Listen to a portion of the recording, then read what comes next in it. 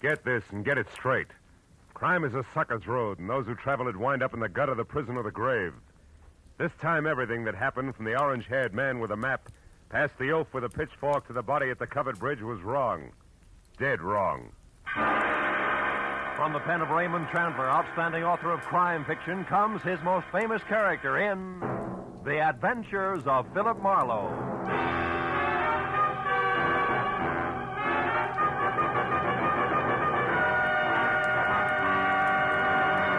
Now, with Gerald Moore starred as Philip Marlowe, we bring you tonight's exciting story, The Covered Bridge.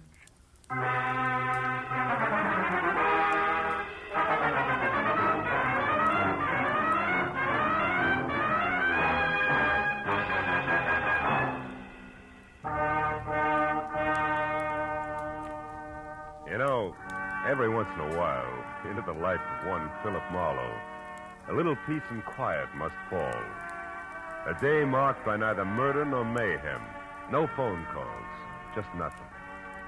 I was just beginning to like it, too, when the door opened and a head full of slick orange hair walked in. It was on a man wearing a new flannel suit, a hand-painted tie, and a reckless grin. He shoved the telephone out of his way, sat down on the corner of my desk, and sized me up with a pair of careful gray eyes. Got a proposition for you, laddie. Tell me about it. Let you know if I'm interested. You should be. There's good money in it. It's not always the answer. Go ahead. You got a good car? Good enough. I don't keep it in the office. You like Mexico? Look, is this a social call or a quiz program? Well, this is business. I asked you a question. Yeah, I like Mexico. I don't like you. Oh, that's good, because you're going to drive a couple of friends of me down there. Name your price. Not interested. $1,000? Not interested. That's too bad. Would have been nicer to work this out without a gun. Listen, you two-bit Talk jerk. easy, laddie. This gun is bigger than both of us. Now, you're going to drive across the Mexican border tonight with 3 passengers. And there won't be any difficult questions, because you are the well-known Senor Philip Marlowe, a respectable private detective. Somewhere below the border, your fellow travelers will catch a boat. But this you don't have to worry about. Now, look, just a minute. Look, laddie, I came to you for several reasons, one of which is that you're smart enough to know when to quit fighting the problem. You got to make a stop first, so let's go. And leave your artillery in the drawer. Come on. Yeah, sure. Since I'm now an old pal of yours, what do I call you? You pick it. Believe me, you won't like it. How about George? You like George? Not particularly. Good. Just call me George. Let's go, Marlowe.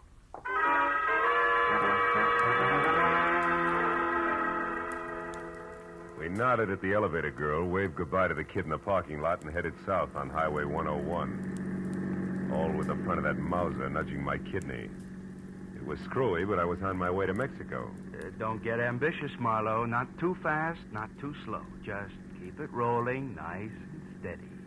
I did what I was told and watched for a break. For every foot of 100 miles down the coast. At Oceanside, we cut inland past Escondido and up into the citrus country. Once he dug a little map from his pocket and studied it while we headed into the hills where farms were farther apart. George was busy looking for a turnoff when my chance came, and it came fast. My foot slammed down hard on the brake. George's head slapped the windshield, and the gun slipped out of his hand. I dropped 2 wheels in the ditch, but I got the gun. He took one look, then jumped out and ran in a low crouch for the back of the car. Before I could follow him, I heard the truck coming. It was a big 2-section job rolling fast. It topped the rise just as George pivoted toward the road. The truck driver must have seen him just as he hit, because the air brakes locked on all 26 wheels at the same time. I ran to where George lay like a discarded doll at the side of the road. The truck driver was out of his cab before it stopped rolling. I didn't see him. I come over the rise there. I didn't see him. Take it easy. Honest, I didn't see him. Is he all right? He ain't dead, is he? No, he isn't. He won't be walking much anymore. It wasn't my fault, Mr. Honest. I know it wasn't. Get hold of yourself. Gosh, what should we do? I want you to drive to the nearest phone and get the police and then come back. Here's my card. Give it to the troopers. Tell them they can reach me at my office. Yeah, what are you going to do? If I can figure out how to read this map of his, I'm going to pay a call on a couple of people who are expecting this guy. Maybe it's just a stubborn streak, but when I'm being used as a patsy, I like to meet the people involved.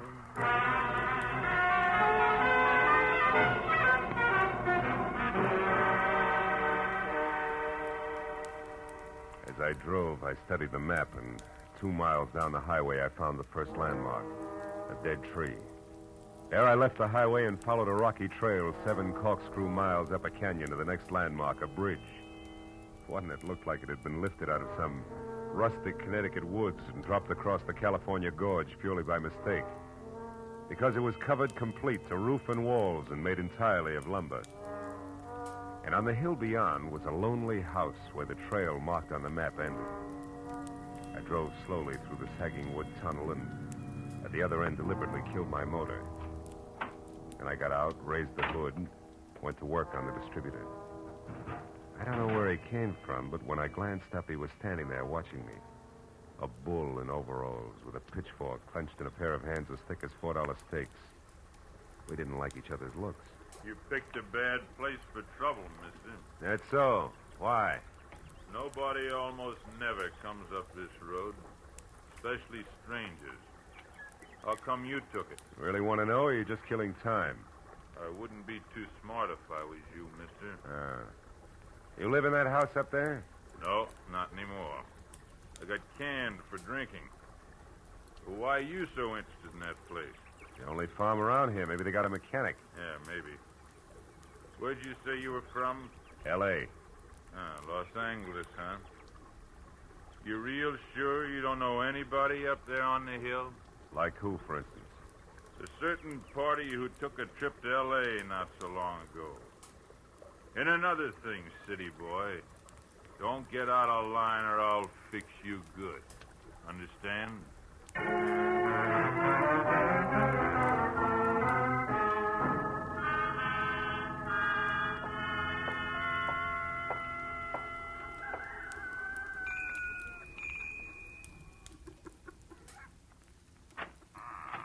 Yes? Oh, yes. No, I mean, how do you do? You want something? Yes, my car stalled at the bottom of the hill. Dolly, who is it? Who's there? A man, Uncle Walter. He says his car broke down. What's that? Your car broke down, you say? Yeah, I don't know what went wrong, Mr. My name is Brule, Walter Brule. Oh, I'm glad to know you. I'm Philip Marlowe. What are you doing on this road, Mr. Marlowe? I thought it was a shortcut. Did you? Well, you were wrong. It's a dead end. Oh, Come inside. thanks. Look, Mr. Brule, I'd like to have somebody who knows motors come down and look at my car, huh? Mm-hmm. All right, when Ed comes in, I guess he could go down with you. Oh, That's my new hired hand, Ed Fry. Oh. I don't know, Uncle Walter. It's getting pretty dark.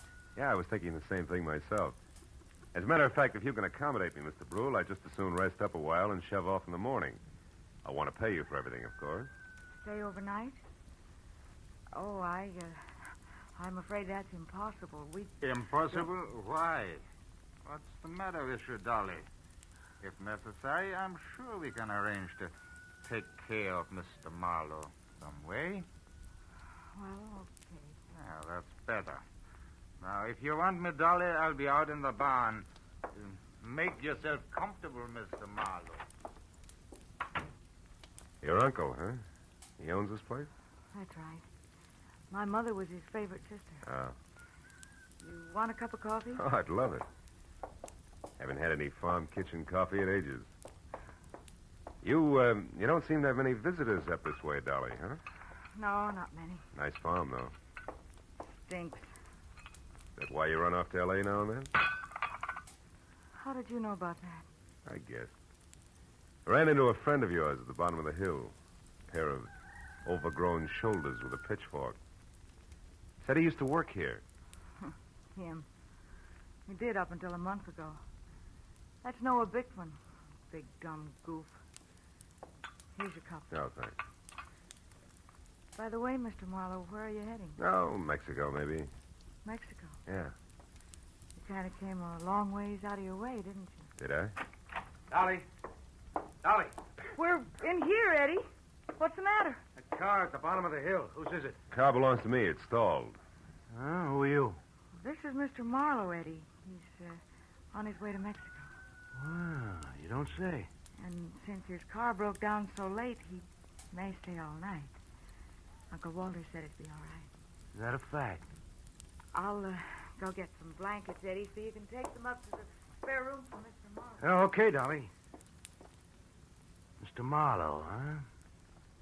Where you from, Mr. Marlowe? L.A. You? Points east.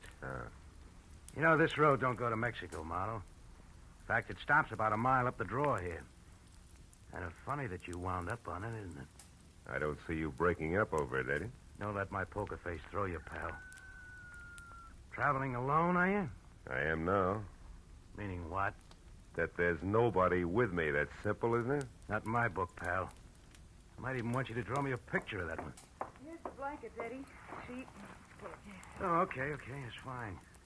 Come on upstairs, Marlowe. I'll show you the room. You want me to go with you and make the bed? No, you stay here and put up some more coffee, Dolly. All right. Got a hunch I may want lots of it tonight. Let's go, Marlowe. Right behind you, Eddie. How's the weather been in L.A.? Some might call it hot. Uh-huh. Get the door, will you? Sure.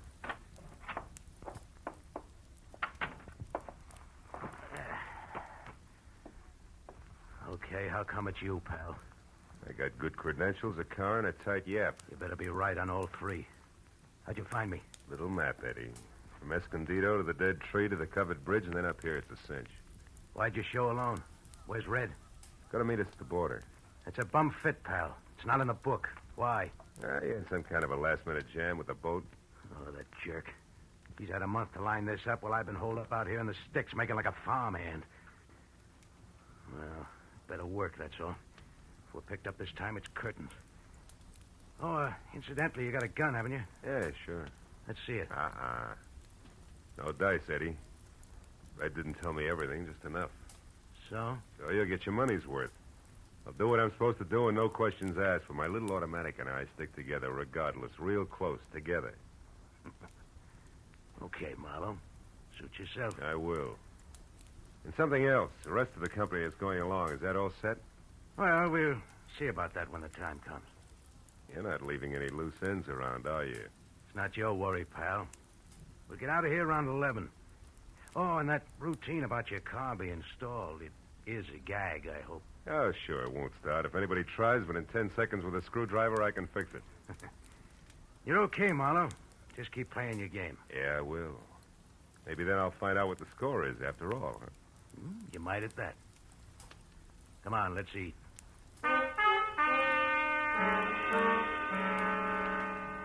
Dinner at the Brule farm was as loaded with gay chatter as a bad case of lockjaw. And when it was over, the participants scattered like everybody else was contagious. I wound up alone in a dark spare room on the second floor, which had one advantage. Windows that viewed both the front and the rear. The moon was bright, so I didn't bother with a lamp.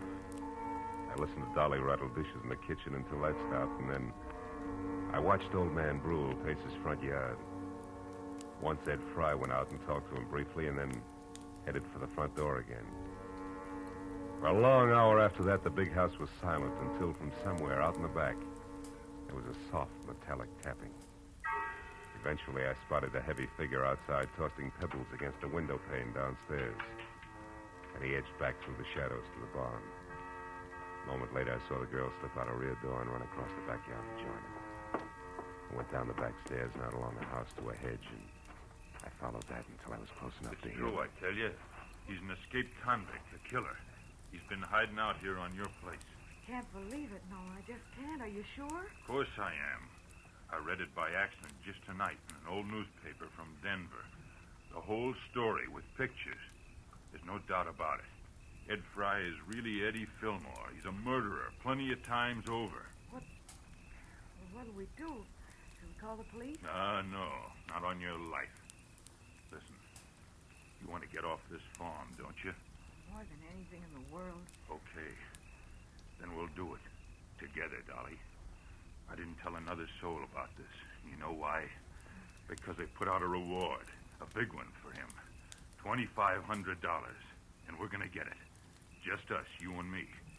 How, Noah? How can we possibly...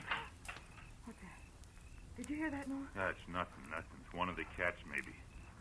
Look. You've been taking walks with him lately, Dolly. Well, Yes, I have, Noah, but... Well, never mind that now. Just get him to take another one right away. Get him to walk you down to Pritchard's house. I'll be waiting there, and as soon as you get inside, I'll jump him.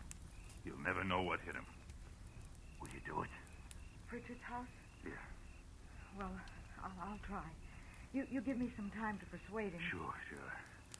Oh, I knew you'd see things my way, honey. No. Boy, with that reward money, there'll be no stopping us. You better go in now before they miss you. Okay. I'll get him there just as soon as I can. Hey, Bickman. What? Who's there? Marlowe. Listen, I gotta You talk to were you. here listening all the time, weren't you? Yeah, and believe me, you're making a mistake. You're playing with dynamite, Bickman. You two are nuts to tackle that guy alone. He's too tough for you. So you want to help so you can cut yourself in on the reward, that's all. Well, it ain't gonna work. Don't be a sap. He's covered himself. There's somebody else in with him. Somebody around here. He's got an ally. You two try to grab him, and you're gonna be in trouble. You're lying. He's been hiding out all alone, and we're gonna get him, Dolly and me, by ourselves. And if you try to horn in, mister, so help me, I'll beat your brains. Cut it out. Reward or no reward, you gotta listen to me. I got to nothing. No! Maybe that'll teach you not to stick your nose in, city boy.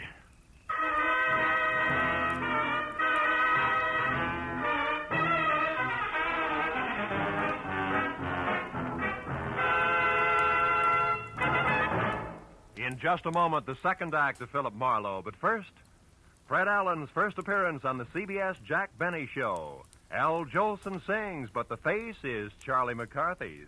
Andy of Amos and Andy goes on trial for deserting his bride by mistake. Those are three headlines that guarantee you a world of fun on CBS tomorrow night. Yes, this third Sunday of the new year will be an all-time high in radio entertainment. Hear them all on CBS tomorrow night. Now, with our star, Gerald Moore, we return to the second act of Philip Marlowe and tonight's story, The Covered Bridge.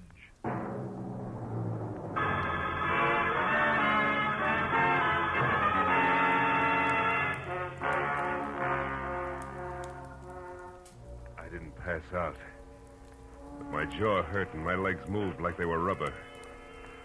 Now I had to find the roving Walter Brule because he should know where Pritchard's house was, where the ambitious team of Dolly and Noah might be biting off a lot more than they could chew, healthy 4H teeth notwithstanding.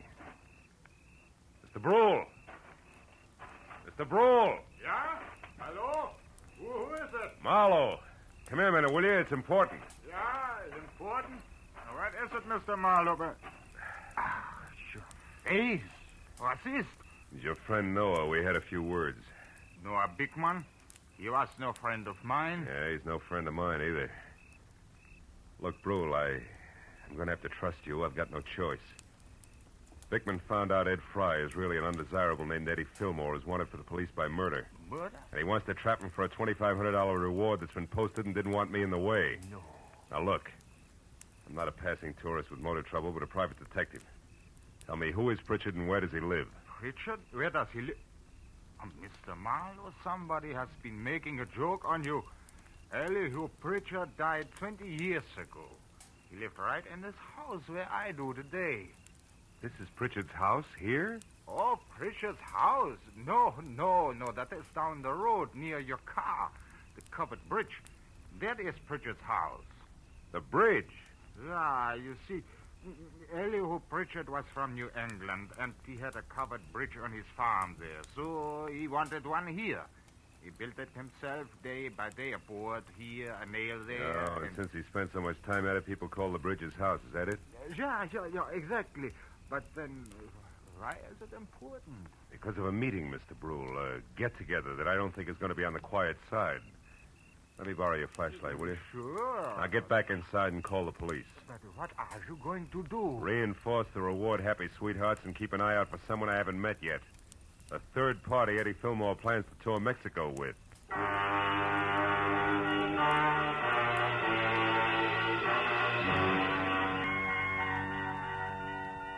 It was a quarter of a mile romp, country style, back down to the covered bridge. When I was there, the Mauser I'd recovered from George in one hand, flashlight in the other. I found only the moon-washed, gray-covered bridge itself. trying to stand erect like an old soldier who has more pride than posture.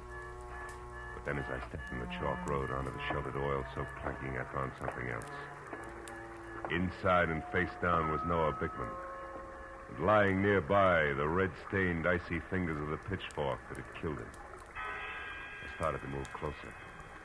But then footsteps from the road behind suggested that I do different, so I moved quickly back to the bridge entrance, flattened myself into a narrow shadow, and waited. Noah?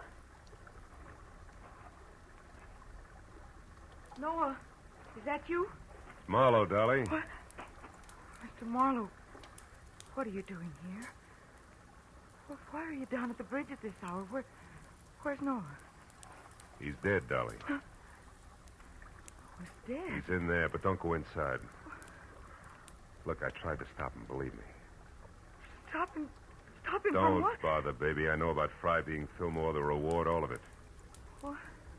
How? Well, first of all, I'm a private detective from L.A. was dragged into this by an ex-buddy of Fillmore's. Second, I was in the barn when you and Noah made your plans. When you left, I tried to talk Noah into accepting my help. Why? Because I know what Fillmore's kind is like. I mix with them every day. I know how they work.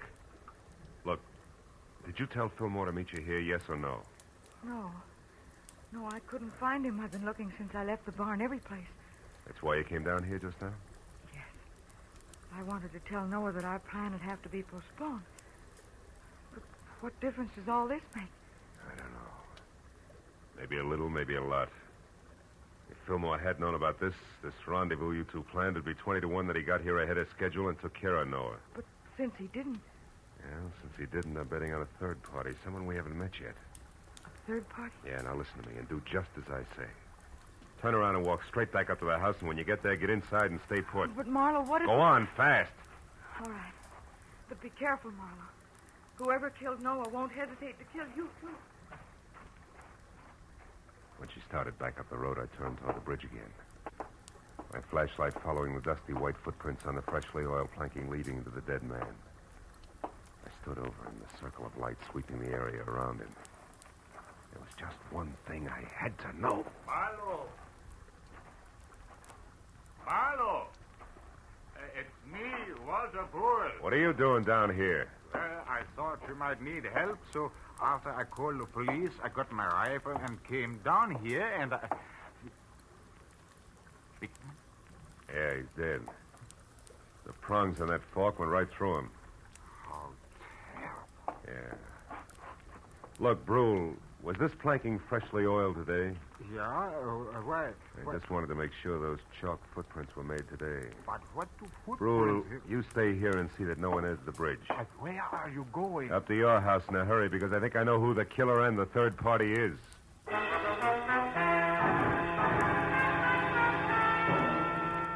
With city-bred legs and smog-fed lungs, I made it up to the house in record time. But as I reached for the front door, I knew that time hadn't been quite good enough. The shot had come from somewhere in the house, and by the time I reached the living room, I knew I was too late to do any good. In a chair at the far side of the room, Dolly was slouched down, a surprised expression on her face, while her hands tried to hold back a small stain of blood oozing through her blouse. Little frightened words whispered out of her mouth. You shouldn't have done it, Eddie. Stand where you are, Marlowe. She had it coming to her, the two-timing louse. Eddie, I'm trying to tell you. You don't understand. I understand plenty, you no good little... Eddie. I was in the barn, heard the whole thing. You and that Bickman planning a switch with me out. No, you're wrong, Eddie. Tell it. Tell it. Dolly didn't try to double-cross you, Eddie. She only pretended to so she could set Noah Bickman up and kill him. That's what she did. No, you're a liar. Who? That's what I tried to tell Eddie. I don't believe it.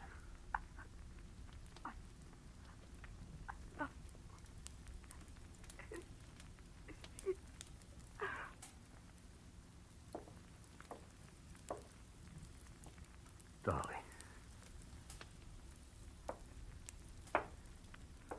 Is that true, Marlowe? She didn't cross me. She was trying to help me. That's right, Fillmore. Bickman found out who you were and wanted the $2,500 you were worth, dead or alive. Dolly had to play him along for your sake. Should have listened to her. I should have listened. How'd you know all this, Marlowe? Found Dolly's footprints inside the covered bridge. Proof she'd been there before I found Bickman's body. Yeah. And you knew who I was, so you put it all together. Well, you're holding the gun, kid. What's the next move? Doesn't matter much anymore. I could still lamb out of here for Mexico. Somehow I don't want to. Not without Dolly. Phone the police, Marlowe. I'm not going anywhere.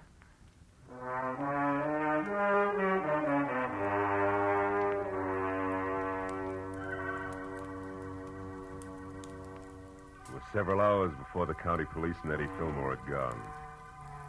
Walter Brule and I sat at the long wooden table watching the light from the fire dance across the hanging skillets and pans by the grate. And nobody said anything for a long time.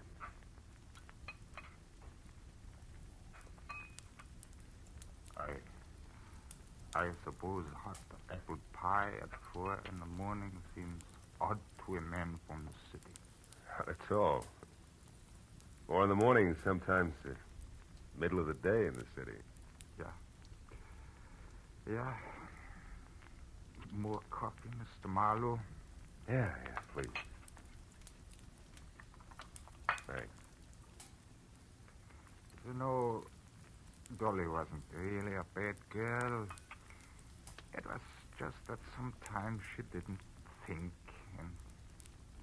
A woman who loves like that doesn't think, Mr. Brule. She just feels. Maybe in some way it is my fault, the whole thing. No. It's nobody's fault, Mr. Brule. She was trying to do the right thing for the guy she loved. Yeah. Well, your bed is still ready if you care to stay. Oh, thanks. Sure, I'd like to. If you can find your own way up, I think I'll sit here just a minute longer. Sure. Night. Good night, Mr. Marlowe.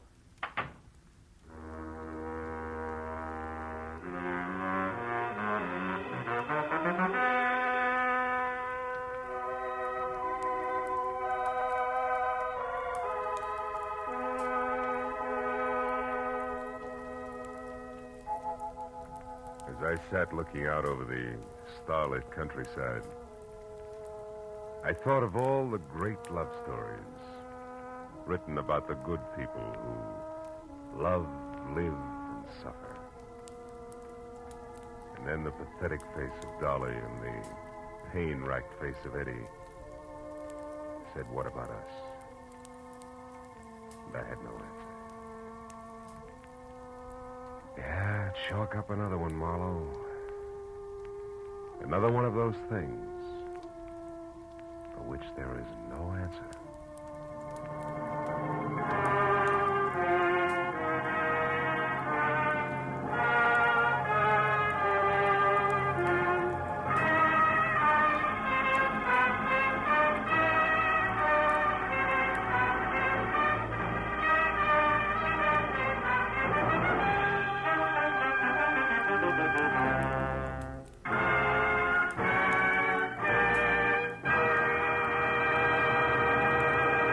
The Adventures of Philip Marlowe, bringing you Raymond Chandler's most famous character, star Gerald Moore, are produced and directed by Norman McDonnell and are written for radio by Robert Mitchell and Gene Levitt. Featured in the cast were Vivi Janis, Ben Wright, Jack Moyles, Wilms Herbert, Jack Crucian, and Barney Phillips. The special music is composed and conducted by Richard Arant. Be sure and be with us again next week when Philip Marlowe says... This time a twisted mind, a hole cut in a wire fence, and a corpse in a...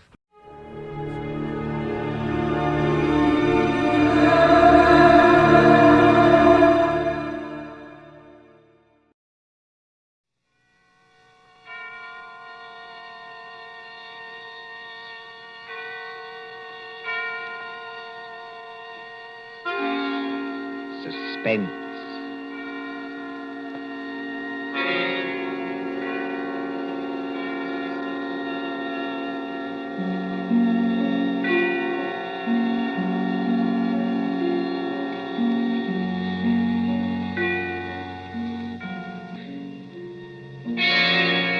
Suspense.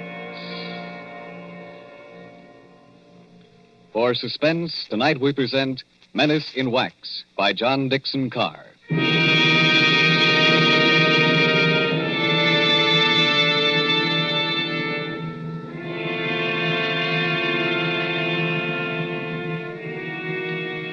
During the French Revolution of 1793, a Swiss girl copied in wax the severed heads of those who had just been guillotined.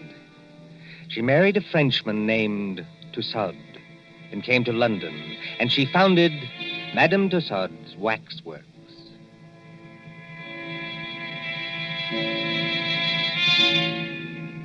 There it is, still in Marylebone Road, near Baker Street Station. Not the original building. That was destroyed by fire. But it remained untouched when a darker shadow than revolution came to England. And they plastered high explosives all along that road and hit the cinema next door. We are going to London under the bomber's moon.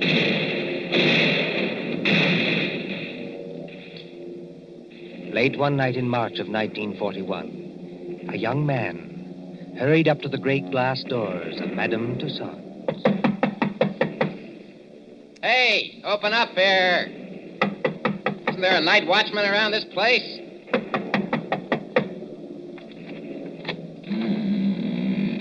There is, Governor, and I'm him.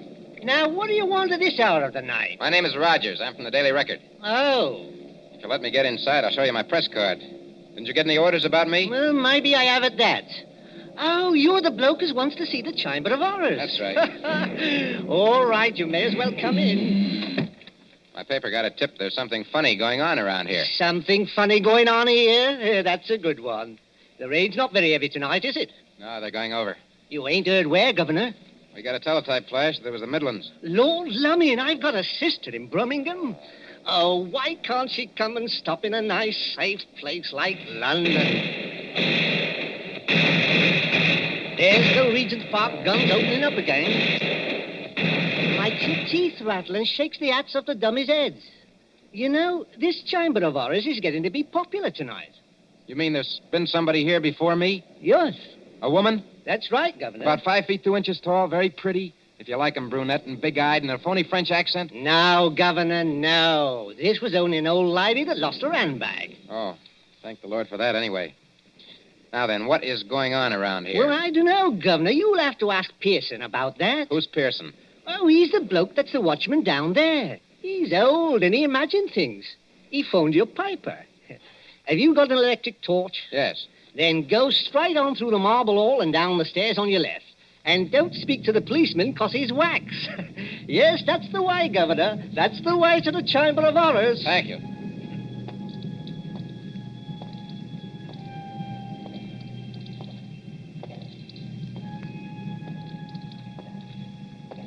Pearson? Hello, Pearson. Pearson. Yes, sir. Huh? You're looking for me. Oh, gee, I didn't see you there. I must have thought you were one of these wax dummies. Ugly dim light, isn't it? Yes. Rogers is my name. I'm from the Daily Record. Oh, yes. I'm glad you came over. I phoned your paper myself. Maybe I'm just imagining things, but... Oh, I don't blame you. This place would make anybody nervous, especially during an air raid. Well, sir, it's all right as long as you don't get to imagine they're watching you. Oh, and do you? Oh, yes. Sometimes. That's the gambling group in the center there. Uh-huh. What's that thing over there? That's the famous guillotine. Oh, wait a minute, old boy. You're not trying to tell me that's the original guillotine. No, that was burnt in the fire. Madame Tussaud bought it from Sanson, the executioner. Let me tell you something, Mr. Rogers. What? Years ago, this is straight. A young French woman came in here. There was nobody else in the place. She thought 'twould be great fun to say she'd put her neck in the same guillotine as Marie Antoinette. So she climbed up on that platform.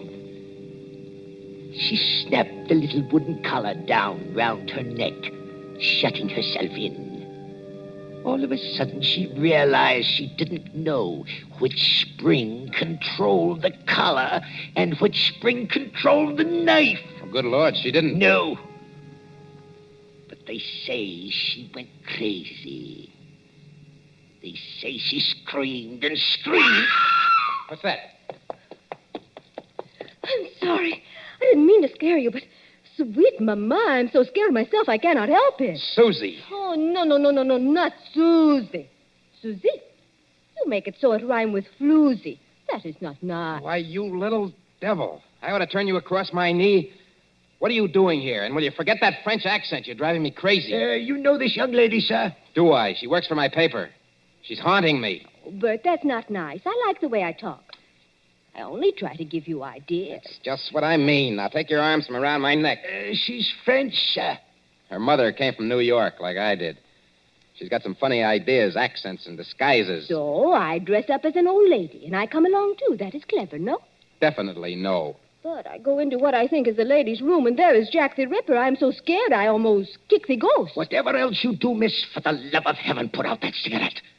It is not permitted? It is what they are most afraid of in this place. Fire.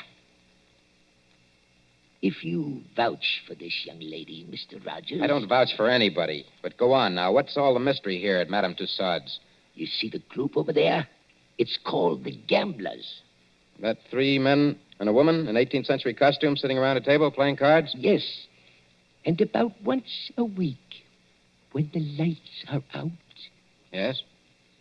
Those dummies do play cards. Is this a publicity trick of some kind? Oh, no, sir. Then what's the game? I'm not crazy. I know they don't actually do it, sir. What I want to know is who changes the cards round in their hands and why. Well, could anybody? Anybody from the outside, I mean, get in to change the cards? Oh, yes. There's a back door. But why would anyone want to break in here just to change those cards around? Mon cher Ben, écoutez. Listen. I have made a discovery. Listen, if you're going to talk, speak English. Or better yet, just keep still. But I have made a discovery. This card game. What about it? It is crooked. Here is a man which has 2 deuces of hearts in the same hand. Listen, Susie, I don't give a... Wait a minute. Let's have a look at those cards. I give you ideas, yes? Susie, for once you're right. And look here. 2 of these players have all the clubs and hearts. The other 2 have all the diamonds and spades. Susie, how many letters in the alphabet? 26, no? And twice 26 is... 52. The number of cards in a pack. Give me a pencil, Susie, quick. The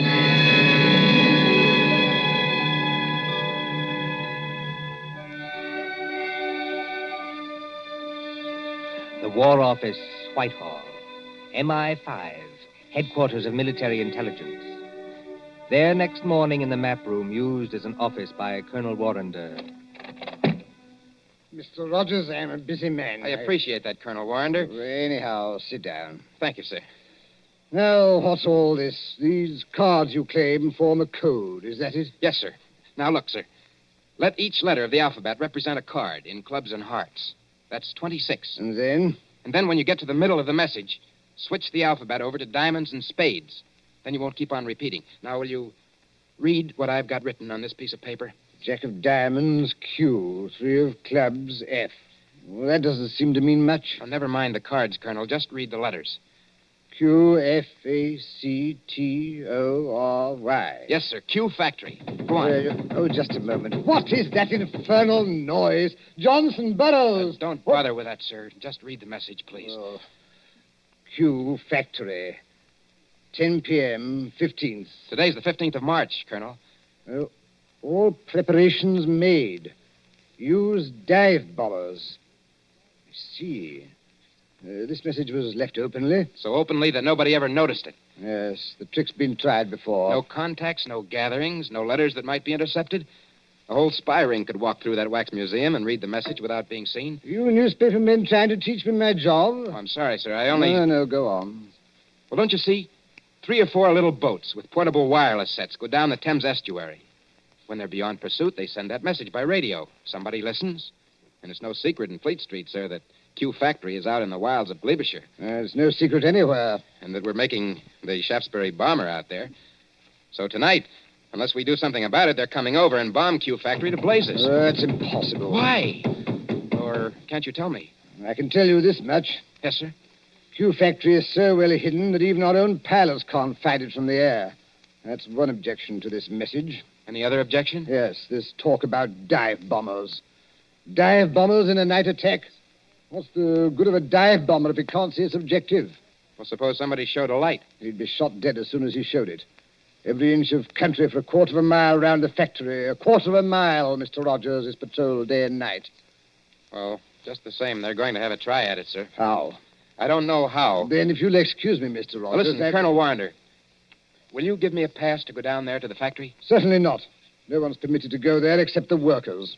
How is the place defended? There's a night fighter station nearby, and several batteries of 4 3.7 guns. Then give me a pass to the fighter station or to the gun post. That's a legitimate newspaper request. Well, I might manage a pass to one of the gun posts here. Then you'll do it? Well, what on earth is that infernal row? It sounds like somebody locked up in a coat cupboard. Yes, as a matter of fact, Colonel, it is somebody locked up in a coat cupboard. A young lady, so-called. A young lady? Who locked her up? I did. And just what the devil do you mean, sir, locking up people in coat cupboards in the War Office? Well, she's a bit excitable, Colonel. I thought that she'd better not see you. Oh, thanks for the consideration. There's just one other favor I'd like to ask. As well? If she asks you for a pass, don't give it to her. Don't give it to her under any circumstances. What's her name? Susie Dubois. You're rather too late for that, young man. The Public Relations Office granted her a pass 2 hours ago. What? Oh. A woman to an anti-aircraft battery? This is what we call a mixed battery. Women on the guns as well as men. She said it would make a good human interest story for the press. I must say, I agree with her.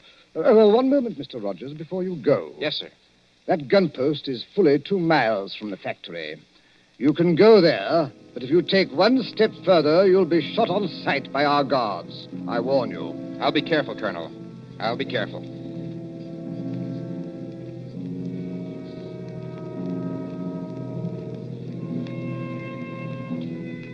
Somewhere in the West Country, a yellow moon shines over bare trees. A white mist, moving, clings to the ground.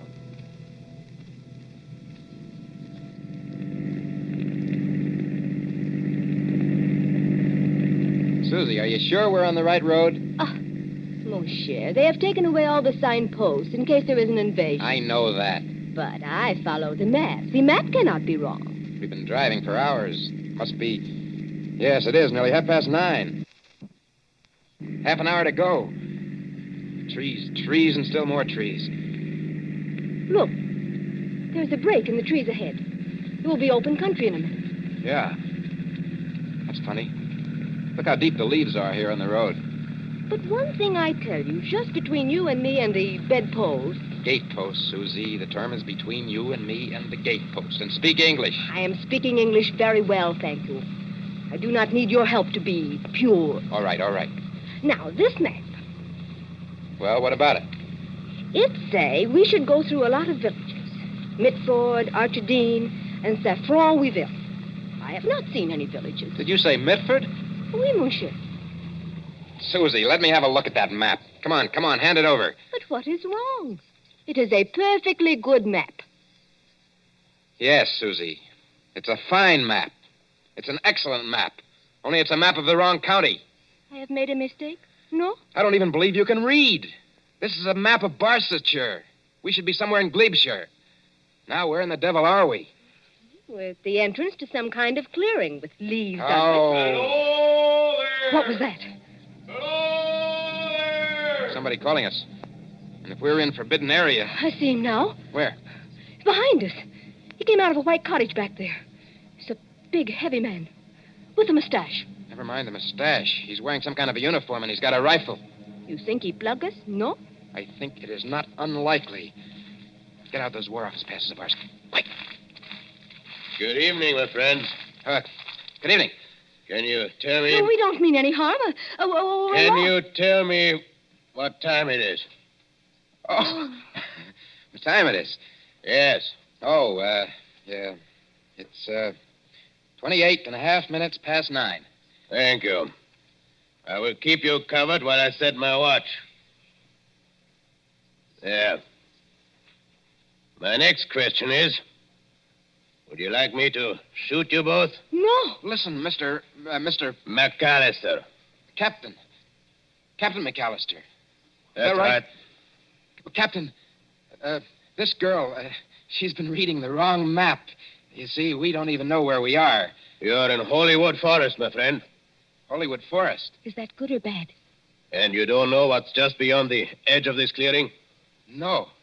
There's a big open space of 1/4 of a mile. In the middle of that open space... Q Factory. We're right on top of it. Then you have heard of Q Factory, my friend. Captain McAllister, we're from the War Office, and we've got passes to prove it. Let's see the passes. We were trying to find gun site number... I've forgotten the number. But it's here on that card. You've passed the gun site. 2 miles back up the road. All right. Here are your passes. What are you going to do to us? I'm not in the regular army. You can thank your stars I'm not. I'm forestry preservation. Oh. You are not going to chuck us in the cooler even? No. Now turn that car around, get back along this road as fast as you can. If they fire at you, as they probably will... Oh, I wish I am home. Pray no more, I wish I am home. Well, then hope for the best. My watch had stopped, and you did me a good turn. Well, hurry along. Hurry.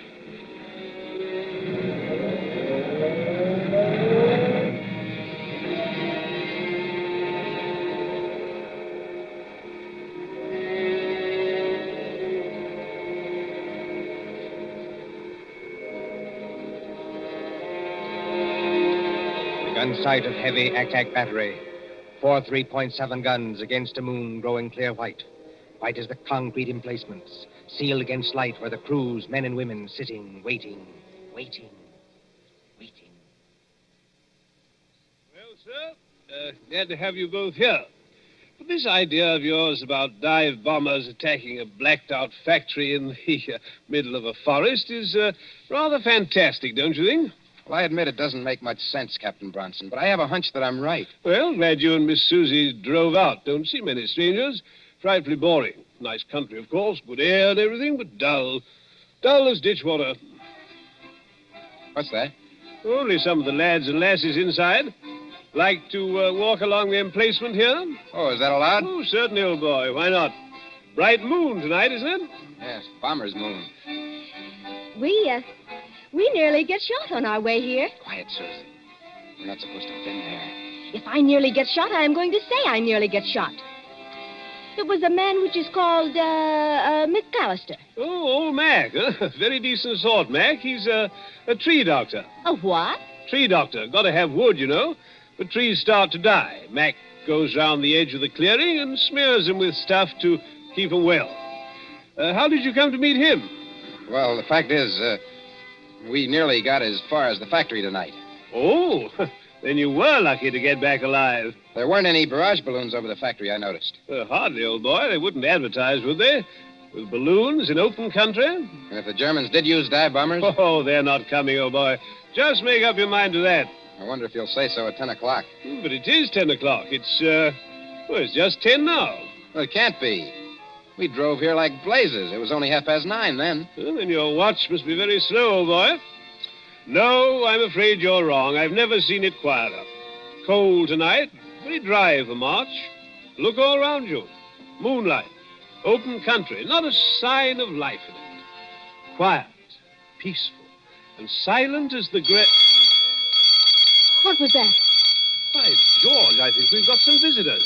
I think we're going to see some fun. Enemy planes approaching south-southwest. Action stations. Enemy planes approaching south-southwest. Enemy planes approaching south-southwest. Now do you believe me? Better stand back, old boy. Operation crew's coming on. I said, now do you believe me? I want you to watch these girls work. They do everything, you know, except actually fire the guns. Now, keep your hair on, old boy. Susie, he still can't see it. Oh, they'll only be going over. You think so? Oh, yes. We sometimes get a crack at them when they're making for Bristol. Standing by for action. Standing by. Listen.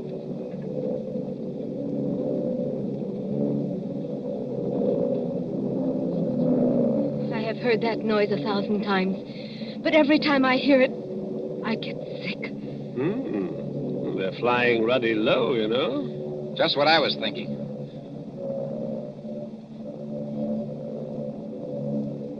Spotter! Spotter! Any identification? Junkers, 88. Dive bombers. Height, 5,200. Now, look here, you two newspaper people. Yes, sir? There might be things popping, you know, can't tell. Like to get below? No, thanks. I don't like this, Bert, but I'll stay too. Rangefinder, on target. Look here, you two. Those War Office passes you gave me, I'm not supposed to keep them. No, I'd better give them back, just in case. Predictor, on target. Here we go, ladies and gents. Fire.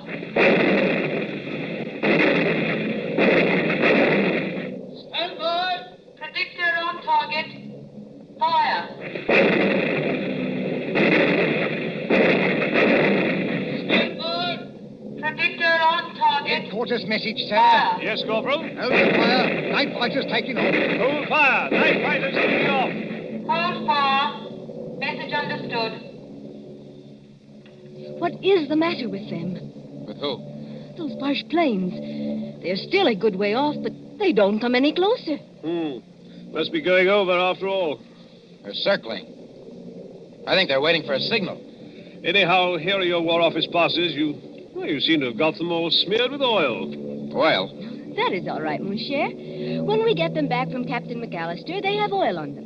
I think maybe he dropped them on the leaves because there's oil on the tires of the car, too. Then I think how always in this we meet things that burn. At Madame Tussauds last night, they would not let me smoke a cigarette in case of fire. Fire. That's it, fire. What's the matter with you, old boy? Why did that fella, way out at the end of nowhere, want to know what time it was? Are you scatty? McAllister, you told me so yourself. He goes around the edges of the clearing and smears the trees with stuff to keep them well. Well, what about it? Suppose it was crude oil. Suppose between each tree he laid an invisible fuse of dead leaves soaked in oil. I don't understand. In 30 seconds, a complete square of fire runs around the limits of the factory grounds. That draws the bombers in. Then as the flames blaze higher, they've got enough light to dive on their target. There. Our night fighters are letting loose. Bronson, I see it all now. Come on. We've got to get to that tree, Dr. McAllister. It's a matter of minutes.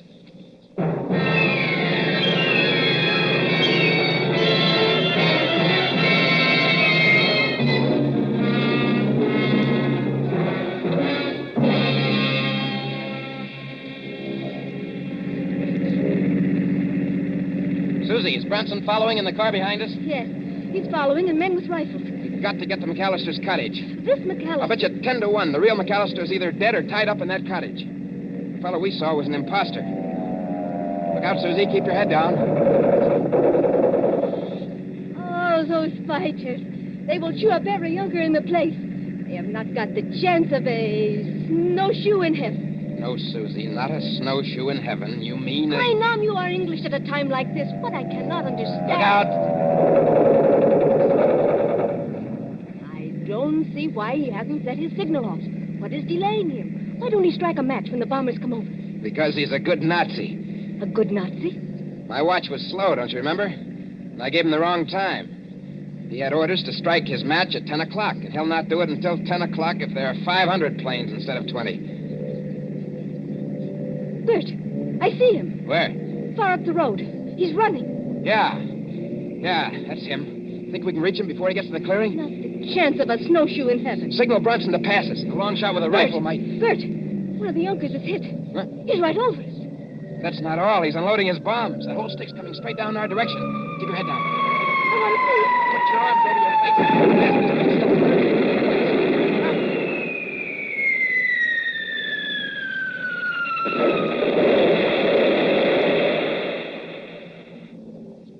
Are you all right?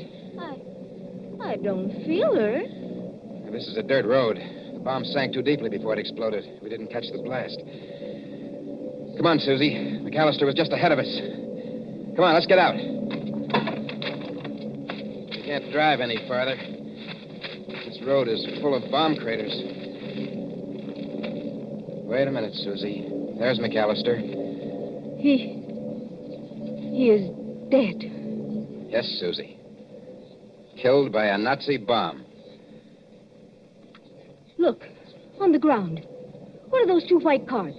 Oh. They're all smeared with oil. Must have fallen out of McAllister's pocket just before he got hit. Let's see. What do you know? What are the cards, Bert? 2 tickets for Madame Tussaud's Waxworks. I'm afraid our friend's never going to get to use them. Not the chance of a snowshoe in heaven.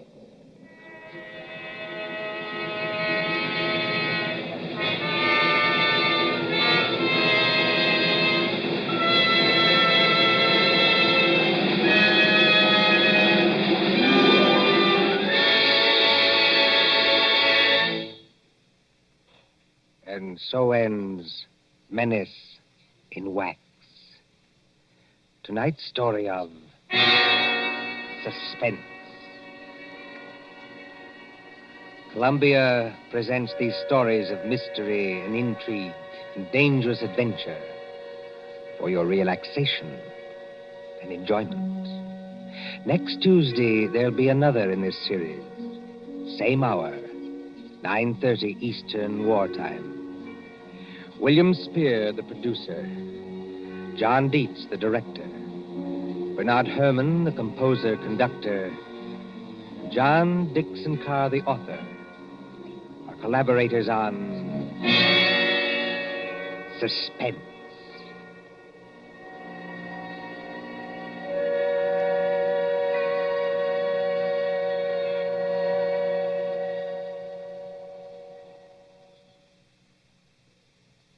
Here is a message of vital importance to every person who drives an automobile in America. There is wide misunderstanding about gasoline and rubber, and the government wants the following facts brought to everyone's attention. Actually, there is no scarcity of gasoline except in some parts of the East. But nowhere in the country is there enough rubber for military and civilian use. Starting 2 weeks from today, December 1st, mileage rationing goes into effect. This means that no car owner anywhere in the United States will be able to buy gasoline without a mileage rationing book. The purpose is to conserve the rubber we have by eliminating all unnecessary driving. When we think of the tremendous distances our mechanized army is traveling in North Africa and the long road to victory that still lies ahead, this extra effort on our part is slight indeed. Remember, everybody is going to have mileage rationing, so why not be prepared? The best way each of us can save rubber is by sharing our car with others. Let one car do the work for 2 or 3. So why not arrange with the neighbors tonight and start sharing the car tomorrow? It's the one real, important contribution that every automobile driver can make. Don't be a lone rider. Share your car and do your share for victory. This is the Columbia Broadcasting System.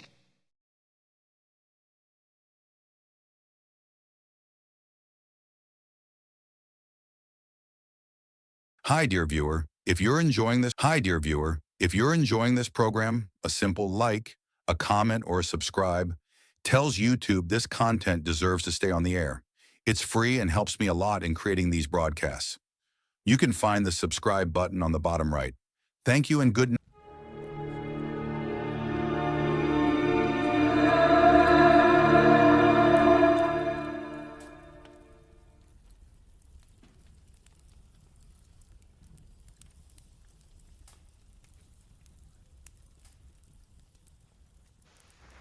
For the safety of your smile, use Pepsodent twice a day.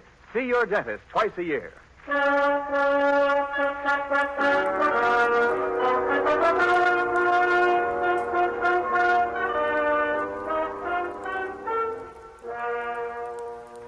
Lever Brothers Company presents the Pepsodent program, The Adventures of Philip Marlowe, starring Van Heflin.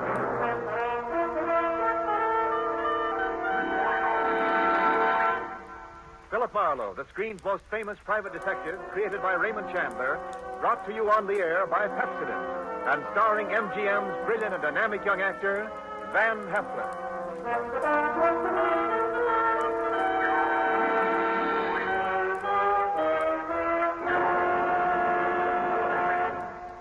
Now, families all over America have named their favorite toothpaste.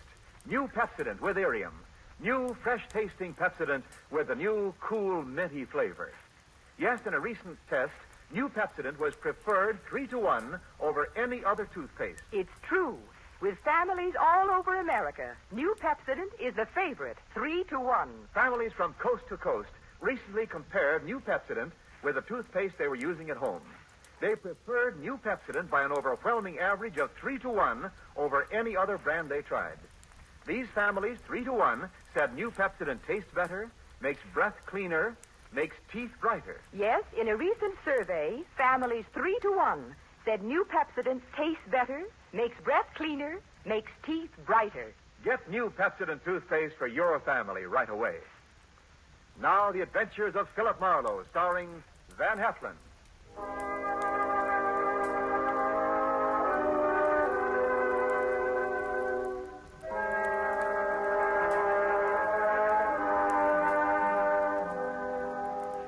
The moment old man Jeter came into my office, I made up my mind not to vote for him if he ever ran for president.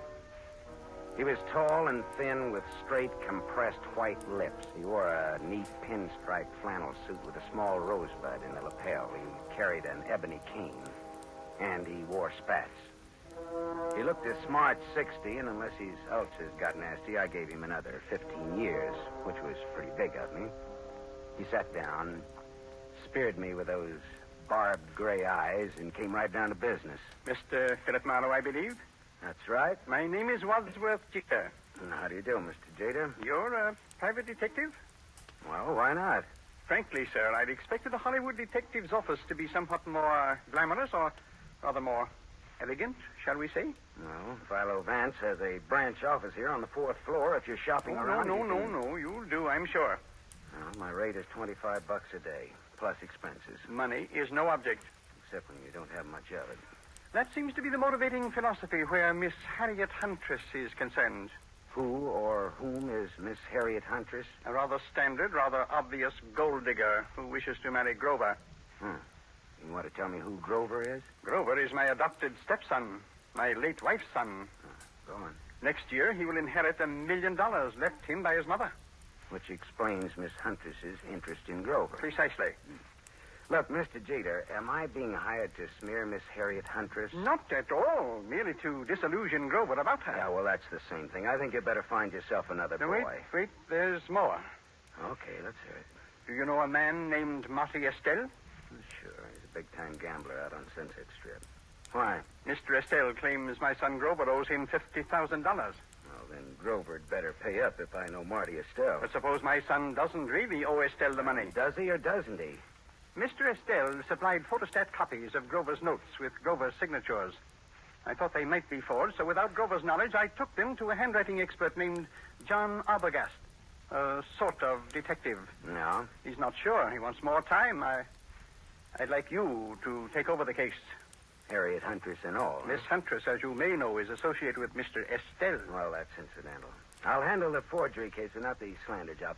Now, where does this Arbogast have his office? On Sunset near Ivar. Okay, I'll look it up. Miss Huntress? She lives at the El Milano on North Sycamore. All right, I'll look her up, too. Arbogast and Huntress, in the order named.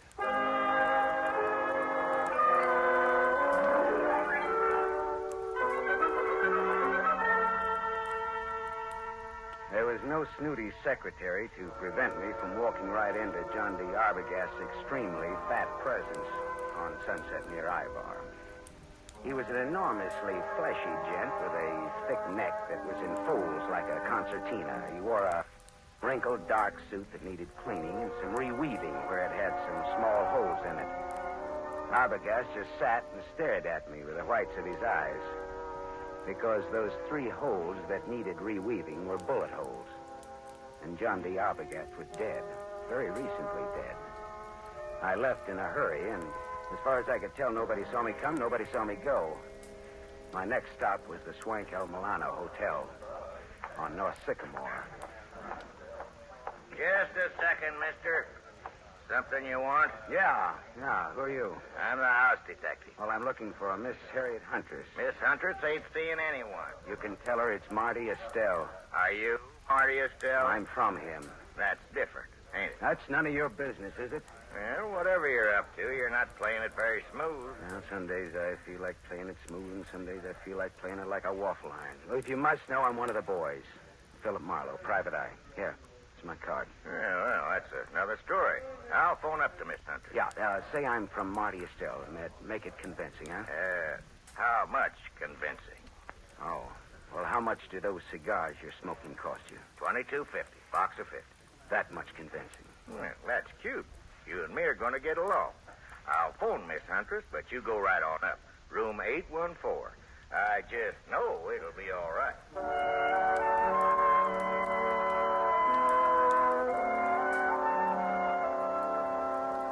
Harriet Huntress was too tall to be cute, too beautiful to be really cheap. Her green eyes were wide set, and there was plenty of thinking room between them. Her hair was a dusky red, like fire seen through a haze. The green eyes were that much green ice as she sized me up in the doorway. Well, what's the big message, Sonny? I'd have to come in. I never could speak very well in public. Come in.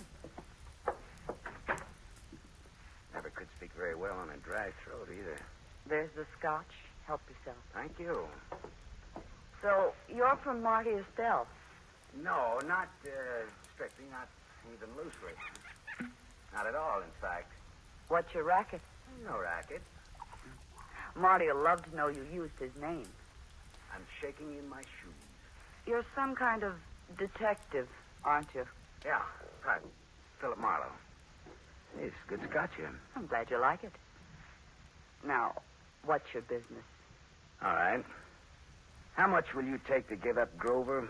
You look smart, but you talk stupid. Old man Jeter's pretty tough. His idea is that you get nothing. You get smeared. I don't see it that way. How much? How about $50,000? How about $500? How about talking about the effect of the rain on the rhubarb? Now, look, sister. Suppose we skip the footwork, considering the sobering fact that a man named John D. Arbogast has already been murdered in this little case. Does that have anything to do with me? I don't know. He was hired to analyze some notes Grover gave Marty Estelle. He was killed just after I took over the case. Do you think Marty Estelle works that way? You know him better than I do, does he? Have you told the police yet? No, I thought I'd see if I could make a deal with you first. I'm going to tell you something. My people were nice people who never got involved in murders. Old Jeter ruined my father. My dad shot himself and my mother died of the shock. I'm going to fix Jeter for that someday, even if I have to marry his son to do it. Adopted stepson, really. There's no relation at all. It'll hurt Jeter just as hard. And the kid'll have $1 million next year. I could do worse, even if he does drink too much. You wouldn't want Grover to hear that now, would you? No? Turn around and have a look, Gumshoe. I turned fast. He stood about 4 feet from me. Big, blonde, powerful. Whiskey in his brain and blood in his eyes. I can say anything I want around Grover. It's all right with him. Isn't it, Grover? That's right, Harry. He's trying to break us up, Grover. What do you think of that? I think maybe I better break him up. That's what I think of that. She laughed, and that made me mad. I turned to glower at her. It was a dirty look. It was the look of the month. That was a mistake. The big guy hit me. I went over sideways. It wasn't a hard punch, but my head hit a desk going down, and the desk got the decision. It gets dark fast in Southern California, but seldom that fast.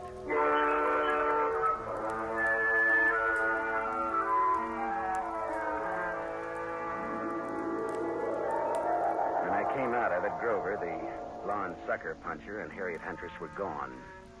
But the bottle of scotch was still there, so I took that for a souvenir and stuffed it in my pocket and floated down the elevator into the street. It was dark by the time I got back to my apartment on Hobart Avenue in Hollywood. I turned on the light, and there stood a big guy, another big guy. This was National Big Guy Week. This one had a big nose, the dead color of wax. And he had a .22 caliber Colt Woodsman pointed straight at me. Close the door and reach. Come on.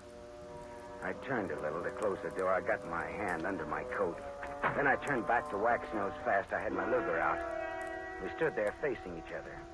Waxnose didn't seem at all impressed with my automatic. I just came to tell you to be smart. You're looking at a Luger, mister. Yeah, I know. Men of distinction carry Lugers. Me, I pack this small bore because I can shoot. If you think you can take me, go to it. Now, look, what's the game? Maybe you can take a hint, and maybe you can't. Maybe or maybe not. What is it? Lay off old Jeter's boy.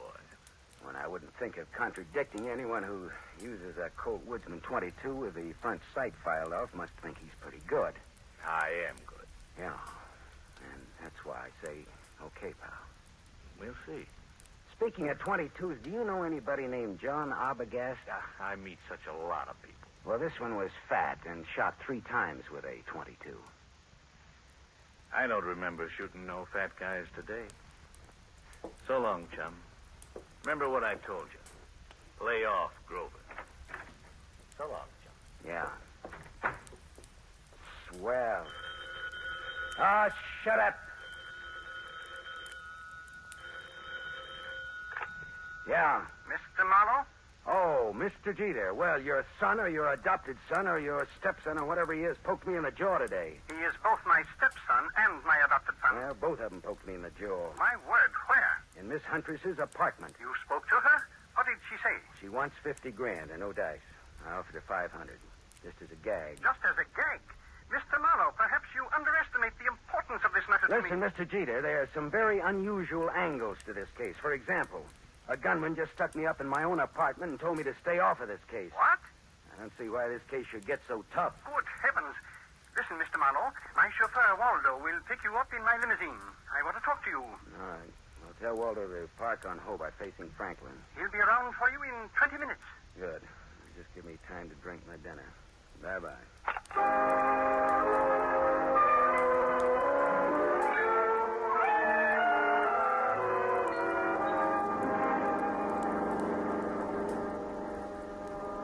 I sat next to Waldo, the chauffeur, as he tooled the big Jeter limousine through Hollywood, along the glitter of the Sunset Strip, out past Beverly Hills toward Bel Air. At Cavello Drive, we swung left for a couple of 100 yards, then left again, aiming for a driveway flanked by 12-foot wrought iron gates. Then something happened. Someone was standing in the glare of our headlights. Waldo swore and slammed on the brake shelf. You stupid! Go and get out of the driveway! The man stepped toward us. In the next minute, there was that same Colt 22 staring into my face again. All right, this is a heist. Get out of the car, both of you. Look, Waxnose, haven't you had enough fun for one night? Buzz off, bum. Shut up and get out. I'd have to think some more on that, Buster. I'm warning you. I'll let you have it. Don't be a goon. You're going. All right, you asked for it. Hey! Holy. You shot the guy. Yeah. I shot him. It was this. All in fun. Yeah, some fun. It did the work. Jeter's house is right ahead. You sound as if you just shot a nickel in a pinball machine instead of a man. Now listen, turn off those lights and let's get out of here, but fast.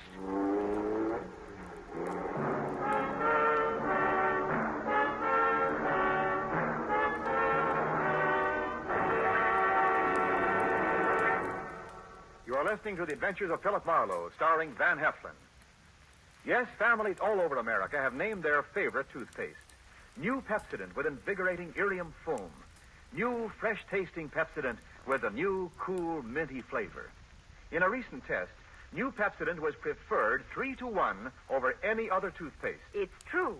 Families all over America say New Pepsodent is their favorite, 3-to-1. The William Kilpatrick family, 212 South Missouri, Claremore, Oklahoma, preferred New Pepsodent on every single count. The Kilpatricks say New Pepsodent tastes best of all, makes breath cleaner, makes teeth brighter. On all these counts, by an overwhelming average of 3-to-1, families prefer New Pepsodent over any other toothpaste they tried. It's a fact. Families 3-to-1 say New Pepsodent tastes better, makes breath cleaner, and makes teeth brighter. Remember, this is not just our opinion. It's the honest conviction of the Kilpatricks and other families who were asked to compare new Pepsodent with the toothpaste they were using at home. Get new Pepsodent, the only toothpaste containing irium. Get it for your family without delay.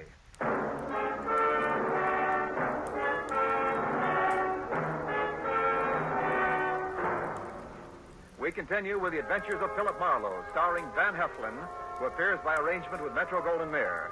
Producers of The Romance of Rosie Ridge, starring Van Johnson.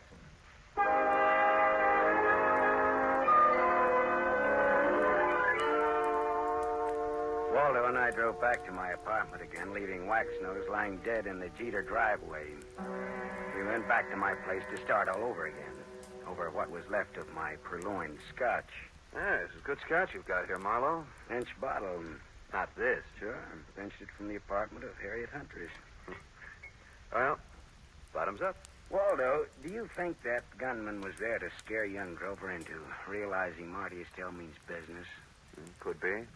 I always drove Grover home around that time. It just doesn't sound like Marty Estelle to pick that sort of a helper. Well, sure. Maybe that's why he picked him. Because it didn't seem like Marty Estelle. Yeah, that's good thinking, Waldo. Dartmouth, 37. Rah, rah, rah. That would be either the cops or Mr. Jeter. Hello. Mr. Marlowe? Yes, Mr. Jeter. And the reason we're not in your study now is lying outside of your front gate. What's that you're saying? Somebody jumped us outside of your gate and Waldo shot him dead. Good Lord. Yeah. Listen, Marlowe, come here at once. Do you hear? At once. I'll send Waldo, Mr. Jeter. I want to see you. Waldo will tell you all about it, Mr. Jeter. Marlowe. Good night, Mr. Jeter.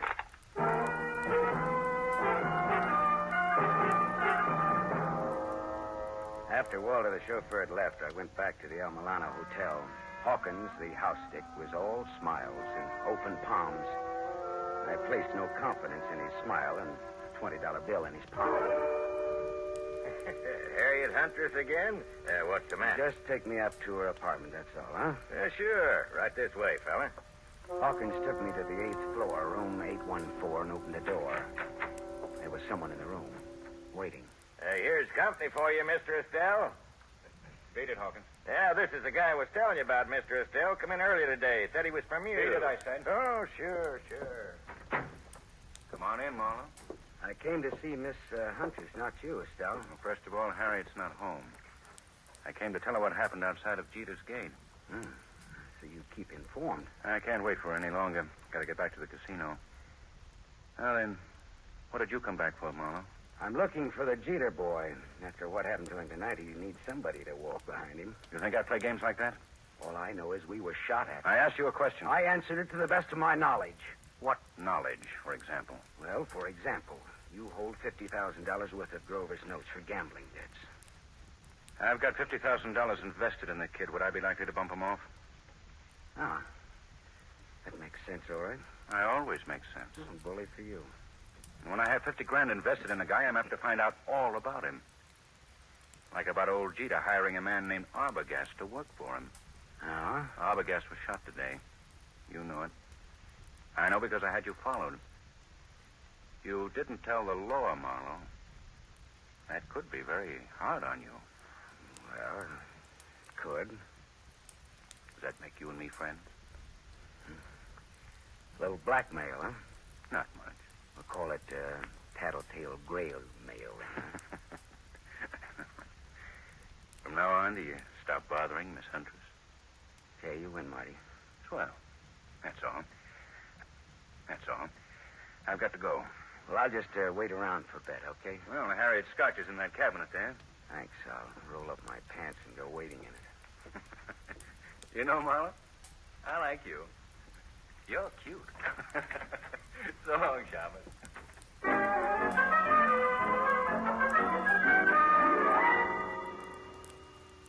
Marty Estelle was right. He wouldn't kill anybody who owed him money and was soon to come into a lot of it. Now I was in bed with the police for not reporting Arbogast's murder. Well, I looked around Harriet's apartment vaguely, walked into the bedroom, and stopped. Because mixed with the fragrance of good perfume and good cosmetics was the plain, ordinary, homespun odor of gunpowder. I walked across the room and yanked open the closet door and stepped back. There, just as big as life, but as dead as they ever come, was young Grover Jeter. And at Grover's feet, among the graceful shoes in Harriet's closet, was a tiny pearl-handled automatic. I felt bad about that, because I guessed that the dainty holes, the bullets from that dainty gun, would fit the 2 dainty holes over Grover's heart. I put the neat little pistol in my pocket. I thought old man Jeter ought to know about his son, I thought.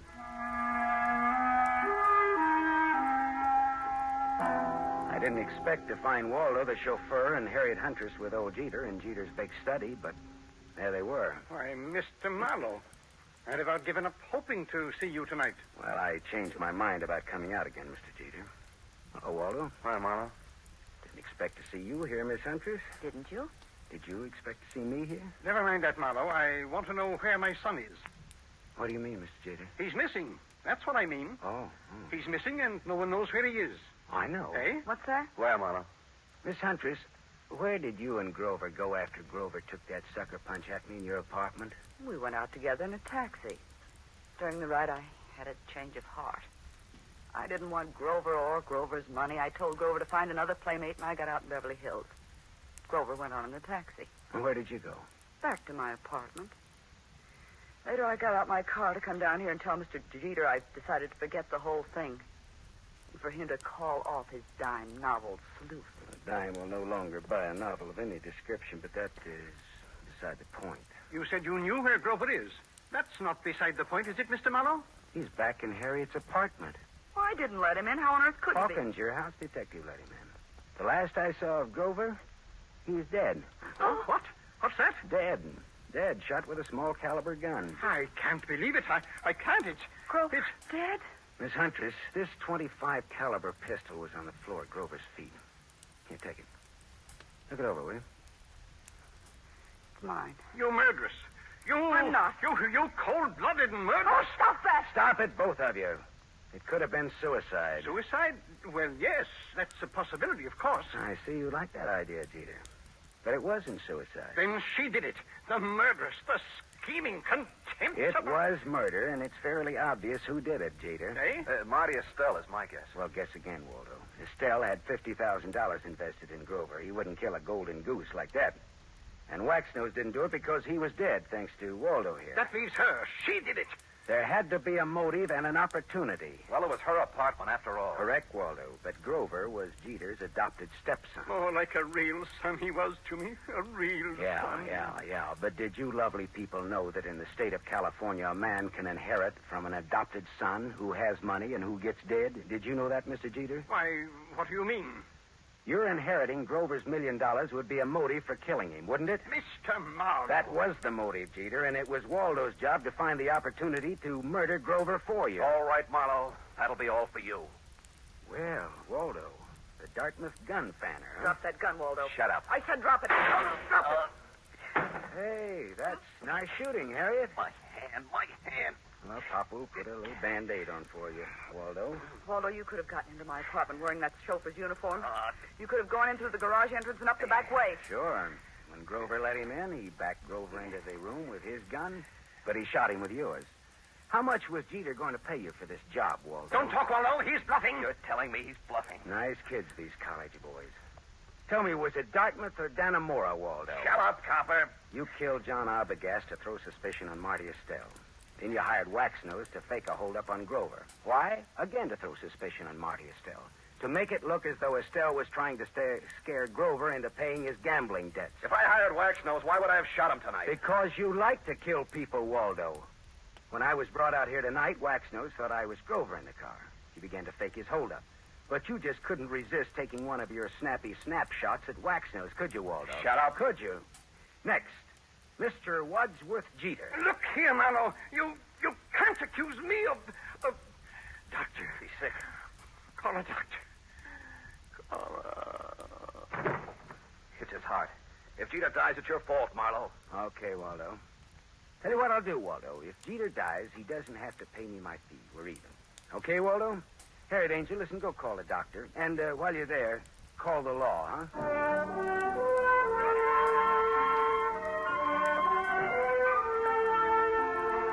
Jeter didn't die. His heart was as good as mine, if you want to make anything out of that. The law had Jeter and Waldo cold, and I mean cold. Me? Well, I went out a couple of times with Harriet, as I sat home with her a couple of times drinking her scotch. It was nice, all right, but I didn't have the money or the clothes or the manners. Still, I was sorry when she went to New York to live. She had absolutely the best scotch I ever tasted. Maybe because it was free. I don't know.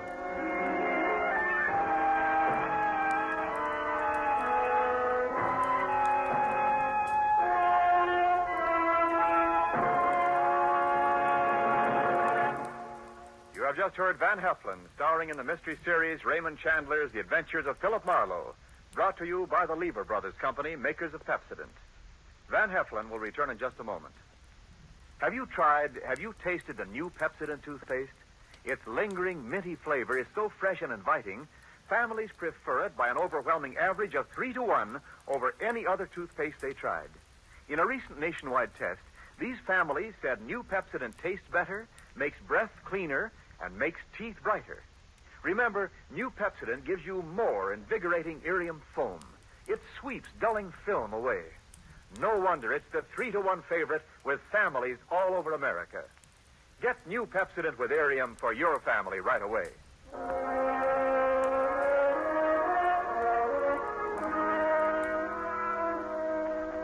Now, here is our star, Van Heflin. The need for food in Europe tonight is desperate. Starvation faces a multitude of our fellow men. There's a way you can help.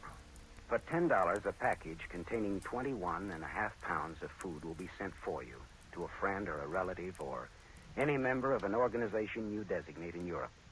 Or simply say to a little French girl or to a Belgian war widow. Your order will be strictly respected, and you'll receive a signed receipt from the person who received your gift. Send $10 now. Send all you can. Send your $10 to CARE. C-A-R-E. CARE, New York. Help keep America the hope of the world.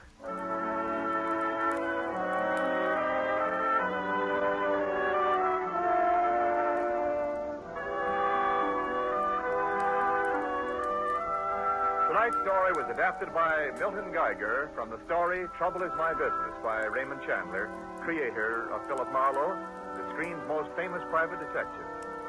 The original music was composed and conducted by Lynn Murray.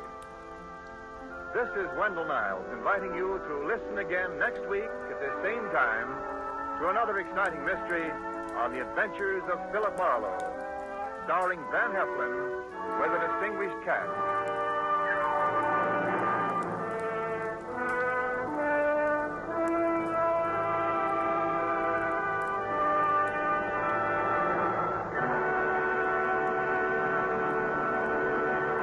NBC, the national broadcasting company.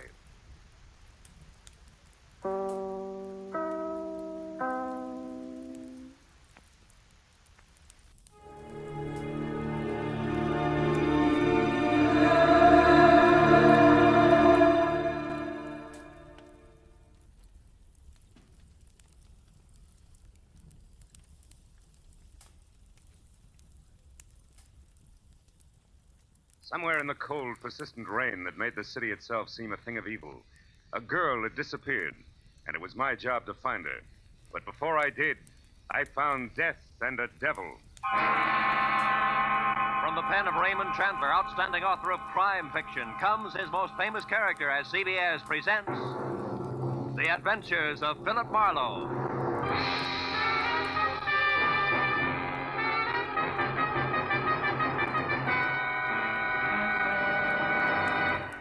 And now, with Gerald Moore, starred as Philip Marlowe, we bring you tonight's exciting story, The Black Halo.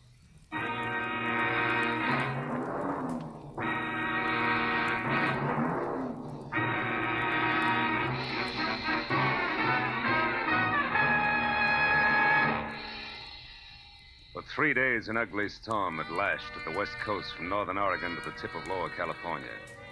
And although it was only noon when I drove up to the sprawling red brick house just south of Santa Barbara to meet a new client of mine, the black that was in the sky and the driving rain that was everywhere left the day bleak and wet and cold. Left it the kind of day that made you feel that logs blazing in a fireplace and a warm, dry robe were the only things that could matter to anyone. But when I got inside the house, Felix Drum, 350 uncomfortable pounds of executive in a wheelchair, who made his living importing perfumes, was very worried. And not about the weather outside. Marlowe, Julia Perry is gone. I want you to find her and bring her back. And the sooner you do that, the better. And the more I know, Mr. Drum, the easier it'll be. Exactly who is Julia Perry? My assistant. Very capable girl, who in the past 6 months has practically taken over my entire business. She handles most of the work from her cottage here on the grounds where she lives. Mm-hmm. She also has some little cubbyhole in Los Angeles where she keeps her files and some sample stock. Do you have the address of that cubbyhole? If I knew the answer to everything, I wouldn't have hired you. And anyway, it isn't important. Hand me that little bottle. This there, one? please. Yes. No. Here. Thank you.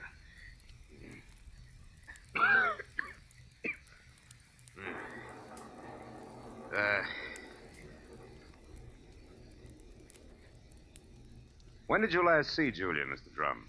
3 days ago.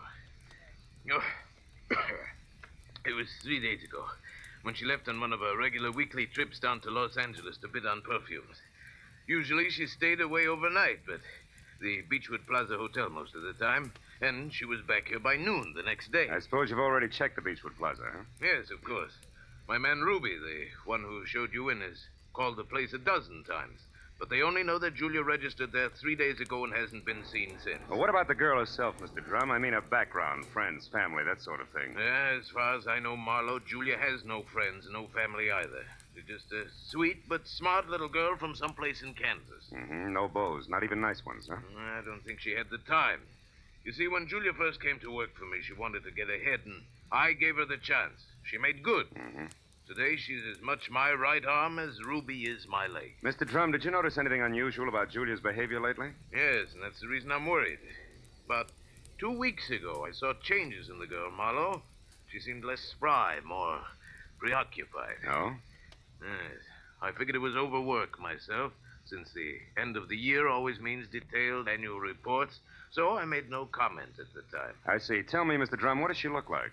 Well, I have no pictures, but she's a blonde of medium height and was wearing a plaid raincoat and little circle of a hat when she left. Uh-huh.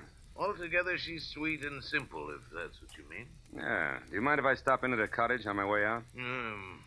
Marlowe, you turn the place inside out if it'll help any. Only since I'm certain that Julia's in some kind of bad trouble, you be quick and find her.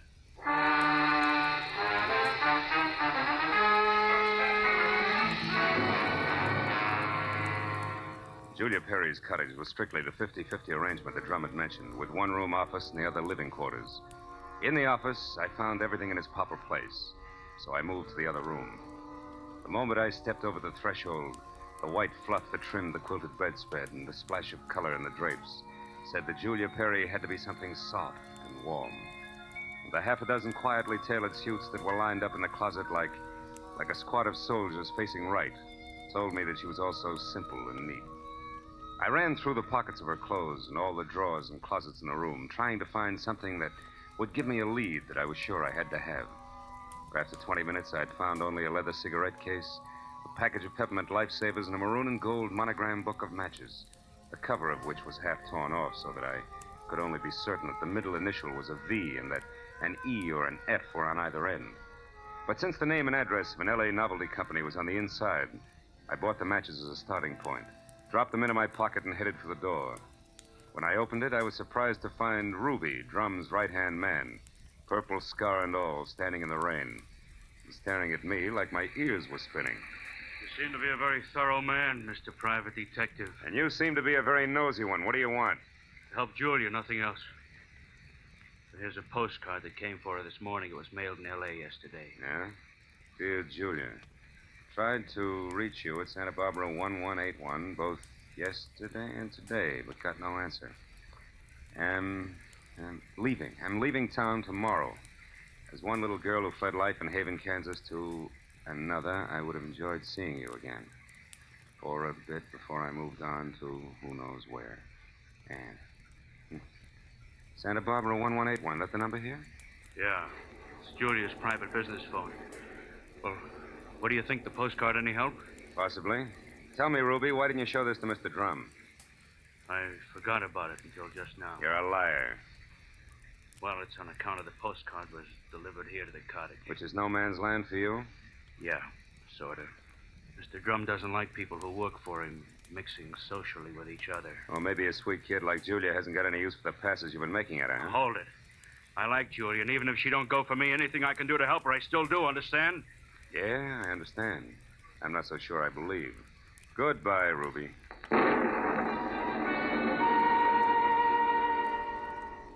It was pushing 5 o'clock and still raining by the time I got back to L.A. and over to the Novelty Company.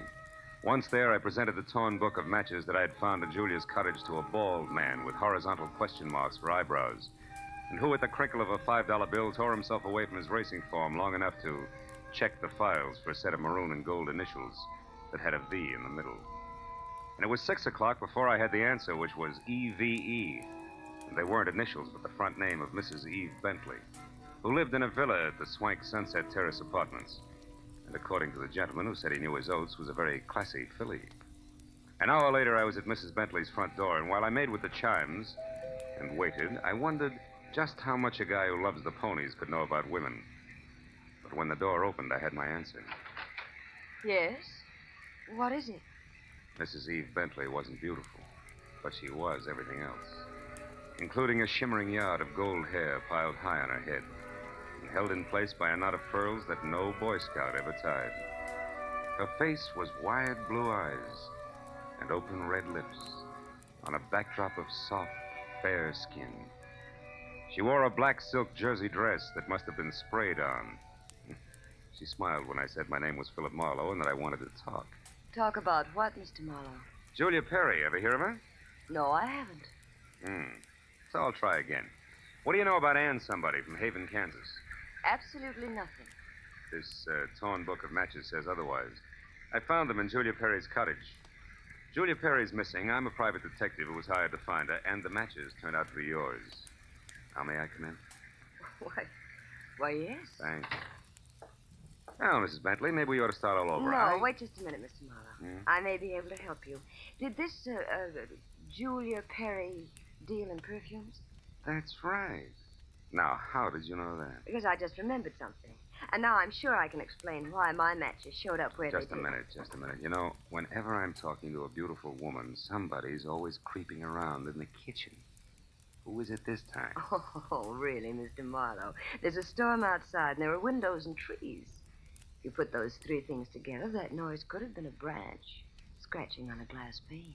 Or somebody with squeaky shoes and a lot of curiosity. Somebody like Mr. Bentley, for instance. Huh? Oh, I doubt that, Mr. Marlowe. You see, Mr. Bentley's been dead now for 3 long years. Oh. Yes. Well, you were saying something about the matches. Oh, yes. This, Julia Perry must somehow or other gotten hold of him through my fiancé, Marvin Whitaker. How does that figure? Like 2 and 2. Marvin is in the perfume business. Ditto Julia. Also, I think he mentioned her name once. Said she was very clever for a girl who looked like somebody's kid sister. That fits all right. Where will I find said fiancé? At his favorite bar and grill. But won't you have a drink first, Mr. Marlowe? No, thanks, Eve. There isn't time. Now the bar and grill. The Blue Boar. Blue which? Boar, Mr. Marlowe. Yeah. It's a very English spot over on Wilshire, opposite Arthur Murray's studio. But before you dash, do you at least have a match? Yeah. Whole book of them, honey. Torn cover and all. And I want you to keep them. After all, they brought us together, didn't they?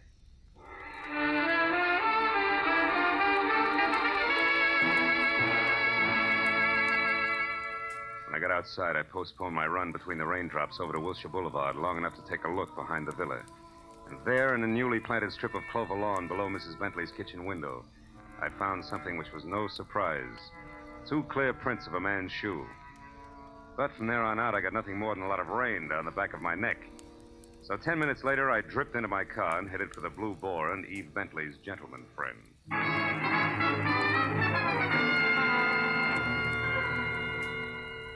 I located Marvin Whitaker, a handsome, hale fellow well met, in a white turtleneck sweater and riding breeches, behind a hot rum toddy in a corner booth that was pictures of steeplechase mounts against newly antiqued mahogany.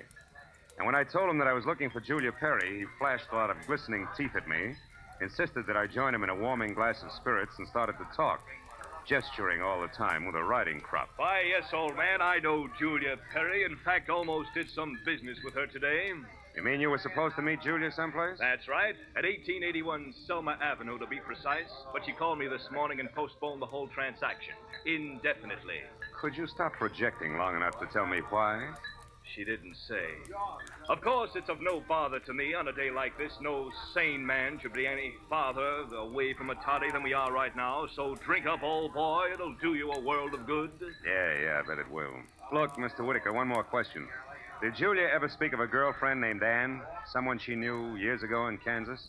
No, I don't believe she did, Marlowe. Matter of fact, Julia never talked of anything but perfumes. Now drink your drink, fellow, before it's chilled through. Thanks, but no thanks, old bean. I do have to run, really. It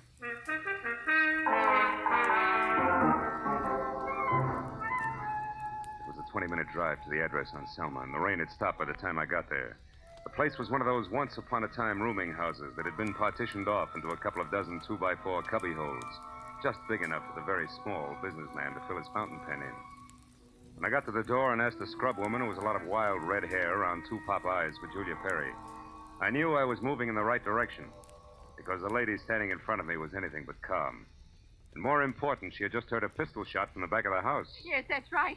A pistol shot not over 2 minutes ago. I'm sure that Perry girl had something to do with it. Because when I come from inside, I saw her rush out down these steps. Did she say anything? I don't know. She was gone out of sight before I could open my mouth. But I know it was her on account of that plaid coat and little hat she wears. Yeah. Now, which room is hers? Come on. Well, that one there with the light showing under the door. But it's locked. You won't be able to get in. I just tried. Well, we'll try again for luck. It's not the best lumber. Believe me. This is terrible. Nothing like this has ever happened to me before. It's a man. Yeah. A dead one at that, Granny. Do you know who it is? From the mud and clover grass on the bottom of his shoes, I'd tag him as a guy who was looking in a lady's kitchen window about an hour ago. But from that purple scar on his chin, I can do even better than that. The name Granny is Ruby, a guy I thought was still in Santa Barbara.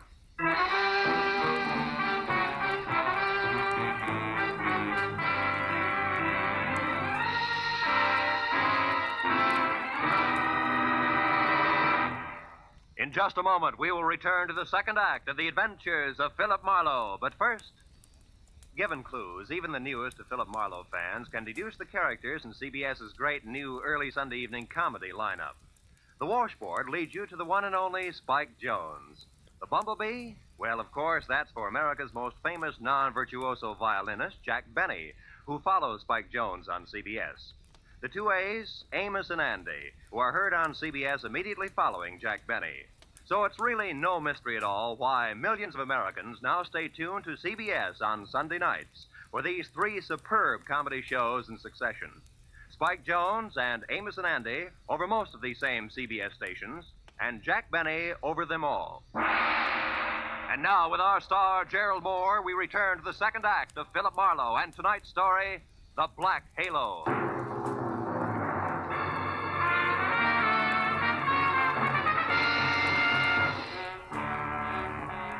Ruby's body sprawled on the floor, and the girl in the plaid raincoat running away from it meant one thing.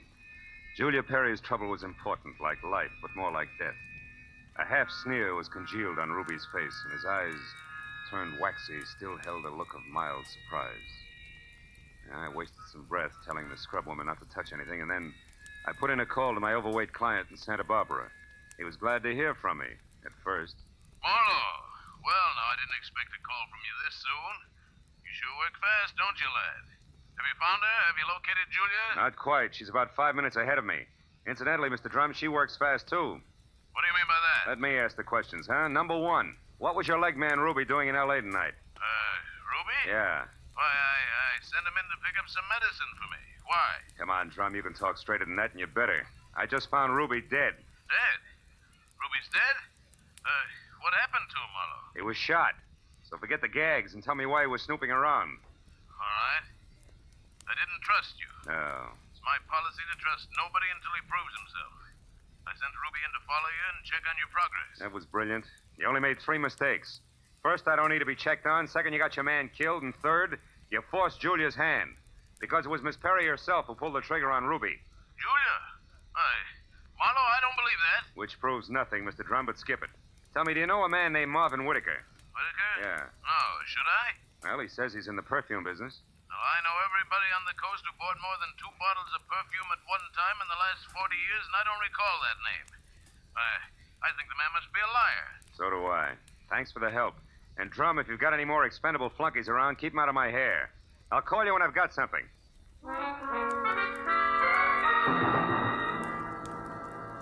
I called Homicide next and told Detective Lieutenant Ibarra where to find the body and who was responsible for it being in that dead condition. When the question of why came up, I admitted I was still shooting blanks. Oh, I told him about the razzle-dazzle Whitaker had handed me and named the Blue Boar on Wilshire as my next stop. Ibarra said he'd call me there, and when I got to the entrance of the place, I saw Whitaker, draped in a trench coat that involved enough cloth to rig a 4-masted schooner, standing in the anteroom, impatiently smacking his leg with that riding crop. He looked positively dashing. Question was, which way? Hiya there, Marlowe. Hey, old boy, you look upset. Anything wrong? I may be upset, Whitaker, but you're the one that's going to spill. First, are you leaving or coming back? I'm just leaving. Been here all the time since I talked to you? That's right. You see, my coat is perfectly dry. Stopped raining half an hour ago. Well, you see, if I'd been outside, I would have known that. But why this 3rd degree, Marlowe? What's up? It's a long story. Maybe we better sit down and talk it all over from the beginning. Oh, I'm afraid I can't. Not just now. I've got a date. She'll keep. Not this one. It's something rather special. Special, huh? Like Eve Bentley? Now, look here, old boy. You're prying into my personal affairs. Whitaker, I'll rip the lid clear off your personal affairs if necessary to get a clean answer out of you. Now, what do you really know about Julia Perry? I told you once. Are you implying that I'm a liar? At least that. For instance, who puts out Amir? Come on, Whitaker. It's a well-known fragrance. Why, I don't recall offhand. That's strange, because any woman knows Amir's a Dana perfume. Just what are you trying to prove by all this? That is a perfume dealer, you stink. And try this for size. When I got to that address you gave me, I found a fresh corpse there with a bullet hole in it. A murder? Yeah, and your routine was pat, brother, so before Homicide starts combing out the snags in your story, you better untangle it yourself right now. You lied to me. Now, why'd you do it, Whitaker? Why the double tower? All right, Marlowe, I'll tell you. I'll tell you this! Oh! He was as quick as a wounded cat. The riding crop slashed across my face even before I'd realized he'd moved. And by the time the red light stopped dancing in my eyes, Marvin Whitaker was gone. I turned as the head waiter walked up to me. He studied the hot red welt rising on my face for a moment and then murmured discreetly that if my name was Marlowe, I was wanted on the phone. It was Lieutenant Ibarra. Marlowe, you can stop beating the brush for Julia Perry. We found her. You did? Where is she, Ibarra? She's out in the alley here, behind the Beechwood Plaza Hotel, Marlowe. Exactly 8 floors down from the window. 8 floors down from the window of her room. She fell through the glass roof above the rear entrance. Oh. It's not pretty. She explained the whole thing, including that Ruby guy's murder, in a note we found in her room. I'll be right over, Ibarra. Okay, don't hurry.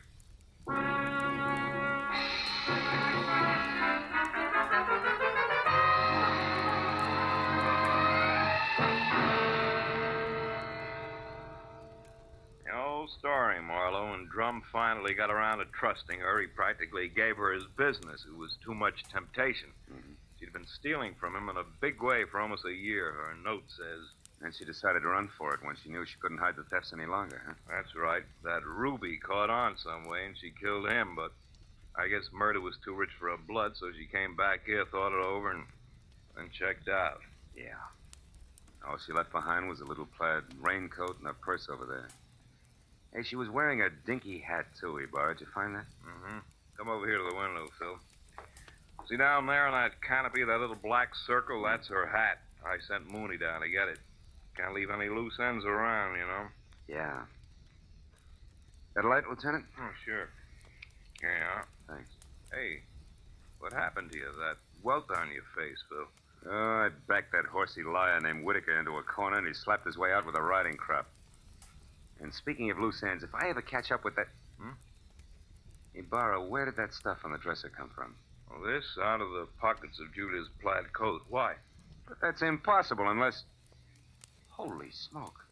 That's why Whitaker lied to me. Hey, where are you going with that, Phil? Come back here. I gotta check on something, Ibarra, and keep your notebook handy. If I'm right, this deal is still wide open.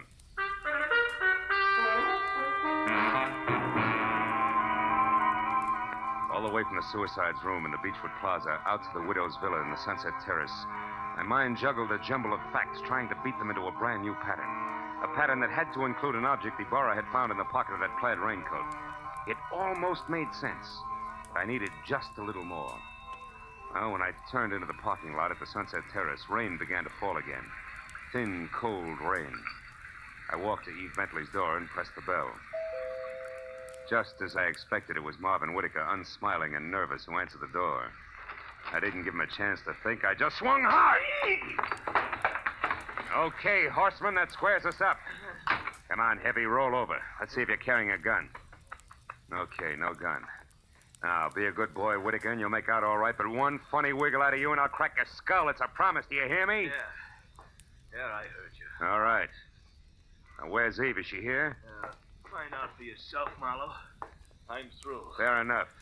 But just so I'm not talking through my head, I'll take a look in her closet first. She won't be in there, I guarantee. No, but her future might be. Now, let's see. It's got to be in here someplace. Oh, yeah. This is probably it. Brown cloth coat, as chic as a pair of hobnail boots, and still damp. And the label says the B.H. Company, Haven, Kansas. That does it. I've got it all now, and my chivalry just died. Where is she, Whitaker? Where's Eve? Right here, Marlowe.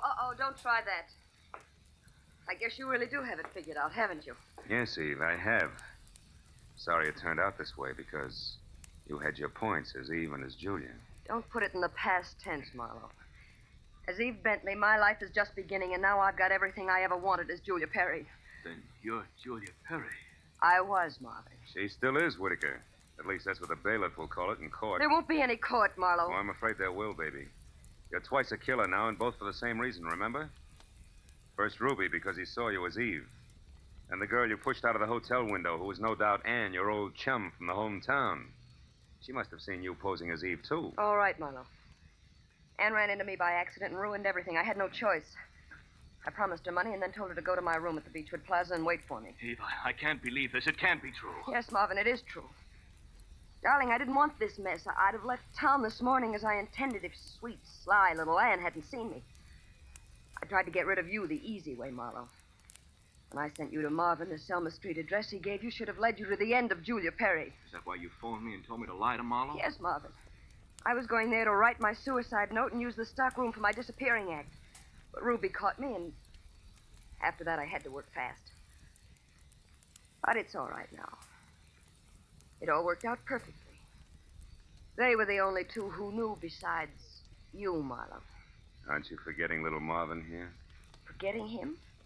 Oh, no, Mr. Marlowe. Marvin's the one person I can count on. That's what you think. You don't get me mixed up in this. Marvin. I bargained for an heiress, not a murderess.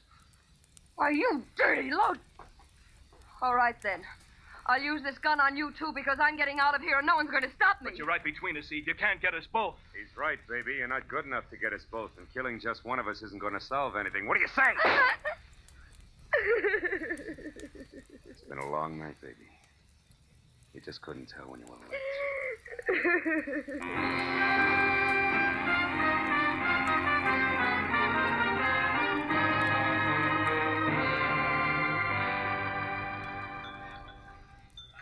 You want any more of this coffee, Marlowe? No, it's sludge, Lieutenant. I wonder what Julia Perry uses for a heart. You know, she planned the thing for 6 months when she first set herself up as Eve Bentley. And it probably would have... Want to check now? Oh, yes. Probably would have worked if everything hadn't closed in on her. Yeah, her friend Ann from Kansas, Ruby the leg man. And you with that torn book of matches. Incidentally, that was pretty fast figuring up in the hotel room there, Marlowe. Oh, not so fast, Ibarra. I knew Eve had those matches because I left them with her. So when you found the same matches in the pocket of Julia's plaid coat, it figured. Julia almost had to be Eve. And that left Anne to furnish the body for the suicide. Yeah.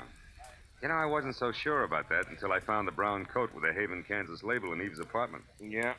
Well, I'd better wait on back to the office, Phil. Look at that rain come down. Think it'll ever stop? I don't know. I doubt it. Oh, by the way, here, it's her hat. Mooney finally got it down off that hotel canopy. Maybe you'd like it for a souvenir. Yeah. The military people call it a halo hat. Good night, Marlowe.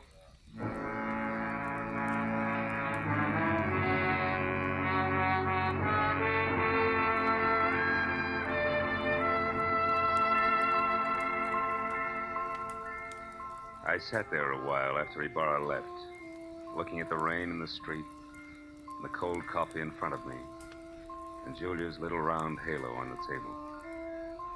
And finally I got up and went outside. Dirty water scudded along the gutter and gurgled thickly into the sewer drain at the corner. For a minute I caught a glimpse again of the girl I'd figured Julia Perry to be when I went through her cottage in Santa Barbara. Yeah, that girl was an angel. When I finally caught up with her, her halo turned out to be black, jet black, inside and out. I dropped the little hat into the gutter and watched it go as far as the drain at the corner. And then I went home.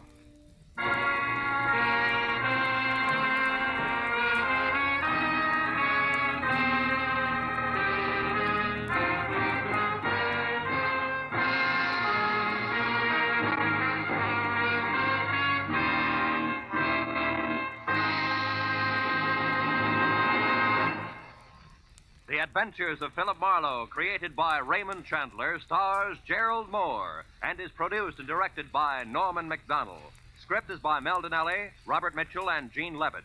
Featured in the cast were Joan Banks, Paul Frees, Peter Leeds, Jack Crucian, and Lois Corbett. Lieutenant Detective Ibarra is played by Jeff Corey. The special music was by Richard O'Run. Be sure and be with us again next week when Philip Marlowe says... A startled corpse, a blue-eyed woman, and a cryptic message, scrawled by a dingy man with the pieces of a Chinese puzzle that wouldn't fit together, until I found out what was deadly about the orange dog.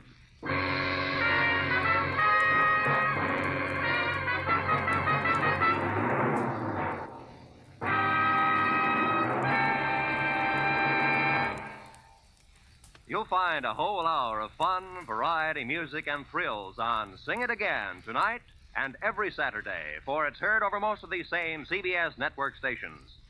Now, stay tuned for Gangbusters, which follows immediately over most of these same stations.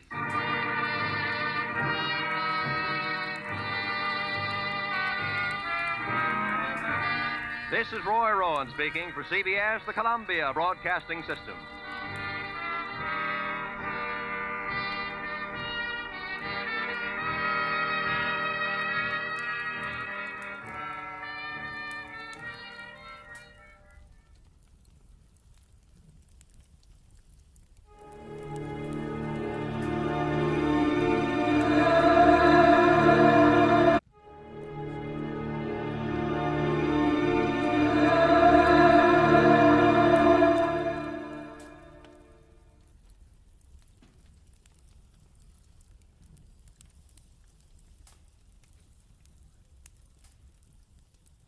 Most Saturdays at this time, we spend an exciting half hour of adventure and action with America's public hero #1, Hopalong Cassidy. Well, even two-fisted cowboys take summer vacations when they can, and Hoppy is no exception. But Hopalong and Topper will be back with us riding the CBS air trails again 1 week from tonight, September 22nd. Get this and get it straight. Crime is a sucker's road, and those who travel it wind up in the gut of the prison of the grave. There's no other end. They never learn. From the pen of Raymond Chandler, outstanding author of crime fiction, comes his most famous character in The Adventures of Philip Marlowe.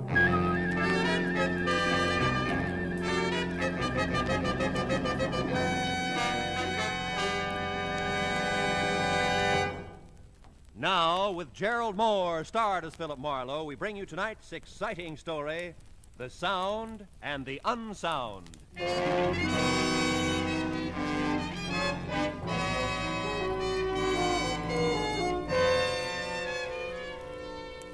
You know, in my business, you get to the point where you think you've seen everything. In fact, you get there at least twice a week. This time I was sure of it. It was 10 o'clock at night, and stretched across my apartment door was the settee that customarily covered the frayed carpet about 10 paces down the hall. And stretched across the settee was a sturdy female in her twilight years. She was sound asleep. Hey, lady. Hey, lady, come alive. Huh? Madam, you're sleeping in my doorway. Oh, evening, Mr. Marlowe. Well, I must have dozed off. What time is it? About 10. May I ask, what's the idea? Oh, 10 o'clock, you don't say. Yeah. Well, I wouldn't have slept, I don't suppose, except the light's bad in this hall. Not fit for reading, Mr. Marlowe. Yeah, well, I'll speak to the landlady. Now, Well, I guess I'd better put this settee back where it belongs. I hauled it up to your door so I wouldn't miss you. I can haul it back just fine. Yeah, I know, but you... Now then, you remember me, don't you, Mr. Marlowe? Lucille Bellows? Well, Letty Parmley's friend, remember? She introduced me to you one day in the supermarket. We all began to talk. Oh, sure. We had fun, didn't we? Oh, we sure did. Yeah. Oh, by the way, before I forget it, Homer's gone now, you know. Is he really? Mm-hmm. 4 months tomorrow. Thought you'd want to know. Oh, I want to know that, sure. Don't really suppose I'd have to bother you if he was still around, but since he isn't, I just came right to you the moment I couldn't stand it any longer. Yeah, well, I'm glad you did. Might as well go into my apartment and talk about it, huh? Well, now, that's mighty nice of you, but we'd save a lot of time if we'd just drive right over to the court now. That way you'd be there when it happens. Drive over to be there when it happens. I own that nice little bungalow court just off Fountain and Franklin, you know. Won't take us no time to get there if you've got a car. I've got a car. How did you get here? Walked. Do it every evening. Take a nice, brisk constitutional. Keeps an old lady like me in fighting trim. How much do you weigh, Mr. Marlowe? About 190. Why? Bet I can lift you.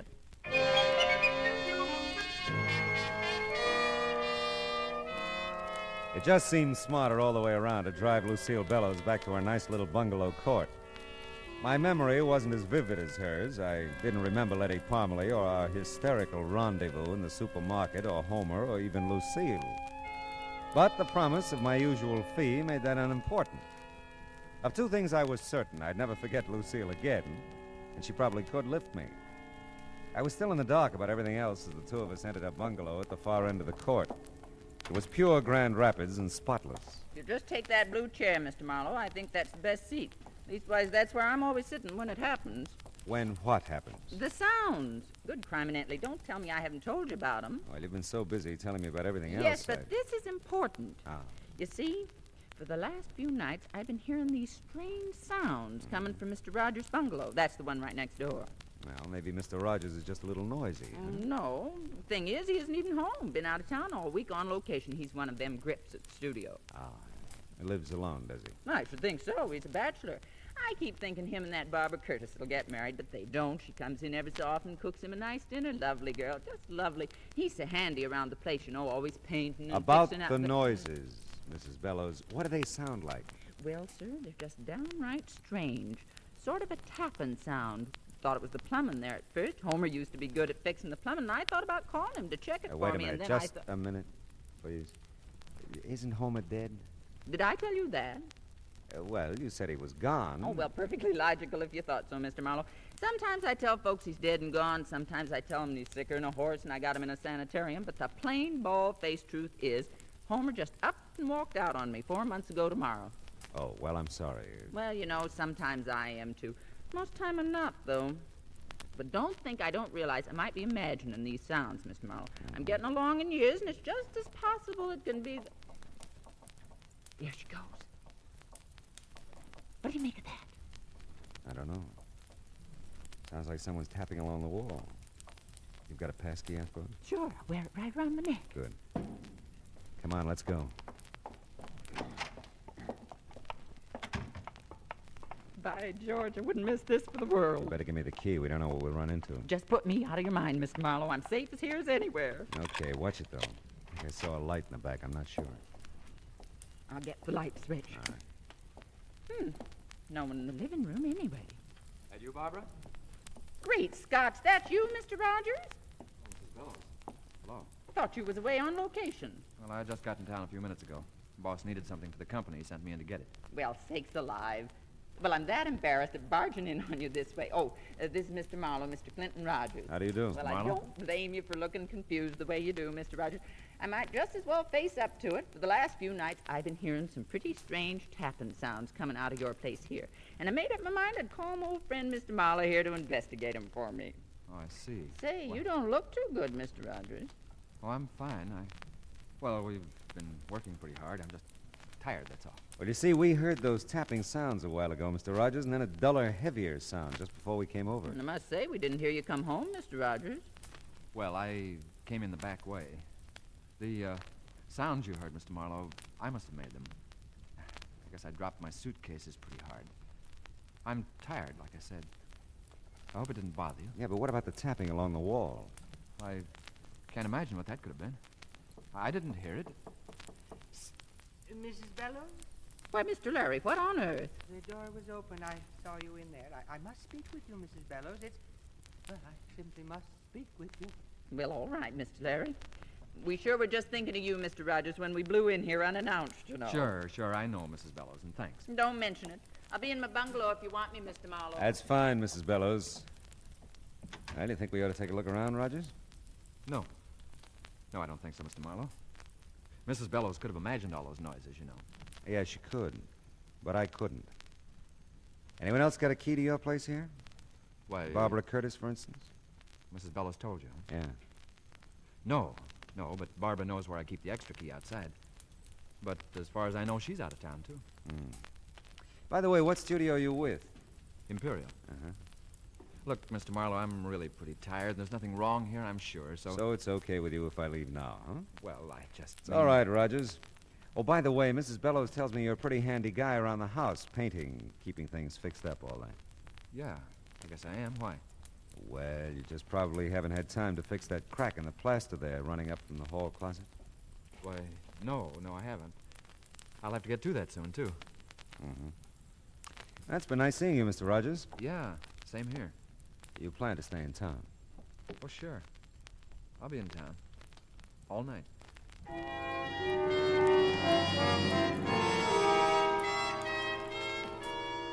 There was something eating at Clinton, Rogers, something pressing, but he wasn't talking about it, not to me anyway. I knew one thing, he'd never seen that crack in the plaster until I pointed it out to him. It was on the wall next to Lucille Bellows' bungalow, and it was the kind of crack that could be made if someone tapped along the wall looking for something. So much for deduction. I went back to check in and out with Lucille. I'm just real sorry, Mr. Marlowe. Maybe it's all been over nothing at all. Well, Mr. Rogers will be home all night, so if you hear anything, just pound on his wall. Well, if he's going to be here, I'll feel better. I really will. Say, how about your friend who called you out of Mr. Rogers' bungalow a while back? Mr. Larry? Yeah. Well, now, he's a nice soul. Not the protective sort a woman usually sets her cap for, but Lord Almighty, I'm strong as an ox, you know. Yes, I know. Of course, I don't think he makes a dime. Mr. Larry's in women's hats, you know. No, but I could have guessed. Just why I'd hold out for a man who could support me, I couldn't tell you. Well, you look as though you've done all right by yourself. Well, I have, matter of fact. Got myself quite a little nest egg. Want me to show it to you? No, I'll take your word for it. Hey, wait a minute. You don't keep any amount of money here in the house, do you? Sure, keep it in the cigar box right up in the storage part of that hall closet there. Oh, safest place in the world. Yeah, well, it's your money. Well, I guess could take it to the bank, maybe tomorrow, if you'd feel better about it. Yeah, you do that. Oh, before I go, are all the bungalows alike? Just like. All have that storage space in the hall closet. Huh? That's right. A little trap door thing at the top of the closet. It's like a little attic, you know. You can stash a lot of stuff up there if you're of a mind. Yeah, I guess you can. Well, I think I'll go now, Mrs. Bellows. Give me a call tomorrow, will you? Yes, sure will. And I'll have your pay for you then, if that's all right with you. Oh, sure. It's just fine. Good night, Mrs. Bellows. Good night, Mr. Marlowe, and a million thanks. Just a million. My pleasure, Mrs. Bellows.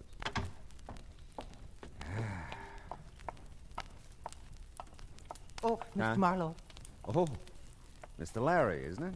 Oh, yes, it is. I know who you are. I mean, the Philip Marlowe, all that. And all that. Well, that's good. Now we know each other, huh? I've really become quite chilled waiting for you to come, Lucille. Is that what you've waited to tell me? Certainly not. confidentially, Mr. Marlowe, I know something that may interest you. Oh. Well, it's quite obvious to me that something's going on around here. Something odd, I mean. Are you closing in on a point? Because I wouldn't want you to get any more chilled. Very well, Mr. Marlowe. I'll be brief. But it just may interest you to know that I've seen Homer around here. Quite a bit in the last few days. Now, what do you make of that? I don't know. What do you make of it? Well, I don't know. I must say, I thought it would mean something to you. Yeah, well, it might mean more to Lucille. Why don't you just trot in and tell her all about it? Well, I will. I'll just do that. And I'm sure I'll never trouble you with any of my ideas again, Mr. Marlowe. Goodness. Yeah, well, Lucille's as strong as an ox. Oh, that bed's gonna look real good. Hey!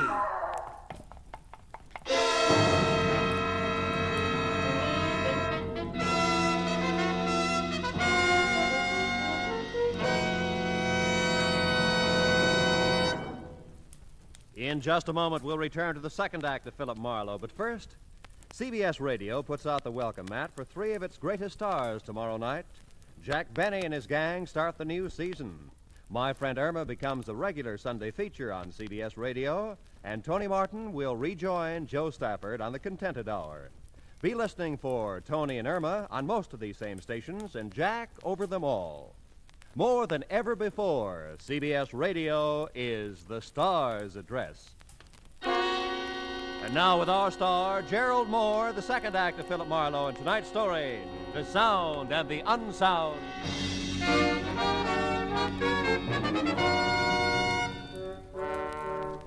The scream was Lucille's. The shots could have been anybody's.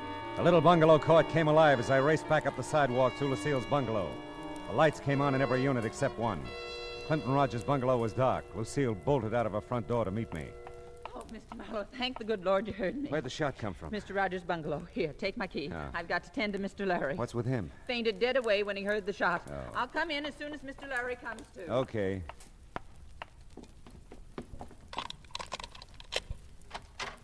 Rogers?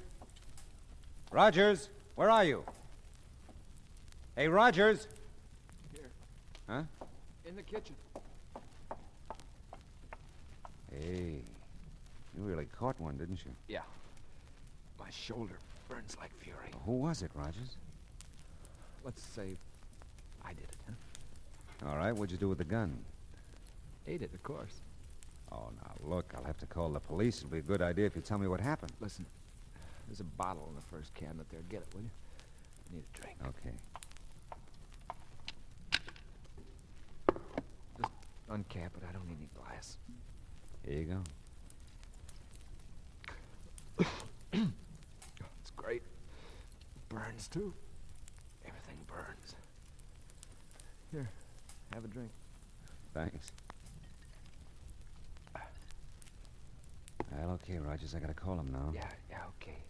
First, though, listen, will you call the studio? Yeah, I'll call him after we get you to a hospital. I'll tell him you had an accident. No, tell him I quit. Quit? Yeah. What, look... No, don't argue. Just tell him that. Okay, it's a promise. Now... And listen. Tell Barbara to... Tell Barbara to... Yeah, Rogers, tell Barbara what? Tell her to...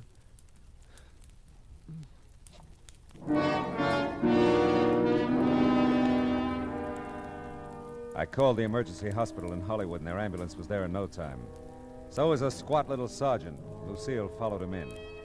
I had two hunches that I was keeping to myself for the time being. One, that whoever had shot Clinton Rogers was in his bungalow when he got back from location. That they were there when Lucille and I barged in on him. And two, that they'd left by the back door after they'd plugged him. Even the sergeant could see something of interest in that back door. The screen's been cut through here, see? The way it's cut, the fella could unhook the screen door, see, and get right at the back door. Yeah, well, that's very good, Sergeant. But tell me, why do you think it was a fella who shot Rogers? Well, it could have been. You don't think it was a dame, do you? It's happened before, you know. Excuse me, gentlemen. I know you're busy finding clues and all that, but don't you think I could clean up this kitchen floor? It's a terrible mess. Don't touch nothing. Well, it seems to me that you He could... said don't touch nothing. Sergeant will let you tidy up things tomorrow. Yeah, tomorrow's soon enough. Well, all right. I think I'll go back to Mr. Larry now. He's just undone about this whole thing. I'll be in my place if you want me for anything. I'll say good night for now, anyway. Good night. Night. Well, I'm satisfied for the time being. I'll give you a lift back to the station, Sergeant. I'd like to check on Rogers at the emergency hospital on the way. Yeah, so would I. If he's in shape, I want to talk to him.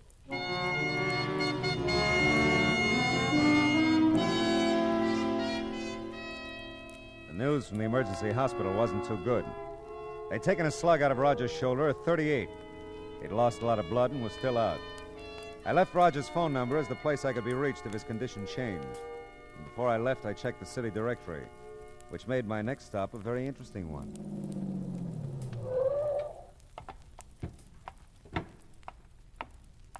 Hey, the studio's closed, mister. You can't get in at this time of night. Are you Homer Bellows? That's right, and I'm the night watchman here. Why?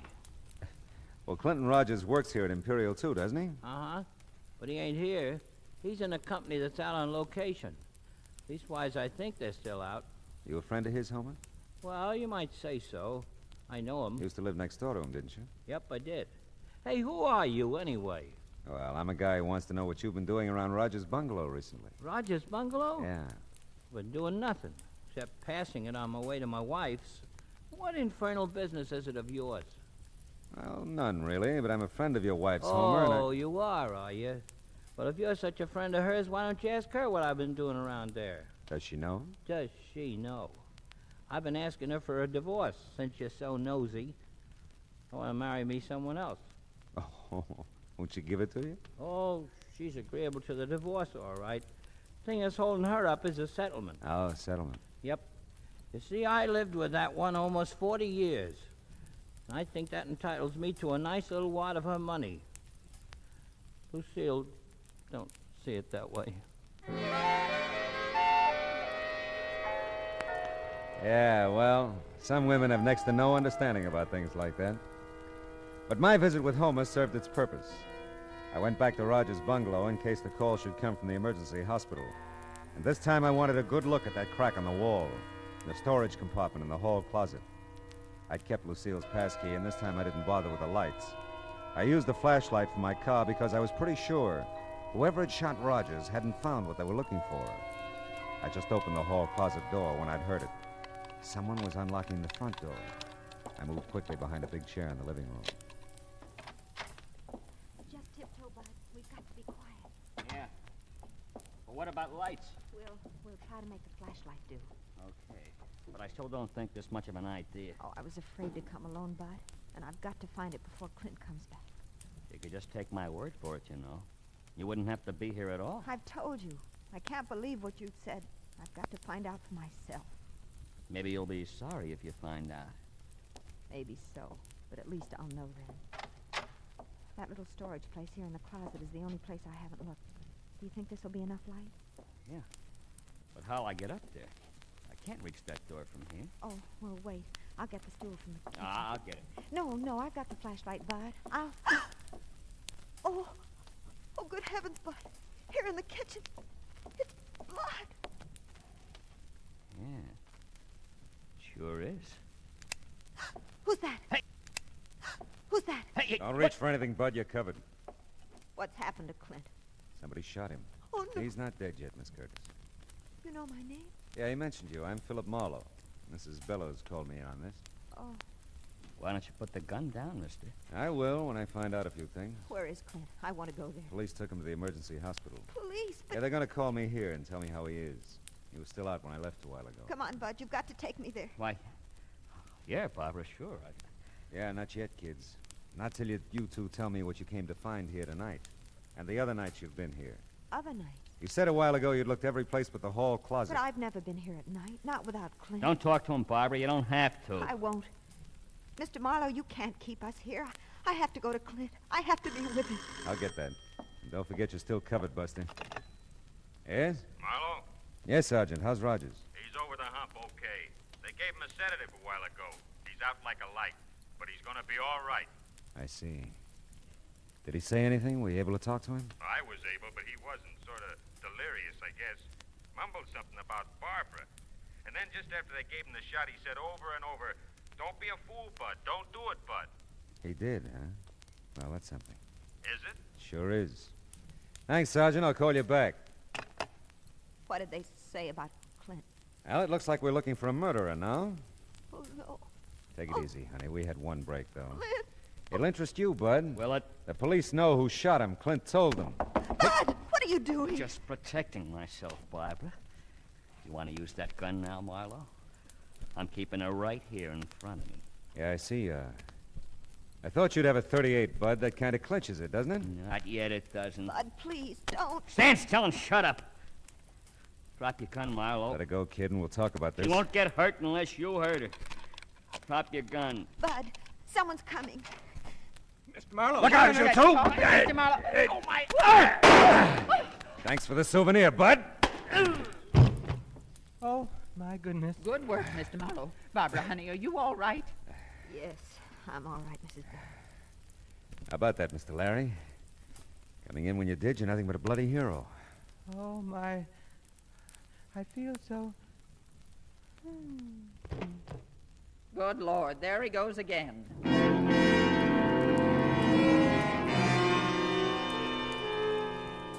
Lucille was a past master at reviving him by now. She hauled him sack-style over to the couch while I told Barbara her Clint was going to be okay. I kept Bud immobilized until the squat little sergeant arrived with a squad car. They hauled him away. I dug the 38 slug out of the plaster and gave it to the sergeant. When the show was over, Mr. Larry obligingly snapped to. You feel like walking, Mr. Larry? I could carry you to your bungalow, you know. Oh, mercy, no, Lucille, I'll walk. If you'll just let me use your arm for support. You're just welcome to it, I'm sure. Can I help? Well, no thanks so much, Mr. Marlowe. We'll manage. You give Mr. Rogers my best, Barbara. I will. I'll be glad to. You know, Lucille, I'm beginning to see the value in the love and protection of a strong woman. How about that? She'd be good for him, too. Yeah. Now, look, honey, what's this all about? You've been looking for something, so has Bud, apparently. Clint got himself shot because of it. Now, what is it? Bud said it was money, that Clint had some hidden here in the house. Oh? I didn't believe it. Still, there was something between Clint and me. Something he wouldn't tell me. Whatever it was, it's kept us from getting married. What was Bud's story? Well, you see, Bud's known Clint a long time. He just came out here a couple of months ago from Ohio. Clint didn't seem to want us to get acquainted, Bud and me. It wasn't jealousy. It was something else I couldn't understand. Mm-hmm. Last week, Bud told me that Clint had robbed some store back east, that he'd been caught and served some time. But they'd never found the money, and that Clint somehow escaped from prison, came out here, and brought the money with him. Well, that could be. Clint caught Bud looking for something here tonight. By the way, where'd you run into Bud tonight? Oh, just about a block or two from here at the corner. I was driving home from a movie. Decided to come up here for one more look before Clint got home. I insisted that Bud come with me. He didn't want to. Now, let's see what we can find. No one's opened that little trap door in the hall closet yet. Maybe that's got all the answers.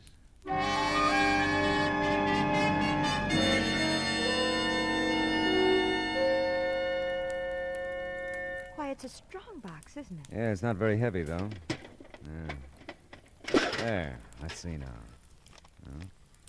No money at all. A couple of war bonds made out to Clinton Rogers and/or Thomas Rogers. Clint said he didn't have any family. Hey, look. Here's an envelope with your name on it. Oh, for Barbara Curtis to be opened in case of my death. I don't know what to do. Well, don't look at me, honey. I can't decide for you. You will go with me when I tell him, though, won't you? Sure I will. Let's see. My darling, this newspaper clipping will tell you why I couldn't marry you. When you read it, you'll see why. I love you, Clint. I'm afraid to read the clipping, Mr. Marlowe. Let me see it. Not pretty, honey, but it isn't about Clint. But then who? It's about Thomas Rogers, who at the age of 16 murdered his father and mother. The story says he escaped from the Ohio asylum for the insane in June of this year. Officials think he may attempt to contact his brother Clinton in California. And Bud is... Yeah, it's his picture with the story. Oh, Clint, poor Clint. What a horrible, horrible thing for him to live with. Yeah. But, honey, Mr. Larry said it a little while ago. The love and protection of a strong woman. Clint has it, Mr. Marlowe. I've never been so strong or so protective, and I've never loved so much.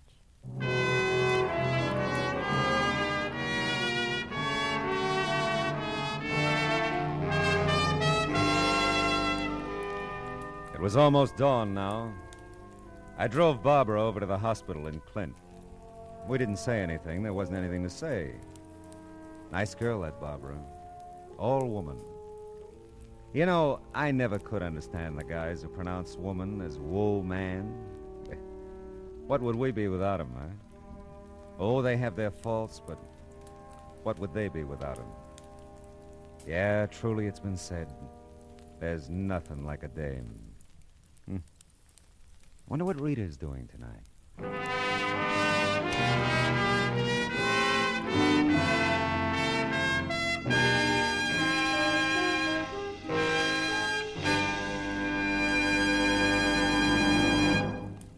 The Adventures of Philip Marlowe, bringing you Raymond Chandler's most famous character, starring Gerald Moore, was produced and directed by Cliff Howell and written for radio by Kathleen Height. The cast included D.J. Thompson, Olin Soule, Ted Osborne, Frank Gerstle, Arthur Q. Bryan, Shirley Mitchell, and William Tracy. Gerald Moore may currently be seen in the Santana production Sirocco. The special music for Philip Marlowe is composed by Pierre Garrigank and conducted by Wilbur Hatch. Now, here again is the star of our show, Gerald Moore. Thanks, Roy. Ladies and gentlemen, boys and girls, tonight's broadcast concludes our current series of the adventures of Philip Marlowe. I understand it won't be very long until we meet again. So until we do, we won't say goodbye, but just so long. See you soon. I still wonder what Rita's doing tonight.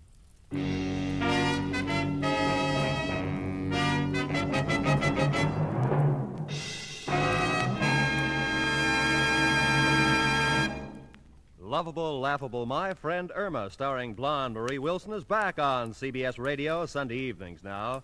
She'll move in tomorrow night at most of these same CBS radio stations, bringing her skeptical roommate, Jane, her permanently jobless boyfriend, Al, Professor Kropotkin, and all the others. Be listening for My Friend Irma tomorrow night, won't you? That address again? Why, sure. CBS, CBS, the star's address, where you always hear the best at CBS, CBS, the star's address, CBS. Stay tuned now for Gangbusters, which follows immediately over most of these same CBS stations. And remember, Steve Allen is here with songs for sale every Saturday on CBS Radio. Roy Rowan speaking. This is the CBS Radio Network.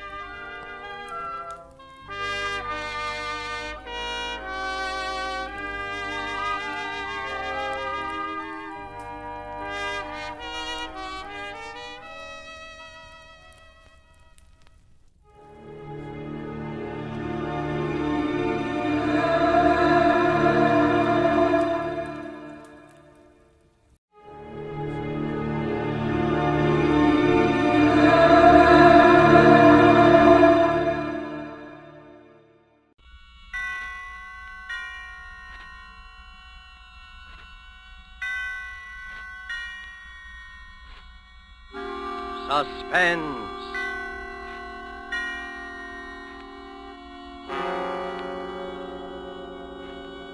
Presented by Roma Wines, made in California for enjoyment throughout the world. Salud. Your health, senor. Roma toasts the world. The wine for your table is Roma, made in California for enjoyment throughout the world. This is the Man in Black, here for the Roma Wine Company of Fresno, California, to introduce this weekly half hour of Suspense. Tonight in Hollywood, Roma brings you as star Mr. Peter Lorre. The suspense play which stars Mr. Lorre and which is produced and directed by William Spear is called Back for Christmas. In this series, Roma brings you tales calculated to intrigue you, to stir your nerves, to offer you a precarious situation and then withhold the solution until the last possible moment. And so, with Back for Christmas and with the performance of Peter Lorre, we again hope to keep you in suspense.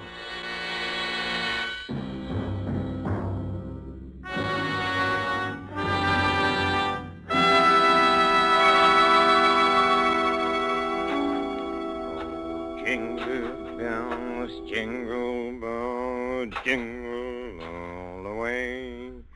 Oh, what fun it is to ride one with you. Yes, Marie? What on earth are you doing down here in the cellar? Oh, just doing a little digging. And why, may I ask, have you chosen this day of all days to dig up the cellar floor? Oh, I thought because the weather has been so damp, this would be a good time to plant that little devil's garden I told you about. Devil's garden? Whatever nonsense is that? Don't you remember that was my little joke about it? You see, I've managed to get hold of the spores of several unclassified wild orchids. In their wild state, they bloom under damp masses of leaf mold. The South American Indians call them devil flowers because they appear to bloom under the ground. Well, I'm sure the South American Indians will be very interested if you succeed in growing these ridiculous flowers under the cellar floor. Whom else it will interest, I can't imagine. Oh, what's that terrible smell? Oh, that's the leaf mold, chemically identical with the earth blanket they grow under in their wild state. And I want to get these started before we close the house. Do you realize that we're sailing for America a week from today, and you've made no arrangements whatever? Unless you call digging a hole in the cellar making arrangements. I certainly don't. Devil's garden, indeed. Sometimes I think you're going soft in the head, Hubert. Oh, I suppose it is inconsiderate of me. You see, and I've been wanting to try this experiment for a long time, but with all those lectures and seminars at the university, there never seemed to be enough time. Well, there certainly isn't any time for it now. I suppose you've forgotten I made an appointment for you at the barber's this afternoon. Oh, must I shave my beard off, Hermione? I thought we'd been through all that. Of course you must. They don't wear beards in America. Bad enough you're speaking with that accent. They'll probably think we're Germans as it is. Oh, I should think it would be quite easy just to explain that I'm Swiss. Now, Hubert, don't be argumentative. Go and get your jacket on and do as I tell you. Yes, Hermione. And don't forget to take your umbrella. It looks like rain. Yes, Hermione. And don't look so put upon, Hubert. Someone has to plan things in this house. Never even get to the university in time for your lectures, much less make arrangements for a trip to America. I know, but what about my specimens? There'll be plenty of time to plant your precious devil's garden when we get home from America. We're not going to be gone forever, you know. We'll be back here for Christmas. Yes, of course. Back for Christmas. I'd forgotten. We'll try to remember it. And if you can't do that, just do as I tell you. I've been making the plans in this house for 20 years. And if there's any digging to be done, I'll manage that as well. You understand, Hubert? Yes, Hermione. Good. Now, you have just 20 minutes to clean up this mess down here and keep your appointment at the barber's. And when you're finished there, I want you to come straight home. All right. Oh, I wanted to stop at Miss Markham's and pick up some books I ordered. Well, all right. But don't loiter there the whole afternoon mulling over those old books the way you usually do. Now, hurry and clear up this rubbish. Get rid of that smelly stuff. And no more digging, mind you. No more digging. I'll show her. I'll have my devil's garden, and if I... No more digging, eh? No more digging. Oh, 15 men on a dead man's chest. Yoo-hoo, yoo-hoo, and a bottle of rum.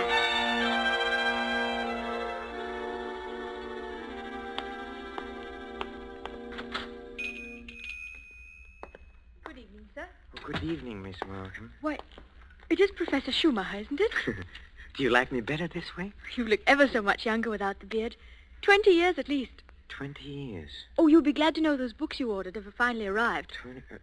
Oh, yes, the books. Let me see. The phytotomy of phalloid gametophytes and coniferous shrubs of North America. Those are the ones you ordered, aren't they? Yes, thank you. You're very kind, Miss Markham.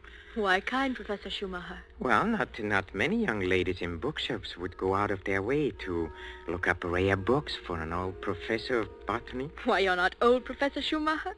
Really, you look... What do I look like? And besides, I adore botany.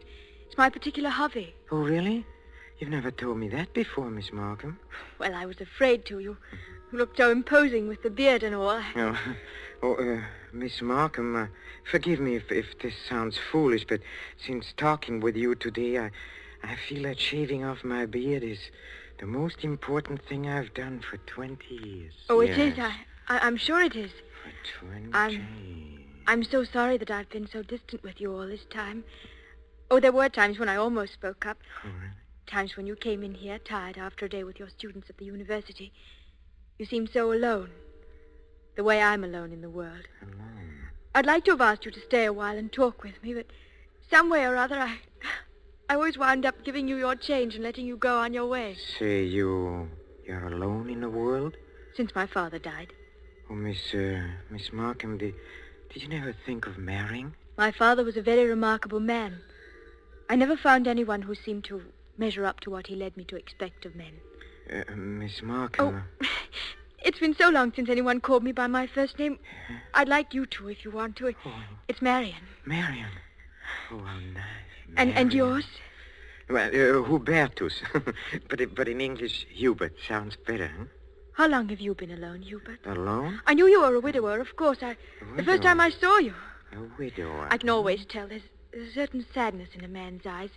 A sweet sadness, I think, when he's been married and then lost... widower. I never thought of it in quite that way. Oh, I'm sorry. I shouldn't have been talking like this, I suppose, but I've often wondered what she must have been like. Your wife, I mean. Hermione? Not an easy woman to forget. Very strong. Always managing things. The house, my wardrobe, my friends. Even when we dined at a restaurant, she even then ordered my food. She was always managing things. Her whole life. Managed herself to death. Poor woman. She must have loved you very much. But she needn't have put herself out so. It's plain to see you don't need things managed for you. No. You need companionship, I think. Someone sympathetic with your work. But the last thing on earth you need is a manager. How well you put it. The last thing on earth.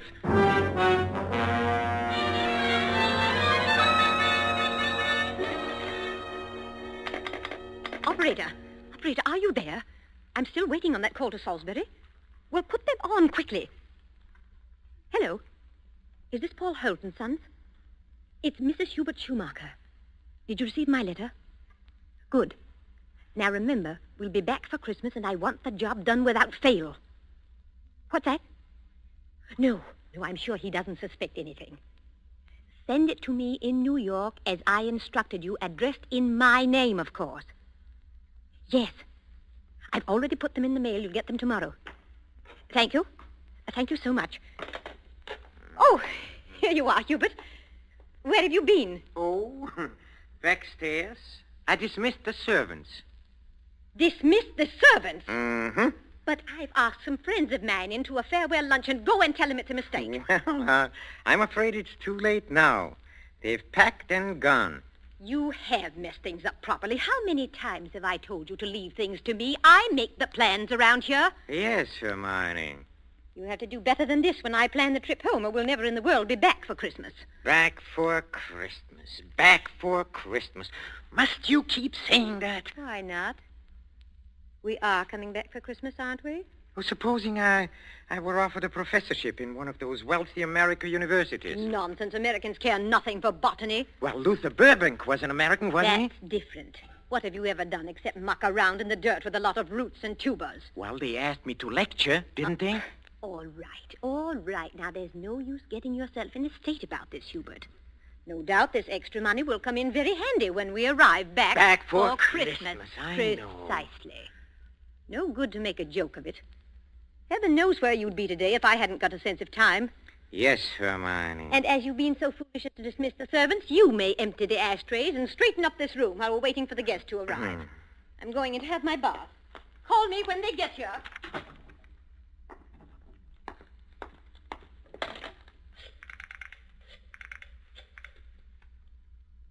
Marion? It's Hubert. No, darling, no, nothing is wrong. Oh, my plans are the same, unless you have changed. No? Oh, we'll meet in New York then and be married there. Huh? Oh, I'll explain to you why later. You just have to trust me. Yes. Yes, my darling. Hubert? Oh, I'm so sorry. I can't talk any longer. Yes, I'll meet you in New York without fail. Auf Wiedersehen, mein Liebchen. Hubert, were you talking on the phone just now? Yes, Hermione. Whoever was it? Oh, Freddie Sinclair.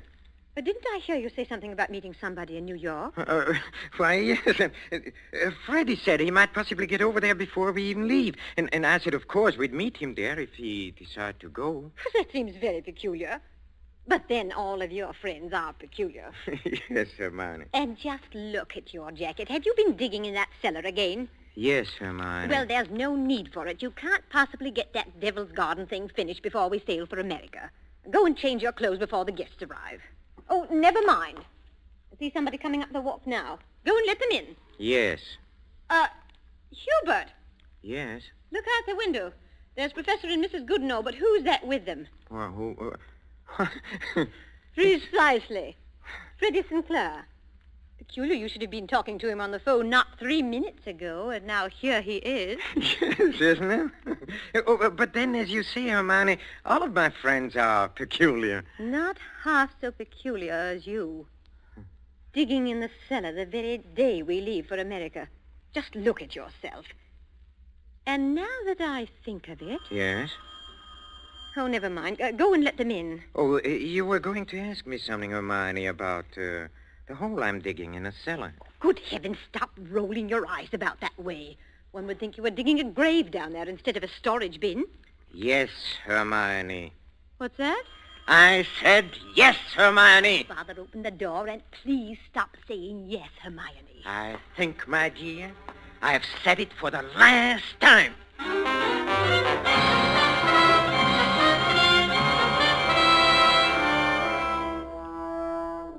A professor of botany, his loving wife, and an oblong pit in the cellar.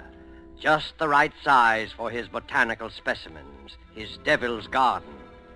With these ingredients for a story of a perfect crime, Back for Christmas by John Collier and starring Peter Lorre, the Roma Wine Company closes the curtain for a moment on another breathless study in suspense.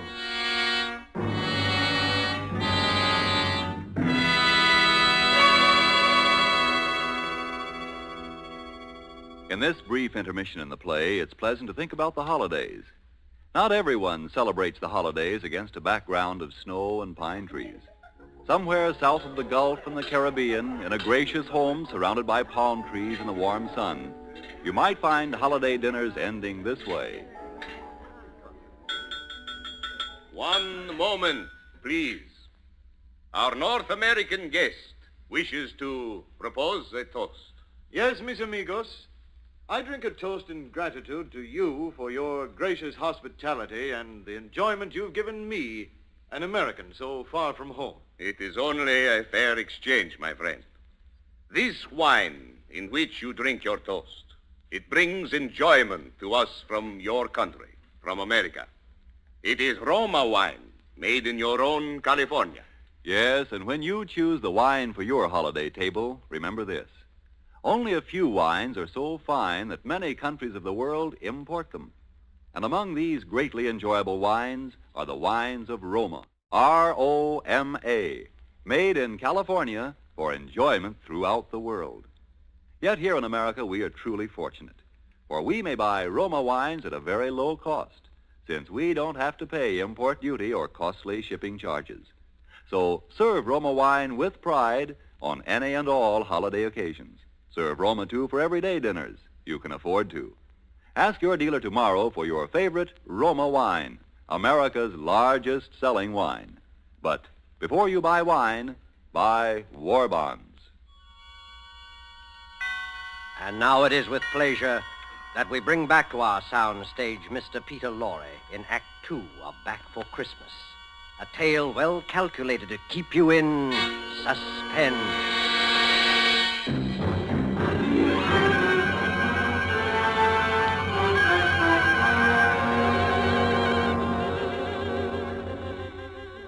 Back for Christmas.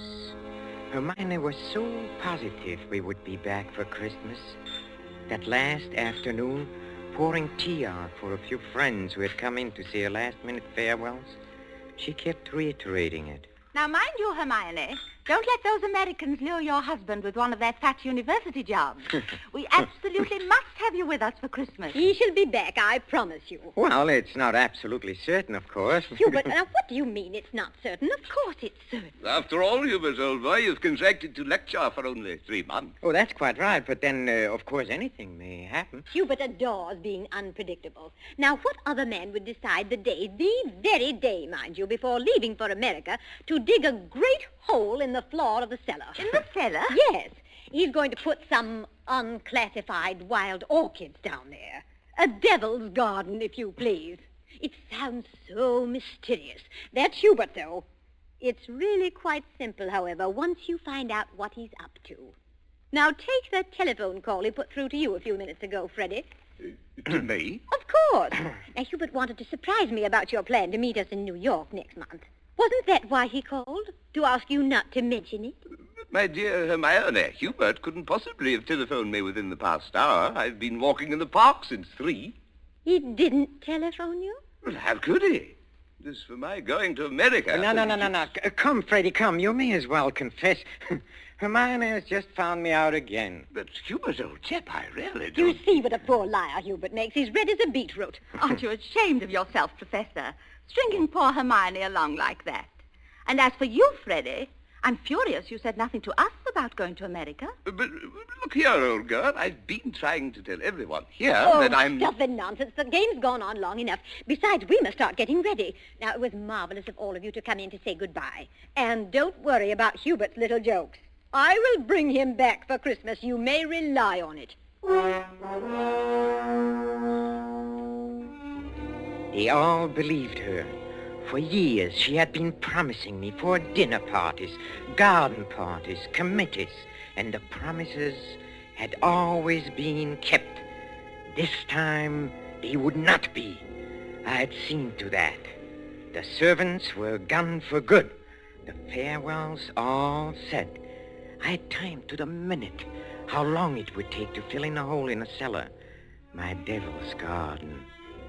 Upstairs in a bedroom, I undressed and put on my old bathrobe, and then I opened the door into Hermione's room. Oh, Hermione, have you a moment to spare? Of course, dear. I'm just finished. Oh, then, will you come in here for a moment, please? There's something rather extraordinary here. Oh, good heavens, Hubert. What are you lounging about in that filthy old bathrobe for? I told you to put it into the furnace. Oh, I'll do it. I'll do it today. Yes, really, I will. I promise. Well, high time. Now, what is it you want to show me? Oh, here, in the bathroom. Just look. Who in the world do you suppose dropped a gold chain down the bathtub drain? Nobody has, of course. Nobody wears such a thing. Then what is it doing in here? I don't see anything. Well, look. I'll hold this flashlight here for you. If you lean right over, you can see it shining. It's deep down. Oh, such a lot of nonsense, just as well, I don't see it, Hubert. Go on looking, Hermione, in just a moment. Hubert, I absolutely refuse. Hubert, what are you doing? Take your hands off my neck. I will, Hermione. Just as soon as I've finished the arrangements for my trip to America. What are you talking about? My trip to America. What are you talking about? You thought you were the only one who could plan things, didn't you? Didn't you, Hermione, huh? Well, I've been making some plans of my own this past week. In exactly 2 minutes and 16 seconds, you'll be dead. You see, I planned it very accurately. You'll never get away with it. Oh, I thought you would say that, Hermione, but I will get away with it. You won't mind the smell of the leaf mold down in the cellar when I take you down there today? Yes, that is where you are going, Hermione. Right into my devil's garden that annoyed you so much. My friends all expect me back for Christmas. They do. If they don't hear from me, they'll start asking questions. No, they won't. Because you'll write them letters, Hermione, on a typewriter, as you always do. They'll be signed H, in that neat, correcting way you always sign your notes to your friends. Here, let me up now. No! It won't work, Hubert. You were never any good at planning. Oh, but I have changed. I've learned from watching you all these years. The lecture people in America. They'll expect you to be traveling with your wife. I will be traveling with my wife, but not my present wife, Hermione. Hubert! It won't work, I tell you. That pit you dug in the cellar... Oh, it will work. It'll serve its purpose well. Hubert! No, I'm sorry, dear. This thing has to be done exactly as planned. You have just 5 seconds to say your prayers. Hubert, you must listen. The cellar, it... Don't do it, Hubert! Yes, Hermione!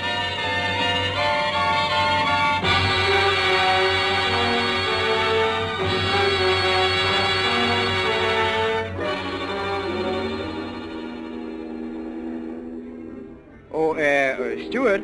Yes, sir? Oh, my wife, she's indisposed. She'll be taking her meals in our stateroom. For the whole voyage, sir? Yes, for the whole voyage. I trust your wife is feeling better this morning, Professor Schumacher. A little. Not yet well enough to leave her cabin. Oh, what a shame. Oh, Professor Schumacher. Yes? Here's a copy of the radiogram you sent for your wife last evening. Oh, thank you. I'll just check it over. Oh, but look here. What? What's the matter? Did the typist make a mistake? No. It's nothing important. She can correct it later.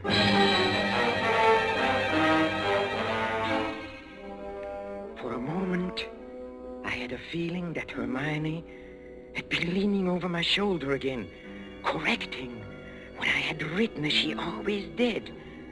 I had written a radiogram to Professor Goodenough and his wife. Haven't been out of my cabin the whole beastly trip, Hubert. Well, now Doubt will be back for Christmas. But the operator had left out the W and it read, No Doubt will be back for Christmas. Exactly what Hermione would have written. Well, the rest of the trip was uneventful. Marion and I met in New York just as we had planned. Just as we had planned.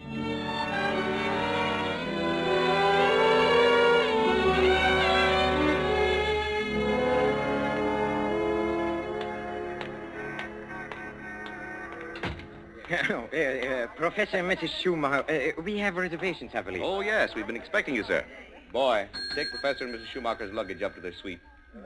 You know, Mrs. Schumacher, you're quite a surprise. Oh? Your letter reserving the rooms was so thorough, I was expecting an older, more forbidding sort of person, frankly, ma'am. No. As a matter of fact, we're just married, but my letter reserving the rooms. Oh, I wrote the letter, my dear, and I signed it Mrs. Hubert Schumacher. Just a joke. What a cunning old fox you are, Hubert. Now that I think of it, I almost forgot. There's a letter for you, Mrs. Schumacher. That's peculiar. I wonder who on earth... Oh, well, we'll soon find out in good time. Come along, darling. Oh, we are keeping the boy waiting. Come.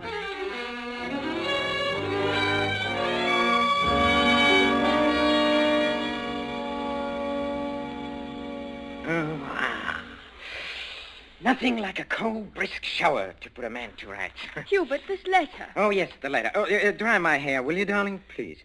It seems to be a bill of some sort from a building contractor in Salisbury. Oh, really? Oh, bother, dry your own hair. Thank you, darling. Let's see this bill, or whatever it is. It's very puzzling. Hubert, you were a widower, weren't you? I mean, Hermione isn't still alive. Good heavens, no. Well, let me read that. Dear Madame, this is to acknowledge your order together with the keys to your house in Launceston Place. How a man had no difficulty in finding the place where your husband had begun the excavation in a cellar, but apparently he changed his mind at the last moment and filled it in again. What is it, Hubert? How a man will begin digging tomorrow, and the job will be completed in ample time for your surprise Christmas present to your husband. We are happy to be conspirators with you in this thoughtful gesture and hope that Professor Schumacher will be pleased at the results of our work on his devil's garden. Very truly yours, Paul Holt Sons Contractors. What does it mean, Hubert? Means that Hermione was right. I will be back for Christmas. I will be back for Christmas. I will back for Christmas. Back for Christmas. Yes, Hermione.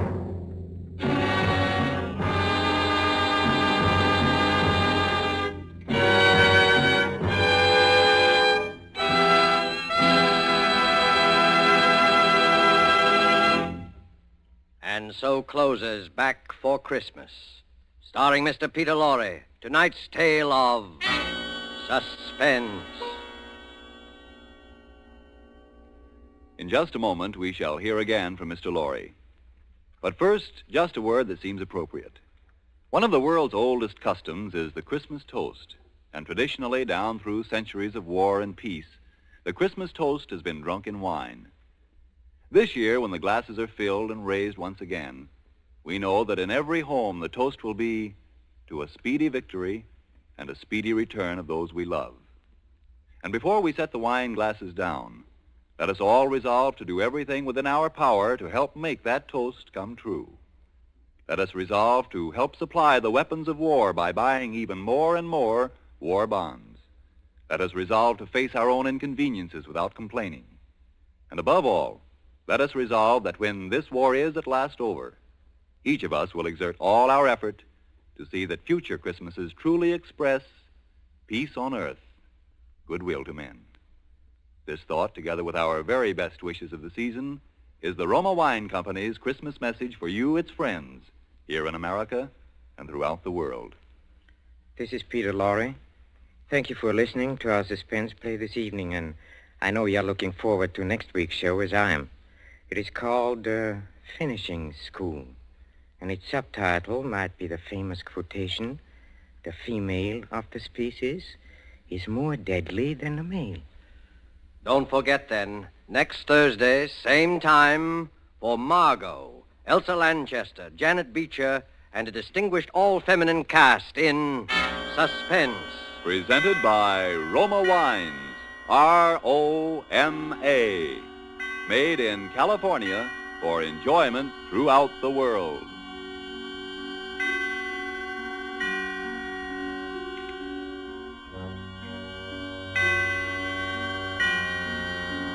This is the Columbia Broadcasting System.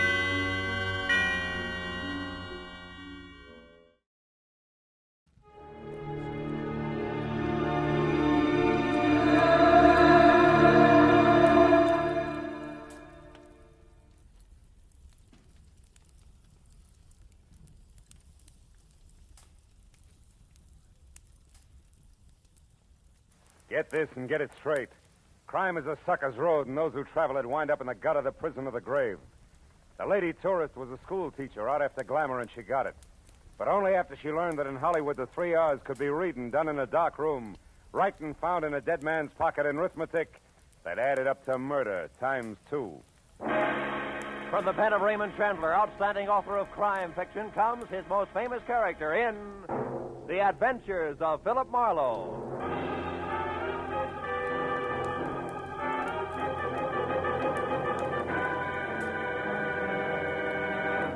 Now, with Gerald Moore starred as Philip Marlowe, we bring you tonight's transcribed story, The Ruston Hickory. It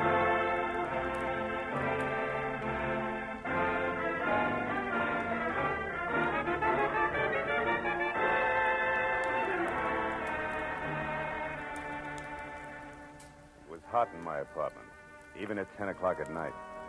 The sultry wind blowing through curtains at the far side of the room didn't help a bit. It was the kind of night that made me wish I was something else, a butcher, baker, candlestick maker, anything. After a long, hot day spent in the downtown courts of law, listening to the petty arguments of a petty larceny case, I was tired of petty people. The paper I had picked up on my way home wasn't helping any. 10 killed in an air crash. Mental cruelty, says local songbird. I made myself another highball, lots of ice, easy with water, and picked up the paper again. It was still more of the same. Cy Nestor killed in office on Sunset Strip. Cy Nestor.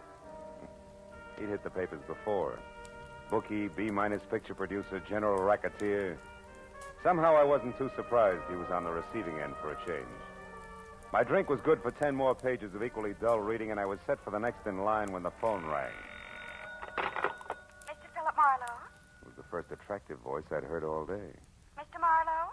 And you know, I thought she might be fun.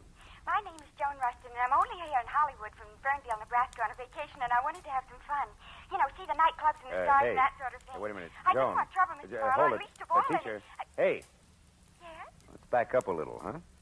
Now, your name is Joan Rustin. You're from Ferndale, Nebraska, which you're right, I've never heard of. Also, you're a school teacher. That much I got. But the rest about the sights, the last part, the trouble Oh, but with... don't you see? They're the one and the same. Oh? I wanted to step out. Nightclubs, movie stars, glamour. But it didn't end up like that because he was shot, and then I didn't Who know what was to do. shot? And his name's Aubrey Nichol. He's the man who took me out to show me the club. Anyhow, after it happened, I ran. Why? Why? The publicity, of course. Mr. Marlowe, I'd lose my job. You see, I'm a school Yeah, you teacher. said that, honey. Now, look, where are you, Joan? The Julep Room.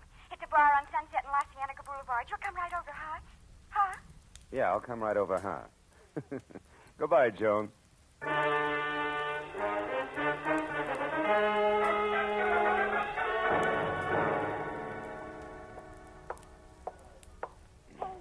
Hey, Mr. Marlowe. Yeah, but where are you? Over here in this booth. Hurry. Okay, hurry it is. Hello. Now tell me why all the secrecy and you... Oh, And what? Oh, what are you staring at? you. I expected braids, Joan. Horn rims, calico maybe. Not ice blue satin, drape plunging, and, Yes? yes. Start at the top, honey, and slow this time, huh? Well, yesterday I met this man, this Aubrey Nichol I mentioned. Oh, he's really nice, Mr. Marlowe. He's a photographer, has a darling place up on the Sunset, Sunset Strip. You went there to have your picture taken? Uh-huh. I wanted something, well, something glamorous. That's easy. And look here what I got. Oh, by the way, I ordered a drink for you, a Scotch drink. Here. You like Scotch drinks, don't you? Yeah, Scotch drinks are my favorite drinks, Joan, thanks. You're welcome. Now, isn't it wonderful? The picture, I mean. I'll say it is. I'd never say school teacher. No, that's the idea. Just like a model in a fashion magazine, isn't it? Aubrey took it from inside his photo shop while I was outside on the street looking in his window. You know, like a smart career girl just strolling along the avenue. Mm-hmm. And see how he faded out the background? That way I'm the focal center. Focal center. Isn't it nice? Oh, yes, it is, yeah. But look, Joan, the rest of the story. Now, the man was shot. You don't want publicity, remember? Oh, yes, of course. Well, we made a date, Mr. Marlowe, for tonight. I was to be at his place, his shop on the strip at 8, which I was. But when I got there... He was gone. Well, no. He might just as well have been for all the attention he paid to me. Oh? He had something on his mind. Acted as though he didn't even expect me. Why, I had to mention his picture here twice before he got it out of a drawer for me. But then, just like that, he changed. Said if I wanted glamour in nightclubs, why not? Oh, by all means. Why not? And off we went to Cyrano's, no less, and sat at a table with two men and a woman who was actually Irmgard Fury. Actually, who? Irmgard Fury, the starlet. Oh. Don't you read the papers? Oh, golly, her picture's been in every theater section and magazine for the last 6 months. Of course, she hasn't made a movie yet, but she probably will. Wait a minute. soon. Irmgard Fury. She has red hair, a figure, lots of each, huh? That's right. Oh, and so sweet to talk to. Well, believe it or not, when we were in the powder room and she couldn't find her lipstick, she used mine. Now, that's really democratic. Look, Joan, there was a shooting. You remember that. Now, you were sitting at a table with 3 men, and this Irmgard Fury? That's right. Well, go on. What happened next? Well, when Miss Fury and I got back to the table, Mr. Lacey and his friend were gone. And then a minute later, Aubrey excused himself to make a phone call. And then? And then a waiter brought me a note from Aubrey which said I should go back to my hotel and wait there till I heard from him. Then it happened. Look, Joan, if I'm going to help you on this, you got to tell the whole coherent story. Well, suddenly there were some shots, maybe from outside, and people were yelling. It was terrible. I was scared to death. And I ran outside. People were crowded around someone. It was Aubrey. He was dead. What'd you do then? I took the first taxi I could get to my hotel, the Beverly Crest. I started for my bungalow, but didn't go inside because there was a man hanging around. I'd seen him before someplace, and I didn't like his looks and turned away, and he called to me. Oh, he was awful, Mr. Marlowe. Awful looking like a frog, maybe? Sloping shoulders, bulging eyes? Yes, and when... Mr. Marlowe, how do you know what he looked like? Promise not to tell. Promise not to... Oh, Mr. Mr. Marlowe, he's here, isn't he? Mm-hmm. Been watching us for quite a while. Oh, holy smokes, and I didn't get away from him. Oh, Mr. Marlowe, I had nothing to do with this shooting. What can I do? I simply can't be mixed up in this terrible business. Oh, please, Mr. Marlowe, I'll pay you anything, only get me out of this, please. We'll talk about that later, Joni. Now, look, when we get up, keep talking and don't look away from me. Then when we're outside and around the taxi stand there, duck away from me fast and get in close to the building and stay there till the frogman is gone. Then head for your hotel bungalow and wait there till you hear from me. Now, you got that? Oh, yes, but I don't understand why he's going to leave us. You will, if our little coup works. Come on.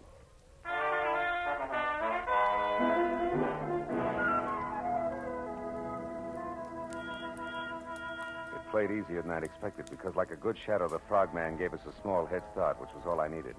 The second Joan darted away from me, I moved quickly up to the first cab in line, opened and slammed the rear door fast, said goodbye out loud to Joan, who was not in the back seat, then slipped the driver 5, winked hard, and practically shouted a very far-away address at him. When he lurched from the curb, I stood there and waved a minute. It was what was still supposed to be Joan. Then, even as I saw the frogman dart across the street, pile into his own car and take off after the cab, I walked slowly back into the bar where I had another Scotch drink and did some fast checking on the current location of Aubrey Nichols, which was the Dawson Memorial Hospital. Then I started outside for my car after stopping en route at the booth where Joan and I had been sitting to pick up a pair of gloves and glamour portrait my new little client had left on the seat. The school mom had been upset indeed.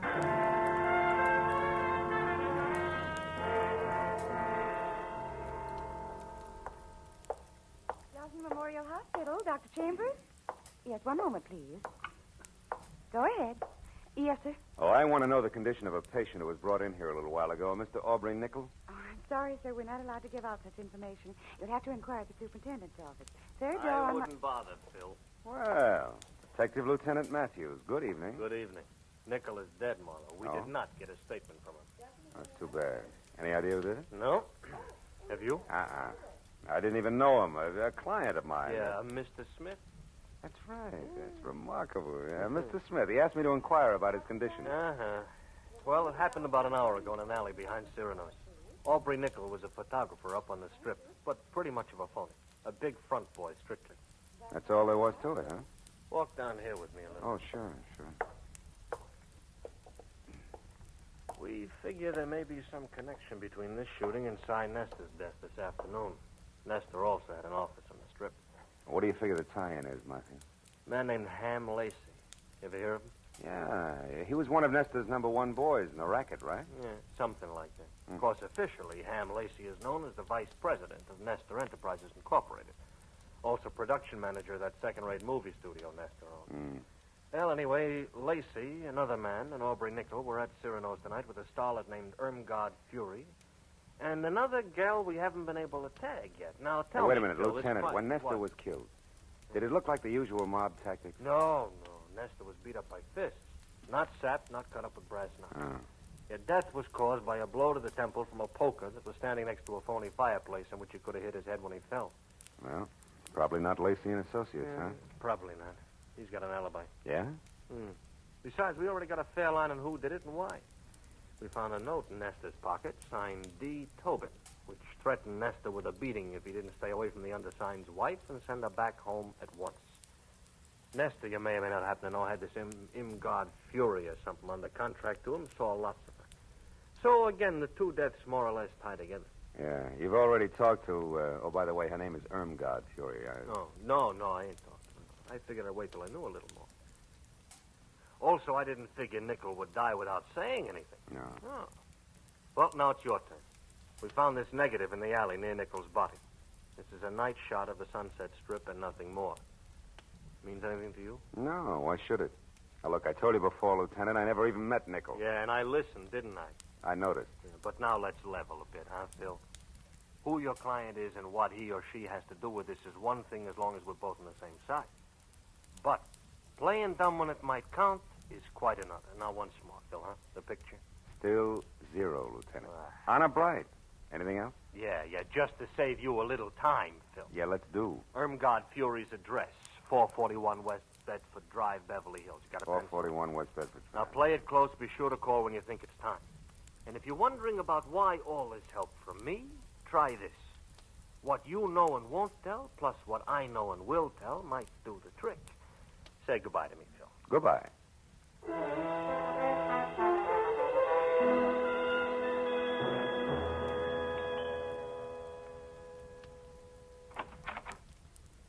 Yes? Miss Fury, my name's Philip Marlowe. I must talk to you at once. About what? Your husband, I'm a friend of his, and he asked me to get in touch with you. It's because of what happened this afternoon up on the Strip. Oh. Well, what's wrong? Is Dave here in town? Yeah, he is, and he's in trouble. You see, the police are after him, All and right, hold it, mister. You've said enough. Huh? What are you, cop or reporter? Oh, now, wait a minute, Miss Fury. I've already told you I'm a friend of Dave's. Whose name happens to be Douglas. Mr. Douglas Tobin. Keep that in mind when you try this next time. Good night. Not so fast, baby. The mistake was mine, but I still want to talk to you. So do a lot of men. I'll bet. Now beat it before... God? Before I forget myself. What's the trouble, then, God? Oh, no trouble, Hamilton, darling. This gentleman was just leaving. He had the wrong address. He made a mistake. Didn't you, Mr. Marlowe? Yes, a blunder. 1,000 apologies, and good night, Mrs. Tobin. For what it was worth, it worked. At the mention of the name Tobin, Ham Lacey spun around like he was built on a pivot, and his eyes that were narrow slits with all the come-hither look of a cobra's never left me. As I slowly walked away from him and past the yellow convertible he'd just driven up in. License number 6969X, California. And on out to the street. All of which only meant that Lieutenant Matthews was probably right about there being some connection between Cy Nestor's murder and the death of Aubrey Nichol. When I opened the door of my car and started to climb in under the wheel, the voice in the night helped not at all. If you don't do as I say, I'll kill you. Okay. Knock it out. Take it easy. All right. Now close the door and turn around. You're back to me. Now, look, if this is a stick-up, Busty, you can save us both a lot of time. Shut up. I'm not a hold-up man. Now, move over there, close to those trees. Go on. I want to ask you a question. All right, that's far enough. Now, what have you got to do with Helen? Helen who? Helen Irmgard Fury. That's what she's known as now. What have you got to do with her? Tell me. Very little, Mr. Tobin. Tobin? You know who I am? And so do the police. Why don't you call it quits while you're still in one piece? No, not quits. That's what you want, what all of you want. Me arrested and out of the way in jail and maybe out of the way for good. No. So that won't be. Helen's mine and you're not going to harm her. Careful, Tobin. You're getting excited. Yes, excited enough for this. Go!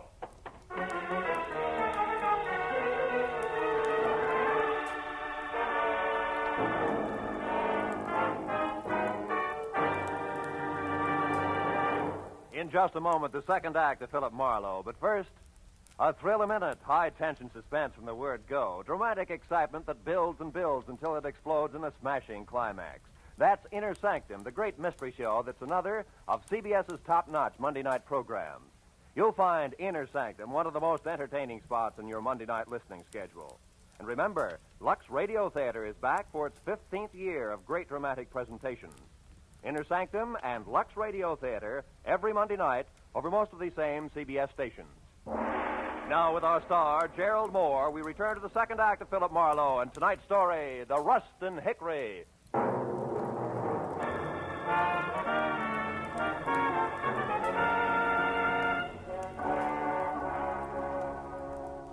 When the whirling pinwheels of light slowed down to being street lamps again, Douglas Tobin had pounded shoe leather on enough sidewalk to be safely out of sight. But it took a full minute of rubbing the bruise where his pistol had glanced off my head before I finally remembered that it was a good time to call Joan. I looked back at Irmgard Fury's house first and saw the lights still on, the cream-colored convertible still parked in front, and all apparently quiet inside. So I limped as far as the phone booth on the corner to warn my client that the trick we pulled on the frog wouldn't hold up forever. But instead, I found out just how far this side of forever it had collapsed. Yeah, hello. Hello? Hey, what number is this? Well, Shamus, you got the right number, Shamus. What are you doing there? Where's Joan Rustin? Oh, the babe's here, but she ain't in much of a mood to talk. Incidentally, thanks for giving me this free time, Dippy. What are you talking about? That fast shuffle you tossed me, Dippy. That now you see her, now you don't gag with the taxi. For an old shell game operator like me, that one was as tough to see through as a glass-bottom boat. All right. You get your diploma in the morning. But listen, you, if anything happens to Miss Rustin, I'll break it. Skip it, Dippy. You're wasting your breath. It's already happened. I'll see you around. So long.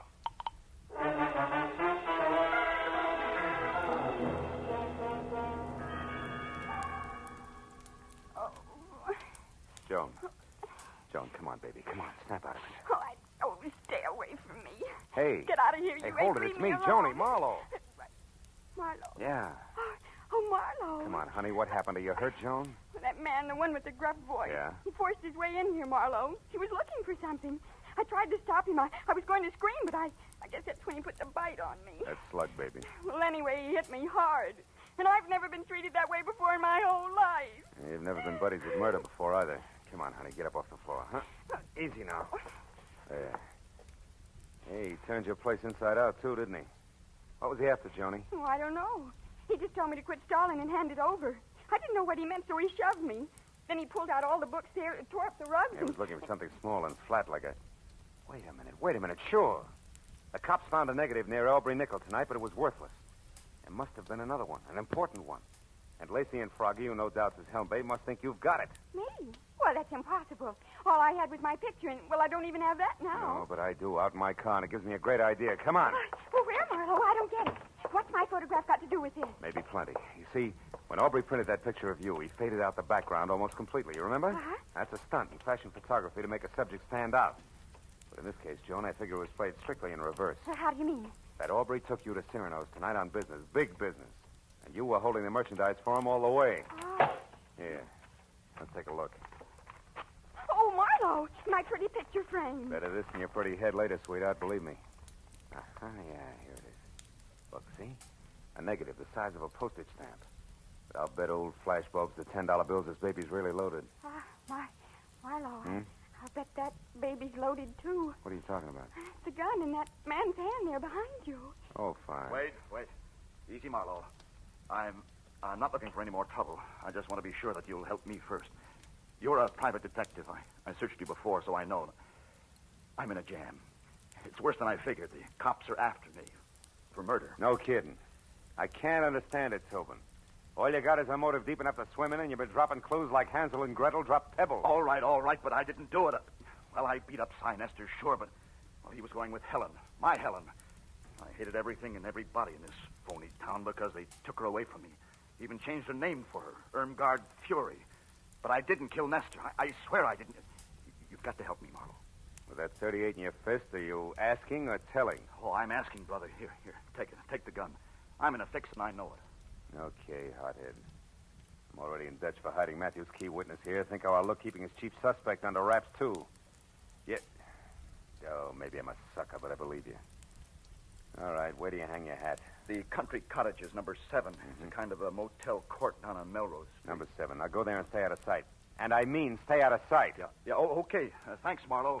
Say, I'm sorry I batted you down. Down tonight. That makes a lot of difference to the lump on my head. Go on, Tobin, beat it. Okay. I'll keep in touch with you. And where are we going, Marlowe? Call a friend of mine. We need a big enlargement of a small negative.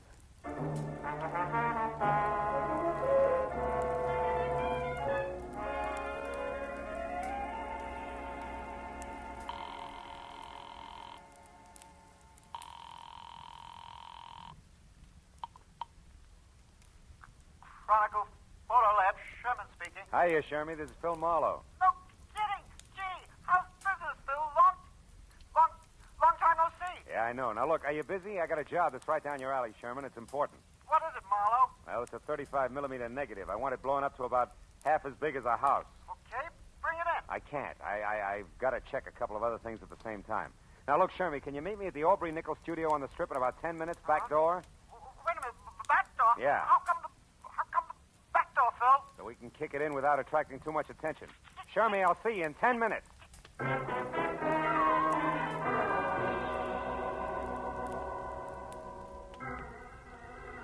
piled Joan into the car, drove down the Strip, and once past Nickel Studio, which was enough. Joan had posed for a picture in front of the place, and directly across the street, behind her, just as I knew it had to be, was the neat plastic sign reading Cy Nestor Enterprises on the diminutive but glossy imitation Swiss chalet, where Nestor's body had been found. We turned double back through the alley and found Sherman bobbing up and down like a nervous gopher. 5 minutes of not-so-subtle persuasion got us past the lock and inside Aubrey's studio, where something else checked. The walls were practically papered with pictures of Irmgard Fury, taken from every conceivable angle, including some that were not. Things were beginning to make a lot of sense. Marlowe, is this all right? Coming in here, I mean, it's sort of uninvited and all. Breaking and entering, lady. You can get 5 years for it. I sure hope you know what you're doing, Phil. Yeah, this must be the dark room. Yeah. Now, here's the negative, Shermy. Do your stuff. Well, what do you really expect to find on the film, Marlowe? A murderer, baby. It's got to go one of two ways. Douglas Tobin for jealousy or Ham Lacey for ambition. Aubrey Nickel caught one of the two in the background when he took your picture. And he was familiar enough with all parties concerned over there to think he could put the screws on somebody. How's it coming, Shermy? He can be out in a minute. 15 by 20, okay? Yeah, it's good. If there isn't a man in the background, I'll eat it. Better get the salt and pepper, pal, because it's nothing but a car. It can't be. Oh, brother, that's more than a car, Shermy. It's a yellow convertible that belongs to Ham Lacey. Look, you can even see the license, 6969X. 696. Oh, now how do you suppose... What's the matter, Marlowe? I just thought of something. Without this picture, both Tobin and Lacey are suspects. But with it, we have proof Lacey is implicated. That means Lacey thinks he has Tobin sitting in the perfect frame, right where he wants him. Oh, Marlowe, listen. Now, look, you two get out of here. Go back to the paper. I've got to get to Tobin fast and let him know. Oh, Phil, listen, Look, baby, you're no doubt terrific in the 3rd grade. But some things they don't even teach in college are going to pop any minute, so I'll take it from here, huh? Stick with Shermy, honey. I'll call you. Oh, but Marlowe, wait, listen.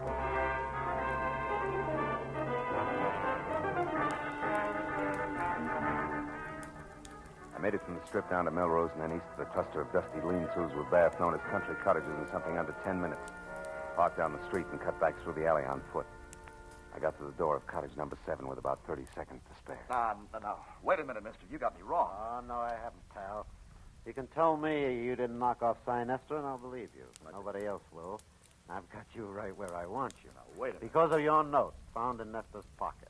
You're the jilted boyfriend, the hick from back home, who came to Hollywood with murder in your heart and knocked off the guy who stole your wife. Now, look, yeah, and then you went after the cheap photographer who gave her her scar. Oh, yeah? And after that, you knew you couldn't escape, so you blew your brains out. And fine. by the time I leave here, that's the way it's going to look. Not tonight, Ham. Yeah, stand still, Lacey. Toss the gun over on the bed. Go on. That's better. So you figured Aubrey was lying about having a picture that pegged you as Sinester's killer, didn't you? You figured Aubrey saw something but had no proof, so you shot him. But you were wrong, Ham. He had all the proof we need. What's Joan, who's out there? Oh, Phil. Joan. Phil. Joan, are you all right? Fury, I hit her. She's the one who killed Sinester. I tried to tell you that. I followed you here to tell you, but instead I saw her with a gun pointed at you. I grabbed the first thing I saw, this broken rake handle, and I hit her with it. I hit her awfully hard, Phil. She isn't moving. You don't think she's... Dead? No. She's probably thinking over the big lesson you just taught her with that stick there. What? Oh, what's the matter? Hey, Teach. You know what that rake handle's made of? What? It's hickory, isn't it? Yeah. What else could it possibly be but a hickory stick?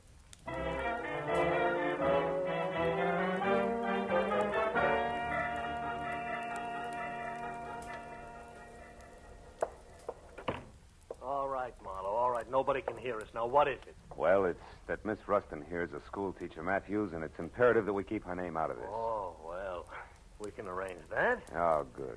You know, Matthews, it's funny how one step leads to another. Yeah? Ham Lacey never would have gone so far as to kill Nestor on his own. But when he learned that Irmgard had done it, he saw an opportunity to turn the whole situation to his advantage. He and the girl agreed to frame Tobin and then go along as a team. You know, of course, that that's just your theory. Just a minute. Now, What do sit you down mean? over there and be quiet for a change while Miss Rustin and I wind this up. Matthews, listen. Now, quiet, please. Pulling rank, huh? Phil. Now, Miss Rustin, in solving this case... Just a minute. She didn't solve the case. Miss Rustin, if you hadn't solved it, and right when you did, you'd be talking to this guy exclusively via Ouija board from now on, let's face it. Oh, what a corny pitch. Now, tell me, Miss Rustin, how did you peg Irmgard Fury? Well, when we got the picture of the yellow convertible, I remembered that I'd gone to the powder room at Cyrano's with Miss Fury to freshen our makeup. But she couldn't find her lipstick. She emptied her purse looking for it, and she finally had to borrow mine, you know. Oh, how democratic. I said that. So now you own it? Now tell me, Miss Rustin, how do you figure the lipstick figures? Oh, it wasn't a lipstick. I happened to notice among the things from her purse a keychain chain with car keys on it and an identification tag in the form of a little license plate. Oh, and the numbers were... 6969X. That's right. And since Ham Lacey had an alibi and those keys were in Miss Fury's bag, you figured it was her who'd been driving. It was she who'd been driving, yes. Isn't this revolting? Yeah, yes. She wanted to kill Nestor because he wouldn't turn loose of her so she could claw her way on up to the bitter top. And when she found him unconscious, it was easy. How literary. Well, that's that, I guess. Thank you very much, Miss Rustin. I hope your stay in our town has been... Oh, what's the matter? Tony, baby, don't cry. I just thought of the most dreadful thing. I've had a wonderful time. I went to Cyrano's. I hit a movie star on the head, and I helped solve a murder. But I'll never, ever be able to say one single word about it to anybody in Ferndale, Nebraska. Darn it all.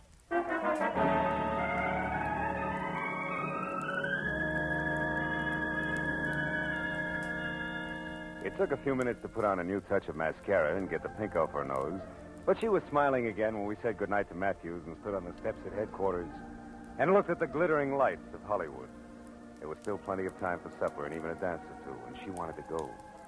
But suddenly, from somewhere, there was a smell of autumn in the air, of dry leaves on the ground and ripe red apples for the teacher. She shook her head wistfully and spoke of an appointment she had bright and early next Monday morning. It's a very important appointment, Phil. So, I took her to a hotel and said goodbye. All the way home, for some reason, I kept wondering, whatever happened to Skinny McDonald? The only kid in school who could shoot a better spitball than Marlowe. Has it really been that long ago?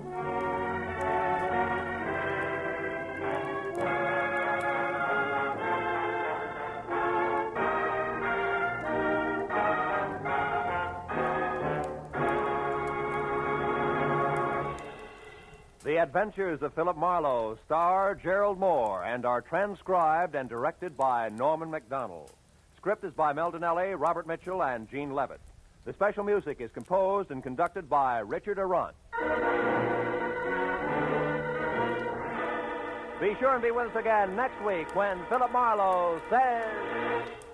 There was a tapestry found under a tomb. They were all after it. The worried importer, the man with half a face, the Englishman in an L.A. slum, and the lady wearing a green veil. But before it was over, none of them had it, and 2 of the 4 were dead.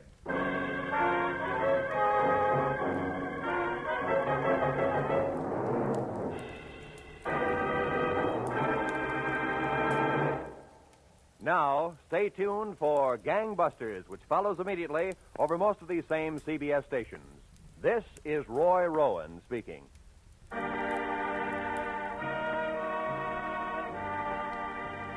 This is CBS, the Columbia Broadcasting System.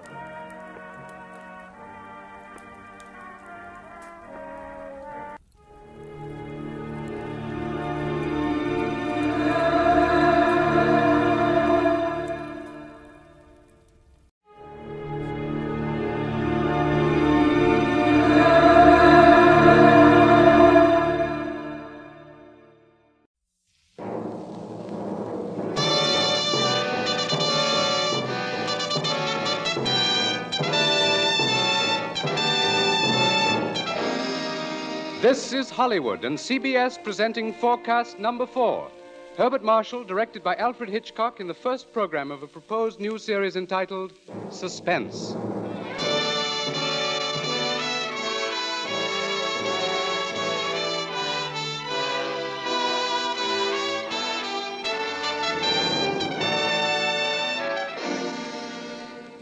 Tonight's Forecast program, ladies and gentlemen, represents the ideal form of collaboration. Mr. Alfred Hitchcock, brilliant English director of such outstanding motion pictures as The 39 Steps, Rebecca, and Foreign Correspondent, was eager to create a very special type of radio drama, the suspense story. As narrator and star for his production, he thought at once of the distinguished actor with whom he had been associated in countless British film successes, Herbert Marshall. Mr. Marshall suggested that they dramatize a certain favorite story of his. And that story happened to be the very one Mr. Hitchcock had in mind. Mrs. Bella Clown's classic in Chills, The Lodger.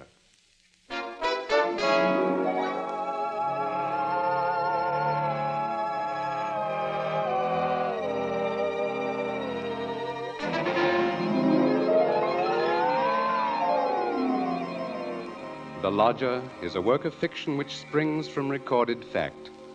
A story which begins in the year 1888 in London. A London terrorized by the fifth in a succession of recent murders. It was believed that these deeds were the work of one person, a tall, gaunt figure in a black Inverness cape, carrying a small, narrow bag.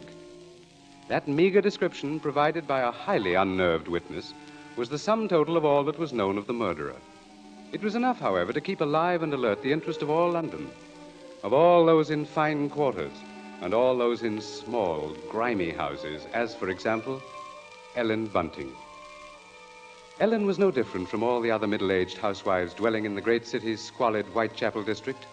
She knew all the known facts of the case. As Herbert Marshall will tell you, Ellen knew it was quite proper to refer to this wielder of the knife as the Avenger.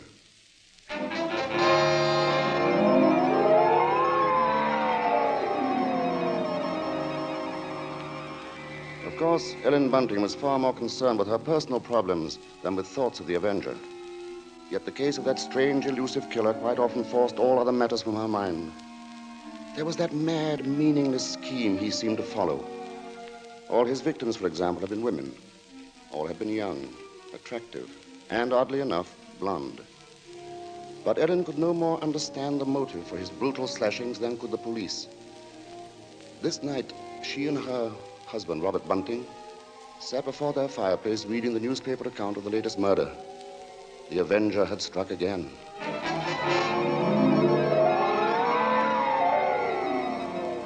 As Ellen expressed it, he might be anybody. He might be the fellow you pass on the street. It's a terrible thought. Yes. If only the police had something to go on.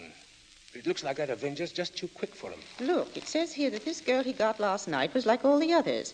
Pretty, blonde, and, let's see, described by her friends as a very light-hearted girl. What a pity. Did you ever stop to think who fits that to a T? In fact, fits all those girls? Why... Why, my own Daisy. Oh, that's a horrible thought. Well, maybe it's a good thing she's with her aunt, then, instead of here. London ain't a safe place for any girl right now. Just the same, I can't help thinking how fine it'll be to have her back in. Now, Bunting, you know that Daisy seems just as much my own daughter as she is yours. But I'm telling you, there's no sense even thinking about having her back right now. We just can't afford it. Oh, I know that, Ellen. Only, well, maybe we could manage it some way. How? Haven't I scrimped myself half crazy trying to keep us going? But you don't care about that, do you? No, your Daisy's more important to you than I am. No, Ellen, that don't sound Oh, like you. I can't help if it don't. What are we going to do? Tell me that. We'll get along, dear. Something will turn up. Oh, we haven't had a lodger for months. Nobody even comes to look at the room anymore. Yes, but things will work out, Ellen. Oh, they ain't never going to work out. Soon we won't even have a roof over our heads and... Oh, I'm sorry, Robbie. I didn't mean to take on so... I know, dear, I know. It's all right. Oh, I didn't think it.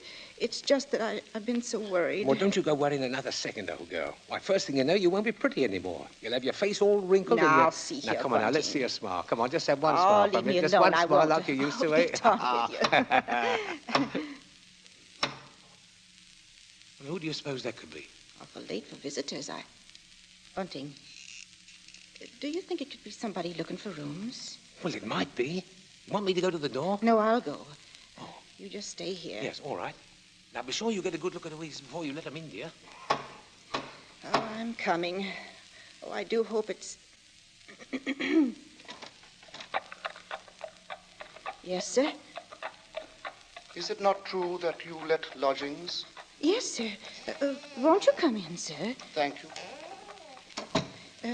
Could I take your cape, sir? There's no need. Now, I'm looking for a quiet room. It must be quiet. Oh, we have that, sir. Above all, our house is quiet. Your bag, sir. May I take it? No, I'll hold it. If you'll be so good as to show me the room, please. Oh, yes, sir. It's right up these stairs, sir. This way. Thank you. You see, sir, there's just my husband and me here, and we're ever so quiet, and I'm sure you'll find this room to your liking, sir. Here we are. Now, I'll just light the gas. There. Very good. It is pleasant, isn't it, sir? And there's not many rooms with such pretty pictures, are there now? We've had them in the family for years, sir, and... Pictures interest me very little. You see, what really impresses me about the room is the very simplicity of it, the bareness. Yes, sir. It's not at all crowded, is it? It will be quite suitable, Mrs. Bunting's. Mrs. Bunting. You see, I do a great deal of studying in my book here, the Holy Bible. Yes, sir. Please, sir, let me help with your luggage. No, don't touch it. Oh, but I only wish to... Oh, you only wish to help, of course. You must forgive me, Mrs. Bunting. It's just that I'm so very weary. Of course, sir. He bringeth them to their desired haven. Beautiful words, Mrs. Bunting. Indeed they are, sir. And now at last I have found my haven of rest. Yes, sir. Then you'll be taking the room. Let us see now. What are you going to charge me? With attendance, mind. I shall be staying in most of the time, and I shall be wanting meals. Oh, we can see to that, sir. Then does 30 shillings a week suit you? 30... Why, yes, sir. Yes, sir, that will be quite all right. Good, and I shall pay you in advance. My name is Sleuth, Mrs. Bunting. Mr. Sleuth. Sleuth. Think of a hound, Mrs. Bunting, and you'll never forget my name. 23, 4, 30 shillings. Thank you, sir. And I think I should enjoy a little light supper now, Mrs. Bunting. A little bread and butter, perhaps. Could you arrange that? Oh, certainly, sir. I'll do that now. And if you'd be requiring any beer or spirits... Certainly not. Oh, sir. What did I say? I thought you understood me, Mrs. Bunting, and I had hoped that you and your husband were abstainers. But we are, sir. We don't keep nothing about. I would have had to go out and... Of course. Oh, I'm sorry, Mrs. Bunting. I fear I spoke sharply. I don't wish you to think me rude. After all, you've been so kind, considerate. I hope I know a gentleman when I see one. Thank you very much. Now, I'll just hurry with your supper.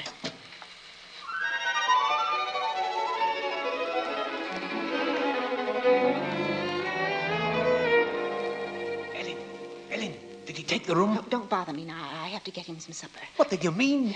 Come to the kitchen where he won't hear us. He took it, Ellen? Yes, He took the room? Yes, we're all right now. Look, 30 shillings. A week in advance. Oh, it's wonderful. Wonderful. And Ellen, do you see what this means? Yes, you can have Daisy now. Yes. Here, Bunting, warm that teapot and put some tea leaves in it. Righto. Yeah, do you know something, old girl? We're not going to worry too much about Daisy being in danger of that Avenger fella. Whatever do you mean, Robbie? Well, she's not a girl who takes a drink, you know. What's that to do with it, please? Oh, something I read in the paper while you was upstairs with the gentleman. They just found out that every one of the Avenger's victims had been drinking. They figured he must be some kind of a rabid abstainer. What a peculiar chap. Now hurry, Bunting, please. Yeah. Two thoughts only governed Ellen's mind. The lodger's light supper and her own good fortune at having such a lodger. Mr. Sleuth was an eccentric sort, but then he was such a gentleman, so quiet, so very religiously inclined. She started up the staircase to Mr. Sleuth's room, her husband at her side. It won't do no harm to be safe, though, once Daisy's back in London, eh? We'll see she stays closer in the house, Well, I'll be downstairs. Hurry up with his supper, old girl. She has cast down many wounded from her. Yea, many strong men have been slain by her. Come in. And to know the wickedness of folly. Why, Mr. Yes? What is it? Those pictures. Those pretty girls. You've turned all their faces to the wall.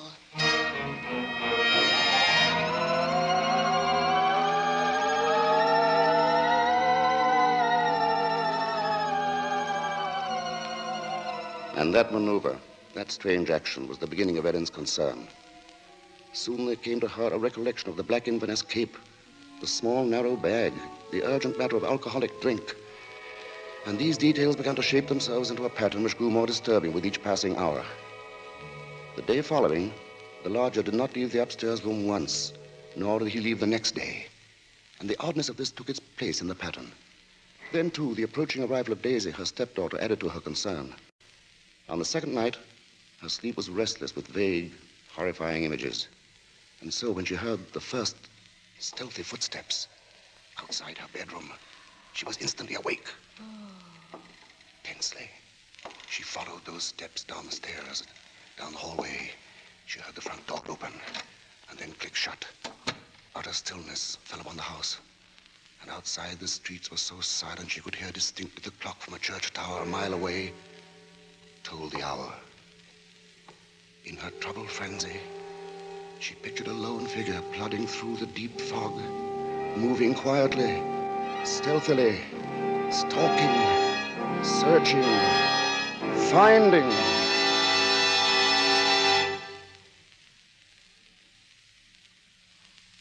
When, soon after she heard the lodger return, she sought to quiet the horrible dread which had possessed her. She assured herself that Daisy's arrival that day was no cause for alarm. Now she reasoned, how could there be anything really evil about so religious a gentleman as Mr. Sleuth? But for her, there was no more sleep, merely a tormented state of half-consciousness, a state which suddenly dropped from her shortly after daybreak.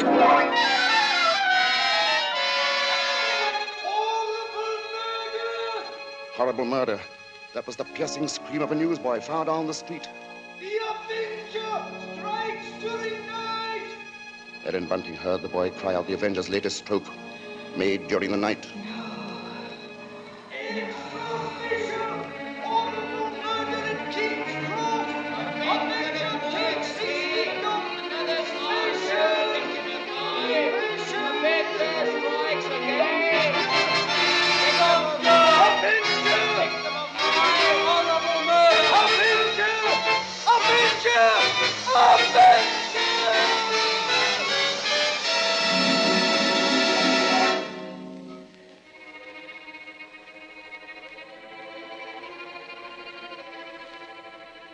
Ellen's first glimpse that morning of the gray-faced lodger brought the sleepless night's warm terror full to the surface. But on the next instant, she saw the pitiable, helpless weariness in his eyes, and curiously, the terror began to pass. She found that she was hoping desperately that her fears were unfounded. Earlier, she had determined to tell Bunting of the awful convictions in her mind. Now, however, she felt she must be certain before she spoke to a soul. She knew there was one thing she must examine. That was the lodger's single piece of luggage. She'd thought of it often. What could it hold? Not much in the way of clothing, surely. It was too small, too narrow. It was more like a case. A case for a knife. It was along toward noon that Ellen found her opportunity to search the lodger's room. Soon after Bunting left to meet Daisy, Mr. Sleuth himself walked from the house. Ellen watched the tall, thin figure in the black Inverness cape disappear down the street, and then she rushed upstairs, into the room. Quickly, she moved to the closet. It was no different from what it had always been, utterly empty. She found nothing under the bed. She went then to the chest of drawers against the wall. She opened the top drawer and found inside nothing but a frayed shirt, 2 handkerchiefs. The next drawer, underclothes, socks. The next empty. There remained then only one possible place for the small, narrow bag, the bottom drawer, and it was locked. Tugging at the drawer, she heard suddenly the opening of the front door downstairs. Panic-stricken, she rushed out of the room and down the hall to the head of the stairs. Upstairs, Ellen? Ellen, Daisy's here. Oh, Mother Ellen, it's so good to see you. And whatever's the matter? Yes, you've gone quite white. Oh, well, I'm all right. I wasn't expecting you so soon. Oh, you don't know how fine it is to be back, Mother Ellen. Oh, the country's all right in its way, but there's nothing like London now, is there? No, there isn't. But as long as that Avenger's about, I can see we're going to have to do something about these blonde locks, eh, Ellen? Oh, don't worry about that. I'll dye 'em maybe, or just pin 'em under my hat. Daisy, I might as well get you settled. Oh, now, Father, isn't that just like her? She's straight to the point, and no fuss. Why, I'll bet a sixpence you'll have a dust cloth in your hand before you've got your coat off. Mr. Sleuth. Mrs. Bunting, I see my door is open. Oh, we were just leaving, so we... Does this mean that all of you have been in my room? Oh, not at all, sir. What must I do? Keep it locked? But you see, sir, I was just tidying up a bit, and Mr. Bunting, he brought his daughter up, sir. She just arrived. This is Daisy, sir. Pleased to meet you, sir. She's been away for quite a long while, you see, Mr. Sleuth, and that's why we're a bit excited, you might Yes, you must have been surprised when you came in, hearing us laughing and carrying on that way. Yes, I must say I was. However, Miss Daisy, there are all types of joy, are there not? Yes, I'm sure there are. The despicable evil joy of the abandoned and the divine happiness of the blessed. A vast difference, that. You do understand me, don't you? Why, yes, sir. Yes, Mr. Sleuth. I devoutly hope so, Miss Daisy. Nowadays, there are so very few young women like yourself who do. In fact, I all but despaired ever of finding one. If you'll excuse us now, sir, we'll be getting Daisy's things put away. Of course, Mrs. Bunting, and I must be getting to my room. Believe me, Miss Daisy, it's been a revelation to meet you. Oh, thank you, sir. I'm sure we shall have much to discuss. He's a queer one, all right. But such a gentleman, isn't he?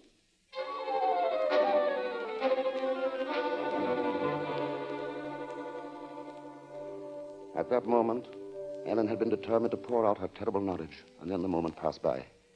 She told herself that perhaps the past few days had been nothing more than a grim illusion, a tormenting play of imagination. She would wait then until she had attended the coroner's inquest into the last Avenger murder. There, perhaps, she could hear evidence to disprove all her fears, to assure her there was no earthly harm in Daisy being so near the lodger.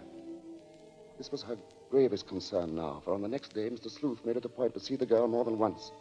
And fearfully, Ellen saw that Daisy welcomed his visits. As Ellen was preparing to slip out to the inquest, she heard once more the voices of her stepdaughter and the lodger coming to her through the kitchen door. She hesitated before entering. Tense. Strangely apprehensive. I do believe, Mrs. Sleuth, I've never known a gentleman with such funny ideas.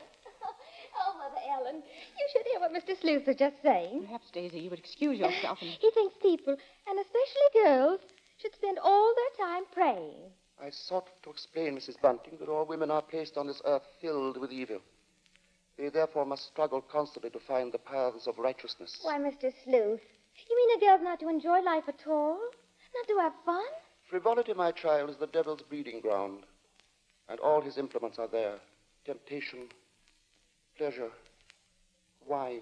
Oh, that's crazy. Well, there's nothing I like better than a glass of wine, and I'm not... You drink. She didn't know what she was saying, Mr. Sleuth. Just a child, and Daisy, you'd better go now. But I didn't say nothing wrong. What's the harm in a glass of wine? She lieth in wait as for a prey, and increaseth the transgressors among men. Well, I don't know what you mean. I never heard such nonsense. You call Holy Scripture nonsense? So what I prayed against is true. You are beyond salvation. That's not so. I'm a good girl, I am, and I won't have you saying that. Daisy, go into the front room. It's quite all right, Mrs. Bunting. I must be going upstairs anyway. I'm used to being misunderstood, you know. People never realize that my efforts are simply for the greater good of humanity. Of course, sir. And that the power on high will direct my hand toward the expulsion of all evil. Daisy, listen to me. Yes? I've got to tell you about... About what, Mother Ellen? Nothing. I've got to go out for a while now. I'll be back.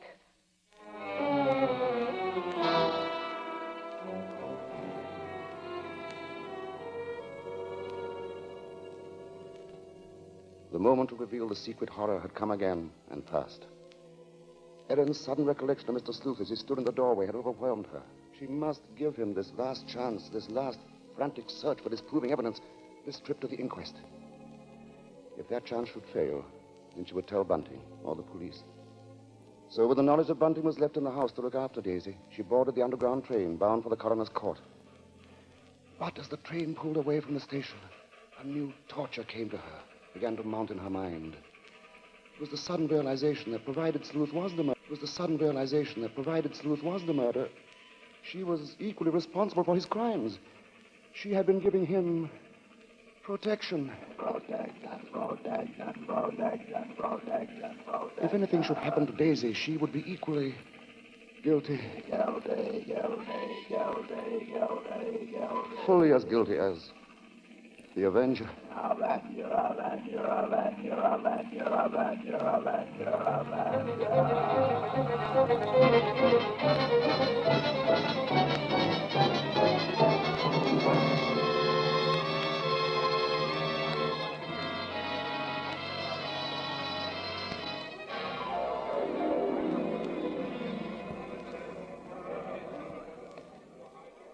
Ellen, seated at the rear of the small but crowded inquest room, listened to each of the witnesses as they were called. And from one of them she found the first hope she had known for many days. This witness lived next to the alley in which the Avenger had committed his crime that night. She had seen him from her window, and the man she described in no way resembled Ellen's lodger. But in another moment, Ellen's hope was swept away. It was pointed out that the fog had been so heavy that night that the witness could not possibly have seen the murderer from her window.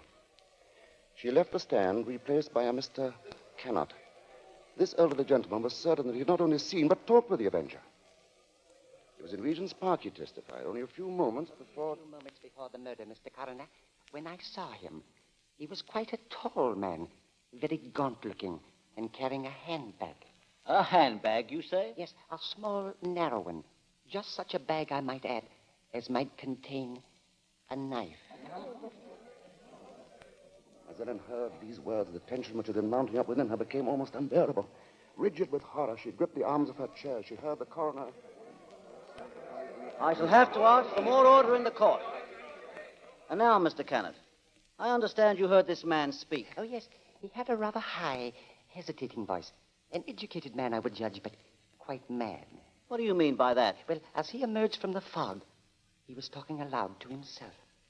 Believe me, sir, he was reciting scriptures from the Bible.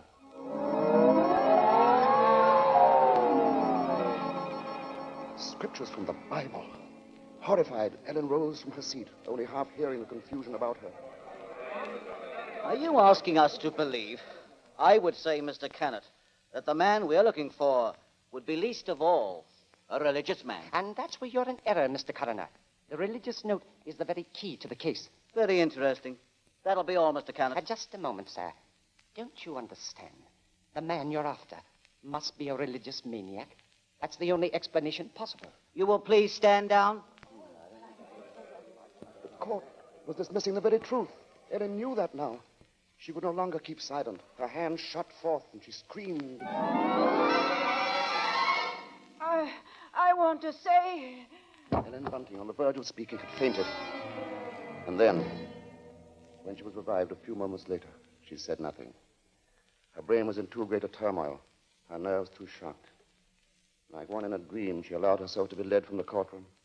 The voices of spectators were only vague sounds to her. I thought she was going to say something. Yes, it was hysterics, eh? Yeah, that bit about the knife. Yeah, the knife. The knife. The knife. As Ellen Bunting proceeded homeward, the remarks from the spectators remained in her mind. She heard them over and over. Yeah, that bit about the knife. And just such a bag as might contain a knife. We'll see she stays close in the house, eh? No harm in being safe. Direct my hand toward the expulsion of all evil. Expulsion of all evil. What's the harm in a glass of wine? I didn't say nothing wrong. As Ellen neared her neighborhood, her dread increased. With each moving footstep, the grip of terror grew tighter, tighter about her. She moved faster, faster. If only she were in time. She was 2 streets away from the house. Then one. Then she saw Bunting. Sharply, like the thrust of a knife, she realized what this meant. Daisy was left alone with the lodger.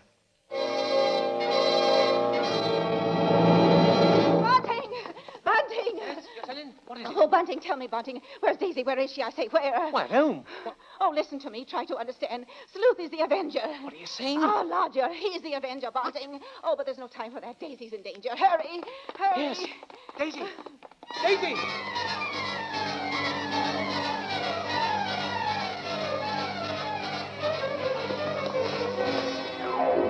Here we are, Bunting. Here we are. Daisy! Oh, Daisy! Daisy, where are you?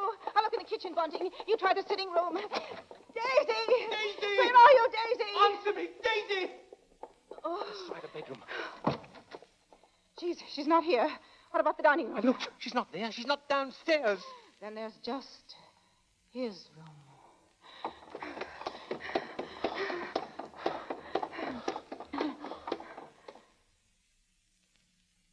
Go on.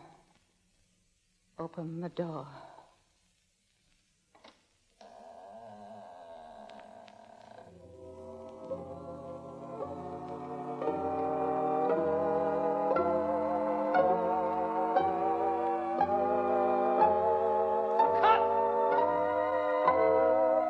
Okay, Mr. Hitchcock. Track cut and clear. Did you say cut? What's the idea, Hitch? I've a few more lines to do. As Mr. Marshall, the narrator, you have. Not as Mr. Sleuth, the lodger. Hitch, you can't stop the play right here. It isn't fair, you know. Why isn't it, Bart? What more is there to say? But, Mr. Hitchcock, won't people want to know what Bunting and me found in the room? All right, Ellen. What precisely did you find? Well, nothing, sir. There. You see? Nothing. No lodger, no Bible. And that locked dresser drawer. What about that? We unlocked it, sir. And what was in it? Nothing, sir. You are certain, Mrs. Bunting? Oh, you gave me quite a turn, Mr. Mr. Marshall. Yes, sir, I'm sure, sir. There was nothing. Well, begging your pardon, Mr. Hitchcock, but don't you think we'd better just mention about Daisy? I don't know, Bunting. What do you think we ought to say? Oh, just that the reason she wasn't in the house when Ellen and me got there was, well, she'd gone out for a walk, that's all. Did she enjoy it? Oh, very much, sir. Made it to King's Cross and back in just under an hour, sir. Splendid time, Bunting. Well, There you are, Bart. There's the story. Now, wait a minute, Mr. Hitchcock. You can't do that. That's not the story. Of course it's not. Now, look here, Hitch. Here's the fellow who composed and conducted all our music, Wilbur Hatch. He wants to know about this, too. Everybody does. All right, Bart. What is it they want to know? What became of Mr. Sleuth? Oh, him. Why, he left that afternoon. They never saw him again. And now I think we ought to say something about the Columbia forecast Mr. Hitchcock, show for... sir, will you please... Stop him, Mr. Marshall. Hitch, listen to me. Yes? What is it? They want to know when the Avenger finally was caught. Oh, well, let me ask you something, Bart. Are you acquainted with Loretta Young? Yes, what's that got to do with it? Well, in next week's Columbia Preview series, Miss Young will take the starring role in the drama of an American Red Cross nurse. That's good news, isn't it? Oh, that's great. But now listen, Hitch, you've just got to tell that audience exactly when and how Mr. Sleuth was caught. Caught? Why on earth should he be caught? Why? Well, he was the Avenger, wasn't he? Was he?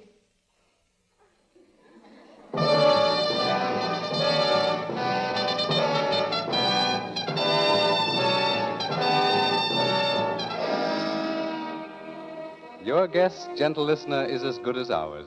Even Mrs. Bella Glounds, who wrote the novel, isn't entirely sure.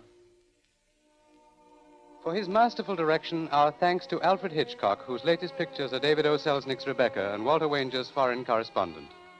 For his superb characterization of Mr. Sleuth, our thanks to Herbert Marshall. And our thanks to the outstanding British character actor who tonight portrayed the role of Bunting, Edmund Gwen.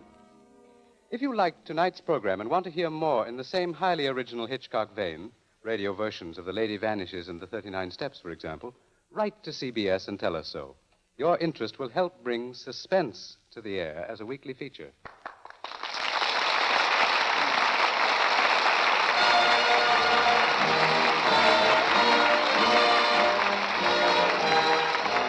Forecast next week presents from Hollywood, Loretta Young in Angel, first of a proposed series based on the adventures and the romance of a typical Red Cross nurse.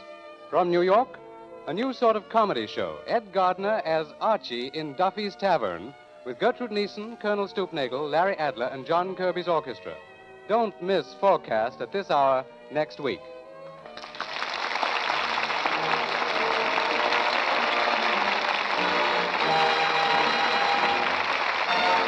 Thomas Freebanson speaking. This is the Columbia Broadcasting System.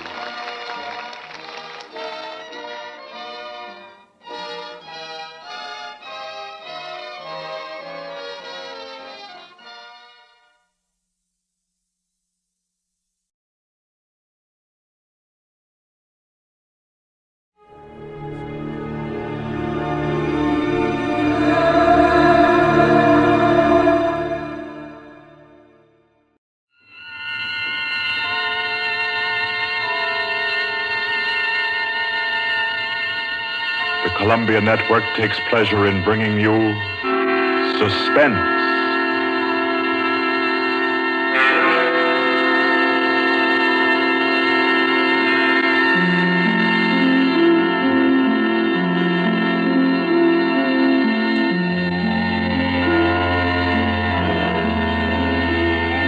Suspense, Columbia's play theater of outstanding thrillers, produced and directed by William Spear and scored by Bernard Herrmann. The notable melodramas from fiction and stage and screen, from the world's great literature of entertaining excitement, presented each week to bring you to the edge of your chair, to keep you in suspense.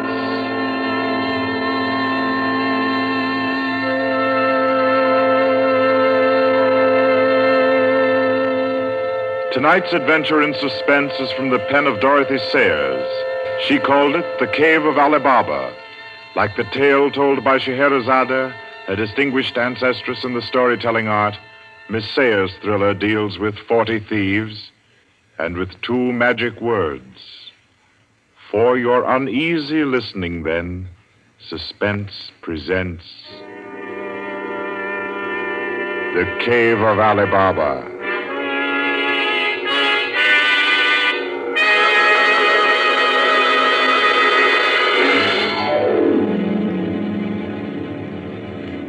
On a Saturday afternoon in January, in a grim and narrow house in Lambeth, a man sat eating kippers and reading the daily paper. He was smallish and spare, with brown hair rather too regularly waved and a strong, brown, pointed beard. His double-breasted navy blue suit, his socks, tie, and handkerchief were all scrupulously matched, and his brown boots just a trifle too highly polished. He did not look a gentleman, not even a gentleman's gentleman. Yet there was something about his appearance which suggested that he was accustomed to the manner of life in good families. A superior butler, perhaps, yet not old enough to be retired. A footman who had come into a legacy, yes. He had just finished eating, and he was sipping his coffee when a slight noise at the front door caught his ear. Swiftly, too swiftly for a quiet little man sitting eating kippers and reading his paper on a Saturday afternoon, he sprang up. He dashed through the small hallway, and he flung the door open. Of course, no one in sight. The society is at least dramatic in its delivery of its correspondence. And as if he knew what he would find, he shut the door and turned to the hat stand in the hall. An envelope had been placed there. It was addressed to Joseph Rogers. So Mr. Rogers opened the note. Number 21. An extraordinary general meeting will be held tonight at the house of number 1 at 11:30. You will be absent at your peril. The word is finality. Finality. Yes, I think so. The man called Joseph Rogers stood for a moment, studying the note. Then he strode to the rear of the house, to a tall safe built in the wall. Carefully, he manipulated a dial. He swung the safe door open. He stepped inside into a small strong room. He opened a drawer marked correspondence, placed the note inside, and then came out again. A moment to reset the lock for a new combination, and then he went back into the living room. He reached for the telephone. He lifted it from the cradle and then reconsidered. Too dangerous. He hurried upstairs and clambered into an attic. In the furthest corner, he searched for and found a knothole in the woodwork. He pressed it. A concealed trapdoor swung open, and he was in the loft of the adjoining house. He paused before 3 cages, in each of them a carrier pigeon. Carefully, he wrote a note, slipped it under a pigeon's wing. There you are, my pretty. There, take it easy now. There you go. Fly straight. 4:30. I'll send another pigeon at 5 and the third at 6. I should have my answer by 9:30 at the latest. Oh, I forgot one thing most important. Mr. Rogers moved through the trapdoor, back into the attic of his own house, and once again he stood before the tall safe built in the wall. He opened the door, stepped into the strong room, moved for a moment quietly in the dark, and then spoke gently. Now, be good, my sweetheart. I'm depending on you. Open sesame. Come on now, old thing. Open sesame. Open sesame. That's better. That's very much better.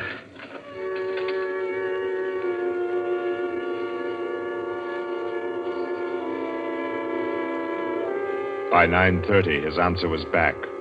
All the little piece of paper said was a hasty okay. At a quarter before 11, he took his revolver from a locked drawer, inspected it carefully. Yes, loaded it with cartridges from an unbroken packet, and left the house. He walked quickly, keeping well away from the wall. And when he climbed on a bus, he sat next to the conductor, where he could watch all who got on and off. By 25 minutes after 11, he was out on lonely Hampstead Heath, pausing in the shadow of a large tree to adjust a black velvet mask on which, in white thread, was stitched the number 21. Then he stepped briskly to the door of the villa that lay before him and...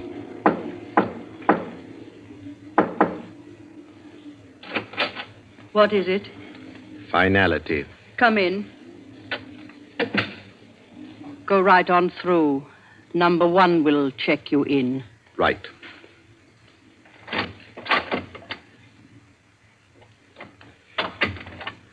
21, sir. Lift your mask.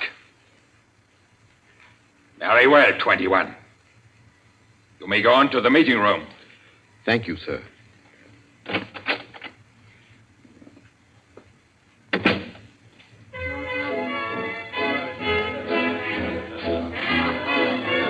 room of the villa in which Mr. Rogers now stood was a large one, a brilliantly lighted room.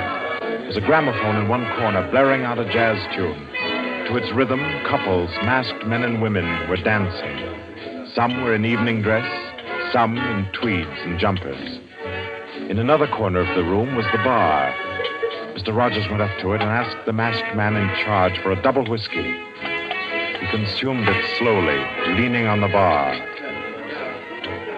The room filled.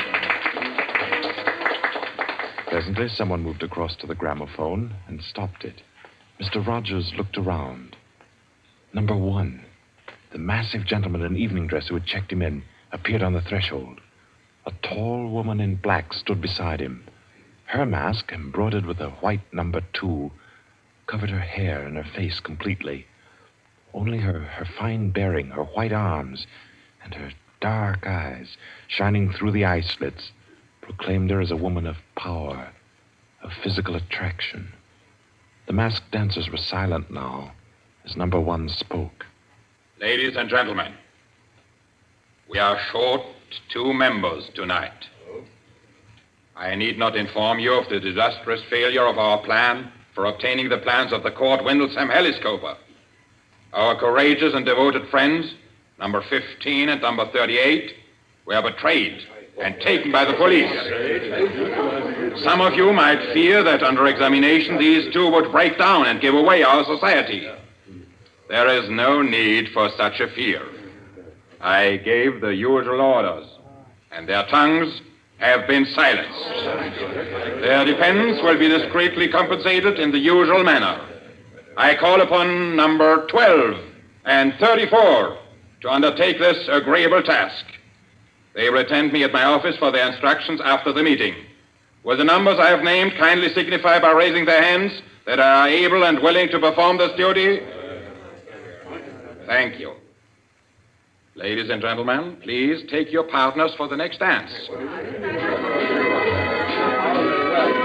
The gramophone struck up again. Mr. Rogers turned to a girl near him in a red dress. She nodded, and they slipped into the movement of a foxtrot. The couples gyrated solemnly and in silence. Their shadows were flung against the blinds as they turned and stepped to and fro. The girl in red spoke to Mr. Rogers. What's happened? I'm frightened, aren't you? I feel as if something awful was about to happen. It does take one a bit short. Number 1's way of doing things, but it's safer like that. Oh, those poor men. No talking, please. You know the rules. Sorry. In silence, the dance continued. And then it came to an end. And then when it had finished, the dancers came again to where number 1 sat and waited with tense eagerness for him to speak. Ladies and gentlemen, you may wonder why this extraordinary meeting has been called. The reason is a serious one.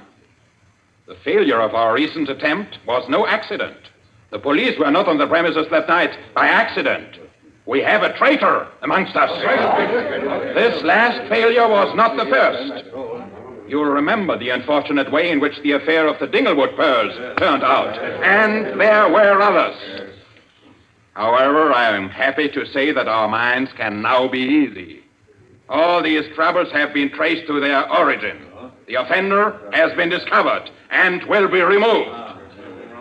The misguided member who introduced the traitor to our ranks will be placed in a position where his lack of caution will have no further ill effects. There's no cause for alarm. Ladies and gentlemen, please take your partners for the next dance.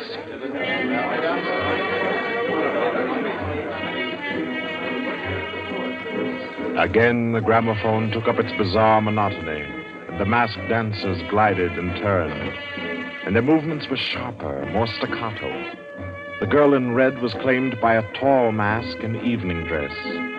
A hand laid on Mr. Rogers' arm made him start. A small, plump woman in a green jumper slipped a cold hand into his. The dance went on.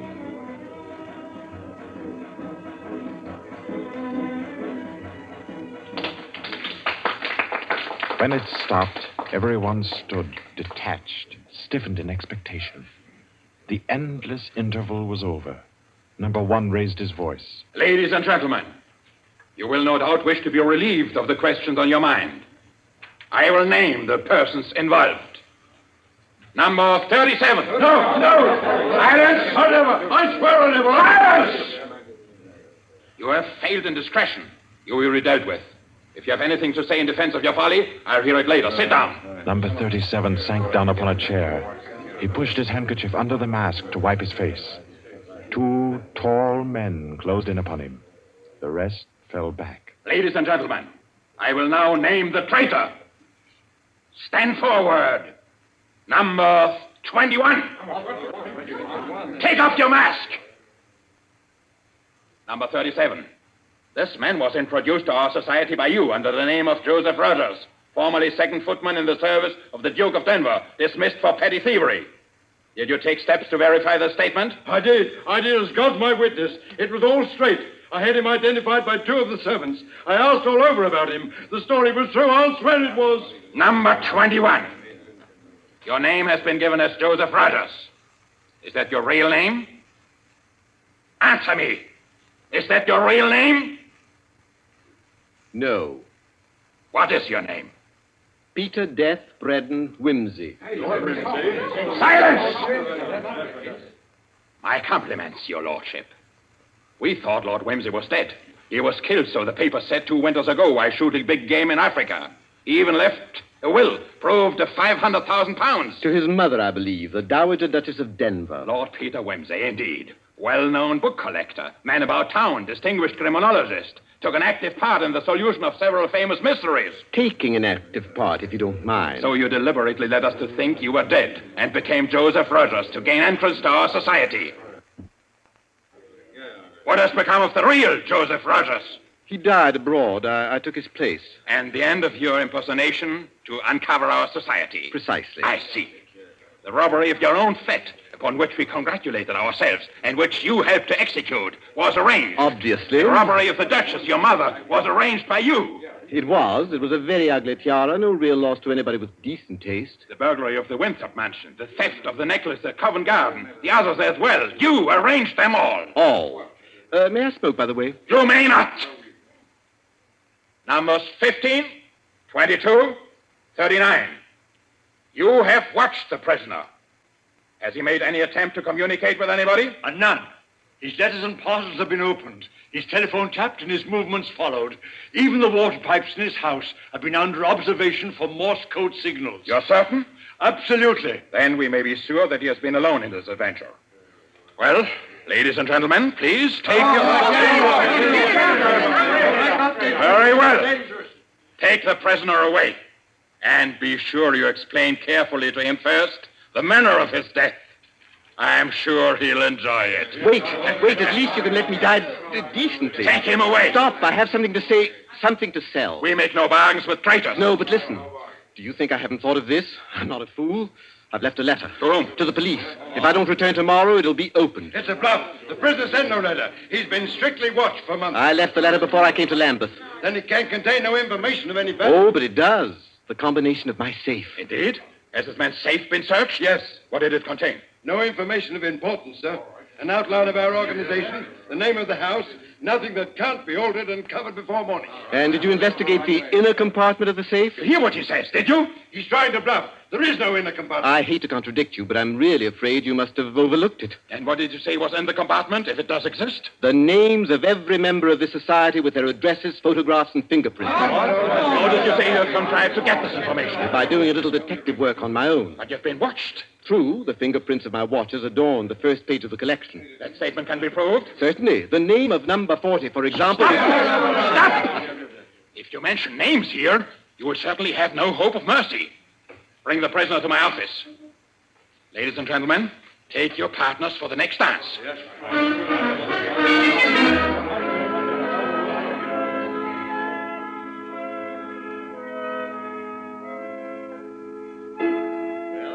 on. I've proved that I know your gang from number 1 through number 25. Do you want me to prove that I know the others as well? My lord, your story fills me with regret that you are not, in fact, a member of our society.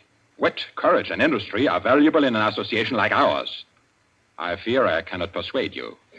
No, I suppose not.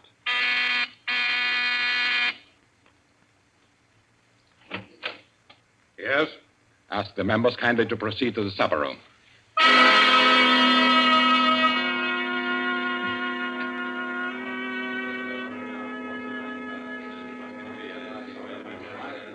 Ladies and gentlemen, I'll not conceal from you the seriousness of the situation.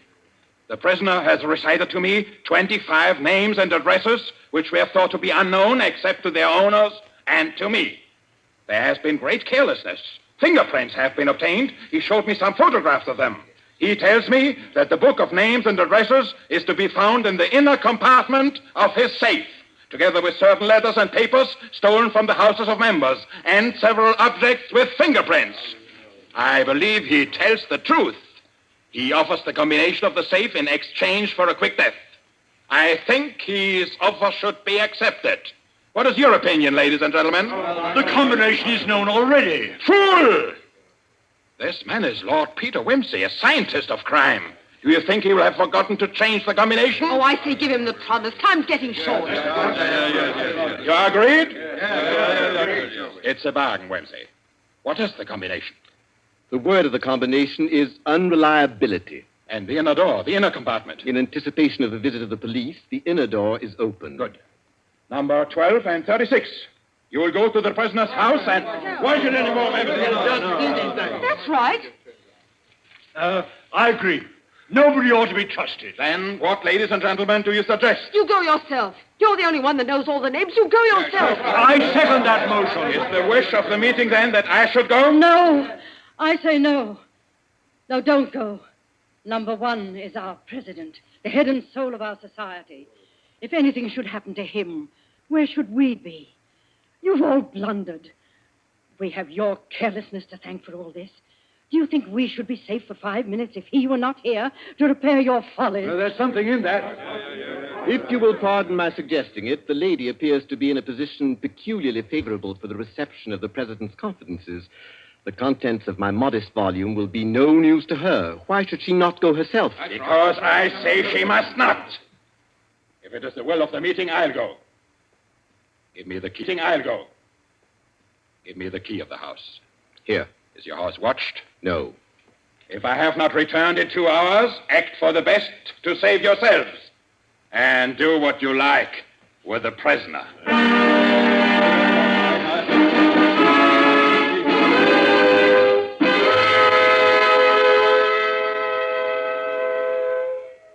The president has been gone 2 hours. Traitor! What's happened to him? How should I know? Perhaps he's looked after himself and gone while the going was good. Liar! Oh. He'd never do that. What have you done with him? Speak, or I'll make you speak. I can only form a guess, madam. I'm afraid that your president may quite inadvertently have left the door of the inner compartment closed behind him, in which case... Yes? Well, let me explain the mechanism of my safe. The inner compartment has 2 doors. The outermost opens outward with an ordinary key. Oh, do you think that the president is so stupid as to be caught in an obvious trap? Undoubtedly, he will have wedged open that inner door. Undoubtedly, madam. But the sole purpose of that inner door is to appear to be the only one. Hidden behind the hinge of that door is another, a sliding panel, also left open. Inside the compartment is the big, heavy ledger containing all the information about this society. This ledger lies on a steel shelf. Do I make myself clear? Oh, yes, go on. The steel shelf is balanced on a concealed spring. When the weight of the book, the ledger, is lifted, the shelf rises almost imperceptibly, and in rising, it makes an electrical contact. Now, let me draw a picture. Your president steps into the inner compartment, sees the book, takes it up, anxiously to examine to see if it's the right one. The shelf rises, the electrical contact is made, and the steel panel behind him slides into place. He's trapped. You devil! What is the word that opens the inner door? Quick, the word. Do you remember the story of Ali Baba and the 40 Thieves? Uh-huh. Well, when I had this safe constructed, my mind went back, well, call me sentimental if you will, to my childhood. The words that open the door are open sesame. How long can a man live in this devil's trap of yours? Oh, I should think he might hold out for a few hours if he didn't use up all the oxygen by hammering and yelling. I imagine if we go there at once, we'll be able to get him out all right. I'll go myself. I think you'd better take me with you. Why? Well, I'm the only person who can open the door. But you've given me the word. Yes, you have the word. But this door of mine, I'm rather proud of it. You know, it's my own invention. It's the latest thing. It will open to the words Open Sesame, all right. But to my voice only. Your voice? I'll choke your voice from my hands. What do you mean, your voice only? Don't clutch my throat like that. You'll wreck my voice, and then the door might not recognize it. Ah, there, that's better. The door got stuck for a week once, and when I had a cold. Is what he says true? Is it possible? Perfectly possible, madam. It'll have a microphone arrangement. Could be done also with light vibrations. We must let him go. Take the ropes off him. Let him go, nothing. He doesn't go to blab to the police. The president's done in, that's all. And we'd all better make traps while we can. It's all up, boys. Right. Chuck this fella down the cellar and fasten him in. I'll go and destroy the ledgers. 32, you know where the switch is. Give us a quarter of an hour to clear, then you can blow the place to glory. No. No, you can't leave one to die. He's your president, your leader. I won't let it happen. I won't. I'll free this man myself. Here, none of that now. Let me go. Let go of me. Think, Blaster, think. It'll be light in an hour or two. The police may be here at any moment. Police? Oh, yes. Yes, you're right. No, we mustn't imperil the safety of all for just one man. He himself would not wish it. Throw this man in the cellar and let's get out of here while there's time.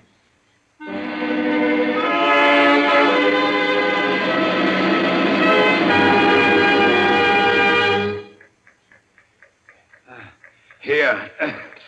This is good enough. Leave him here. Right. Let's go. Hey, you chaps. Yeah? Should have gagged him. I say, it's lonesome down here in this cellar. You might at least leave the light on. Don't worry about the dark. They're taking you here as the time fuse for the bomb that's going to blow out this place. It's all set. You won't have long to wait. Not long.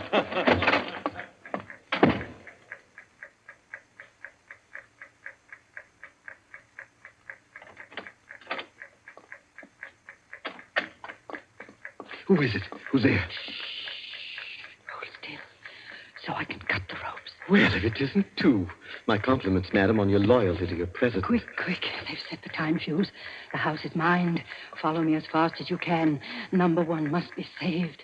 And only you can do it. Well, how did you manage to? There's no time for questions. Get up and follow me. You will release him. You promise. I promise. But I warn you, madam, that this house is surrounded. When my safe door closed, it gave a signal to Scotland Yard. All the members of the society had taken. Never mind them. Here, outside. Quick. All right, who's there? Is that you, Inspector? Get your fellows away, quick. The house is going up in a minute.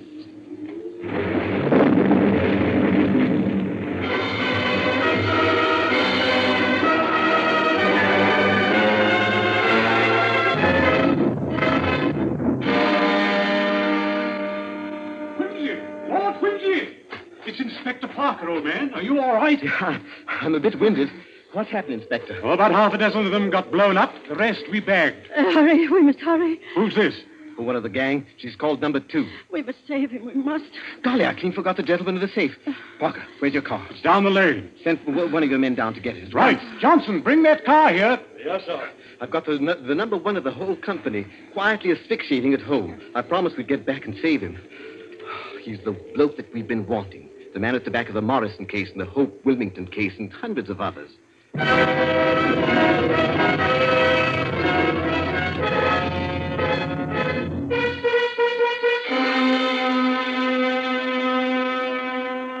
Is this it?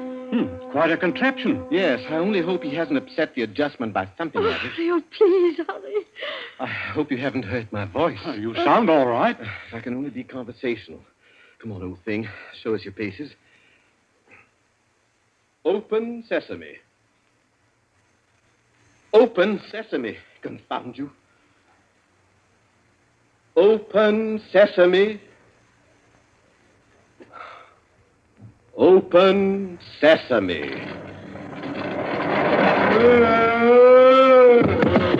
He's dead. Let me see. No, he's not. He lived to stand his trial.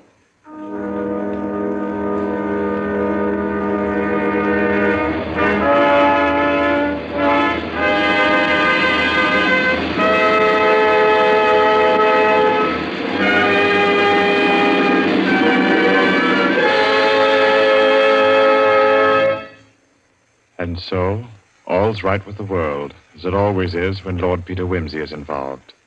The Cave of Ali Baba by Dorothy Sayers was the story which gave us tonight's Suspense. Suspense is produced by William Spear. Our guest director for this evening was Robert Louis Sheehan. Tonight's radio drama was written by Peter Lyon and scored by Bernard Herrmann. Romney Brent was Peter Wimsey, William Moulton played number 1, and Ira Gerald, the lady in the case. Others in the cast were Kathleen Cordell, Victor Beecroft, Roland Bottomley, J.W. Austin, William Podmore, Ian Martin, and William Moulton. Next Wednesday, Suspense will not be heard because of a special all-star Hollywood broadcast which Paramount Pictures will present. 2 weeks from tonight, at this time, Columbia will bring you another selected story from the world's great literature of thrills. Another study in suspense.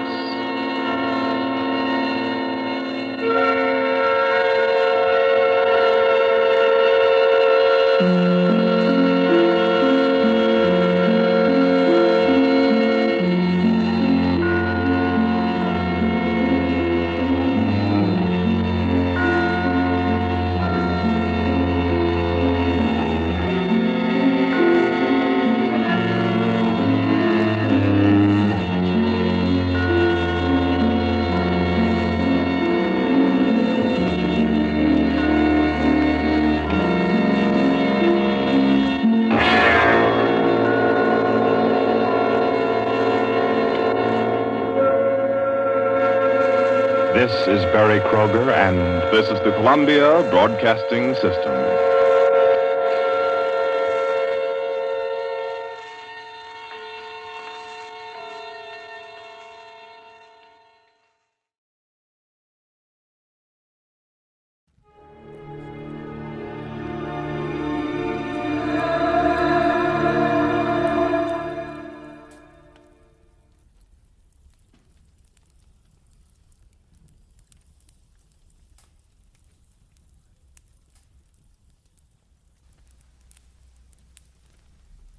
Get this and get it straight. Crime is a sucker's road, and those who travel it wind up in the gut of the prison of the grave. They dressed in red, white, and blue and jumped from an ancient biplane at 3,500 feet. Twice a day, every day, and nobody worried. Until $5 million went along just for the laughs, and death went along for the ride. From the pen of Raymond Chandler, outstanding author of crime fiction, comes his most famous character in The Adventures of Philip Marlowe.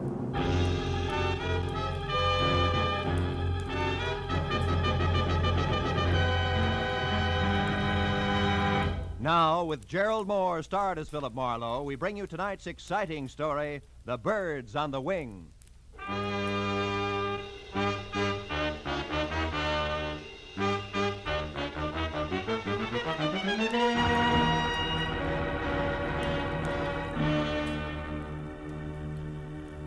It had been the kind of quiet, workless week that speaks well for human beings and their relations with one another, but doesn't do much for a private detective's bank balance.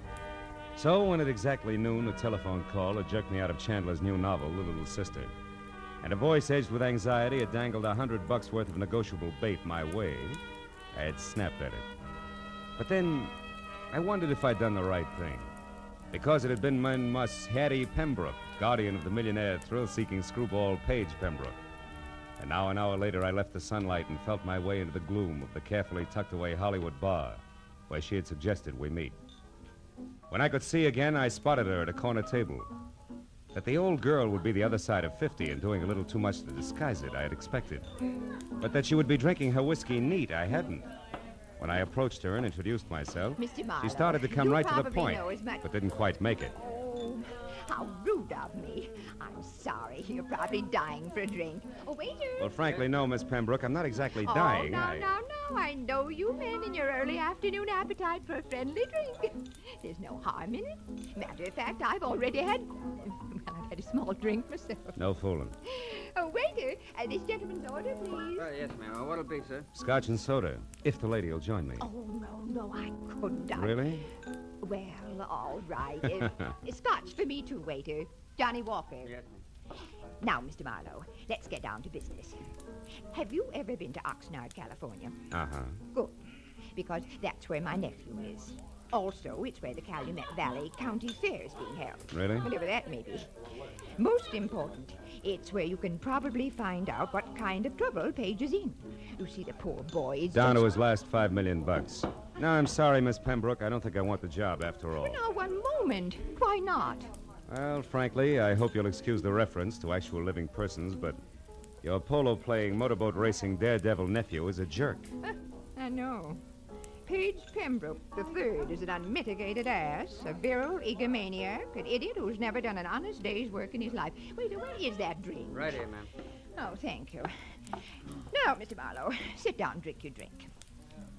When I referred to my nephew as a poor boy in trouble, I was only trying to avoid saying all this. Oh. Your health, sir? Yes. Well, my health. Now, your next question. Since I obviously share your sentiments about my nephew, why all this concern over him, correct? Close. Right. I want to help Page Pembroke, Mr. Marlowe, because it's my job. My, shall I say, bread and butter? All right, say it. You see, I'm executor of his estate, which my brother, Page's father, left for him. Well, as such, I get $20,000 a year until Page is 35, another 6 years. But if Page should die, disappear, or be committed to any kind of a public institution... Institution. Oh. Before then, the entire estate goes to charity, and I go find another job. And specialized jobs like handling $5 million estates are hard to come by these days, huh? Now, Mr. Marlowe, this letter here's all you have to go on. It was postmarked last night from Oxnard. Read it, read it. Oh. If you want your precious nephew to keep on being healthy, you better come and get him at once. The three of us had a nice little act going here at the Calumet Valley County Fair before he joined us just for laughs. We intend to have a nice little act going after he's gone. And one way or another, he's going to go. A friend, huh? Yeah? Well, what do you think? Oh, it's 5 to 1. It's nothing more than the woman spurned. Very young woman, Miss Pembroke. So you might be wasting $100 sending me up there. Then you'll go. Good. Yeah, but only because of my bank account. Mr. Marlowe, there'll be another $100 for you if and when you get all this straightened out. Now, call me at my home, Beverly Hills. Crestview 5412. 4124? Yes, as soon as you find out what's wrong. And, Mr. Marlowe. Yes, Miss Pembroke. On your way out, signal the waiter for me, will you please?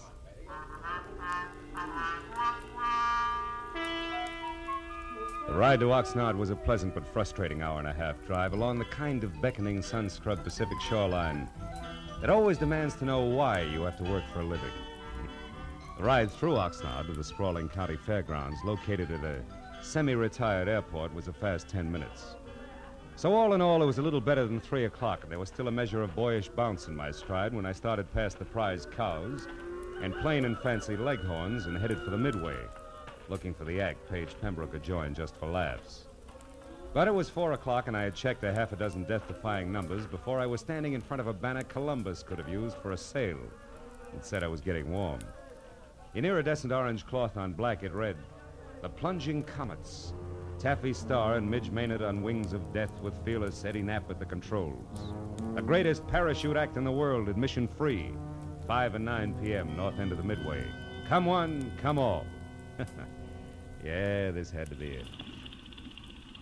At the north end of the Midway, just outside of a sagging, weather-peeled hangar, I found the World War I biplane that went with the Plunging Comets being mothered by a mechanic who didn't have grease on his face. And beyond that, on an inside wall of the hangar, were the parachutes used in the act, each on a separate hook, its owner's name carefully block-lettered on a card tacked above. Taffy, Midge, and Eddie. And then, scrawled in black crayon, the name I wanted most of all to see, Page. Lost something, mister? The voice went with the woman and the woman with the act. At the top, there was what used to be called the boyish bob, sticking out of a white aviator's helmet circa 1918. Then a bright red leather jacket open wide at the throat, black riding breeches, black boots, a color of hair that stuck out and said this one was taffy. I asked if you lost something. Have you? Well, come to think of it, yes. 6'2", eyes are blue, and carries a big checkbook. Seen one around? Maybe. Why? Who are you? Name's Philip Marlowe, the millionaire's friend. I'm a yacht salesman. Here's my card. Never mind your card or the very funny jokes. Now, what do you really want? Page Pembroke before he breaks his neck in your act, or isn't he in it yet? I don't remember. Now, your point. What is it? A letter you could have written? A letter that says Page is in trouble. Where is he? Goodbye, Mr. Marlowe. Take it easy, Wings. You wouldn't want to hold out on somebody who's only trying to help Brother Page, would you?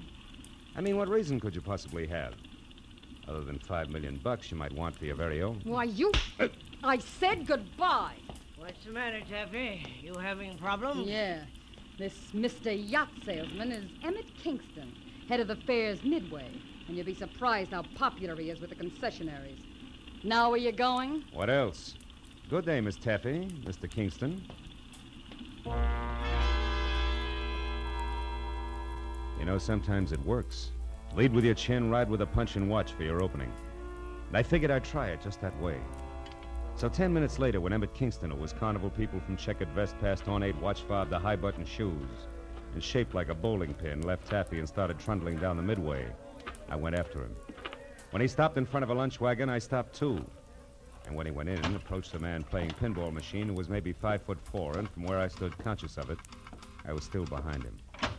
At the pinball machine, a stranger with a thin face that wore a nervous toothpick was also watching the little man's game. Oh, boy, Doc, it's peachy. So when I moved closer to the trio, my face turned away from Kingston. Nobody seemed to mind. Hershey, jack of many trades, I see. What? Oh, Mr. Kingston, how are you, sir? Fine, Hershey, just fine. 800 more is jackpot, Doc. Come on. You wanted to speak to me, Mr. Kingston? No, Hershey, nothing important except about last night. Last night, sir?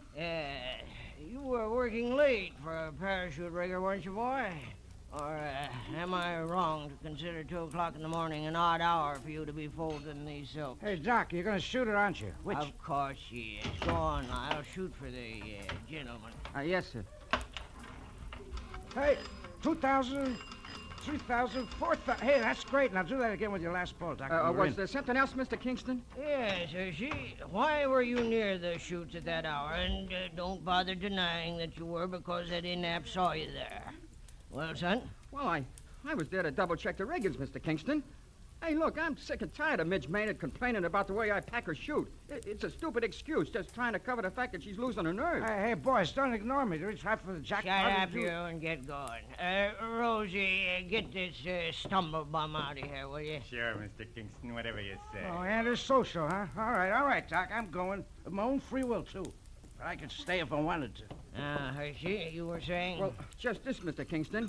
Midge Maynard and Taffy Starr fighting because of that Pembroke fellow, or because Eddie Knapp is crazy about Taffy is one thing. But bringing me and my work into it is different. Meaning? The parachutes Midge and Taffy use are identical. In the act, both girls jump from the plane wing at the same time. But Midge always gets scared and opens her chute sooner than Taffy. So Taffy is on the ground long before Midge. But this has nothing to do with the way I rigged the chutes, and I think All right, Hershey. Nobody's blaming you. Say, you. Yeah? You wouldn't be trying to sell another yacht in here, would you? Just waiting for the finish of an exciting pinball game. That all right, or is it time to call Rosie again? No, it's quite all right. We're leaving. You try for the jackpot. Come on, Hershey. It's about time for the 5 o'clock show. Oh, yes, Mr. Kingston. Only 40,000 to go.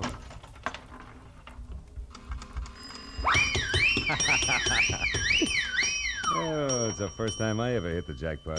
Oh, that's pretty good, Mr. Marlowe, considering that it wasn't your nickel you won on. Oh. Now that you mention it, Mr. Pembroke, it wasn't. Which should take care of the introductions, Yeah. huh? And that leaves very little. But something. But definitely. Marlowe, you can tell Aunt Hattie from me that at the moment I don't need a watchdog. And when and if I do, I'll go to the nearest city pound for one, not to a private detective agency. I told myself it was foolish to slam the door on my way out. So I slammed the door on my way out. I started north down the Midway toward the open stands and the 5 o'clock sharp performance of the plunging comets. When I got there, the act was already underway with the silver biplane taking off. Eddie Knapp in white at the controls, Taffy in a red jacket and parachute crouched on one wing, Midge Maynard in blue jacket and chute on the other. Then as they slowly gained altitude, High Button Shoes himself took over the PA. They did it up well, and by the time the plane was at about 3,000 feet, every pair of eyes was riveted skyward, and an expectant hush thicker than winter fog had settled everywhere. At 3,500 feet, the plunging comets, Taffy, Star, and Midge Maynard with Pierce and Eddie Knapp at the controls.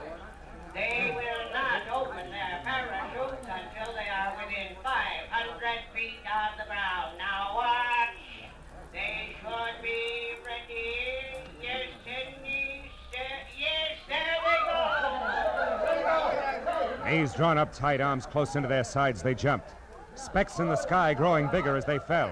1,000, 2,000, 3,000 feet, and then, from Taffy's chute cloth, long and colored, a huge flag rippling in the wind from the end of a long rope. The flag seemed to rise above her as she fell, until the slack was gone, and then suddenly her chute opened, billowing. And then Midge, another flag rippling from the end of a long rope, and then the flag drifting free. Midge's chute not open, Midge plummeting down to the hard ground.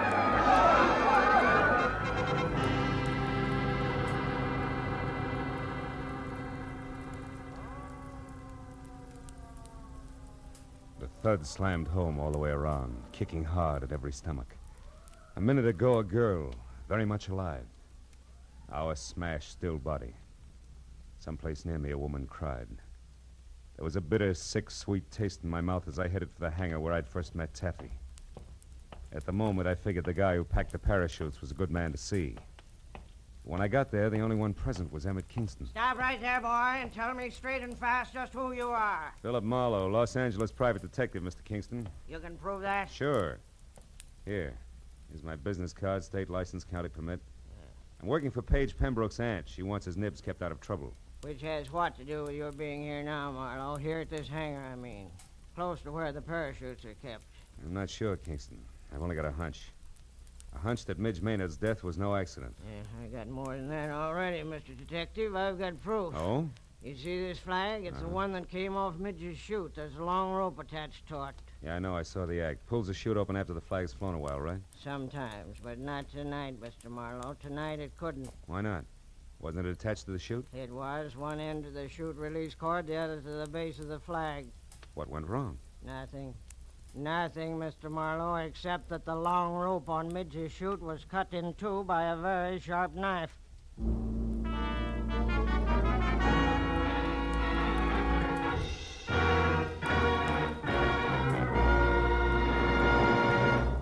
In just a moment, the second act of Philip Marlowe. But first, Sunday nights on CBS. The biggest bargain in show business today. Skelton, Bergen, and Benny without spending a penny. Amos and Andy, Eve Arden, Corliss Archer. 4 A's, 4-star entertainment. The Family Hour with its Hollywood stars and stirring dramas. The Contented Hour with its musical stars in brilliant form. Horace Heidt with his rising stars.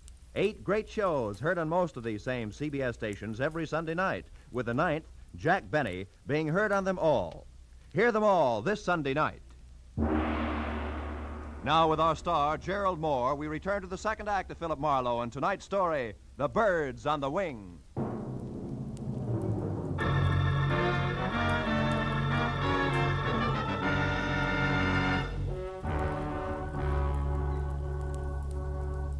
When Midge Maynard's grim accident turned out to be grimmer murder, I left Kingston and headed for a phone to call my client.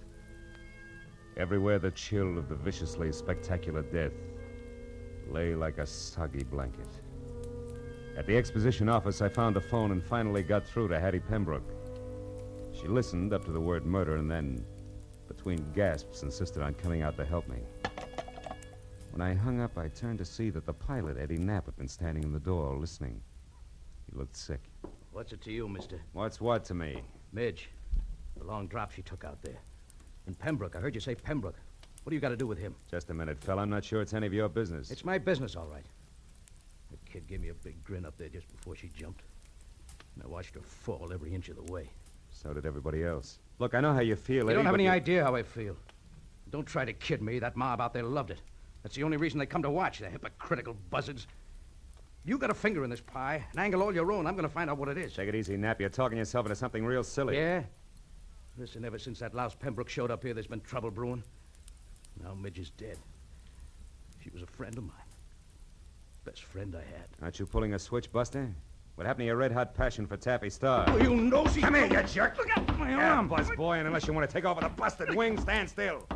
Now get this, Eddie. I've got no beef with you yet. In fact, we might even be on the same team because I want Pembroke out of here just as much as you do. So cool off. Who are you? Private detective named Marlowe. I got news for you. Midge fell because her chute was fixed. She was murdered. Murdered? You heard me. Where's Hershey? He packed the chutes. Have you talked to him? No, I can't find him. You mean he's run away? With that filthy half-pint Now psycho? listen, for your own sake, Eddie, leave Hershey to me and the police. You know where he's staying? No, I don't. In town someplace. Well, didn't he ever tell you where? Come on, think, Eddie. Well, yeah, he told me he had a buddy in town. Some guy who runs a pool hall. I didn't pay much attention. That's enough for a starter. I'll find him. And keep a lid on your temper, Eddie. I'll see you. As I crossed the grounds to my car, I looked back once at Eddie Knapp standing in the office door, rubbing the shoulder I twisted for him. I hoped he'd stay out of circulation until I got back because the barnstorming flyer was charged up like a high-tension wire. The way he felt there'd be sparks no matter who he touched, Taffy, Pembroke, or Lyle Hershey. But my immediate worry was the location of the lambing parachute packer, so I drove into Oxnard, found a phone booth, and went through the book calling pool parlors. I finally hit pay dirt at a joint called Pindy's. It's 212 B Street, upstairs in the back. 212 B Street was an apartment, second floor rear over a boarded-up fish market. I went up the stairs to the half-open door with my hand around my .38. But the shooting part was all over. Because Lyle Hershey was crumpled in the bedroom door with the slovenly abandon that violent death always has. From the look of the puddle of blood under him, he'd been that way over an hour. I started backing out, just as someone else started up the stairs. So I flattened myself against the wall beside the kitchen door and waited. Lyle, it's Taffy. Come on in. Take a good look, Taffy. What are you doing in here? Where's Lyle? It's a great act, baby. Holds water like a duck's back. What do you mean? That wherever there's murder, there's also motive, and you've got it, Taffy. Lots of it. Me? What are you talking about? Maybe he's dead, and maybe you killed him. Keep him quiet, because maybe he fouled up Midge Maynard's parachute on your orders. Consequently, he had you over a barrel. On my orders? You're out of your mind. And maybe you had to get Midge out of the way because you objected to Page Pembroke and his idle millions horning into the act. Pembroke and his idle millions horning into the act. Objected so strenuously that she was doing something about it, such as sending threats to his Aunt Hattie. Let's face it, baby, it fits. But not tight enough, Marlowe. Oh, Paige, darling. Taffy, I got worried when you didn't come back to the car, so I decided... Don't move, Marlowe, or I'll shoot. Pembroke, if you got any sense in that gold-plated skull of I'll yours... show it, Marlowe. I stood outside and listened to enough of your crackpot theories to know you're nuts. I don't need any advice from you at this point, so keep your long nose out of my business. Now listen, you harebrained dope. You just stand there like a good little boy. Taffy and I are leaving, and don't try to follow too fast. Go on, Taffy, outside. I'll follow you. So long, detective. I let him go. Spent 20 useless minutes searching the almost bare apartment for any kind of an answer, but came up with nothing. Hershey's body at my feet convinced me there was nothing in Oxnard for Marlowe. And the sooner I dumped the whole mess into the laps of local law and order, the better. So I kicked out the 10-cent lock on the flimsy door and went down the stairs. I cut through an alley to the street and started across to where my car was parked. And I was bracketed by a pair of headlights on a sleek Nash convertible. Hey there, Marlowe. Marlowe, what you doing here, boy? Nothing. Even that's an exaggeration, Kingston. What about you? I thought you had a show tonight. I certainly do, but the police don't give a hoot about that, boy. No. They insisted that I bring the rest of Midge Maynard's parachute harness in for investigation. Get in and come along, will you, son? Maybe you can help me out. Okay. I want to see the police myself. Oh, is this Midge's stuff here? That's it. Don't mind holding it, do you? No. You know, this wasted time, boy. All they have to do is pick up Lyle Hershey, and they'll get all the answers. They'll have to pick him up, all right, but he'll give them problems, not answers, Mr. Kingston. Lyle Hershey's dead. He was murdered. You say Lyle... Yeah, I just came from his place. Somebody shot him. Great suffering sardines. Well, that means there's another killer, and still on the loose. I knew I shouldn't let him do it. Let who do what? Why, Taffy's going to give an air performance tonight. They pulled me in at the grounds just as I was leaving and told me that Pembroke fella's going up to Midge's place. You mean those two showed up out there? doesn't make sense. Well, Pembroke's got plenty of nerve in his own chute, so I guess... Shoot? Yeah, he's... Wait a minute, Kingston. Stop under that streetlight, will you? Why, what is it, Marlowe? What are you looking at? Sure. Red smudges on the inside of these straps. There's something wrong here, Kingston, but I can't quite peg it. Say, Kingston, what time was that performance going to start? Why, 9 o'clock. 5 minutes and 5 miles to go. Come on, boy, turn the heap around and romp on it. We got a killer to catch.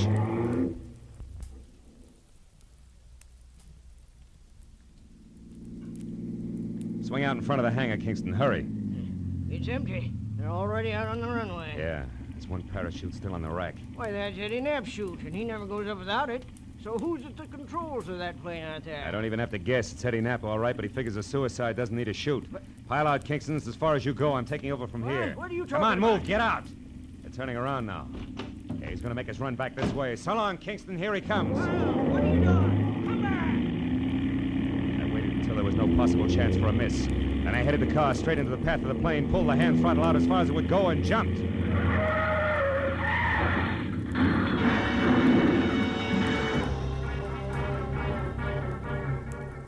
Thereon it was easy. The plane sort of stumbled over the car, rolled up on its nose, and stayed there. Quick work by the volunteer crash crew took care of that. A box of bandages took care of the collection of minor cuts and bruises all around, and the Oxnard police took care of Eddie Knapp. Everything had come out more or less even, except my client, Hattie Pembroke. She showed up at the finish line slightly on the bias, which no doubt was her normal late evening state. Also, she was as full of questions as an insurance adjuster. Now, young man, I paid you a substantial sum of money for this day's work, and therefore, as your employer, I'm certainly entitled to a comprehensive report of the entire business. And I insist All right, Hattie, whoa. I'll run through it once more, and that's all. Now, look. First, the threatening letter you got was written by Midge Maynard because she was afraid Paige was going to break up the act. You get it? But the real screwball was Eddie Knapp. He was crazy about Taffy Star and insanely jealous when your nephew and his money showed up. Knapp decided if he couldn't have Taffy, nobody else would, because he'd kill her. And yet Midge Maynard was the one who got killed. You catch on quick. Knapp killed Hershey because he was afraid Hershey had seen him tampering with the chutes. You get that? No. Oh. On second thought, Marlowe, maybe you better submit a written report tomorrow. Yeah, with adding machine enclosed. Now, look, Hattie, it's not Hey, that... Marlowe, Paige and I want to apologize. We treated you pretty badly tonight, and, well, you did save our lives. Business is business. Yeah, that's right. He was hired to do a job, dear, and he did it. I'm only interested in one thing, Marlowe. How'd you know it was Eddie Knapp? Well, nobody had a really good motive for killing both Midge and Hershey, so when I realized the chutes had been switched, I knew Midge's murder was a mistake. And there it was easy. How'd you find that out, Marlowe? From red smudges on the inside of the harness shoulder straps. Red that had to come from your leather jacket there, Taffy. The one Midge always wore was blue. Mm-hmm. Very interesting. Well, Hattie, write the detective a check so he can go. That's the best idea you've had to date, Pembroke. And include on it the price of a repair job on Kingston's car, a new tweed suit to replace this one that lost knees and elbow on the runway when I jumped. And also, don't forget the bonus you promised for keeping your job alive, Hattie. Oh, just a minute, Marlowe. As for you, Pembroke, the only reason I'm not filing an assault and battery charge against you is that you've got great grounds for a countersuit. What do you mean? This! Bless you, my boy. Mail me the check. Good night.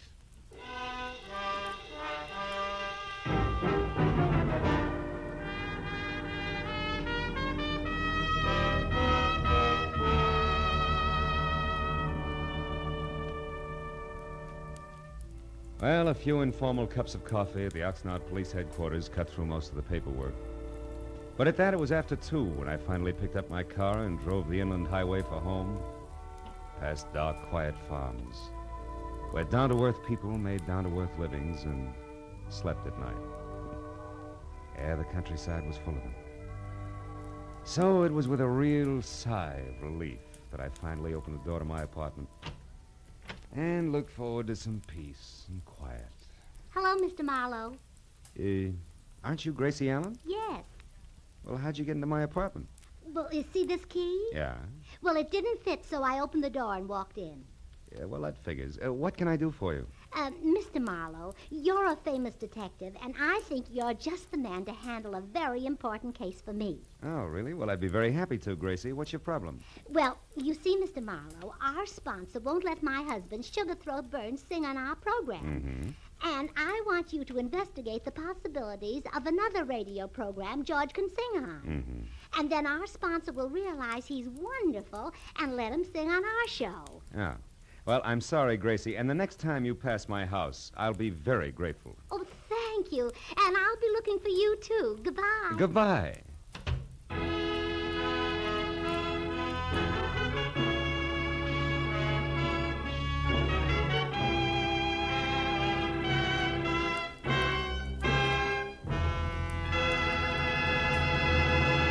The Adventures of Philip Marlowe, bringing you Raymond Chandler's most famous character, star Gerald Moore, and are produced and directed by Norman MacDonald.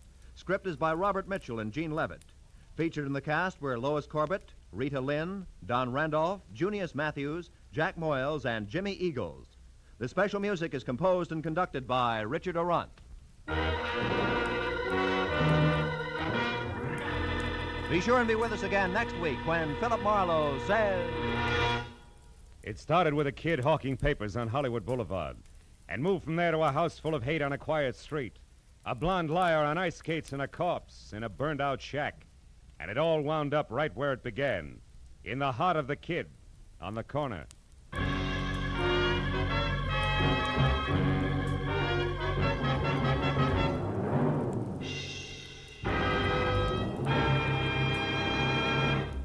Two music programs that make your Sunday afternoon listening a delight and a pleasure are the Symphonette and the Choraleers.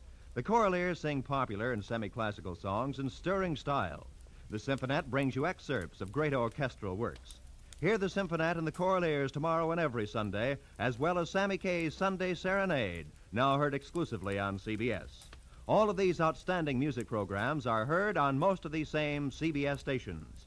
This is Roy Rowan speaking. Stay tuned now for Gangbusters, which follows immediately on most of these stations. This is CBS, the Columbia Broadcasting System.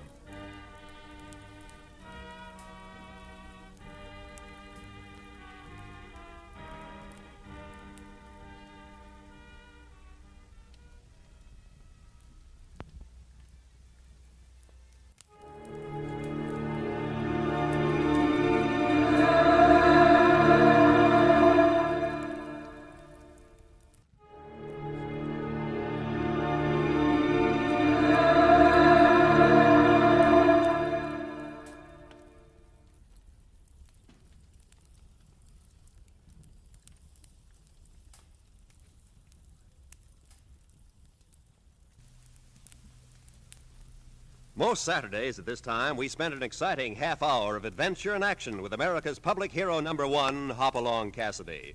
Well, even two-fisted cowboys take summer vacations when they can, and Hoppy is no exception. Hopalong and Topper will be back with us riding the CBS air trails again 10 weeks from tonight, September 22nd. Get this and get it straight. Crime is a sucker's road, and those who travel it wind up in the gut of the prison of the grave. There's no other end, but they never learn. From the pen of Raymond Chandler, outstanding author of crime fiction, comes his most famous character in The Adventures of Philip Marlowe.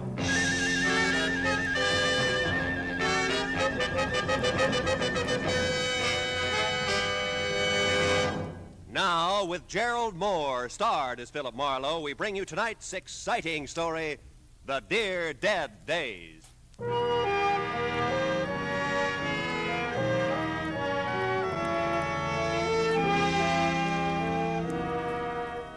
I stood at the window and looked down at the Saturday morning traffic.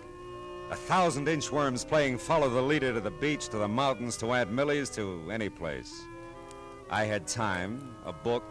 There was food in the refrigerator and a coffee cup in my hand. Across the room, there was an easy chair and cigarettes on the table beside it. The clock said it was 9:15. I hadn't shaved and I wasn't going to. It was Saturday all day, and it was mine.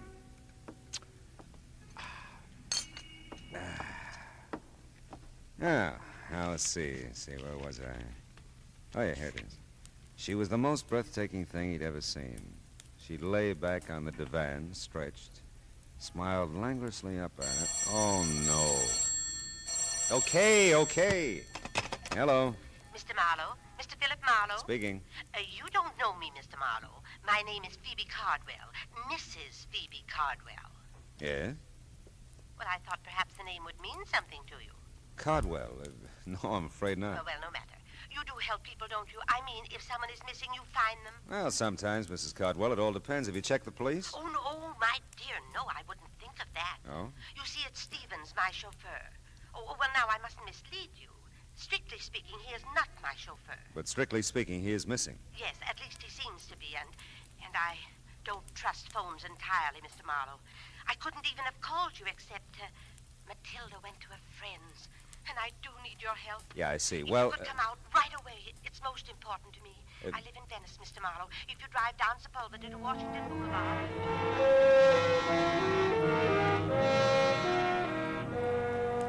Well, what do you do? Maybe I thought about my grandmother. Maybe I thought of $25 a day. I don't know. Whatever it was, I joined the inchworm anonymity that was the traffic line to the beach cities. Now, Venice is not a spot to which I normally gravitate, but there was something in Mrs. Phoebe Cardwell's distinguished old voice that told me this was not a Saturday for normalcy. The house was what used to be called a bungalow, and the ramrod little figure waiting for me in the doorway was what used to be called beautiful. Phoebe Cardwell, for all her 75 years, had worn well and knew it. It's just possible that I didn't make myself entirely clear on the phone, Mr. Marlowe, about Stevens. Well, he's your chauffeur and he's missing, huh? He was my chauffeur. It seemed like a very long time ago since I've seen him. You see, after Horace died in 1948, Horace was my husband. Oh. You see, after Horace died, Stephen stayed on to drive for the family who took our Pasadena house. Oh, he did this with my blessing, of course. Horace, rest him, left me very little, really. I say this with no malice, Mr. Marlowe, merely to point out that for me to retain Stevens was quite out of the question. Yeah, I suppose so. So I moved in with my younger sister, Matilda. She's visiting a friend at the moment. I wouldn't want Matilda to share my concern over Stevens, and I'm sure you'll respect that. Oh, of course, Mrs. Cardwell. Yeah, thank you. Now, look, so far as you know, is Stephen still driving for the family who took your house? Oh, I'm sure he is. He must be. It's just that, well, on Thursdays, his day off, he always brought the limousine over to take me for rides and run my little errands. Oh, understand now. The Brants are fully aware of this. That's the family he works for. Who have my home in Pasadena. And Stevens hasn't been to see you in some time. In weeks, and not a word, you understand. I find it difficult to tell you precisely how I feel about this, Mr. Marlowe. Stevens is like a son to me. Perhaps he's ill or troubled. Oh, I'd want to know that. I might be able to help. You phoned, I suppose? Oh, I'm embarrassed to say how many times. But no answer, none at all. I've a writing desk in my room, Mr. Marlowe. I'll write the Pasadena address and phone number for you. My number, too. Oh, I shan't be a moment now. I'd seen the ring when I first sat down opposite her. First because it was big, almost massive, on a tiny right hand. Then because it didn't fit the rest of the lavender and old lace picture that she presented. A mass of jade and gold carved with oriental figures. A foreboding thing that reeked quality of its kind and value. After she left, the vases jumped out at me from the mantel. Small, gold, and jade again. And as incongruously out of place as Phoebe Cardwell in Sister Matilda's bungalow. There. Now, that didn't take long, did it? Oh, not long at all. Oh, I like you, Mr. Marlowe. You'll find Stevens for me, I know. Well, I hope so, Mrs. Cardwell. And if I do, what'll I tell him? That I want to see him or hear from him. Stevens will understand. Yeah, well, Oh, dear. Huh? That's Matilda. Phoebe, I'm home, dearie. So I see, my dear. Mr. Marlowe, may I present my sister, Miss Reed? Miss Reed? With an eye like Wallace Reed. I'm sure, Mr. Oh, but maybe you don't remember Wally? Well, I tell you, Matilda dabbled in theatricals at one time, Mr. Marlowe. Dabbled in theatricals. I was in pictures in the golden era, Mr. Marlowe, when silence was golden. Oh, that Wallace Reed, yeah. Mr. Marlowe's in insurance, my dear, and some younger than we are. Did you see the covered wagon, Ernest Torrance? I had a big scene with him on the prairie, right by one of the wagon wheels. No, not first run. I'm waiting for it to come to my neighborhood theater. Matilda was a doll. Real live Cupid doll, but her role in this thing was strictly comedy relief. The drama, if there was any, was Phoebe Cardwell. A missing chauffeur that wasn't hers anymore, and the glaring memory of jade and gold that didn't seem to fit anywhere. Well, I missed the house on Orange Grove Avenue by 2 numbers, parked the car, and walked back.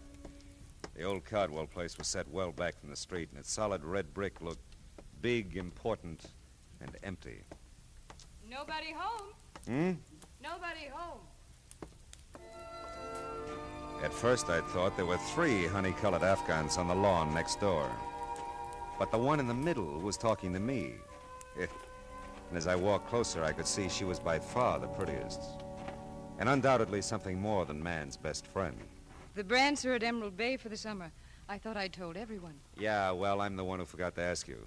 My name's Marlowe. I'm Kip Harcourt. Margaret, really. Kip's for the reserve section. Hello, Kip.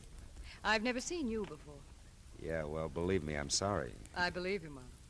Yeah, I got a first name. I like Marlowe. Oh. Forget about the Brants. Come on and play on this side of the hedge. I don't know the Pasadena rules. Same as Texas. Oh. Looks like we're gonna have to move over.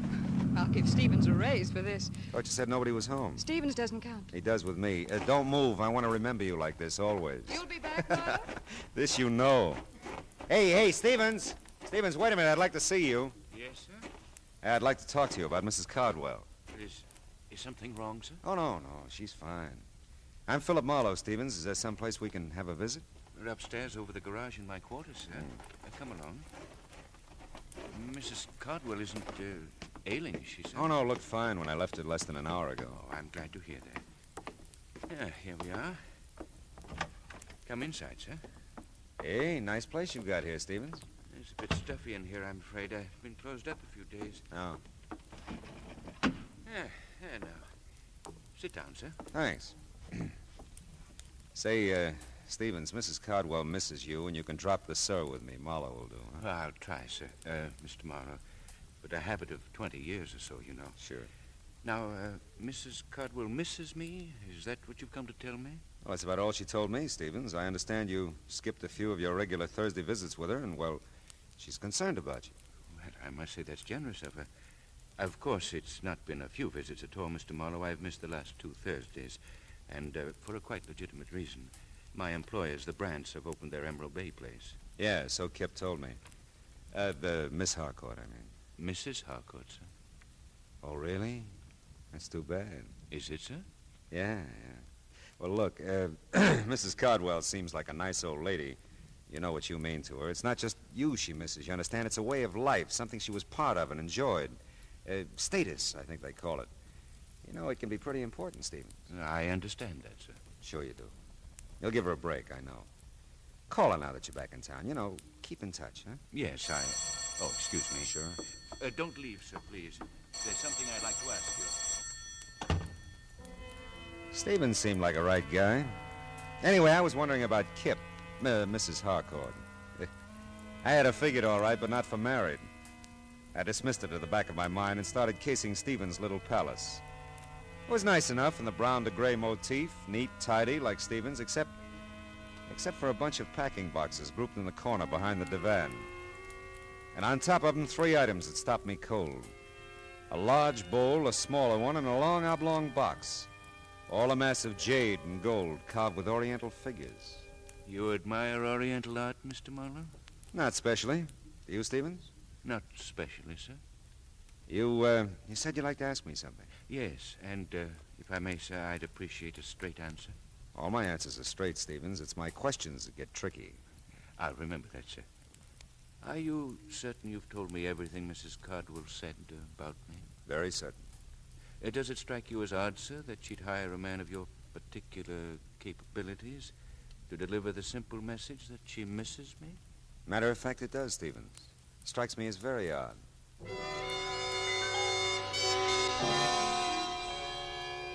I couldn't tell Stevens anymore because I didn't know anymore. It was my turn to ask questions, but I didn't have any yet. I was closing in on a pretty good one as I started down the drive again, but it got lost in the shuffle. I knew you'd be back, Marlowe.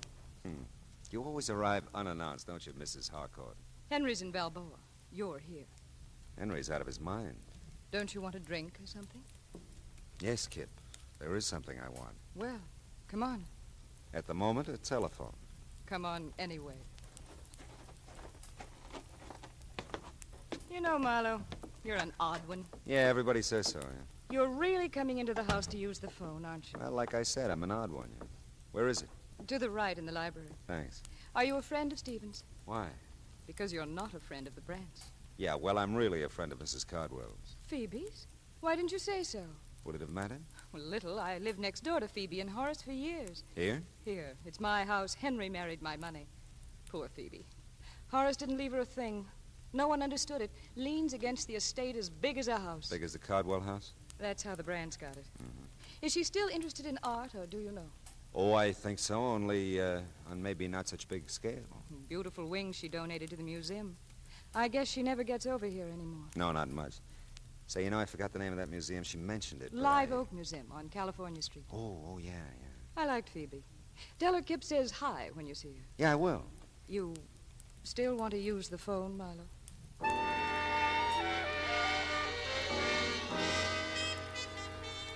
I used the phone. I called Phoebe Cardwell, explained Stephen's absence, and gave her Kip's best. And the case was closed. All I had to do was wait for a check. But all of a sudden, I didn't feel very good about any of it. It was like a hangover. You know, I felt something should make sense, but nothing did. The jade and gold at Phoebe's, the stuff in Stephen's quarters that looked just like it. Was it hers? Did she give it to him? Did he take it? Questions I had, but no answers. I stood there at the window in Kip's library and watched a car pull to a stop in front of the old Cardwell place. Watched the thick little man get out and start to walk up the gravel driveway. I wasn't sure until he walked right past the library window. Then I knew I had the beginnings of all the answers. The thick little man was Fritzy Ott, one of the better fencers around town. And he was on his way to see Stevens. A minute later, Kip told me of empty servants' quarters over her garage. Another minute later, and I was there. The two garages weren't 6 feet apart. And there was lots to hear if you listened. I listened. But look, Stevie boy, you don't have it all. That's not quite the point now. Can you dispose of it? I don't know. Two things, Stevie boy. One, collection's a tough defense. Real tough. Two, this isn't the whole deal. I don't understand. This isn't the whole deal. Some pieces missing. I've seen pictures of the Cinco collection. Some pieces are missing here. 2 vases and a ring, to be exact. Yeah, you're right. You got them? Well, not exactly. I might be able to get them. Look, I'm trying to tell you, Stevie boy. One, I'm not even sure I can fence the whole collection. But two, I ain't got a prayer of doing it if it's incomplete. Are you with me there? Do you understand that? Yes, I understand it. It might take time to obtain the other pieces. Then you better spend some time, Stevie boy, or we got no arrangement whatsoever. I tell you, I'll nose around, see what's the best deal I can get, providing you deliver the full treatment. You see what you can do about getting it, and we'll meet here tomorrow at noon. But I really don't think it. Oh, never mind. I've got to have the money. All right, tomorrow at noon. You didn't have to hang any signs on it. It was all there, or most of it was. The Cinco collection meant very little to me, but it meant money to Stevens and Fritzy Ott. I had an idea it meant something else again to Phoebe Cardwell. And I had another idea. The Live Oak Museum on California Street and the wing that Phoebe had donated to it. I couldn't risk the delay of a Texas rules bout with Kip, so I skirted the house and ran through the dust to my car. 5 minutes later, I stood in front of the words Live Oak Museum, Percival Wallace, director, open to visitors 9 to 5 weekdays, 9 to 12 Saturdays, 12 to 5 Sunday afternoon. Oh, nuts.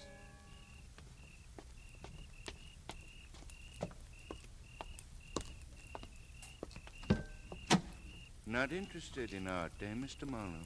We've done that bit, Stevens. My answer was not specially. I dislike dissuading you in this manner, sir, but I'm a quite accurate shot. You know, I believe that, Stevens. If I can't persuade you with this warning, I'll not hesitate to use this gun. I'll not hesitate at all, sir.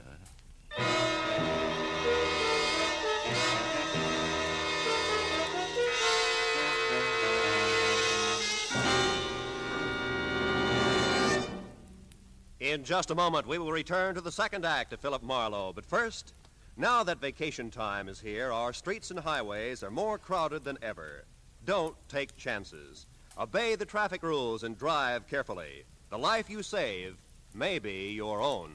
And now with our star, Gerald Moore, the second act of Philip Marlowe, and tonight's story, The Dear Dead Days.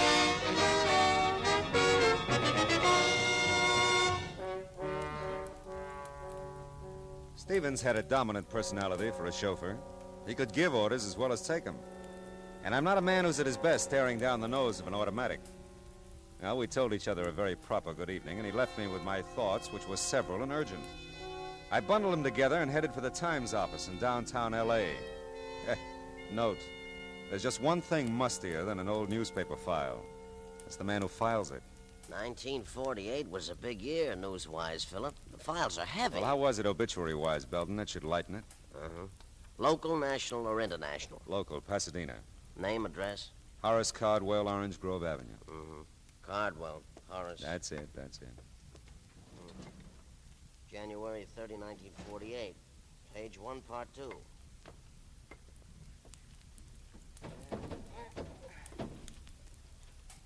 That's a good spot, page 1, part 2. Best local obit spot in the paper. Oh, I'll bet Horace was proud like anything. Let's see here. Gandhi. Oh, here it is. Mr. Cardwell is survived by his wife, Phoebe Reed Cardwell, at home. Period. Nothing. Hey, Belton, you got one for her? Her? Phoebe Cardwell. When'd she go? She hasn't. She's somebody? She's somebody. Cardwell, Mrs. Horace, parenthesis, Phoebe Reed, close parenthesis, Triad Belton. All right. She could be more. She'll never make part 2, page 1 at this rate. Yeah, that's too bad, but read it anyway, huh? Born Waterloo, Iowa, June 7th, 1876. She's Gemini, Philip. That's wonderful. Will you just read? Oh, yeah. Okay. Married Horace Caldwell, so-and-so. Moved California. She was so-and-so. Oh, chairman of Art and Culture Committee, Live Oak Museum, Pasadena. That's it. Go ahead. Traveled extensively all over the world. Brought back many valuable paintings and objects d'art. Yeah, it's reasonable. To the museum. Most famous of which is Sing Woo collection of jade. And, well, that's about it, Philip. I love you, Belton. Thanks.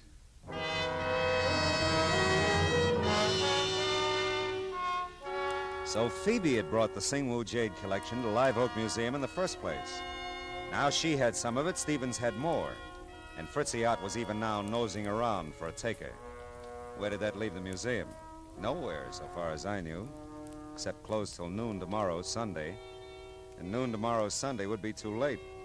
Fritzy and Stevens would be together by that time. Note, Percival Wallace is a quiet little man who doesn't like to talk to private eyes about museum business at home or anywhere. The museum has operated for 30 years, Mr. Marlowe, and not one shred of notoriety. Not one shred. Well, I think we can keep the record clean, Mr. Wallace. All I want to know is when the Sing Woo collection was stolen from the museum. I didn't say it was stolen. I said we no longer had it. Okay, you no longer have it. How long have you no longer had it? It was since Christmas week, 1947. Would you notify the police? Certainly not. Why? Mr. Marlowe, I've tried to tell you, not one shred of notoriety in 30 years. Yeah, but it's a valuable collection, and it's missing. The board of directors did subscribe to a reward, Mr. Marlowe. Only a fraction of the Sing Woo's real worth, of course. A mere $20,000. But, of course, this was done very quietly. Very quietly. So quietly, nobody knows about it. All right, tell me, did Mrs. Cardwell contribute to the reward? I don't recall. And you wouldn't say if she did. Thanks, Mr. Wallace. You're just downright bully.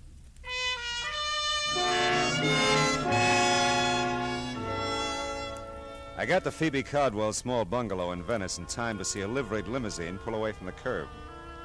A few minutes after it got lost with the rest of the inchworms, the light-up-at-night variety, Mrs. Cardwell ushered me into the living room.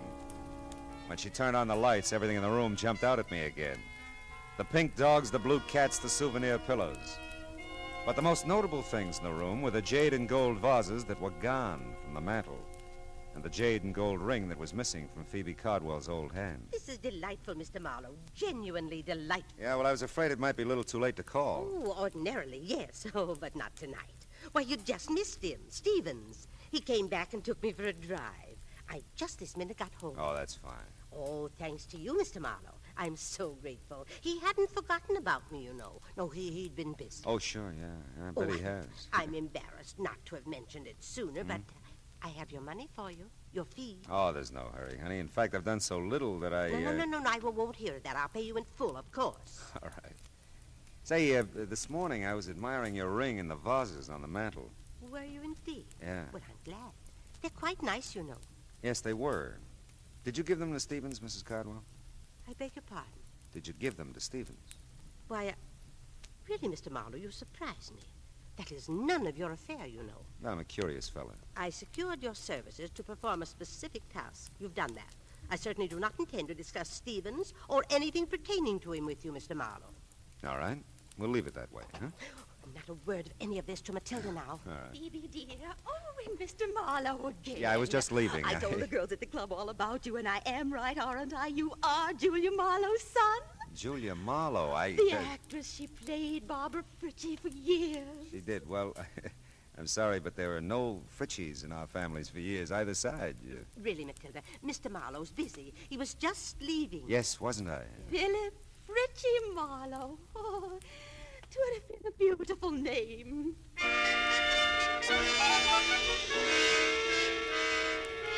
The lights in Kip Harcourt's house were off when I got back to Pasadena. Those in Stevens' quarters above the garage were still on. It was better that way. I wasn't worried about Stevens' automatic anymore. There was a very good chance he wouldn't use it. Hey, Stevens! It's Marlowe. Open up.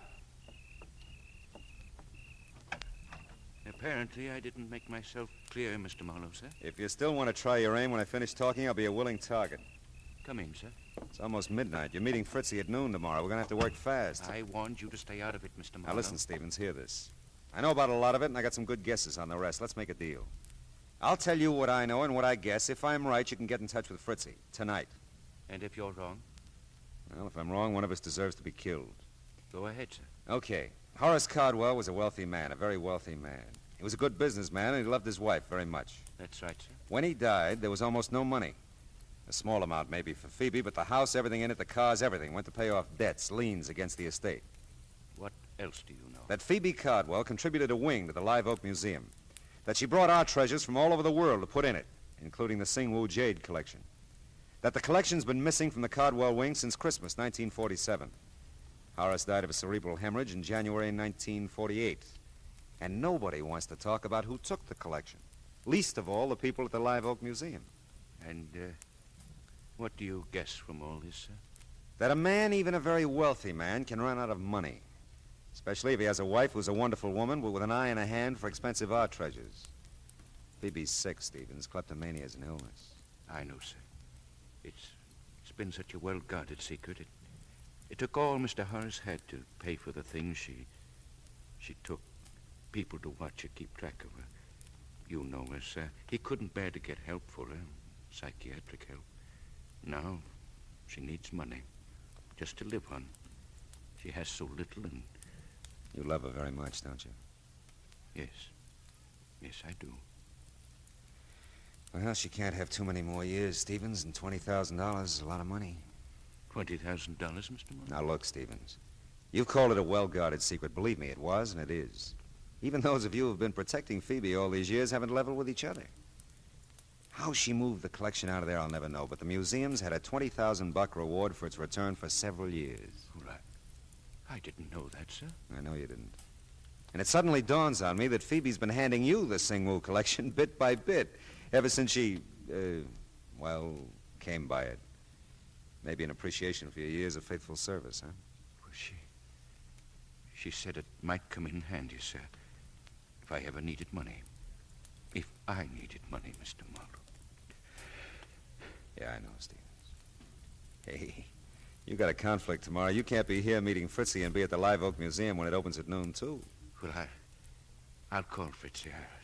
Tell him our arrangement is off. And Stevens, can't you just see Percival Wallace's face tomorrow when he eyes the Singwu collection again?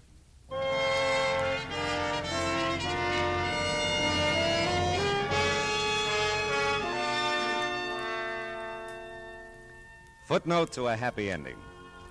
By 12:30 Sunday afternoon, the museum had the collection, Stevens had a certified check for $20,000, and we had an understanding that Phoebe Cardwell would suddenly discover that Horace had left her some money after all.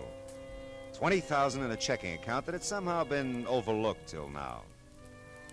Oh, well, the rest of Sunday was all mine. And I stood at my window and looked down on 1,000 inchworms playing Follow the Leader. Back from the beach, the mountains, from Aunt Millie's, from anywhere. All kinds of people. Nice people. Not so nice people. Dames like Kip, whose husbands took trips. Sweet, harmless old ladies who took collections. Oh, well, where's that book? Oh, yeah.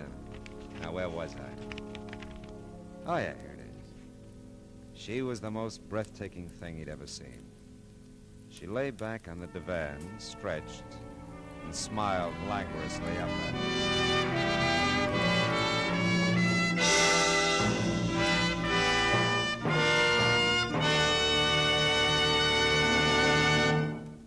The Adventures of Philip Marlowe, bringing you Raymond Chandler's most famous character, star Gerald Moore, are produced and directed by Norman MacDonald, and was written for radio tonight by Kathleen Height and Adrian Jondot. Featured in the cast were Verna Felton, Bill Johnstone, and Lynn Allen, with Ann Morrison, Ralph Moody, Jerry Hausner, and Sidney Miller. Gerald Moore may soon be seen in the Santana production, Sirocco. The special music is composed by Pierre Garrigank and conducted by Wilbur Hatch. Be sure and listen again next week at the same time when Philip Marlowe says... This time a pair of green eyes held a promise. A house on Bedford Drive held a murder. A Malibu motel held a secret. And I almost held the sack.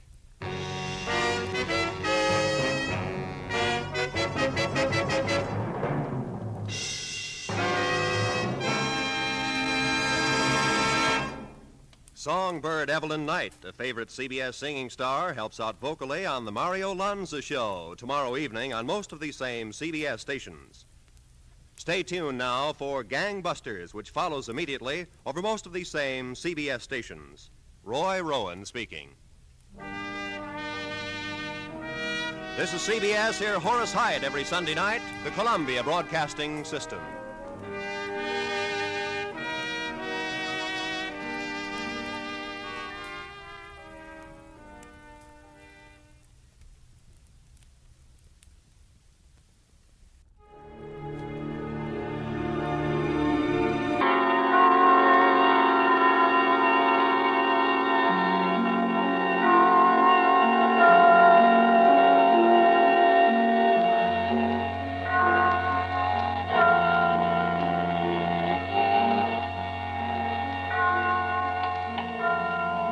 Now let's see.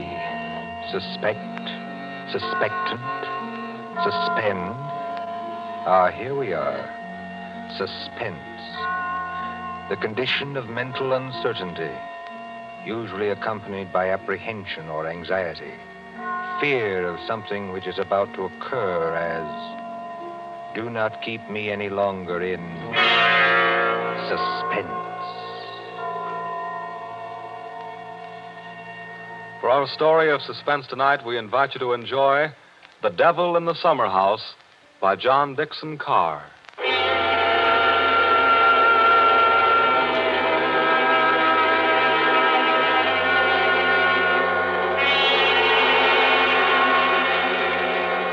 Somewhere along the Hudson, perhaps not far from Terrytown, there is a modest house in its own grounds. Behind it, in a spacious garden, stands a summer house of evil memory. More than 25 years ago, a man shot himself, or at least died, in that summer house. They found Major Kenyon with a scorched bullet hole in his head and the weapon beside him. But we are in the present now. The latticed summer house has grown heavy with vines, and only the other evening 2 men came into that garden at twilight, over the shaggy grass, as a storm was brewing along the Hudson. 2 men, the lawyer from New York. Who's there? And Captain Burke of the homicide squad. Easy, my friend, easy. I was just going to ask you the same thing. My name is Parker. I'm an attorney. You're not Captain Burke. Yeah, the very same and no other. I thought I recognized you, Mr. Parker. Must be something important to bring you so far from New York at this time of night. I was in Tarrytown anyway. I thought there'd be a housekeeper here, but I don't see any lights. You've got business here? Yes, in a way. Have you? I don't know. I'll tell you better after you tell me what brought you to a place that no one has lived in for 10 years. Tell me, Captain. Did you ever get an anonymous letter from a dead man? Did you? No, I can't say I did. The letter's anonymous. How do you know the man's dead? Because they're all dead. Every last one of them. Dead and under the ground, where they can't be hurt any longer. Look. There's the summer house where Jerry Kenyon used to work. There are the windows of the library and the dining room. Looking toward it. Confound this lightning. Makes the windows blaze, don't it? Jerry Kenyon hadn't a care in the world. Yet he shot himself. I'll show you the letter. Now, look, Mr. Parker, I couldn't read anything in this light. But if we can get inside the house Certainly we can get into the house. I was the family attorney. I've got the keys. Why should a dead person send me a letter?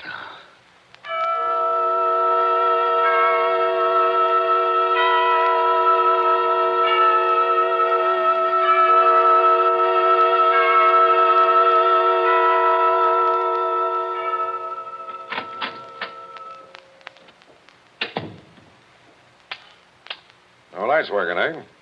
But you got a flashlight, I see. Came here prepared for anything, eh? This is the library. There were always candles on the mantel. Yes, there they are. Have you a match, Captain? Yes, I'll light them. That's better. Same old heavy furniture. Same old thick carpet. Same old globe map. Now, Mr. Parker, this letter that you were talking about. Yeah. Read it. Hey, wait a minute. This thing is dated November 2nd, 1918. That's right, and be careful of that paper. You see how old it is? But it was mailed yesterday. From where? I don't remember. I didn't keep the envelope. Read it. Dear Joe. In case you didn't know it, I am Joe. Dear Joe, if you want to know how Major Kenyon really died... But we know how he died. It was suicide. Are you sure it was? Whoever wrote this letter doesn't seem to think so. If you want to know how Major Kenyon really died, look in the third drawer of the desk in the library. Press hard at the back of the drawer. Yours very truly. It's not signed. That's right. Now, you're sure you don't know who wrote that letter? This is the first time I've been back in this room, Captain. It was almost a home to me once. There's the chair where Isabel sat on the afternoon it happened. Isabel was Jerry Kenyon's wife. Beautiful woman. There's the door that the maid let me in by that afternoon. You know, Captain, seems to me they're all here tonight. Who?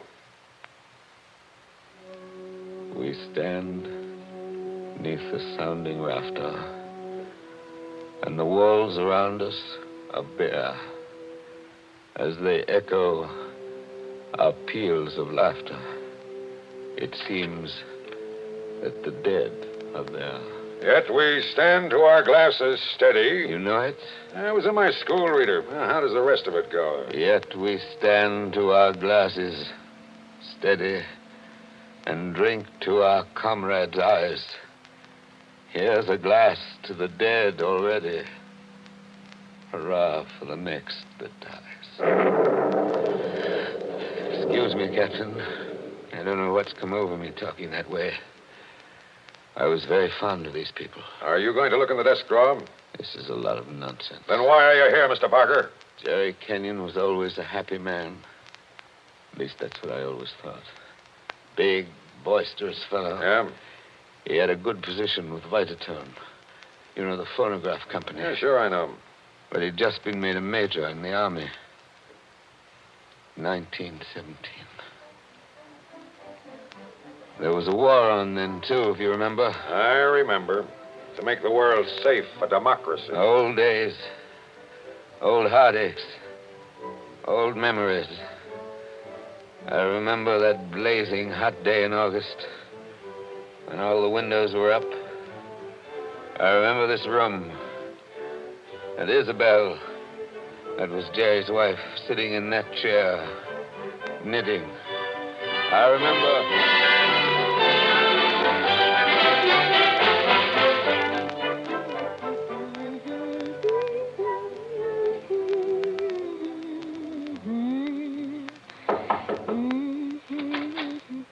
Oh, yes, Kitty. What is it? There's a man to see you, Miss Kenyon. He says his name's Parker. Yes, I'm expecting him.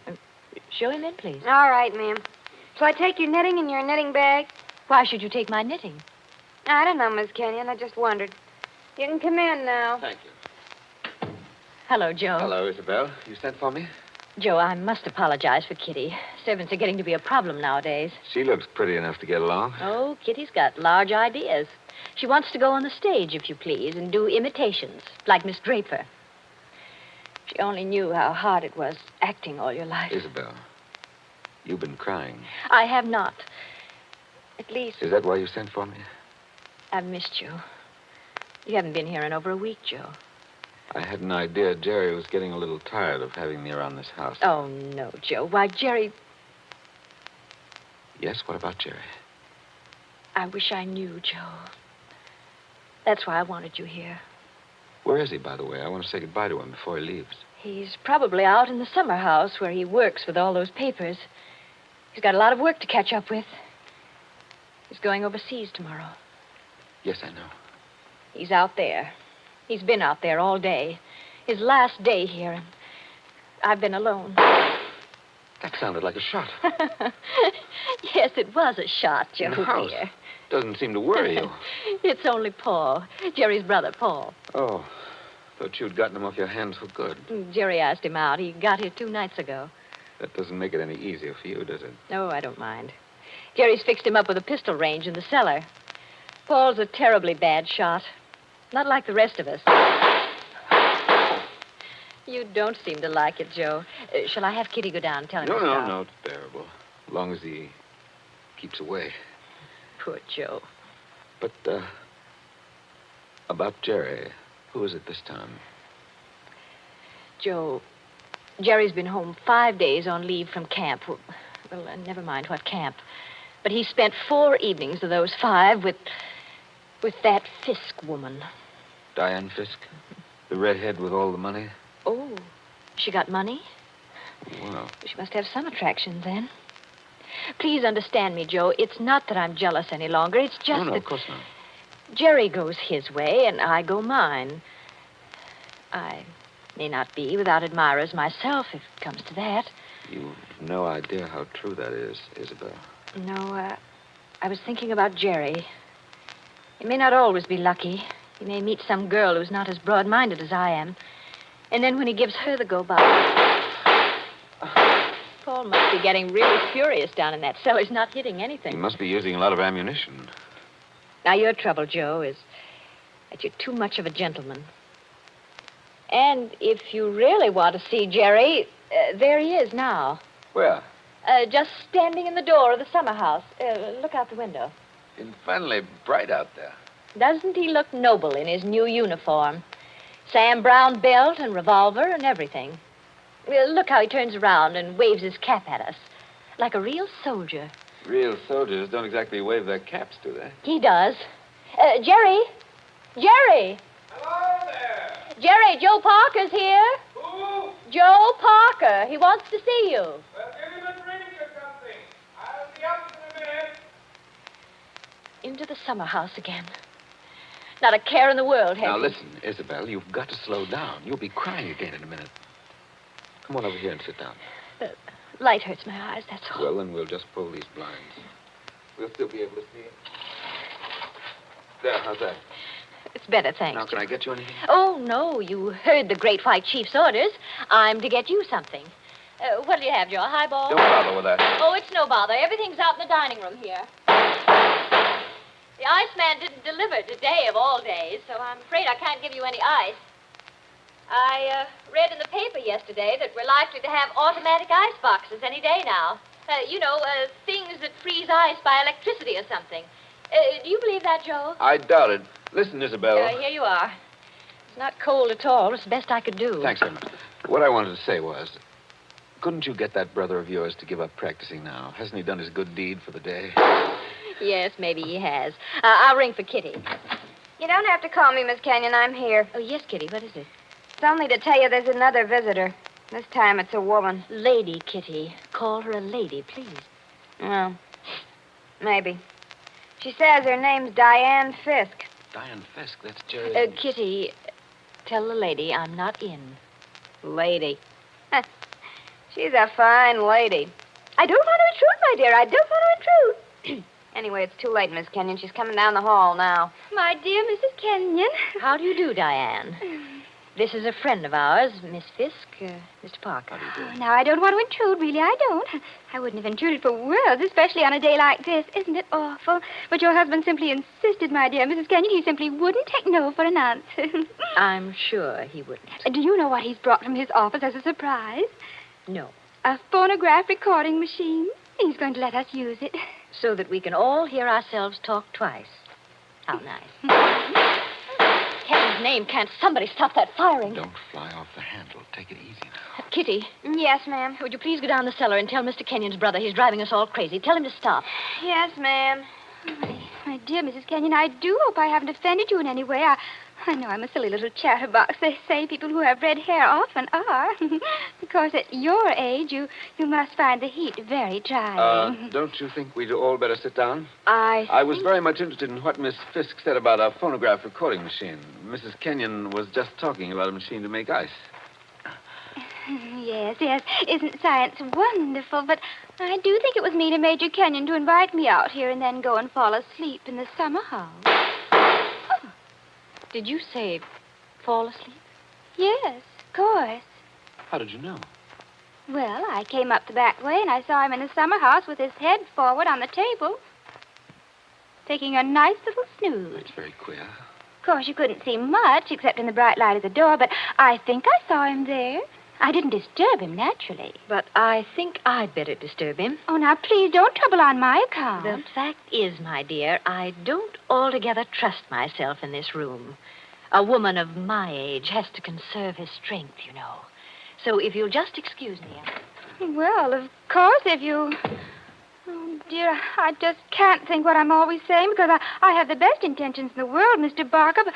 Parker. Oh, yes, Parker, but I do somehow manage to offend people being so dependent and everything. Except the men, of course. I couldn't offend you, Mr. Parker. Now, could I? Madam, I'm not sure. Well, of course, the person I really came to see was Paul, Mr. Kenyon's brother. He's a little young, of course, but he's joining up next month, and I think we should all do our bit, don't you? He has such a pleasant personality. I think he likes me. Why, if he walked in at that door this minute... Now, how am I ever going to get any place? Someone's always interrupting my revolver practice just when I'm getting to the point where I can... Oh, Why, Paul, good Lord, are you here again? you're a very untidy object, Paul. Well, it's pretty untidy in this cellar. And dirty. I've got cockroaches on me, so keep away. Did you have a good day shooting? Swell. One of the best. Hit the target? On the only shot that mattered, I hit the target dead center. That sounded like Isabel. I think it was Isabel. Why have you got those blinds down? Get them up. What is it? What's wrong with you? What are you looking at through that window?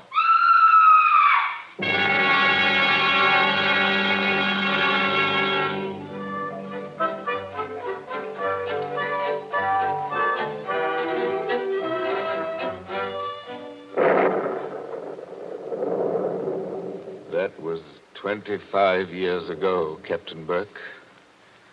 We found Jerry Kenyon lying across the table in the summer house. He'd shot himself through the head with his own revolver from the holster. It was lying on the floor beside him. Shadows, all right. I see. When Isabel found him, he'd been dead about half an hour. The doctors proved that, did they? Yes, that shot had been fired against his head. The front of his uniform cap was powder burned where the bullet entered. There's no doubt about that. None at all. We never noticed the real shot Because that young lad was shooting off guns like a maniac in the cellar. Precisely. Now they're all dead. By accident, illness, they're all gone. Isabel Kenyon died less than a year afterwards. I think she died just because she was so fond of Jerry. I suppose you've guessed my little secret. Oh, I think I can sort of read between the lines. You were in love with Isabel Kenyon, weren't you? Yes. Well, these things happen. I never let her see it, you understand? Women know, pretty generally. So, they're gone. The youngest of them. And I'm left alone with old tunes, old ghosts, wondering why the fellow ever killed himself. Why? Why? And this morning, out of a clear sky, I get a letter saying, if you want to know how Major Kenyon really died, look in the third drawer of the desk in the library. But I tell you, we know how he died. Well, aren't you going to do it? Naturally. I've got a key somewhere here that fits the drawer. Now, listen, Mr. Parker. In my father's country, in Ireland, they got a saying that when a man's going to commit suicide... I thought of doing that, too. Then the devil comes in and takes him by the hand and talks to him. They say you can see the devil as plain as I see you just before you pull the trigger. The devil must have been in the summer house that afternoon, then. Oh, no, he wasn't. What do you mean? Major Kenyon didn't kill himself. He was murdered. My dear Captain Burke, the police covered all that at the time. Everybody had an alibi. They did they? Well, think of what I've told you. Isabel and I were together all the time. Paul, her brother, was shooting off guns in the cellar. Yeah? Diane Fisk? Yeah, what about her? Her chauffeur who drove her there swore he saw her walk straight up to the place. She passed the summer house, but didn't stop there. Well, that checks. Even Kitty, the maid, could prove she'd never stirred out of the house until just a minute or so before Isabel went herself. I say Major Kenyon was murdered because I know he was murdered. By an outsider? By one of the people in the house. That's impossible. Is it? Well, why don't you open that desk drawer and see? What time is it? It's 7:45. 7:45? And I haven't got much time. For what? Holy St. Patrick, will you open that drawer? If it's waited 25 years, my friend, it can wait a minute more. I've got the key somewhere in this bunch of keys. Everything the same. Paul never altered what he inherited. Same old desk, same old phonograph, same old... I think this is the key.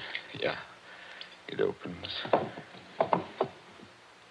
There's nothing here except one or two old newspapers. Everything very dirty. The letter says to press hard at the back. Now, have you tried that? Doesn't seem to. Yes, by George, it does work. Well? There seems to be a movable back on a hinge. Well, what's inside? Some sort of flat brown paper parcel sealed with wax and about as dirty as it can get. Open it, man. Open it. I'm going to. It's a phonograph record. There's a plain white label, something on it written in pencil. I don't see too well nowadays without my glasses. Oh, here, give it to me. I'll read it to you. Go on. A record of how I killed Jerry Kenyon.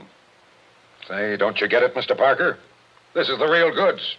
The murderer's going to tell us his own story 25 years later. Be careful. Whatever you do, don't drop it. Well, you seem to be interested enough now. I don't say I'm not interested. I say I can't believe it. You know, when you were talking about the dead coming back and that kind of thing, you sure started giving me goose pimples. But that's just what it is, a dead person. Now, there's the phonograph. Put that record on. Let's hear what the ghost says. Any of them could have made the record, of course.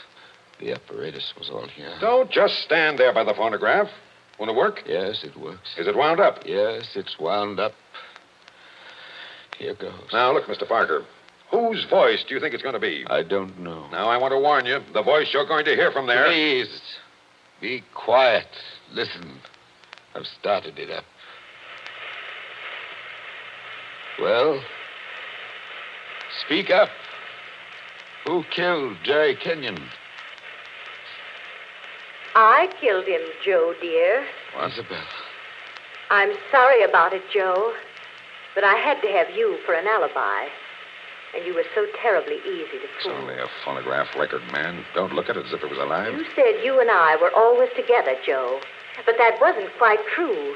I left you to go into the dining room and mix a highball, remember? Yes. And I was carrying my big knitting bag. Remember that, too? And there was something else in it besides knitting. I'm an awfully good revolver shot, Joe. I told you we were all good except Paul. And the back windows of the dining room faced the same way as the back windows of the library. Thank you, Isabel. Thank you. Jerry very was much. in the summer house. I made a sign to him from the window, and he came to the door there. In bright sunlight, 50 feet away. True again, Isabel. True Joe, again. don't you know what August heat is in a wooden summer house? Didn't anybody see that no man would be wearing a cap inside on a day like that? Jerry had taken his cap off before he went into the summer house. We saw him do it. He was bareheaded when he came to the door. So I lifted the revolver and shot him through the head. Then I dropped the gun back in my knitting bag and went back into the library with your drink. Isabel. Don't talk back to the thing, There man. was You'll drive me something else screwy. in my knitting bag, too. I had to use it. It was a duplicate of Jerry's army camp with a powder-burned hole already fired through it in the place I wanted. Very clever of you, Isabel. So I've been the goat for 25 years. I waited for some time and then slipped out to find the body. I fitted the new cap over Jerry's head in place where it ought to go. I put the old cap in my knitting bag. I took his revolver out of the holster and kept it. The gun that I'd used, I dropped on the floor beside him. So I proved it was suicide. You see? You proved it to me. Joe, listen, I'm very sick. They tell me I'm going to die. You are dead. Joe, I'm afraid. I'm going out in the dark, and I don't know what's there. Don't go away, Isabel. Come Joe. on. Just for a minute. Okay, I've had just about enough of this. Joe, I want you to tell everybody about it. I want you to tell them how a poor, crazy woman couldn't stand that man any longer, and how... There. It's cut off and it's going to stay cut off. Thank you. I've heard about enough, too. But you can't arrest her now, my friend. You can't arrest her now. After hearing that, I'm not going to arrest anybody. Tell me, Captain. Did you know what was on the record? No. That's why I had to hear it. I knew about it, but I wasn't sure what it had to say. But so help me, I never guessed how hard it would hit you. Man, don't you get it even yet? Yes, I get it. Oh, no, you don't. You don't see anything. That was how the fake suicide was managed, yes. That's just how it was all done, bar one or two little things. Only... Only what? Only it wasn't Isabel Kenyon who committed the murder. Did I hear you correctly? You did? This is another one of your little jokes, I imagine. Can't you let me alone? Have you some kind of personal spite against me? What did I Hold ever it. do? You're going to hear the real truth now if I have to hold you down in that chair. I know Mrs. Kenyon didn't kill her husband because I've just come from talking to the real murderer up the river. But they're all dead. Oh, no, they're not. And I haven't got much time either. That clock's just going to strike 8. What's the time got to do Good with it? deal if you'll follow me. Mrs. Kenyon died less than a year after her husband, didn't she? Yes. But it wasn't Mrs. Kenyon's voice you just heard on that record. What? I'm telling you, the real murderer hated her. Hated her like poison and wanted her blamed for the crime. When Mrs. Kenyon died, the real murderer wrote a letter. Well? But she never mailed that letter. She made a lying record of Isabel Kenyon's voice as evidence. Now you figure it out for yourself. Who was pretty enough to take Major Kenyon's eye and strike back like fury when she got thrown over? Who wanted to go on the stage and do impersonations? Kitty, the maid. Ah, you're talking sense. She shot Jerry from the dining room window. When she couldn't borrow Mrs. Kenyon's knitting bag, she went out to the summer house with a gun and the fake cap wrapped in a napkin on a coffee tray. She did go out, I remember. Actually, she got there before Mrs. Kenyon did. But the summer house was dark inside, and Mrs. Kenyon never noticed her. The next day, Kitty wrote that letter, but she couldn't bring herself to send it. So she kept that letter till the day before yesterday, Then one of the boys at Sing Sing... Wait a minute. ...thinking he was doing her a kind action, put a stamp on it and mailed it. Did you say Sing Sing? Yes. They're electrocuting her tonight for the murder of an Italian down at Collier's Hook. I found out about the record, all right. But the one thing I wasn't sure of was that she had done the job alone. Now, frankly, the way you acted, I thought that you might have been in on it, too. Well, that's why I had to hear it through. And it was anything but a joke. And now, here it goes to blazes forever.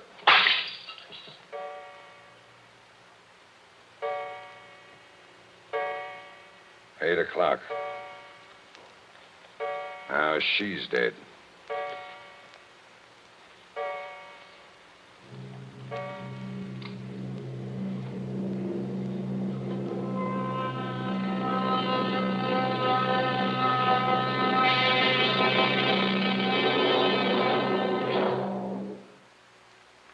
And so ends The Devil in the Summer House. Tonight's story of Suspense.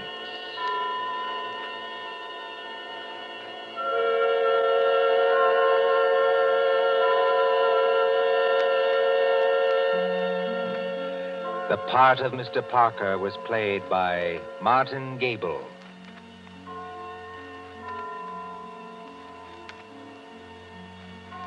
Again next Tuesday at 9:30 p.m. Eastern Wartime. A story dedicated to the thrill of the nighttime, the hushed voice and the prowling step. Another adventure in suspense.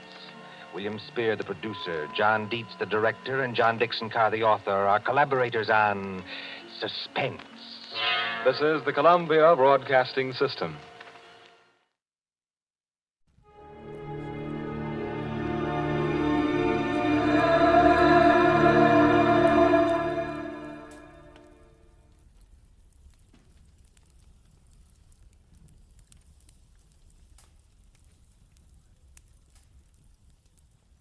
Get this and get it straight. Crime is a sucker's road. And those who travel it wind up in the gut of the prison of the grave. This time, a twisted mind, a hole cut in a wire fence, and a corpse in a storeroom. All added up to freedom. But only for the one who had it coming. From the pen of Raymond Chandler, outstanding author of crime fiction, comes his most famous character in The Adventures of Philip Marlowe.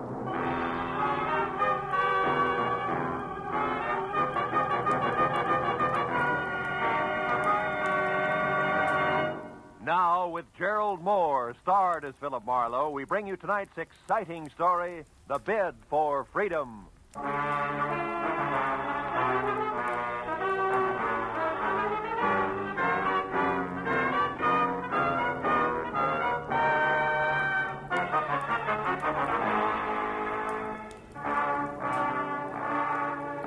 Never fails.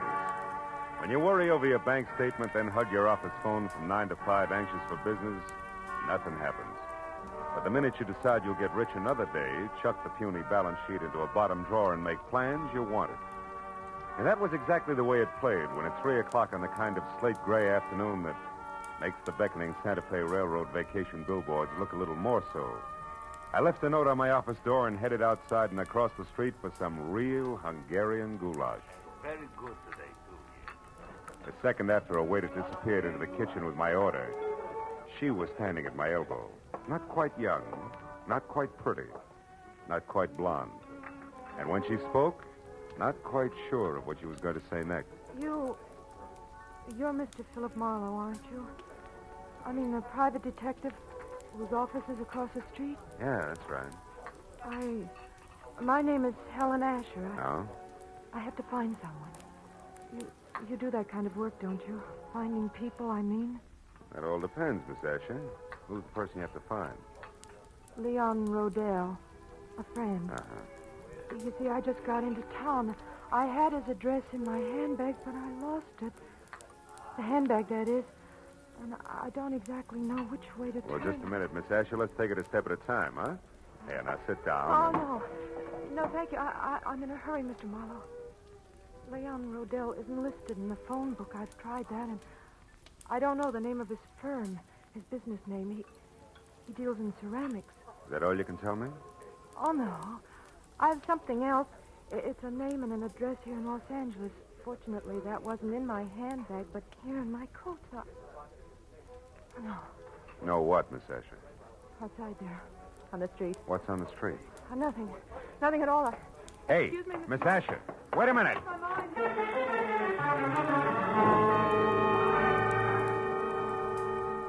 There'd been a sort of sad look about Helen Asher that made me want to help her. So after an even sadder look at the plate of goulash that was coming toward me from the kitchen, I followed her to the street. Mr. Marlowe, the gold. When I reached the sidewalk, she was across the street in a cab and away. That might have been the end of it if something small and ugly that had been standing just outside the restaurant hadn't turned and moved into the alley alongside the building. On a hunch that he'd had something to do with the sudden exit of Miss Asher, I followed him and found him standing next to a line of empty ash cans, calmly lighting a cigarette. You always run into alleys to light your cigarettes? You always concerned? What do you know about Helen Asher? Helen Asher? I haven't any idea who you're talking about. Come on, little man. I'm talking about the gal who just got into that cab. Do the words begin to flow, or do I wring them out of you? Hey, get your hands off me. You're ripping my pocket. You're lucky it isn't your nose. Come on, talk. All right. It's no secret. Here, it's all in this letter. Look, right here. Oh!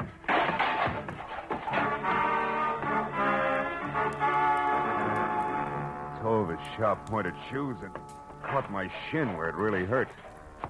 By the time I was out of the ash cans, back on my feet, I knew the damage had been more to my dignity than anything else.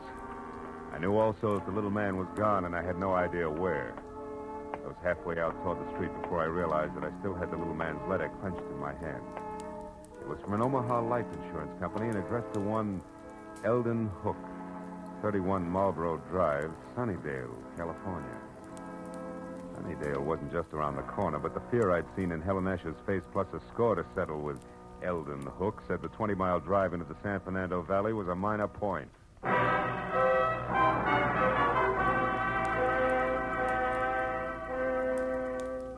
Under the gray sky overhead that thickened by the minute, Sunnydale, about the size of the hole in a candied lifesaver, looked as warm and cheerful as crepe paper.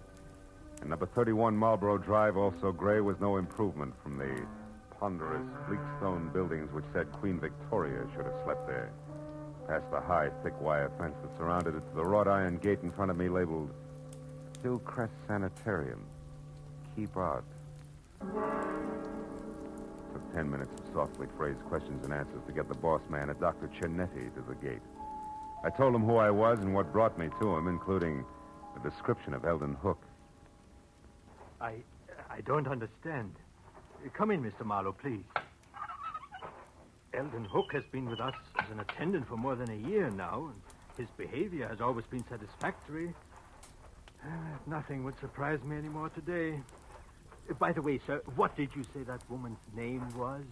The one who approached you in the restaurant? Oh, Helen Asher. Is it possible that she was once a patient here, Doctor? No. Oh. What about Leon Rodell? Leon Rodell?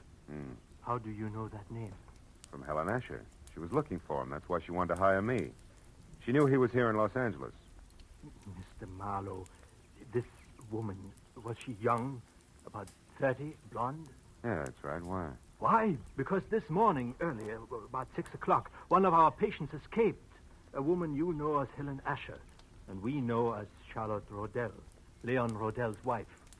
Oh. She's insane, huh? Temporarily, yes. Come over here, near the fence. Oh. I'll show you how she got away.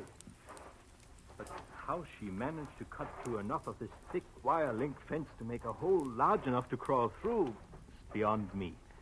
Here, look, behind this ivy. Uh-huh. Even with a good wire snipper, it would take hours to get through all these strands, huh? Wasn't she missed inside? Yes, but she was only gone minutes.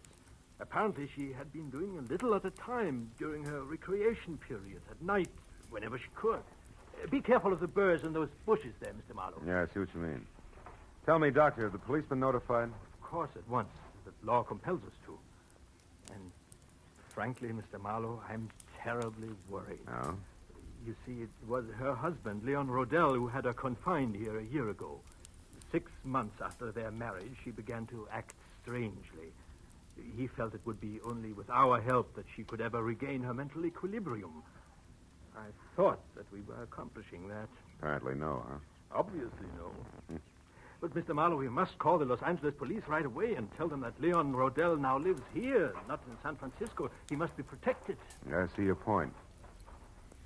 Yeah, she did break out. She is trying hard to find Leo, and 3 she ran from Eldon Hook, who was very close on her trail. That's right, Mr. Marlowe. That's why I suggest that Leon Rodell discontinue seeing his wife as of last month.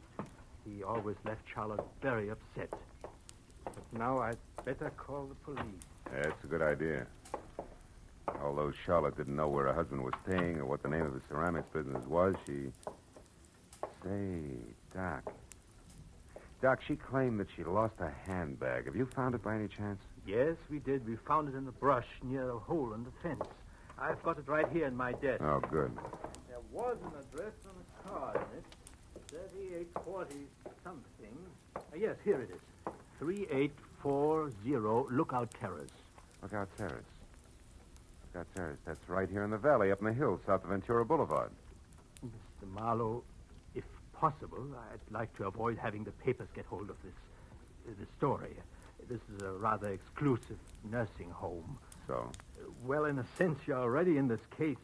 Could you try to find Charlotte Rodell and bring her back here before the police do? Well, Dr. Chinetti, It would be doing a great service for the woman and her husband. I'll pay you your fee. All right, Dr. Chinetti, I'll try.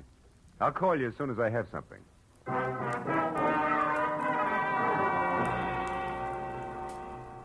When I first started Marlboro Drive in Sunnydale, it had been a combination of interest in a sad-eyed girl and a strong desire to punch Eldon Hook on the nose.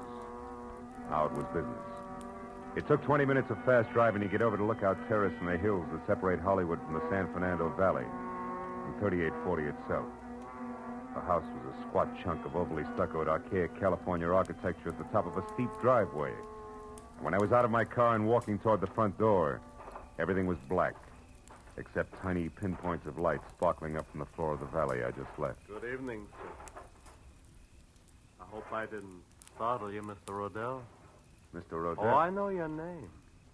Yes, sir. And I know some other things as well. Like what?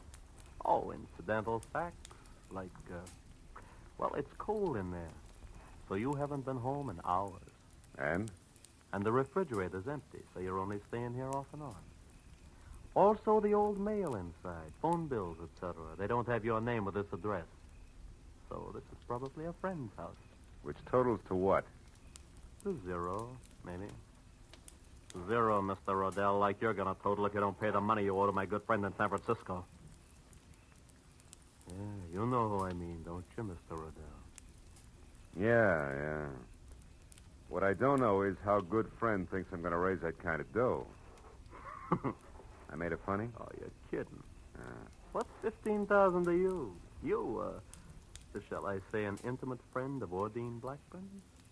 Oh, Ordine Blackburn. Yeah, Ordine Blackburn. Come off it, boy. I'm thorough. An eager sort. I know that the lady from Bel Air's loaded and that she's nuts about you. No fooling. Now, before I leave, a word of advice, Rodell. One can't run away from his obligations forever. And you won't be able to walk away after 24 hours. Unless, of course, you pay. Good night. Good night, Eager.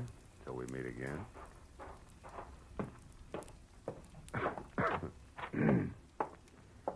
Ooh.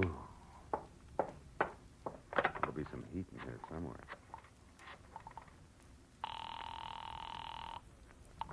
Information. Oh, operator, I'd like the telephone number of a Miss Ordine Blackburn in Bel Air. I don't have the address. Have you tried your directory, sir? No, I can't. The house burned down. One moment, please. Yeah. We have an Ordine Blackbird at 2321 Bel Air Road. Yeah, that's it. What's the number, please? Nevin 31121. 31121. Thank you. House burned down.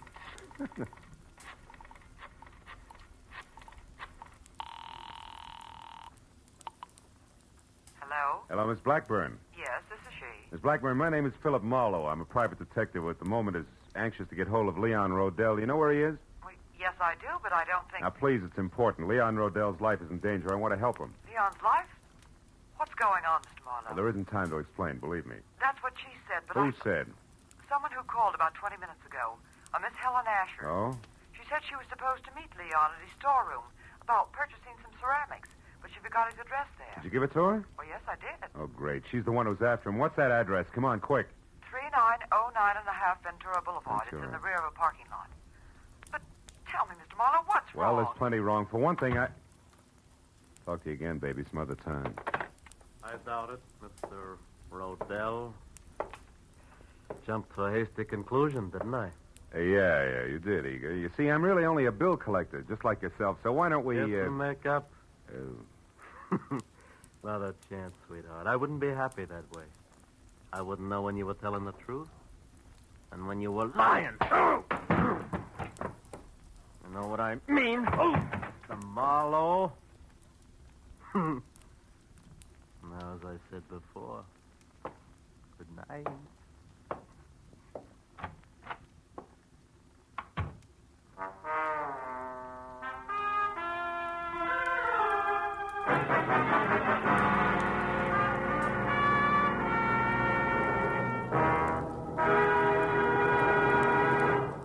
In just a moment, the second act of Philip Marlowe. But first, CBS will bring you the earth-shaking premiere of a new opera tomorrow night. An opera written by Alec Templeton with Charlie McCarthy as a lovelorn singing Bengal Lancer. Templeton himself as a Maharaja and Ursula Twing as a flying carpet salesman. You can hear it on the CBS Charlie McCarthy Edgar Bergen show tomorrow night. And don't forget, Red Skelton, Amos and Andy, Eve Arden, Horace Hyde, and all the other CBS Sunday night stars will also be on hand on most of these same CBS stations. Jack Benny, of course, is heard in them all on Sundays. Now, with our star, Gerald Moore, we return to the second act of Philip Marlowe and tonight's story, The Bid for Freedom.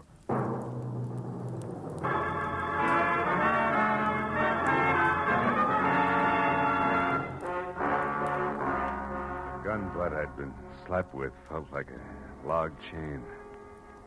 Next time would be different.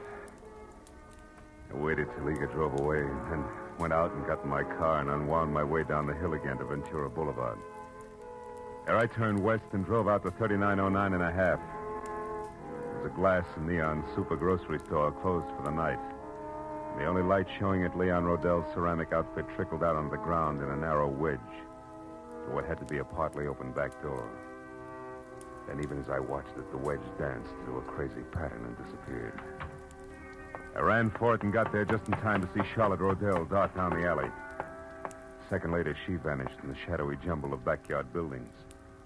I knew there was no use trying to follow her. Instead, I eased the storeroom door open and looked in at a room full of flower pots, lamp bases, and dishes. Nothing moved. Charlotte, I was sure, had a reason for running, so I went in toward a table in the corner where the only light was burning. I was almost up to it before I saw the reason.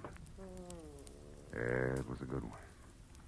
Eldon Hook, the sanitarium attendant, was on the floor behind the table, his body still trying to arch away from the knife in his back. When I bent over him, he opened his eyes. They were already cloudy. I was close. I found the hole in the fence, and I knew Ordine was... Ordine what, Hook? Who did it? Can you tell me? I never figured on... I left Eldon Hook just as he was. Went to the door that opened to the front of the ceramic shop. A desk was there with a phone on it. I got halfway through the Homicide Bureau number when a silhouette showed up at the curtains at the front door. I put the phone down, stepped back into the shadows, and waited.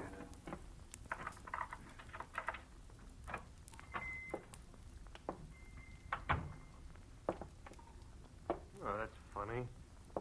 I've left the work light on. Not necessarily, Mr. Rodell. Who are you? Name's Marlowe. I'm a private detective. You are Leon Rodell, aren't you? Yes? What are you doing here in my shop? You better finish taking your overcoat off, Mr. Rodell. Now, see Your here. wife has run away from Hillcrest Sanitarium. My... Charlotte is out? That's right. How do you know this? She came to me tonight under a phony name. Tried to get me to locate you. She'd lost your address. Oh.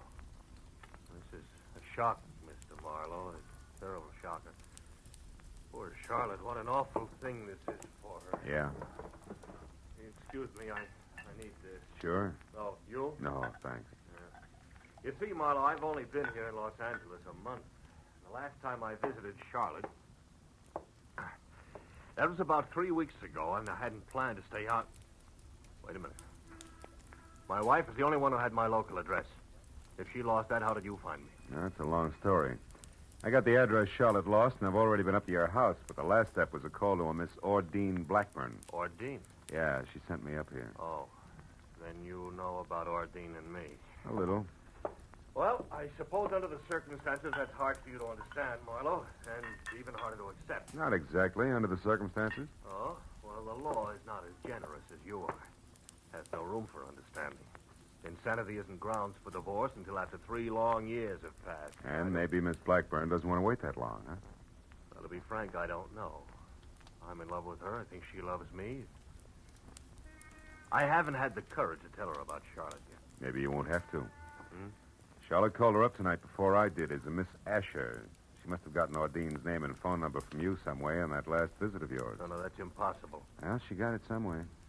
Marlowe, do you know where Charlotte is? We've got to find her. She's not responsible. She might even be dangerous. It's an understatement, Rodell. She's deadly. Deadly? I don't understand. Come here.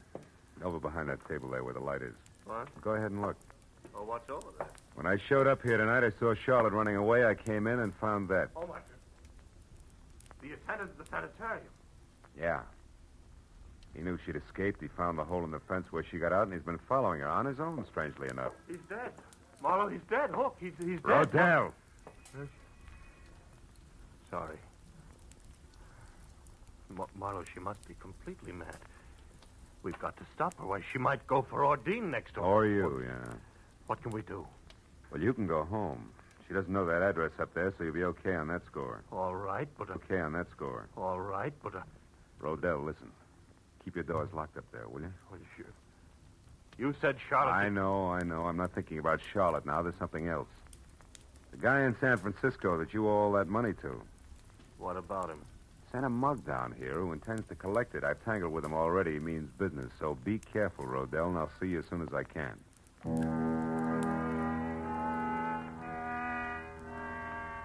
I watched him go out the door limply, his head down. He looked about as tough as a bowl of whipped cream. Then I went back to the desk again and saw that he'd left his overcoat where he'd dropped it on the chair. I called the police, gave him the word on Charlotte, and when that was over, I had to switch on the desk light to check the sanitarium number before I could call Dr. Chinetti. That's when I saw the letter lying on the desk, an important letter. But for one reason only. It was addressed to Leon Rodell at his house on Lookout Terrace. It was an open invitation to anybody who'd come to the shop looking for that particular piece of information. And there was no doubt in my mind that Charlotte had seen it, which made it long past time for me to get up there and on the double. I turned, headed for the door, and stopped all in one motion. The pair of headlights slashed at the windows and then blinked out. I stepped back out of the circle of light from the desk lamp and waited. A second later, the hulk of Mr. Eager filled the open back door. He was still very sure of himself. He took in the storeroom with one long glance and then sidled through the clutter as deftly as a rumba dancer toward the door where the desk and I were waiting. The instant he got within reach, I swung! You again, you dirty lousy... Made your pitch once, big man. Why don't you sit on it? Why, you... That squares us up for that clip on the chops you gave me. Oh, no. No, not quite, mister. Even Steven now, big man. When he went down that time, he took the chair, Rodell's overcoat, and half the stuff on the desk with him. He was still moving, trying to free himself of the tangle, so I reached for him again, but got only a fistful of the overcoat Rodell had left behind. And suddenly, my hand stung like I'd grabbed the wrong end of a bumblebee. I jerked it back and looked at the palm. Something was stuck to my skin, something I couldn't understand. Until finally realization oozed through the molasses in my brain. I left and ran all the way to my car and almost sprung the frame, twisting up Lookout Terrace.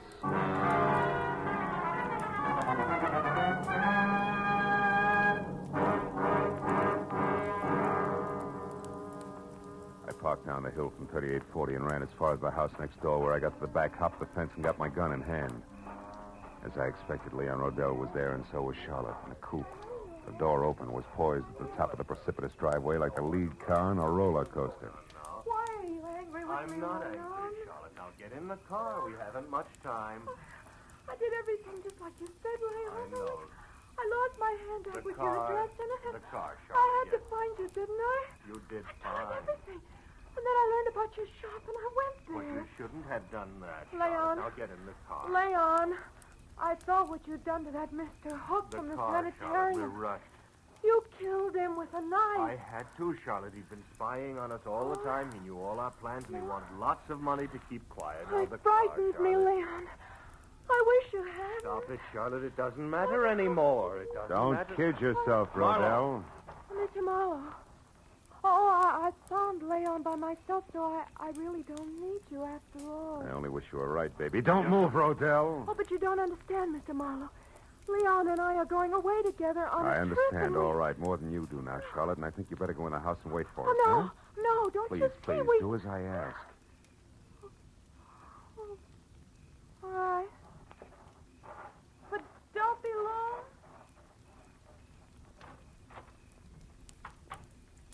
Some trip you had in mind, Rodell. Your wife in this coupe and straight down over the bank, strictly solo. She didn't even suspect. Keep your hands off me. Sure, I'd never get him clean again.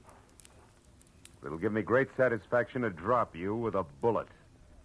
And I'll do just that if you take one step before the police get here. So stand still, Rodell. Real still.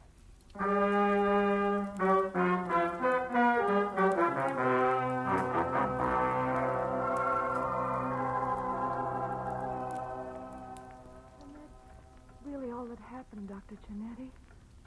I'm sorry you were worried, and I'm awfully glad I'm back. So am I, my dear. And we'll talk more about it in the morning. What you need right now is a good night's rest in your own bed. Oh, you're right, Doctor. I'm very tired. Good night, Mr. Marlowe. And thank you. Good night, Charlotte. She still doesn't realize, does she? No, and it's a good thing. Plenty of time for that later when it can come gradually. At this point, she could tear herself to pieces over a thing like this. Yeah. Her husband who urges her to run away and helps her do it for the sole purpose of getting her out where he can kill her. Not much security in that setup, huh? No. You mentioned another woman, Mr. Marlowe. Miss Ordine Blackburn. Oh, Adine, yeah. Gullible rich girl without much on the ball. Rodell planned to marry her and solve all his money problems. Believe me, Doc, he had them, big ones. I see. Well, she's better off this way. Yeah. 6 months of marriage to Rodell, and she'd have been a candidate for your sanitarium herself. He's that kind of a guy. And my late employee, Eldon Hook? Well, he knew that Rodell had been urging his wife to run away and that he'd cut that hole in the fence. Hook found out that Rodell was interested in Ordine, and he tried to shake Rodell down. Signed his own death warrant on the spot. You know, it's sometimes frightening to me, Mr. Marlowe, to realize how many warped and twisted minds there are that never get help until it's far too late. But there's always some good in every bad thing, they say. What about this case? Charlotte. I expect her to recover completely soon, because now the main contributor to her neurosis, so to speak, is gone forever. That was Leon Rodell. Yeah, well, Doc, it's a long way back to Hollywood. I better get going, huh? Just one thing more, if you don't mind. Charlotte would have died in a smashed car in what would have passed for an accident. Also, she'd have been blamed for Hook's murder if you hadn't found out the truth about Rodell. I'm very curious. You remember the burrs that grew along your fence outside? The birds? A blasted nuisance. Yeah, but as you just said, Doc, there's always some good in every bad thing. Rodell told me that he hadn't been up here for 3 weeks. And yet tonight his overcoat was loaded with burrs. I got one in my hand from it. Oh. That gave me a hunch. Well, from there on it played. Disappointed? To the contrary, satisfied completely. Good night, Mr. Marlowe. Good night, Doc.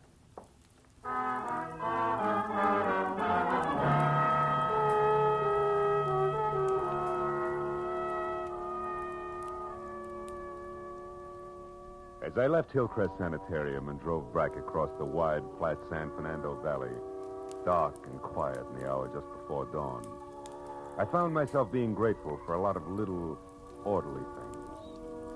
Things like the clear white line down the middle of the road, the rhythm of the motor in my car, and the prospect of going home to my own secure apartment. Then I wondered about Charlotte and the sort of nightmare jungle the world must be to a mind twisted suddenly, out of focus, where there is no symmetry or logic. But nightmares can be banished, huh? Fears driven away. And in time, with Dr. Chinetti's help, she'd come out of it all right. But the others like Hook and Rodell, to them, the jungle is home. No nightmare, that. They live in it by choice. Until, one way or another, they're destroyed. Choked to death by the very tangle they hide in. Well, that's fair enough.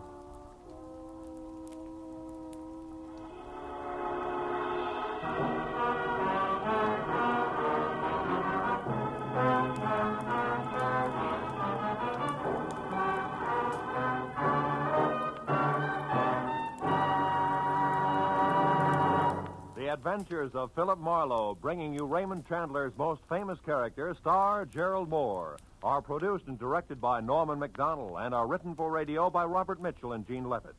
Featured in the cast were Gene Bates, Larry Dobkin, Yvonne Patey, Harold Deerenforth, Jack Edwards, and John T. Smith. The special music is composed and conducted by Richard Arant. Be sure and be with us again next week when Philip Marlowe says...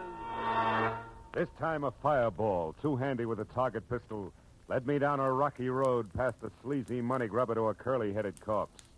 And it might have gotten worse if I hadn't slowed down at the hairpin turn.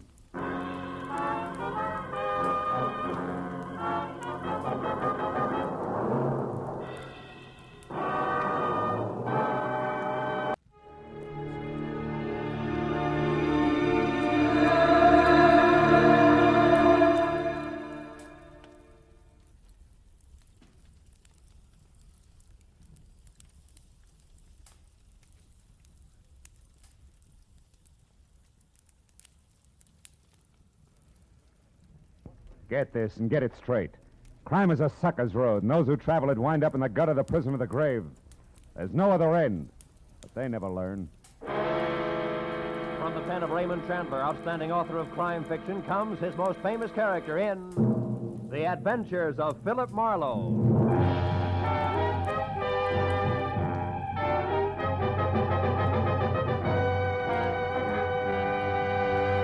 Now, with Gerald Moore starred as Philip Marlowe, we bring you tonight's exciting story, The Collector's Item.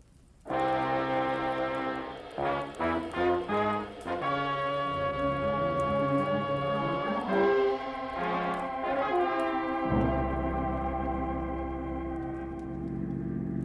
turn the corner, cabbie. Don't lose them. Don't worry, mister.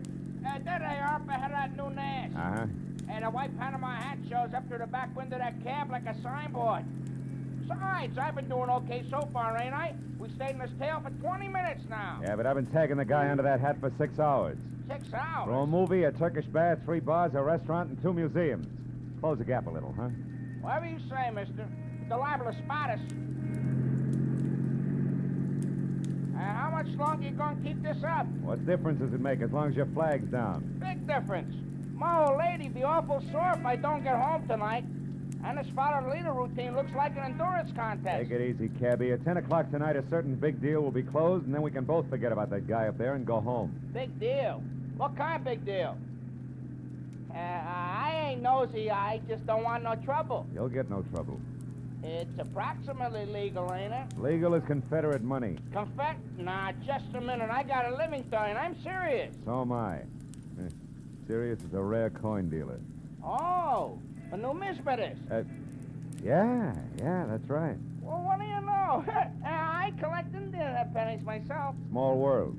And the guy up there in the hat's trying to louse up for sale, huh? That it? Roughly, yeah. Keeping an eye on him till the deal goes through at 10. He's a screwball from the deep south. Hey, the light's changing. He's gonna be caught. You want I should slow down? No. Pull up behind him. It's okay. Right. Hey, mister, look. You see that? Yeah.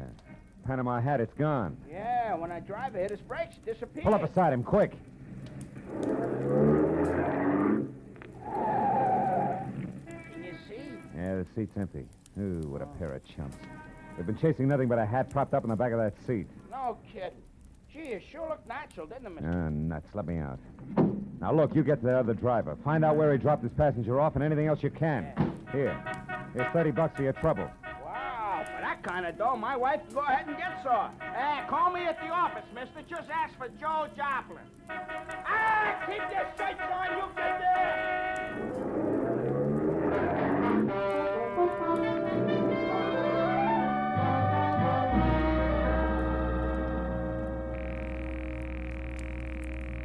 Come on, Rayardi, be there. Be there. You'll go off like a Roman candle. Come on, be there.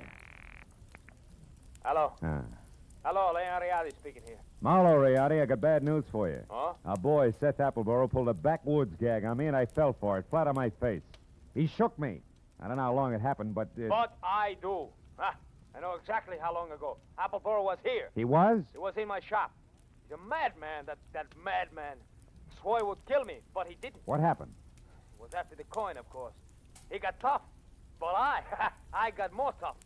I'm not born the day before yesterday. I was forced to ruin a beautiful Renaissance vase on his stupid skull, but at least I got rid of him. So I say phooey on Seth Appleboro. Oh. I beat him up myself, you hear? And I throw him out. It's finished. So at 10, I shall sell the coin to Pierre Bowman as arranged, and that will be that. Well, glad to hear it, Rayardi. To send the check to... Just a minute, Mr. Marlowe. Huh? Who's there? Who's back there? Who is it? Rayardi. Hey, Rayardi, what's the matter? No, wait. No, listen, dog! Good! Rayardi! Marlowe, you... Rayardi! Rayardi! Rayardi! I ran out of the phone booth, hailed the first cab that came along, and headed for 113 Marion Avenue. Leon Riardi's shop was a narrow cell with tattered green shades drawn over dingy windows. The front door was locked, so I went around to the alley where I'd left my car earlier. The back door to Riardi's was half open. Riardi sat on the floor, his legs spraddled out, his head slumped against the bottom drawer of his desk like a drunk too tired to look for the way home. Beside him on the floor was all that was left of the reason for it. A small open box lined with blue velvet and labeled Unique, Confederate States of America, $50. One of 4 struck at New Orleans Mint, 1861. Only piece of this series now in existence. Source, Colonel J.J. Appleboro Collection, 1880. But the box was empty. The 4 bits worth of Confederate money was gone. I picked the phone up in my handkerchief and called the cab company office. 2 minutes later, I had Joe Joplin. Yeah, I got that other driver okay, mister, but I couldn't pry much out of him. Even the hard way, I tried. He left that southern drawl off at the Wilshire Gardens, Villa 9. And he got orders to take the Panama hat on a $10 drive around town. That's all? That's all he knows. He thought it was some kind of joke. Wilshire Gardens, number 9. Okay, Joe, Yeah. thanks.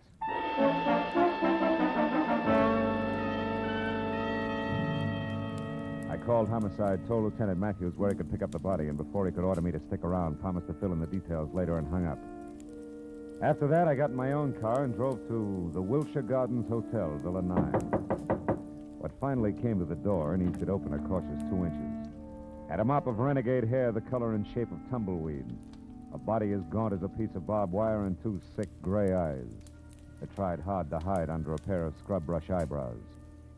Seth Appleboro wasn't glad to see me. Ain't your business, sir. What's more, I'm a busy man. I'm not well, so be brief. Okay, we'll start off with murder. Murder? Now, see here, We'll sir. follow that with a missing Confederate $50. Now, do I come in peaceful like, or do I knock the door down? Don't go riling me up, Yankee. Well, you won't get in at all. What's your name? Philip Marlowe. My business at the moment is trying to square things with a client I let down very badly. Client? Then you must be referring to that low-down, unscrupulous carpetbagger, Leon Riardi. You're a little confused, aren't you? Riardi's from Italy. From northern Italy, sir. And a crooked, unprincipled carpetbagger. You said that. The kind who strips the South of her treasures. Who pillages and loots and... What? A gun? Well, what's the meaning of that firearm in your hand, sir? I haven't got time for another civil war. How Now dare get you. away from that door. I'm coming in. You carpetbagger. Now, let's knock off the nonsense, Appleboro. Where's the half a buck? Well, indeed. My poor old fool of a grandpappy, the colonel, sold it. Sold it for practically face value, sir. Just to keep body and soul together on the plantation back in 1880. And what he was give for it wasn't worth dirt compared to what that fine old piece of Confederate money's really worth. All right, all right. Where is it? Come on, hand it over. Oh, I don't have it, sir. Oh. Not yet. But by ginger, I'm going to get it. And when I do, it's going home where it belongs, you hear? To the South. Oh. You better go to the couch and take another pull on your mint julep, Buster. You look bad. My head. And then I want that coin. I'm not kidding. That reality crowned me with an iron pot. Oh. But that won't stop me, sir. I'm not going to stand by and let that rare old $half be desecrated any farther. I'll prevent it being sold to any rich, dawdling oaf of a collector who has the audacity to live in Sherman Oaks. If it's the last thing I do. And you, sir, you won't stop me either. Sit down, I told you. Oh. That crackpot. Oh, my head. I should have known. Win, lose, or draw, I'm turning you over to the police right now, Appleboro. Charge is murder and larceny, and it's too bad, but you're a cinch to beat both raps on a goofball plea. You, big boy, put down the phone, drop your gun. Oh, rebel reinforcements. Drop it, I said. Oh, friend indeed. Providence is still smiling, sir. Yeah, sure. She's hilarious, Mr. Appleboro. Right, big boy? Well, don't you see the humor of the situation? Oh!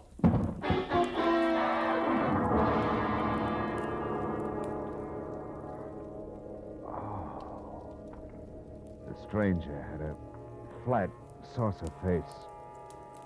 A sour grin in the left hand like a trip hammer. I'd done my best to roll with a punch, but I'd still caught enough of it to jar my brains loose. When I finally got up again, Villa 9 was empty. It took a while for that to soak in, along with another fact. I was up against a team. Appleboro and Saucerface. Also, it was now 9:30, which gave me just half an hour to get to Sherman Oaks for what had to be the next scheduled meeting.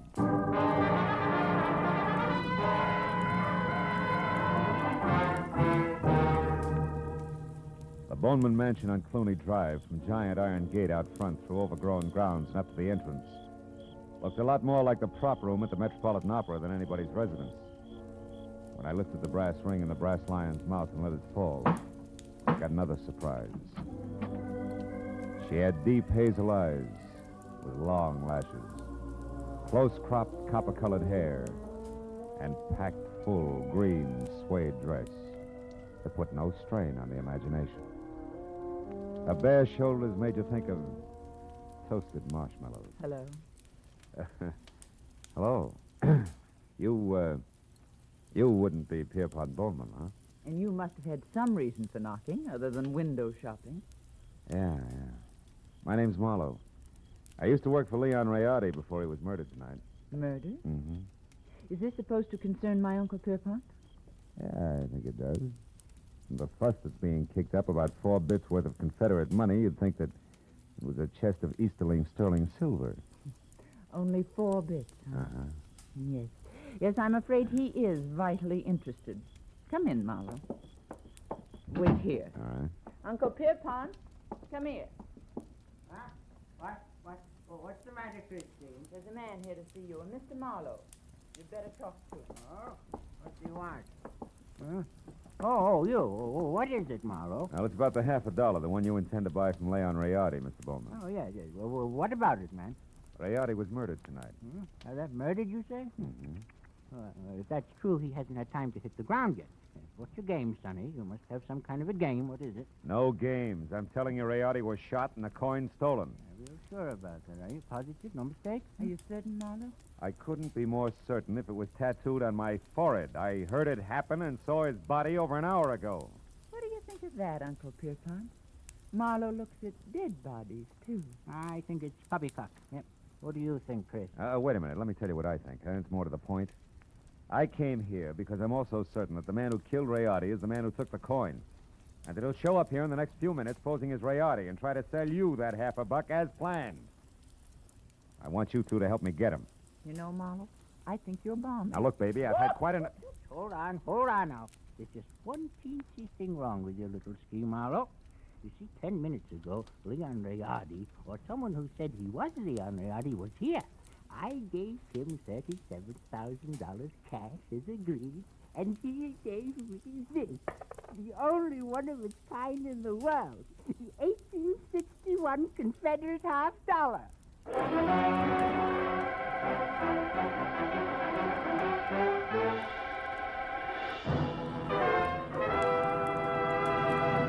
In just a moment, we will return to the second act of Philip Marlowe. But first, there are songs for sale, and one of them may turn into the nation's newest hit as you listen in to CBS on Friday night.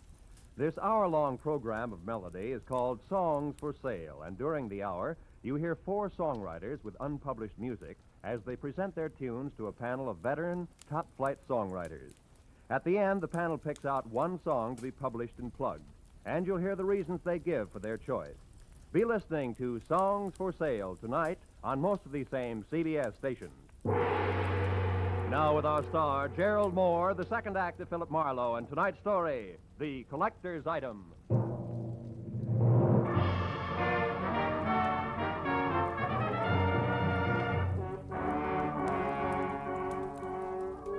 When the wobbly screwball collector clinked the $37,000 50-cent piece on the tabletop in front of me, his eyes flashed on like a pair of unfrosted light bulbs. And something close to frost started to collect in the upturned corners of his mouth that smiled like the cat that had just eaten the canary, cage, birdseed, and all. There was little doubt about it. Septuagenarian Pierpont Bowman was what an eccentric would call eccentric. And he was very unconcerned with the murder of Leon Rayardi, and very fuzzy about what Rayardi's impersonator had looked and sounded like. I'm afraid I can help little on that score, Mr. Marlowe. Only had eyes for the coin. And what a coin she is. Why, suddenly, Mr. Bowman, you've got to remember something. Height, build, color of eyes, hair, voice. Yeah, voice. Was it a southern accent? Think, Mr. Bowman. Southern accent? Yeah. No, no, Mr. Marlowe can't say if it was or not. My hearing isn't all it used to be, you know. But Christine here, now maybe she could... No. Christine wasn't in the room. Answered the door myself. But I did see him come up the walk, Mr. Marlowe, from my room upstairs. He was tall, about your height. Oh, no, perhaps a mite shorter. And he wore a gray suit. No, darker than gray. Sort of light blue shade. Oh, that's I think, great. like Yeah, thanks a lot. And before I start reaching for a butterfly net myself, I think I better get back to Seth Appleborough's place on Wilshire. Why there? Surely if he's the guilty one, Mr. Marlowe, he won't wait to be apprehended. Not on purpose, no. But when I last ran into him and his buddy saucer face, he was fighting an acute case of vertigo. Might have collapsed since. And besides, I don't know where else to go. Oh, but, sir, why must you go any place? The police will attend to that Mr. Appleborough. Now, look, Mr. Marlowe, here on the rim of the Mr. coin... Bowman, this may mean nothing in the Numismatic League. But I went to work for Leon Rayardi to protect him, a job I didn't do. Also, losing clients this way is bad for my business and conscience. Good night, and happy gathering coins in May. Mr. Marlowe, wait, please. Please, Mr. Marlowe, let me see you out and explain something. Be just a minute, Uncle. Well, what is it? I'll pay you $500, Mr. Marlowe, not Confederate dollars either, to see that Uncle gets his money back and that the coin is returned to that Mr. Rayardi's estate. What? You're against the deal? Why? Because it's the 100th one in the past 2 years. You hate to see the money you'll one day inherit go to a bunch of screwballs, huh? Why, you foul-minded, no good... I've got news for you, Mr. Marlowe. It's not my inheritance I'm concerned with, it's my uncle. In spite of this mansion and all the junk in it, that $37,000 was every cent he had left. Okay, kid. In that case, 2 points. 1? I had the slap coming. 2, I'll do my best to back up everything to where I came in. Good night. Good night. And Mr. Marlowe? Yeah? I didn't enjoy slapping you.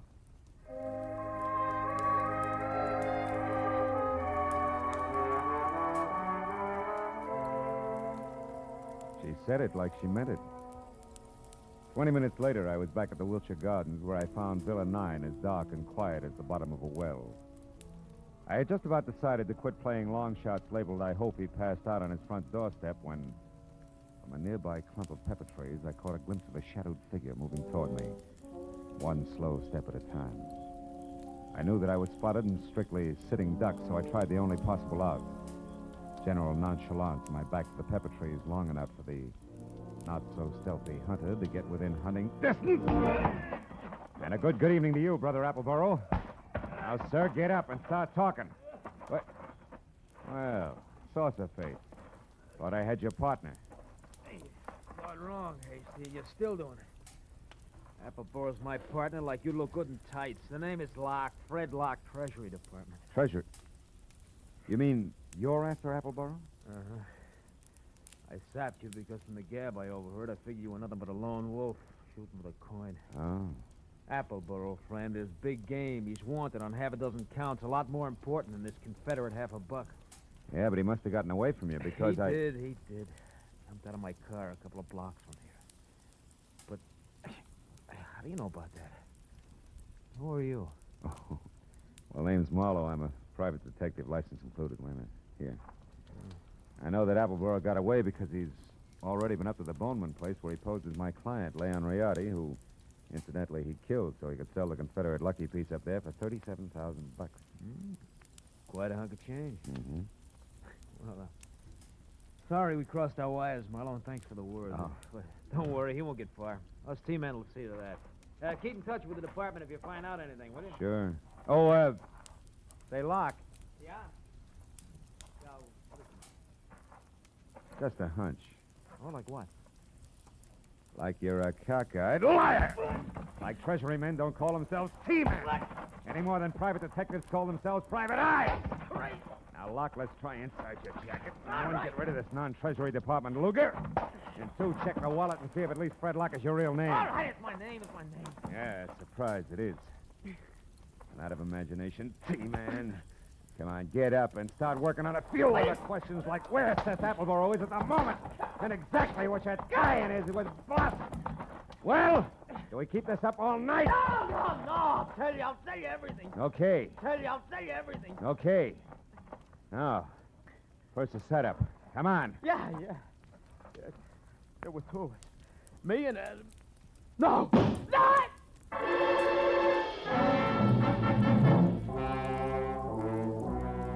Come from the street that was just beyond the pepper trees and slammed into Locke front and center, folded him up like it was built on hinges. By the time I was out of the impact area and had my .38 in hand, the only target I had was a pair of taillights blinking out of sight in a funnel of dust. Fred Locke was blood-smeared, dead, and made an ugly centerpiece for the little ring of startled faces that began to converge. I stepped back and became just another sightseer. When a small, bald man with a large white eyebrow and lots of worry stamped on his face began to do his lamenting out loud. He was the Wilshire Gardens hotel manager and didn't care much for public spectacles on the home grounds. Oh, my goodness. 1 minute that Mr. Appleboro unconscious in his car, and the next this man is shot to death. Hey, wait a minute. Appleboro's unconscious in his car? Where? At the other end of the grounds. There's a nasty cut in his forehead. One of the guests just found him there. I was just about to call a doctor. Never mind the doctor. Show me the way. Come on.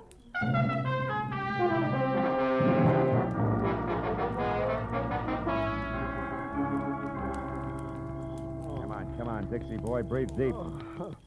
Who? Oh, you again? Yeah, me again. And you're up to your drawl in a couple of untidy murders. Now snap out of it. Oh, my. It's no use. He doesn't even hear you. That's all right. While it's this peaceful, I think I'll check on this drooping flower of the old South. His wallet should do it. Do what? Prove whether or not he gave me a straight pitch. Yeah. What do you know? Membership card, Sons of the Confederacy, New Orleans chapter. Here, let me see. Oh, that's his picture, all right. Sure is. Well, when the police get here, they, Hey, look. Yeah, what is it? His wristwatch was smashed against the dashboard. So it is. He must have held his hand up to protect his head when he fell forward. Yeah, now look, friend, the name's Marlowe. When the law gets here, tell them they can find me at Sherman Oaks, the Pierpont Bowman residence. Oh, now, wait a minute. You can't leave me here with all this on my hands. The police are going to want to know what this is all about. I'll try and have an answer for them. But first, I got to ask a crazy collector a not-so-crazy question.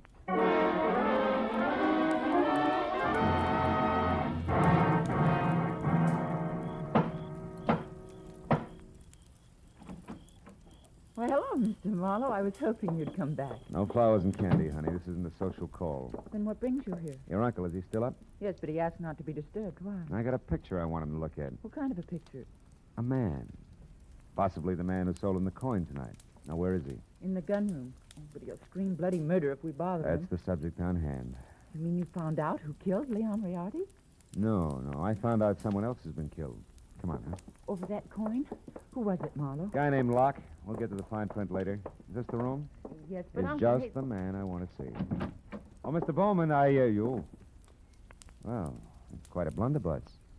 Look, point that somewhere else.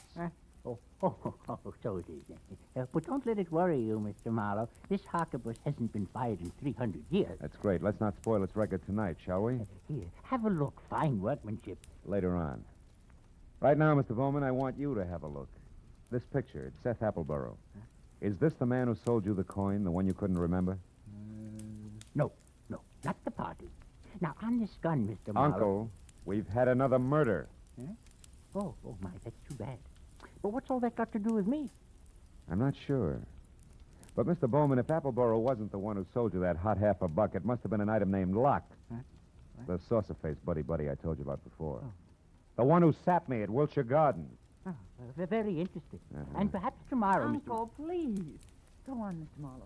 Well, there isn't much more. When I left here and I went back for Appleborough, I ran into Locke. We mixed it up, and I was just about to get him to talk when he was shot out from under me. What? Appleborough did it? He shot Locke? No, he couldn't have. Oh, why not? Because Appleborough was out cold in his car at the time. Then all you really know is that Appleborough didn't kill his Locke. Oh, I know a little more. I also know now that there's a third interested party mixed in.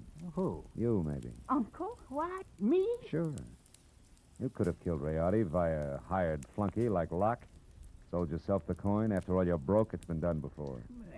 You're mad. It's insane, Marlowe. The idea. To think that Uncle would hire the likes of Fred Locke. Why, it's... Slips, Christine? You shouldn't have known Locke's front name was Fred, should you? I never mentioned it. What? Christine, you mean that... I mean that nobody moves. Christine. Oh, fine. This is one gun in here that's no relic. It's been fired something less than 300 years ago. Yeah, to be exact, less than an hour ago at the Wilshire Gardens when you used it to keep Locke quiet, huh? You, Christine, you're the third party Marlowe was talking about. You hired Fred Locke and Appleborough. Had nothing to do with it, Mr. Bowman. It was your niece's partner, Fred Locke, who killed Riardi in his shop and stole the $1/2. After that, he followed me to Appleborough's place in Wilshire Gardens. There he KO'd me and Appleborough both. Then came out here and sold you the coin. Posing as Riardi. Correct. You can both go to the head of the class. Not yet. One question, teacher. Why did Locke go back to Appleborough's? Couldn't have been just luck that I found him there. It wasn't. He was afraid Appleborough had seen him kill Riardi at the shop. He had to know for sure. Your turn, Uncle. Why did you do it, Christine? I was sentimental, Uncle. I wanted at least the last of your money as a keepsake. And now that I've got it, I want one thing more before I leave. That $50 in your pocket. Hand it over. Come on. The $50, but... It's worthless to you, Christine. You can never sell it again. Every collector in the world will be on the lookout for it. Don't you think I know that? Then what do you want with it? The pleasure of getting rid of it. I hate it. Like I hate every piece of junk you've squandered your fortune on. The fortune I'd have inherited someday. I'm going to throw it in the first deep river I come to. Hand it over. No, you don't, Christine. Drop it. Drop it. Now, sit in that chair while you can. You may end up in another one.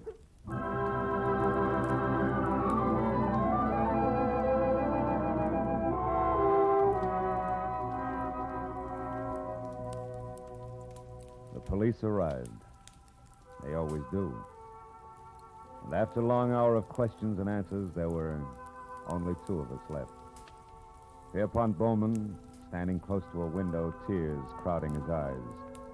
The fingers of his right hand nervously toying with the Confederate coin.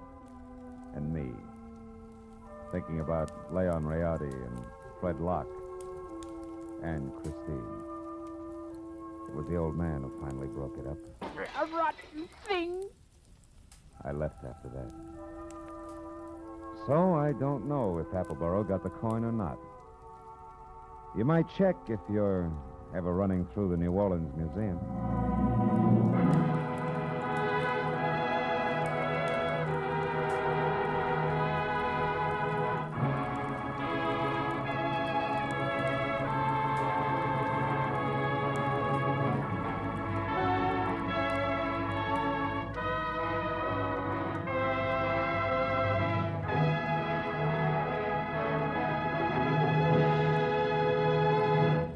Adventures of Philip Marlowe, bringing you Raymond Chandler's most famous character, star Gerald Moore, are produced and directed by Richard Sanville and written for radio by Robert Mitchell and Gene Levitt.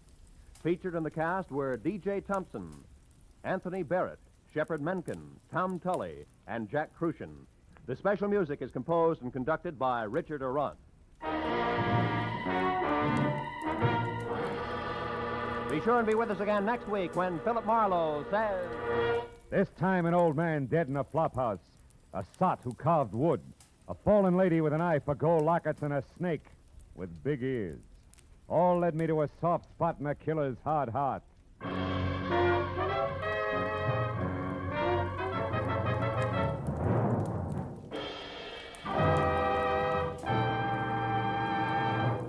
Every Friday night, CBS brings you stories taken from the files of parole boards of the 48 states. With only the names changed, these stories give and detail the events of a criminal's life up to the time he is up for parole. Then, before you hear the board's decision, you can make up your mind. Is this man ready to be set free? It's been hailed by press and public alike as an outstanding anti-crime show. And you can hear it now by staying tuned, because Up for Parole follows immediately on most of these same CBS stations. Roy Rowan speaking. This is CBS, where you play Sing It Again every Saturday night, the Columbia Broadcasting System.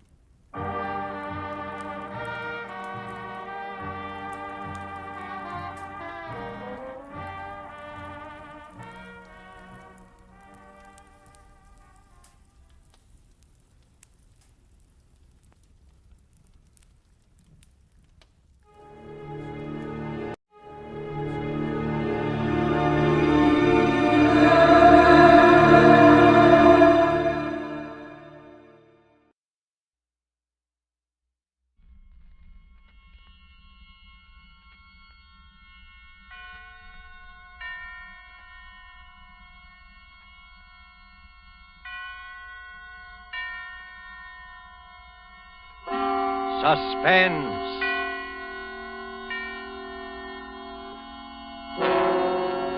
Presented by Roma Wines, made in California for enjoyment throughout the world. Salud. Your health, senor. Roma toasts the world. The wine for your table is Roma, made in California for enjoyment throughout the world.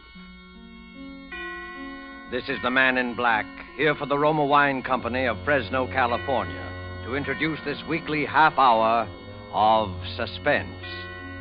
Tonight in Hollywood, Roma brings you the MGM star, Mr. Charles Lawton. The suspense play which stars Charles Lawton and which is produced and directed by William Spear is called Wet Saturday. This remarkable and sardonic story is rather difficult to describe. It most certainly isn't a whodunit. Is it, Mr. Lawton? No, it definitely isn't. The question involved is not at all a matter of who done it. It's a matter of whether or not the who done it is going to get it in the neck. And if not, then who is, regardless of who actually done it. It's very complicated. Very well put, sir. And before the curtain rises on Suspense, will you eavesdrop with me a moment? Dinner is over. A delightful dinner in one of the great homes of a land far to the south. And one of the guests is complimenting his host. Ah, Raoul, your reputation as a host grows with each of your magnificent dinners. That superb wine tonight, where did you find such perfection? I will tell you a great secret. When I visited our good neighbor and ally, the United States, I tasted the wines of their California and knew instantly it was a great wine country. And I learned that some of their very choicest vineyards produced the wine we enjoyed tonight. Roma wine. Our good neighbor to the south is right. Our own sunny California provides perfect conditions of climate and soil to produce some of the world's finest wines. And note this. What your wine connoisseur of another land prized as an expensive import, with import duties and high shipping costs included in his purchase price, comes to you from the great Roma wineries in California as an inexpensive American product. Roma's wide varieties of types and Roma's modest cost means that you can enjoy these fine wines often when entertaining guests as a pre-meal appetizer, to serve with meals, or for after-dinner enjoyment. You will be amazed at how little your dealer will ask for an assortment of several types of these fine Roma wines. Visit your dealer tomorrow and ask him for Roma, R-O-M-A, America's largest selling wine. Made in California for enjoyment throughout the world. And now, with Wet Saturday, and with the performance of Charles Lawton, we again hope to keep you in suspense.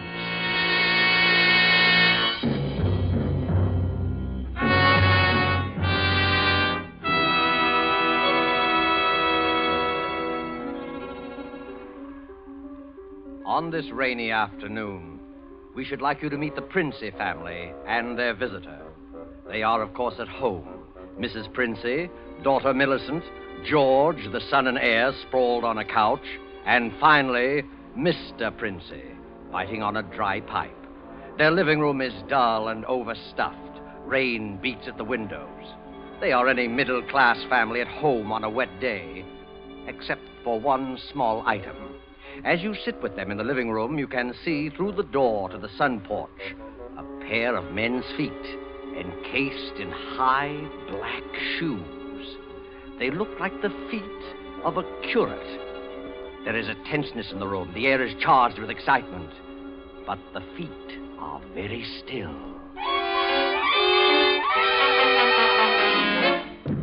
Well, don't keep staring at him. Listen to me, all of you. Don't you see? They'd hang her. That's what they'd do. They'd hang her. Oh, Fred, it's too awful. Awful? It's catastrophic. A supposedly sweet, gentle, intelligent girl, respected and loved by the whole village, doing a thing like this. Oh. Think of the publicity and the disgrace. Do you think I'm going to resign from the bench, the vestry, and sell out and live in some foggy hotel abroad? Oh, no. No. Oh, no. I'll kill myself. I will. Don't be a fool. Any more than you have been, the governor may. Oh. Will you be quiet? Wouldn't be so bad if it were you, George. Everybody in the village knows you're not responsible. Get off that couch and sit up in your spine. You might be of a little use here if you could think. Oh, but I say, Governor, this isn't my funeral. Shut up. As long as I can remember, George, you've been a trial and tribulation to me. Oh, I can't stand it. I can't stand it. You've got to stand it, my dear. And keep that hysterical note out of your voice. Do you hear? Yes. Yes. We're talking about the weather. Now, George. Yeah? George, if he fell down the old well, say, striking his head several times, what about that? I really don't know, Governor. What about it? Don't be an ass, George. I'm asking you to think. He'd have had to hit the side several times in 30 or 40 feet, and at all the correct angles. No, I'm afraid not. I'm afraid that won't do it. Oh, we'll have to go over it all again, Millicent. Oh, no, Father. No, I couldn't. Millicent, we must go over it all again. Fred, you're torturing her. Oh, face facts, mater. With him lying there, no use pretending it's a picnic. They might hang you, Millicent. Oh, do stop that shaking. Stop it, Millicent. Stop it. You must stop it. And you must keep your voice quiet, Millicent. We are talking about the weather. Now we will proceed. I can't, not with those feet there. You should have thought of that, Millie. I'm not moving her. Shut up, George. And stop shuffling your feet. Now, Millicent, look at me and answer me truthfully. Do you hear? Answer me. You were in the croquet court? Yes.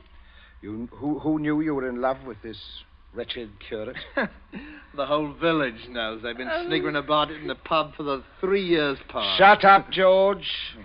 Millicent, we continue. You were on the croquet court? Yes. You were putting the croquet set into its box? Yes, it was starting to rain. I was carrying the balls and mallets into the sun porch. The box was there. You heard someone enter the garden gate and come across the yard? Yes. Could you see who it was?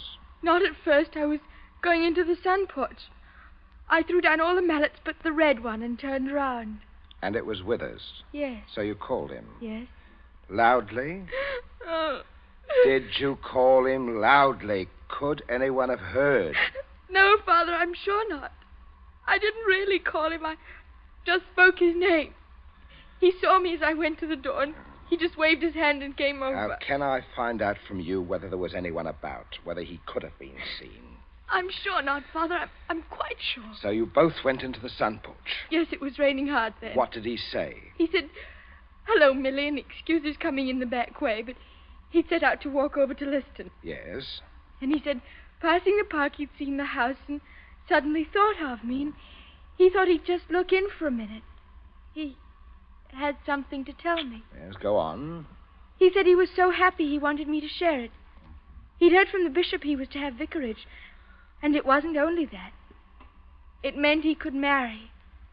And he began to stutter and get all confused, and because I thought it meant me. Don't tell me what you thought. Tell me exactly what he said, nothing else. Yes, answer, Governor. Well, oh, dear. Stop crying. It's a luxury you can no longer afford. Tell me what happened. He said, no. He said it wasn't me. It's Ella Bragdon Davis. Oh. And he was sorry and all that. Then he went to go. And then? I got mad. He turned his back. I had the red mallet of the croquet set in my hand. I'd forgot to drop it in the box when I came, and I was just... Did you shout or scream? I mean, as you hit him? No, I'm sure I didn't. Did he? Come on, speak up. You got a tongue in your head. No, Father. And then? I threw it down. I came straight in here. I went to look for Mother, that's all. My poor baby. And you're sure no one else was about?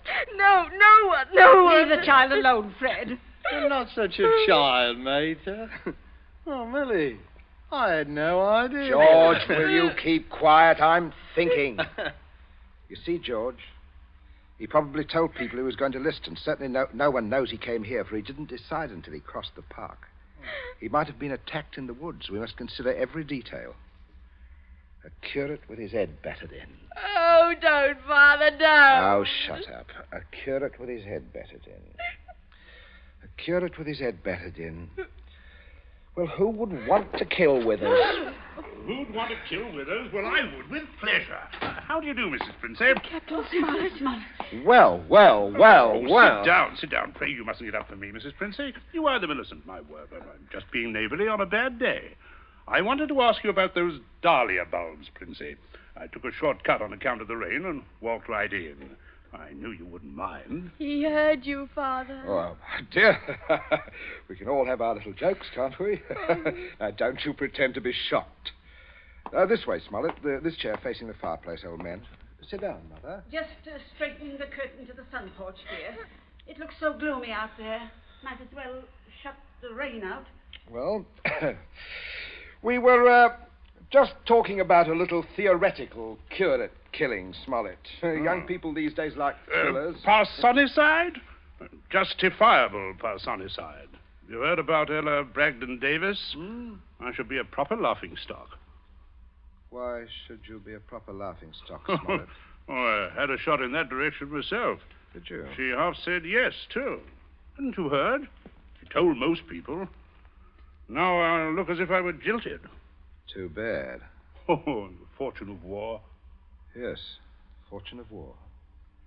Yes, odd how that happens, isn't it? Yeah. Sit down, Smollett, old man.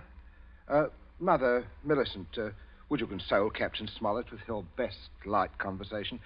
George and I have something to look at outside. The rain, you know. It's very bad, very bad. Come along, George. Right, Governor. Perhaps we'll need raincoats, huh? Oh, I don't think so, George. Just make yourself at home, Smollett. Make yourself at home, old boy.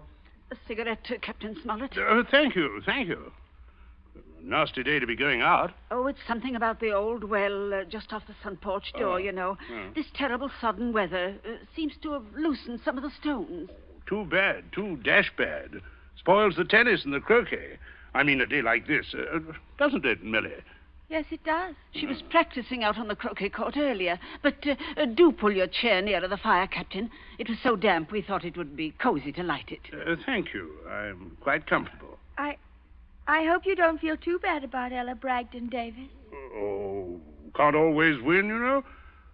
Can't understand, though, what you women see in these bloodless clerics. Oh, I always thought Mr. Withers was is a very charming man. I quite agree, but why should anyone want to marry him? You wouldn't want to marry him, would you, Millie? Not now. What? That is, I used to. Oh, no, of course not. Smollett. Yes, Princey. Good Lord, man, you come on fairly suddenly. I suppose I did.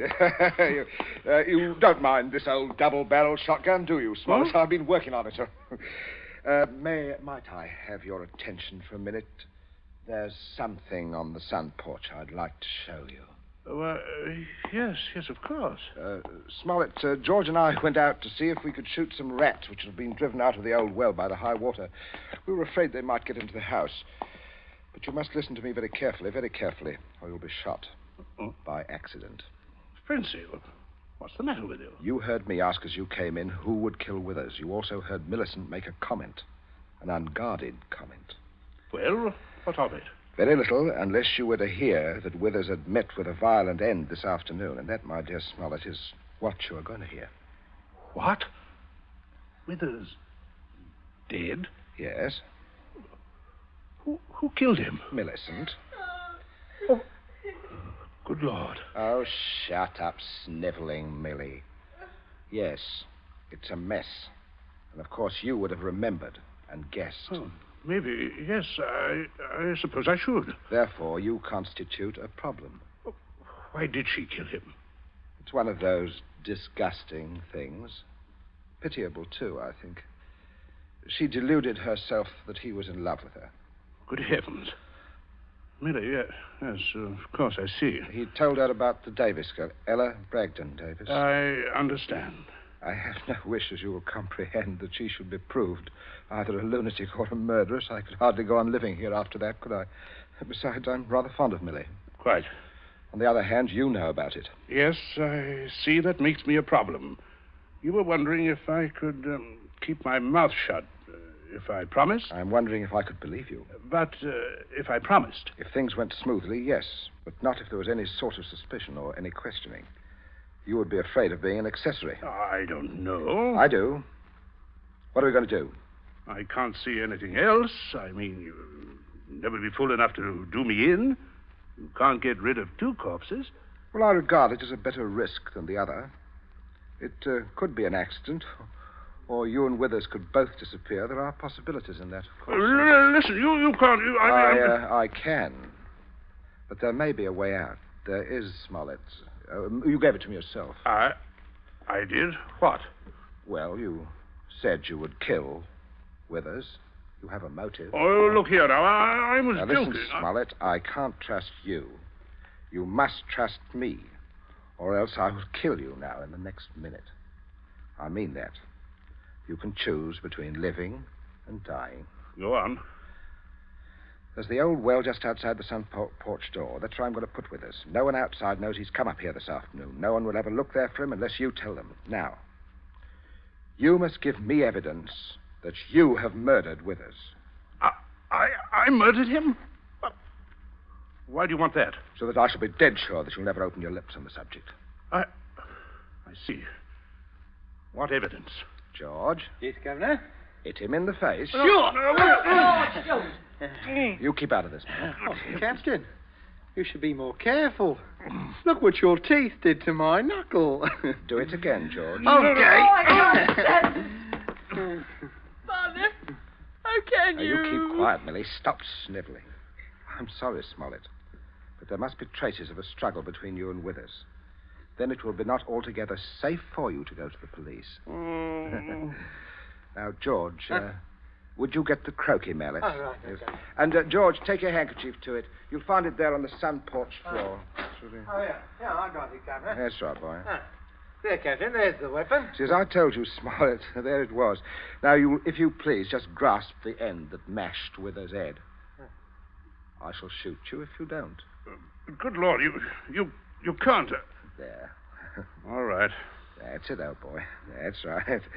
Now, deposit it by the side of the house. Out of the rain, of course. Now, wait, George. First, you'd better pull a few hairs out of his head and put them under the nail of Withers' right hand. Wait, I'm sorry to mess your hair up, Captain. Oh! Don't be a baby, Smollett. That's all we need. And now for Withers, and we'll fix it right up. I'll be right with you, Governor. Smollett, you may turn round now. Withers is just there in the sun porch. Draw back the curtain, old man. Good Lord. Yes. Messy. Now, you, Smollett. Now you've just got to drag him through the door and dump him in the old well. Just beyond the door, Captain. I won't touch him, I won't. All right, all right. Stand aside, George. Out of range, George. Just over there. Oh. There's only one place I want this charge of shot to go to. Father. Now, Father. Millie, you keep quiet and stop sniveling. My aim is... Wait a minute, wait, I'll... That's better. That's better, Smollett. Much better. Now, go along now. In here. You've got to take him outside, old boy. By the shoulders ought to do it, Captain. You keep quiet, George. Now, go on, Smollett. Go on. Under the arms. You've seen dead men before. Now, don't go green. Drag him out. Drag him, old boy. Do a little pulling. I'll just hold the gun here to make sure. Everything goes all right. Steady now. Mind the step there. Mother. Come away from the window, dear. Don't look. But Captain Smollett. Your father is a very resourceful man, Millicent. I'm sure what he's doing But is the Captain, I can't stand You it. mustn't question your dear father. Say, you two still at it. There's enough trouble around here without blubbering. Don't you call me blubbering, George Princey. Well, you see, Smollett, everything is perfectly safe. You remember, you see, that no one knows that Withers came here. Everyone thinks he walked off to Liston. And you see, that's 5 miles of country to search. They'll never look in our well. Don't you see how safe it is? I guess so. Good heavens, old boy, you're dripping wet. Why don't you slip your raincoat on? Is the tea ready, dear? In just a minute, dear. I'll ring for Bridget. It's exactly what you need, Smollett. A nice, hot cup of tea. It's the best thing in the world to ward off a cold. Sit down, won't you, old man? Oh, don't you mind getting the chair wet. That's all right. Would you have a cigarette? No. Help yourself, old boy. See, I stick to my pipe. Funny how you get attached to See, pipes. My Mrs. wife always Princey, says to me... Everything's hot, ma'am. Oh, Bridget, yes. Put the tray in front of me here on the table. That's it. Say, Captain. Why, you've cut your lip. Why, you've cut your lip. I just knocked it. Why, how dreadful. Here, Bridget, give the captain this cup. No, thank you. I rather think I'll be running along, if you don't mind. Why, Captain Smollett, without any tea? If you don't mind, Mrs. Princey, if I could just have my raincoat. Oh, I'll get it for you, Captain. This is very distressing, Smollett. Very I'll be all right presently, I'm sure. Oh, here we are. Let me help you, sir. Thank you, young man. There. You'd better go out the front way, Smollett. The walk is drier. Oh, let me hold the door for you, Captain. And don't worry, old fellow. Don't worry at all. No. I won't. Good afternoon. It's nothing serious, I imagine, dear. A little rest, of course. He'll be as right as rain. Oh, by the way, Millicent, you're not looking any too well, dear. Not well at all. I'm sure it was that croquet court. Being outdoors in weather like this is simply foolhardy. Yes. Oh, mate is right, Millie. You saw what happened to Captain Smollett. Come along, dear. I shall give you a hot foot bath and put you to bed. A couple of days in bed and you'll be fine again. Now, you get plenty of rest, Millicent, and don't you worry about a thing. That's the best cure for you, dear.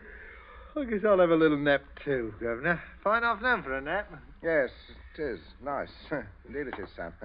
Well, enjoy yourself, boy. I'll see you later. I'll see you all later. Your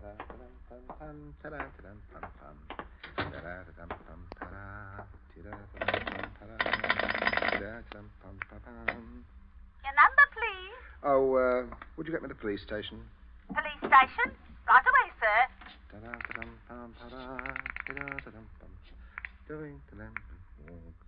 Police headquarters, Sergeant Yancey speaking. Oh, hello, Sergeant. This is Princey of Abbott's Road. I believe you know me. Oh, indeed I do, Mr. Princey. Sergeant, a rather horrible thing has just occurred. Quite extraordinary. It's murder, in fact. Murder? I'm afraid it looks rather bad. Well, for a close friend of ours, unfortunately. We saw him do it. I think you'd better send someone over right away. Well, our man should be there right about now, Mr. Princey. I beg your pardon? I say our man should be there now. Constable Martin has his post right below your house there, just rang in. Seems Captain Smollett was with him. Captain Smollett? He reported some rather queer goings-on at your place, but I certainly didn't understand it was murder. But just don't touch anything, Mr. Princey, and don't worry. Don't worry at all. No, Sergeant. I won't worry, thank you. Governor, where are you? Governor, where are you? I'm right here, and stop shouting. We have some visitors, Governor. I can see that. I'm not... Well, Constable, good afternoon. Hello, Smollett. See, what a remarkable fellow you are, coming back like this. Here to reenact a crime. Only the one against me, Princey. The one against the curate I'll leave to you people. Extraordinary sense of humor you have. Mr. Princey, I just had a look at what's in your well. Not a pretty sight, that. Not pretty at all. Yes, Captain Smollett was thorough, if nothing else. You saw him when he did it, sir, out in the back? Oh, yes. Oh, quite. We were just returning from a walk, and Smollett had evidently been laying for the curate, hiding out in those bushes by the road, I imagine. He was never inside this house? Never. And you say, Captain? I say that while I was inside this house, a guest of the family, I was coerced into dragging the curate's body outside and dumping it in the well. Well, there we are. Well, not entirely, Constable. I'll just remove my raincoat here and demonstrate how damp I got my clothes when I went outside without it. Now, that's interesting, isn't it? Yes. He undoubtedly removed his coat at some point between here and your post. I might as well tell you that his weapon, a red croquet mallet, is out by the side of this house. I shouldn't be at all surprised that you'd find his fingerprints all over it. All over the end of the mallet, Constable. The end that mashed Withers' head. Not the end I'd have to grasp in order to do the mashing. Governor, that's a decent try, Smollett, but it won't work. There must be other evidence, Constable. You'll undoubtedly find it when you examine the body. He means the hair under Withers' nails. Well, sir, I happened to notice something when your young George there opened the door for me. If you'll carefully look, I believe you'll find a few of my precious hairs under his nails, too. Well, what are you trying to say? Shut up, George, will you? Constable, this is a complete waste of time. So far as a violent struggle between Smollett and Withers is concerned, Smollett's face speaks for itself quite eloquently. But no more eloquently than your son's knuckles. As you see, Constable, a fresh abrasion. He did that on my teeth. Or did he? What? I said, or did he? He might have done that on Withers' teeth. Oh, I see. Yes. I see what you mean. Oh, but I didn't, Governor. He said that I did it on Mr. You Withers. keep still, you nitwit. Let me think. As a matter of fact, George, the more I think of it, the more I'm convinced it was your voice I heard. Quite a vigorous quarrel. Something about the curate jilting your sister. Don't be ridiculous, Smollett. Very well, Princey. If he didn't do it, who did? Yes, that's what I'd like to know. How about it, Mr. Princey? Yes, that is a sticker, all right. George, my boy, it looks to me as if you're elected. Elected? Well, what do you mean? I didn't do it. Keep your mouth shut, will But you? I won't, sir. I'm not going to take the blame for her. Millie did it. She did it with the mallet. I saw her. Me? Why, yeah. Millie? You could prove that? Prove it? Well, yes. Yes.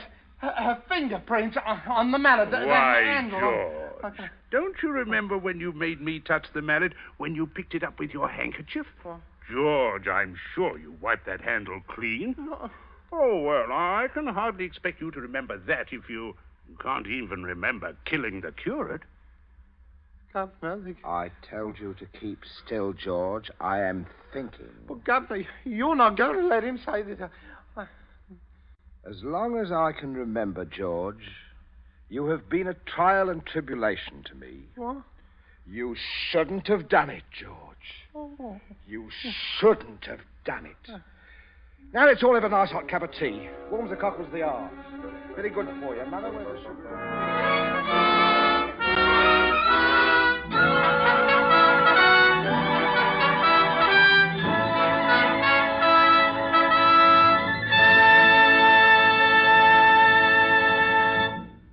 And so closes Wet Saturday, starring Mr. Charles Lawton, tonight's tale of Suspense.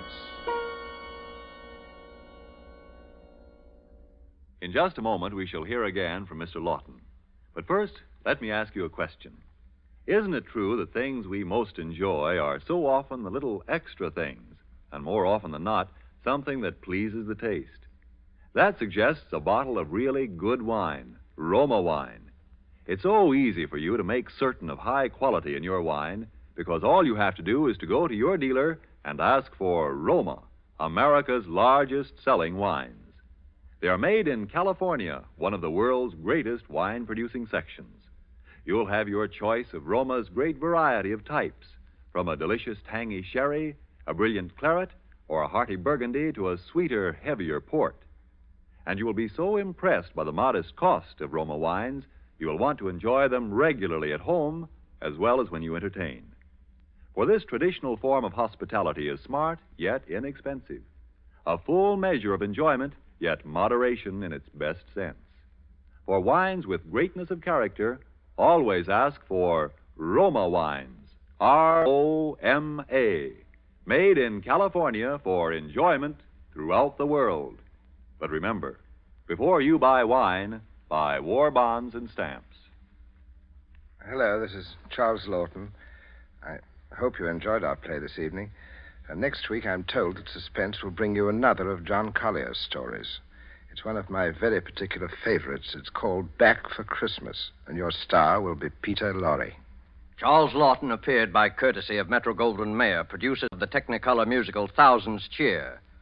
Don't forget, then, next Thursday, same time, for Peter Lorre in Suspense. Presented by Roma Wines. R-O-M-A. Made in California for enjoyment throughout the world.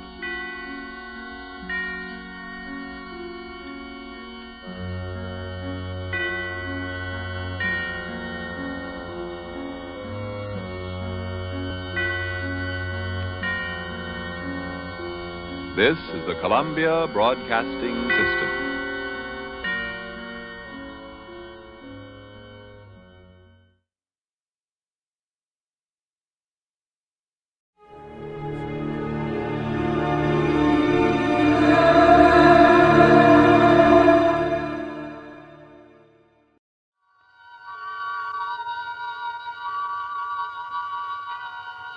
The Columbia Network takes pleasure in bringing you Suspense.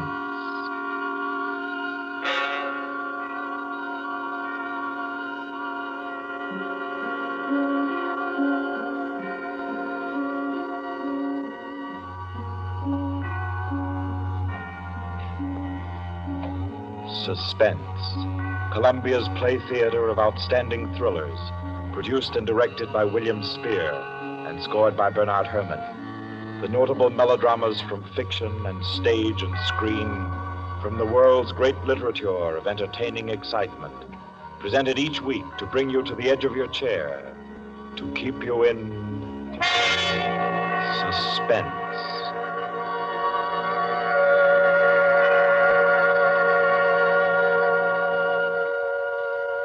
Tonight's story, by America's distinguished author-playwright Owen Johnson, gathers its suspense in a very gentle way. It doesn't have a spectacular finish, garnished with revolver shots. There are no graveyard watches. There's not so much as a single lifeless body, identified or unidentified. It's a tale told in a club room, the Artists and Writers Club in New York. A tale of high-class robbery and suspicion, and of how some ladies and gentlemen nervously counted 100 in the dark.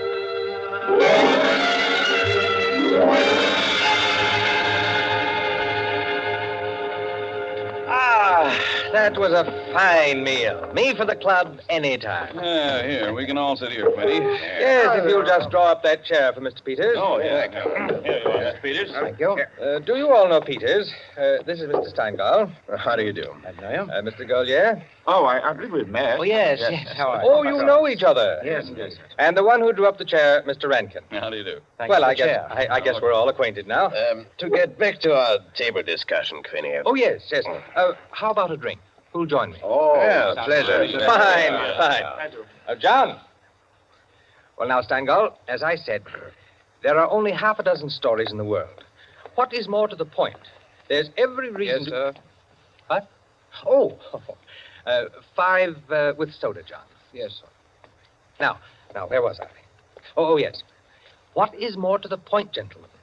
is the small number of human relations that are so simple and yet so fundamental that they can be eternally played upon, redressed, and reinterpreted in every language, in every age, and yet remain inexhaustible in the possibility of variation. Well, that's true, of course. It's very possible. Take the eternal triangle. 2 men and a woman, or 2 women and a man. Its variations extend to thousands. That right, Rankin? Well, in a way. Ah, here we are. Set them down right there, John. Very well, sir. A little soda. Here you are. Thank you. And you. Thank you. Soda, Peter? Yes, please. There. Another one. Here you are. Thanks. And here's yours. Thank you. And now, a little soda in mine.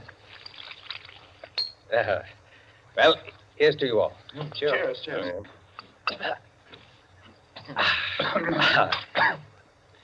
I'm afraid we can't see eye to eye, Quinny. I believe there are situations, original situations, that are independent of your human emotions, that exist just because they are situations, accidental and nothing else. As for instance?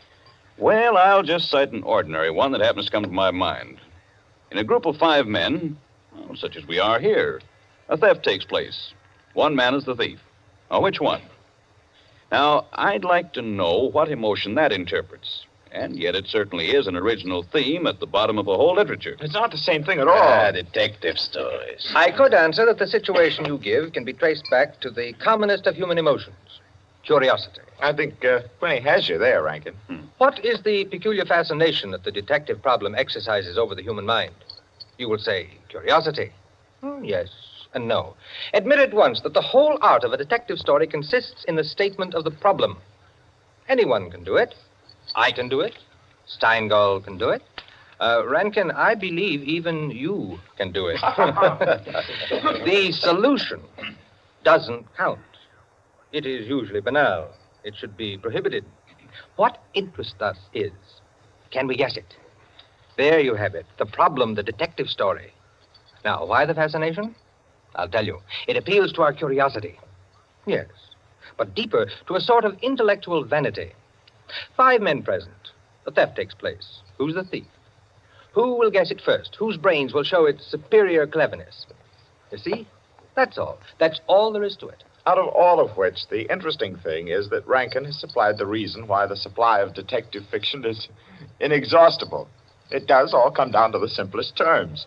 5 possibilities, 1 answer. Well, the reason is that the situation does constantly occur. It's a situation that any of us might get into any time. Yes, I know of an incident of that kind that happened to a friend of mine last month. Of course, gentlemen. You are glorifying commonplaces. Every crime, I tell you, expresses itself in the terms of the picture puzzle that you feed to your 6-year-old. It's only the variation that is interesting. Take the well-known instance of the visitor at a club and the rare coin, for example. You all know that story. You've heard it, haven't you? I don't think I have. Sure. Why, it's very well known. Oh, go ahead, Quinny. Tell it. A distinguished visitor is brought into a club. A dozen men, say, present at dinner, long table. Conversation finally veers around to curiosities and relics. One of the members present then takes from his pocket what he announces as one of the rarest coins in existence. Passes it around the table. Coin travels back and forth, everyone examining it. And the conversation goes to another topic. All at once, the owner calls for his coin. It is nowhere to be found. Everyone looks at everyone else. First, they suspect a joke. Then it becomes serious. The coin is immensely valuable. Who has taken it? The owner is a gentleman. Does the gentlemanly, idiotic thing, of course. Laughs as he knows someone is playing a practical joke on him and that the coin will be returned tomorrow. The others refuse to leave the situation so. One man proposes that they all submit to a search. Everyone gives his assent until it comes to the stranger. He refuses, curtly, roughly, without giving any reason. Uncomfortable silence. The man is a guest. No one knows him particularly well, but still he is a guest. One member tries to make him understand that no offense is offered, that the suggestion was simply to clear the atmosphere. The stranger becomes very firm, very proud. and says, I refuse to allow my person to be searched, and I refuse to give the reason for my action. Another silence. The visitor evidently has the coin, but he is their guest, and etiquette protects him. Nice situation, huh? Well, what's the answer? The table is cleared. A waiter removes a dish of fruit, and there, under the ledge of the plate, where it's been pushed, is the coin. Banal explanation, eh? Of course. Solutions always should be.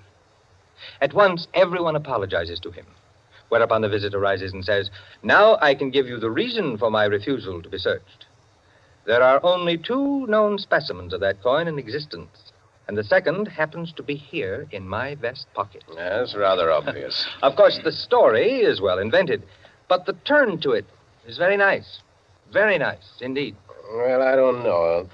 Ending is very unsatisfactory. The visitor should have had on him not another coin, but something absolutely different, something destructive, say, of a woman's reputation, and a great tragedy should have been threatened by the casual misplacing of the coin. Well, I've heard the same story told in a dozen different ways. Oh, it's happened 100 times. It must continually happen.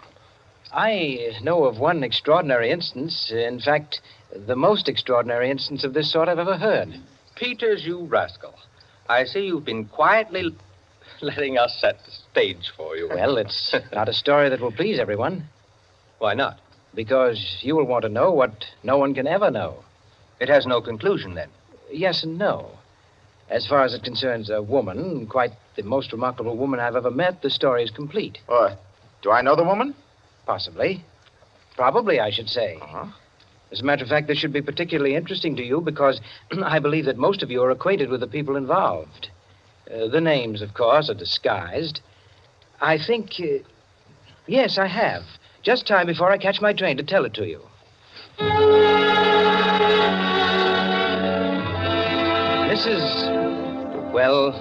Mrs. Rita Kildare inhabited a charming bachelor girl studio, very elegant, with a duplex pattern in one of the buildings just off Central Park West. She knew very nearly everyone in that indescribable society in New York that's drawn from all levels and that imposes but one condition for membership, to be amusing. In this mingled society, her invitations were eagerly sought. Her dinners were spontaneous, and the discussions, though gay and usually daring, were invariably under the control of wit and good taste. On the Sunday night of this adventure, she had, according to her custom, sent away her Filipino butler and invited to an informal chafing dish supper 7 of her more unusual friends. At 7 o'clock, having finished dressing, she put in order her bedroom, which formed a sort of free passage between the studio and a small dining room, to the kitchen beyond. Then, going into the studio, she struck a match and was about to light the candlesticks which illuminated the room when the bell rang. And a Mr. Flanders, a broker, compact, nervously alive, well-groomed, was waiting as she opened the door. Well, you're early. On the contrary, you are late. Well, in any case, hello, and come inside. Here, let me take your things. Thank you. Well, I'm the first, I suppose. Of course. And since you are, you can be a good boy and help me with the candles. Delighted. Who's to be here tonight? The Enos Jacksons. I thought they were separated. Not yet. How interesting. Only you, dear lady, would dream of serving us a couple on the verge. It is interesting, isn't it? Assuredly. Where did you know Jackson? Through the Warings. Jackson's a rather doubtful person, isn't he? Well, let's call him a very sharp lawyer. They tell me, though, he's been gambling pretty much in deep. How about yourself? Me? I'm a bachelor. If I lose my shirt, it makes no difference. Is that possible? Probable, even. Who else is coming? Oh, Maud Lily. You know her? I don't think so. You met her here some time ago, a journalist. Oh, yes, of course. I'd forgotten. Mr. Harris, a clubman, is coming, and the Stanley Cheevers. Stanley Cheevers? Are we going to gamble? Don't tell me you object. Certainly not. Only the Cheevers. They play quite a game. Yes, well united. They have an unusual streak of good luck. Oh, by the way, it's Jackson, isn't it, who is so attractive to Mrs. Cheever? Quite right. What a charming party. Where does Maud Lily come in? Don't joke. She's in a desperate way. And young Harris? Oh, he's to make the salad and cream the chicken. See the whole party. I, of course, am to add the element of respectability. Of what? Don't play baby with me, my dear Flanders. I apologize. That's better. No one, of course, knows who else is coming. No one, of course.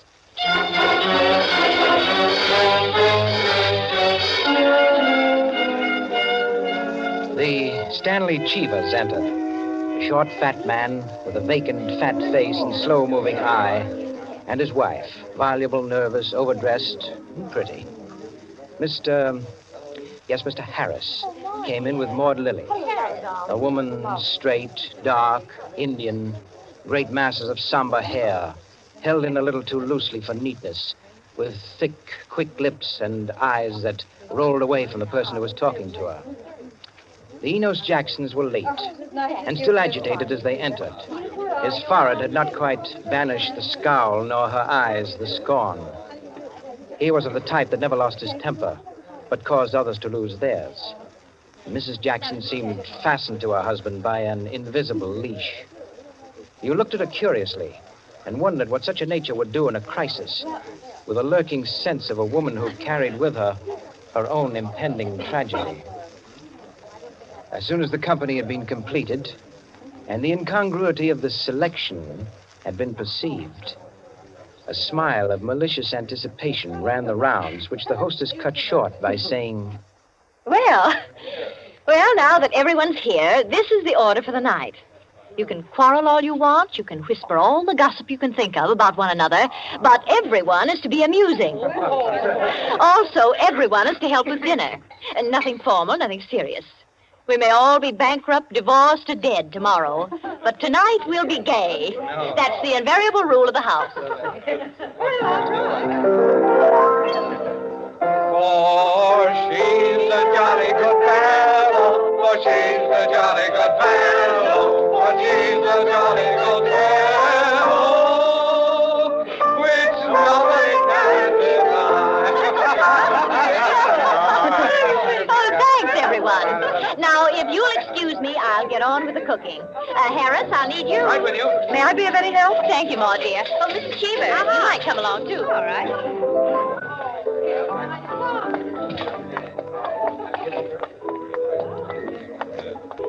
This is an adorable bedroom. Oh, thank you, dear. Now for my apron. Oh, there it is. Tie me up in the back, will you please, Maud? Of course. There you are. Fine, thanks.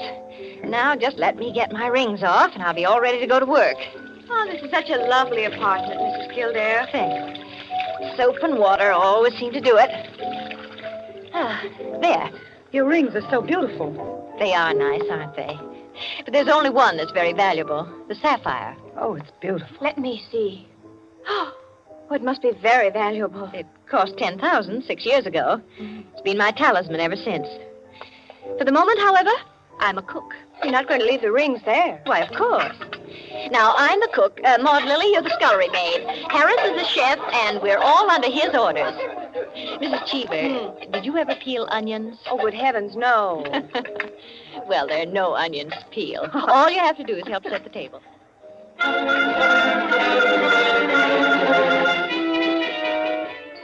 Under their hostess's gay guidance, the 7 guests began to circulate busily through the room, laying the table, grouping the chairs, opening bottles, and preparing the material for the chafing dishes. Mrs. Kildare, in the kitchen, ransacked the icebox, and with her own hands shredded the chicken and measured the cream. Flanders, carry this in carefully. Cheever, stop watching your wife and put the salad bowl on the table. Everything ready, Harris? All set. All right, everyone sit down. I'll be right in. She went into her bedroom, took off her apron, and hung it in the closet. Then, going to her dressing table, she drew the hat pin around which were her rings from the pincushion and carelessly slipped them on her fingers. But all at once, she frowned and looked quickly at her hand. Only 2 rings were there. The 3rd ring, the sapphire, was missing. Stupid. she said to herself, and returned to her dressing table. Immediately, she stopped. She remembered quite clearly putting the hatpin through the 3 rings. She made no attempt to search further, but remained without moving, her fingers slowly drumming on the table. Who had taken the ring? Each of her guests had had a dozen opportunities in the course of the time she'd been busy in the kitchen. She ran over their characters and their situations as she knew them. Strangely enough, at each, her mind stopped upon some reason that might explain a sudden temptation. Find out nothing this way. That's not the important thing to me just now. Important thing is to get the ring back. And slowly, deliberately, she began to walk back and forth, her clenched hand beating the deliberate, rhythmic measure of her journey. 5 minutes later, as Harris, installed as chef over the chafing dish, was giving directions, spoon in the air, Mrs. Kildare came into the room like a lengthening shadow. Her entrance had been made with scarcely a perceptible sound, and yet each guest was aware of it at the same moment, with a little nervous start. Heavens, heavens, dear lady. You've come in on us like a Greek tragedy. What is it you have for us? A surprise? I have something to say to you. Mr. Enos Jackson, Yes, Miss Kildare? kindly do as I ask you. Certainly. Go to the door, Go to the door. please. Yes? Lock it and bring me the key.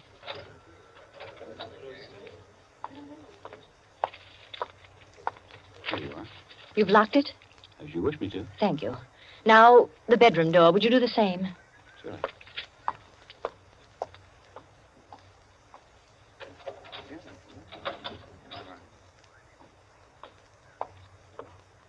Thank you, Mr. Jackson. Mr. Cheever, Yeah?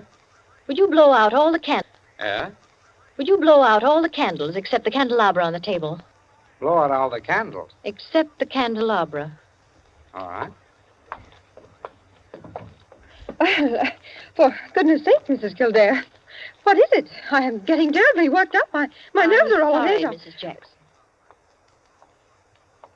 That's the last candle. All right. Now listen. My sapphire ring has just been stolen. You don't mean it. The ring's been taken within the last 20 minutes. I'm not going to mince words. The ring has been taken, and the thief is among you. But Mrs. Kildare, is it possible? Yes, Mrs. Cheever. There's not the slightest doubt. 3 of you were in the bedroom when I placed my rings on the pincushion. Quite true. I was in the room when she took them off. The sapphire ring was on top. Each of you has passed through there a dozen times since. My sapphire ring is gone, and one of you has taken it. For heaven's sake. Now listen. I'm not going to mince words. I'm not going to stand on ceremony. But I'm going to have my ring back. Listen to me carefully. I'm going to have that ring back. And until I do, not a soul shall leave this room. I don't care who's taken it. All I want is my ring. Now, I'm going to make it possible for whoever took it to restore it without possibility of detection. The doors are locked and will stay locked. I'm going to blow out the remaining candles in the candelabra, and I'm going to count 100 slowly. There'll be an absolute darkness. No one will know or see what's done. But if, at the end of that time, the ring is not here on the table, I shall telephone the police and have everyone in this room searched. Am I quite clear? Everyone take his place about the table and remain standing, please. That's it. That'll do. Now, I'll blow out the candles and count 100. No more, no less. Remember, either I get that ring, or everyone in this room will be searched.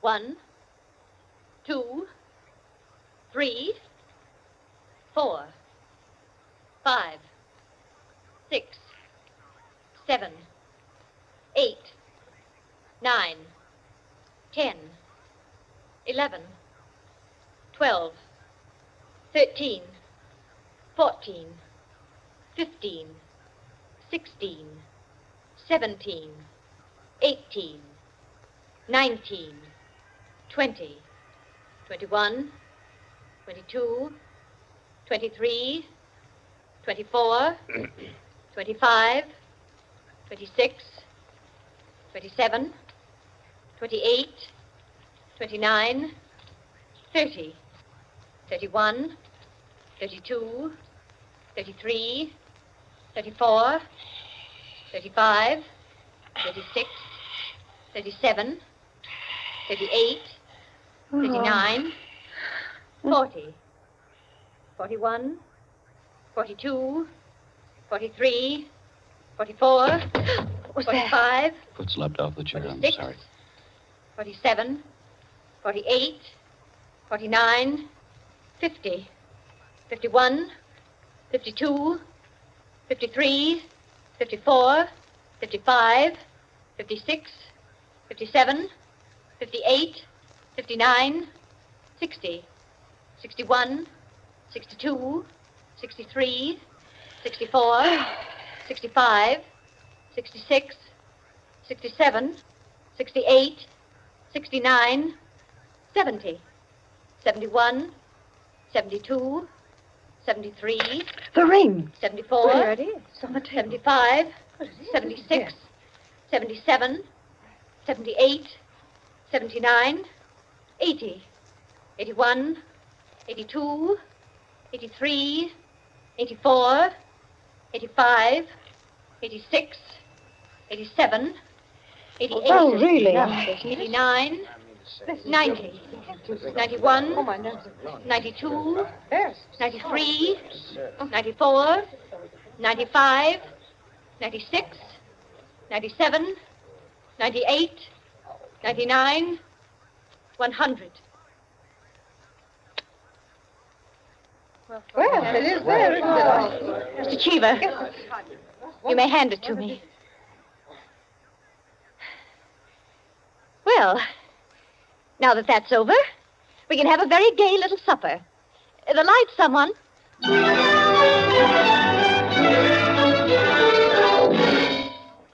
And there you are, gentlemen. Oh, I say, Peters, that's not all. Absolutely. The story ends there? Story ends there. But who took the ring? What? You never found out? Never. No clue? None.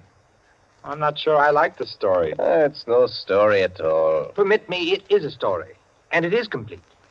In fact, I consider it unique because it has none of the banalities of a solution and leaves the problem even more confused than at the start. Well, I don't see... Of course you don't see, my dear Enkin. You do not see that any solution would be commonplace, whereas no solution leaves an extraordinary intellectual problem. Well, how so? Well, in the first place, whether the situation actually happened or not, which is in itself a mere triviality, Peters has constructed it in a masterly way, the proof of which is that he has made me listen. Any of those present might have taken the ring. There are therefore 7 solutions, all possible and all logical. But beyond this is left a great intellectual problem. Well, how so? Was it a woman who lacked the necessary courage to continue? Or was it a man who repented his first impulse? Is a man or is a woman the greater natural criminal? Oh, that's simple, Quinny. A woman took it, of course. On the contrary, it was a man, for the second action was more difficult than the first. A man, certainly. The restoration of the ring was a logical decision. You see? Personally, I incline to a woman, for the reason that a weaker feminine nature is strangely susceptible to the domination of her own sex. There you are. We could meet and debate the subject year in and year out and never agree. I recognize most of the characters, Peters. Mrs. Kildare, of course, is all you say of her. An extraordinary woman. The story is quite characteristic of her. Flanders, I'm not sure of, but I think I know him. I'm positive I do. Did it really happen? Exactly as I told it. The only one I don't recognize is Harris. Your humble servant. What? You, Peters? You were there? I was there. I was Harris. I beg your pardon, gentlemen. Oh, yes. What is it, John? Mr. Peters, sir, your train. You told me to remind you. Oh, thank you. Yes, I didn't know it was so late. Will you gentlemen pardon me? Of course. Nice to meet you all. Night.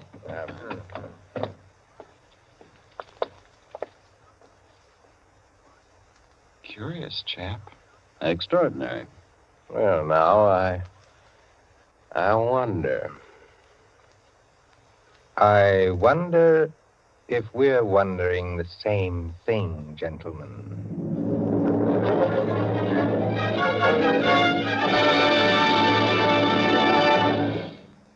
And so, with the enigmatic smile of Mr. Peters, or Harris, ends 100 in the Dark, Owen Johnson's smooth story which gave us tonight's Suspense.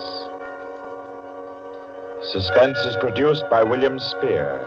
Tonight's radio drama was written by Jack Anson Fink, directed by John Dietz, and scored by Bernard Herrmann. Eric Dressler was Mr. Peters. Alice Frost played Mrs. Kildare, and Ted Osborne, Quinny. Others in the cast were Helen Lewis, Joan Shea, Henriette Kay, Frank Reddick, Paul Luther, Stephen Schnabel, Ian Martin, and Barry Kroger. With this evening's performance, Columbia brings to a conclusion the present series of Suspense. If you've liked these broadcasts, CBS would be pleased to hear from you. Suspense has been a series presented for your relaxation and enjoyment by the Columbia Broadcasting System.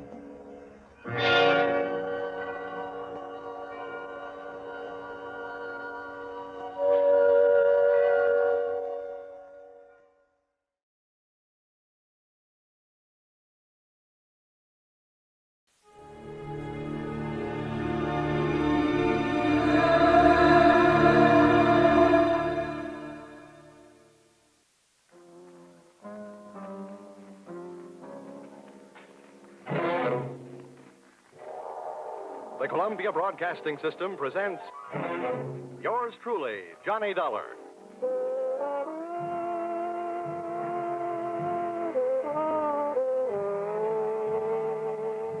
The next half hour has its baggage packed to take a trip with America's fabulous freelance insurance investigator, Johnny Dollar.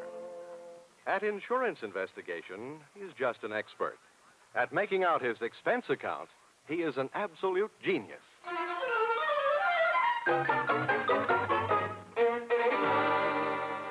Expense account submitted by Special Investigator Johnny Dollar to Home Office, Honesty Life Insurance Underwriters, Terminal Building, Hartford, Connecticut. Attention, Austin Farnsworth, General Manager. The following is an accounting of my expenditures in the investigation of policyholder Milfred Brooks III for your company. Expense account item 1, 75 cents. Cab fare to your office in answer to your original hurry call. Tip to driver, $1. Expense account item 2, 25 cents. Shoe shine. You remember I got my shoes scuffed when I unsuspectingly walked through the private door to your office. Dollar, grab him. He's trying to jump out that window. Let go. Get off. I'll show you. Oh, no, you don't. Hey, let go, you fool. Get away. Had a nice try, sonny boy. Now pay attention to teacher. No. Class dismissed. Well, Mr. Farnsworth, why didn't you tell me what you had waiting for me? I'd have worn my boxing gloves. Dollar, this was all a complete surprise to me. Well, just in case your little chum on the floor there wakes up in a hurry, I think I'll close the window. Now. My goodness, Dollar, what are you doing? I'm sitting on his head. I don't care if this guy tries killing himself again. I just don't want him to try and kill me. After all, we haven't even been introduced. Dollar, that happens to be one of our largest policyholders. His life is insured with this company in the amount of $2 million. Oh, now I can see why you're so anxious to keep him from putting a dent in the sidewalk. Precisely. He'd also put quite a dent in your company's bank account. By the way, Dollar, aren't you in danger of smothering the boy sitting on his head that way? Maybe. Now, tell me, what's this guy's name? And what's his story? That, sir, is Milfred Brooks III. As I said, we have him insured for $2 million. His mother and father left him with a paid-up policy for the sole purpose of enabling his heirs to pay the inheritance taxes on his estate when he dies. Unfortunately, due to the kind of life he's been leading, Brooks not only hasn't any heirs, he hasn't any money. He blew all his cash? That's right. Now he's trying to get some out of us by threatening to kill himself. And that policy pays off on suicide. In a mortuary, he'd be a millionaire, huh? Please, Dollar. Sorry, go on. Well, 1/2 hour ago, Milfred walked into this office and changed the beneficiary in his policy. When that was done, he proceeded to demand, not request, mind you, $500,000 in cash. Oh, well, say, that's quite a touch. When I explained to him that there was no loan provision in his insurance policy, he threatened suicide. He said I could either give him the $500,000 cash or pay off the $2 million on his policy. So all you have to do is to keep him alive. And he's managed to make that no small problem. The man he named as his new beneficiary, just before he made his demand for the cash, is, well, it's downright frightening. Why? Who is it? One of the most notorious gamblers in the East. His name is Hatcher. Harold Hatcher. Oh. You know him? Yeah. Say, that kid's been a post office pinup boy for a lot of years. Well, there's the situation, Dollar. I'm engaging you to protect Milford Brooks' future. Yeah, what there is of it. The way this lad operates, you think he had but 2 lives to give for his country. He's not only set himself up to get knocked off by somebody else, he's just dying to do the job himself. Well, it just means that you'll have to work twice as hard. Oh, it also means something else. What's that? That you'll have to pay me twice as much money. You'll get your money. The situation demands sacrifice, I'm afraid. But protect the boy, Dollar. Give him something to live for, an interest in life. An interest in life, huh? Let's see. I know. Here, this should help. What's that you've got there? It's what's commonly referred to in the more successful bachelor circles as my little black book. Now, let's see. Ruby? No, her favorite expression is drop dead. Bernadine? No, she'd be the new beneficiary by midnight. Oh, here's one. Here. Butter. Butter? Hey, Farnsworth, would you mind passing me that phone, the one with the long cord? No, not at all. My little friend here is showing signs of life. Here you are. Maybe you should let him breathe a bit more. Now, don't worry. He'll be all right. Hello? Hello, I want to call New York. Person to person. Miss Theodora Butts. Yeah, that's right. And you'll get her at Hudson 24292. Dollar, you're not thinking of taking this boy to New York, are you? Well, I'm going there myself, and you want me to keep an eye on him, don't you? Don't fret, Farnsworth. All is not lost. You do worry me sitting on his head that way. Hello? Hello, Butter? Butter, this is Johnny Dollar. I'll be in town tonight. I want to see you. Look, here's what I want you to do. Yes, this is all right to say over the telephone. I want you to reserve a table at the hatchery in my name for 10 o'clock tonight. Will you do that? Okay, I'll see you in a few hours. Huh? But I can't make it any earlier. I'm sitting up on a sick friend. Okay, goodbye. I'm not sure that I agree with your methods. Oh! What's the matter, Dollar? Did he hit you? Hit me? No, he bit me.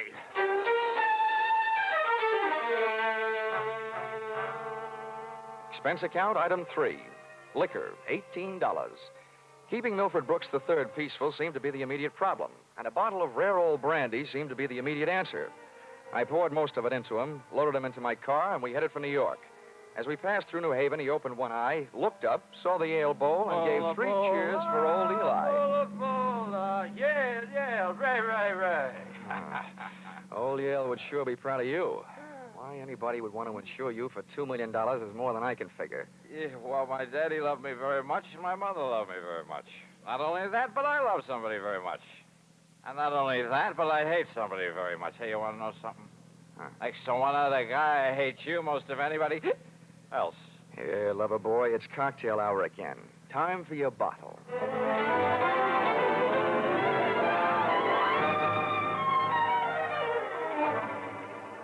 Rolling along the Merritt Parkway, I felt very much alone with my own thoughts. And believe me, they weren't very pleasant company. The way it stacked up for me, Brooks had built up a fat gambling debt to Harold Hatcher and had been forced to make him his beneficiary. The suicide threat that he was holding over Honesty Insurance Company was a little tougher to figure, unless he was trying to finance a trip for himself to get away from the man with a custom-tailored murder motive, Hatcher. My hungry little mind nibbled away on those unsavory morsels of food for thought all the way to Butter's apartment.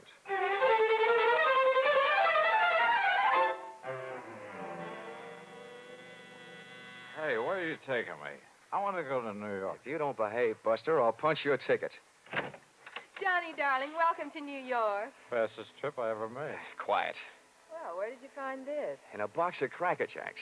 Come on, let me in. Oh, I don't know about you, Johnny. Some men bring me flowers and some bring me candy. What do you bring me? A boiled owl in a Brooks Brothers suit. Oh, I'm pleased to meet you. My name is Brooks, but I haven't got any brothers. Lucky them. Fix the pillows on the couch, will you? You look more at home in the bathtub. Come on, Buster. Lie down. Oh, I'm charmed. Thank you. Hey, this kid's liquor sure can hold him. He's passed out. How long have you been playing nursemaid to this bottle baby? Lead me into the bar, sweet. Let's get away from this buzzsaw, and I'll tell you all about it. Sure, come along. Horrible examples don't seem to bother you, do they? If you knew how that guy's been bothering me. What'd he do to you? Oh, let's just say he put the bite on me. Ah, the river sure does look pretty tonight. Like a brandy? Anything but. I've been sniffing that secondhand, all the way from Hartford. Oh, make it a Bravo root beer. Hey, Butter. See that big boat out there? Mm-hmm. Oh, I sure would like to be on it with you. Sailing off to faraway romantic places. Get with it, darling. That's the 125th Street Ferry. Here's your root beer. Come on now. Tell Butter all about it. First things first. Now that I've got a Dad's old-fashioned root beer, how about giving me one of Mom's new-fashioned kisses? And then I'll tell you all about it.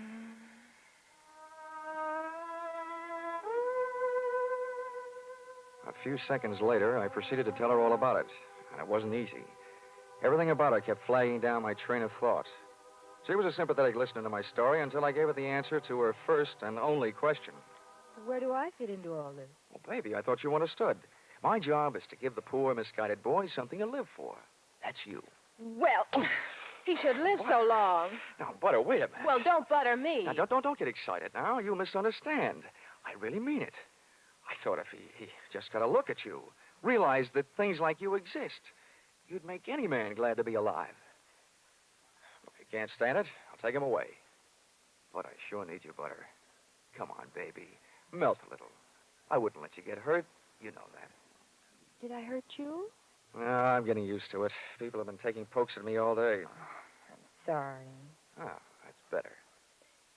Want some more root beer? I want some more of you. How about another kiss? Well, help yourself. Darn. I'll get it, Johnny. Okay, and if a man answers, hang up, will you? Oh, don't worry. Hello. Yes, this is Hudson 24292. Well, that depends. Who's calling? Oh, just a moment. It's for you, Johnny. Mr. Farnsworth. Huh? Oh, okay, I'll take it. Thanks. Say, while I'm talking, be a good girl, will you? And take a look at Milford in the other room. And while you're at it, get me on the root beer, huh? Oh, sure. The service is good around here. Hello, Farnsworth. Yes, Dollar, I'm glad I got you. How'd you get this number? It's the one you called from my office. I remembered it. I have a photographic mind. I hope you haven't got a picture of what I'm thinking. What do you want? I want to know how Milford is. I mean, is he still alive? Of course he's alive. Good, good. Do you suppose I could talk to him? I mean, do you think he'll talk to me? Well, the last time I saw him, he was sound asleep. I'll take a look. Hold the phone. Oh, Butter. Oh, Butter. Hey, Butter. Hello, Farnsworth? Yes, yes. Do you have any aspirin there at your house? Why, of course, Dollar. Why? Well, you better take a handful. Milford Brooks III just took a powder. I'll call you back. You let anything happen to him, and you'll need the aspirin. I've already got a headache. When Milford left, he took my girl with him.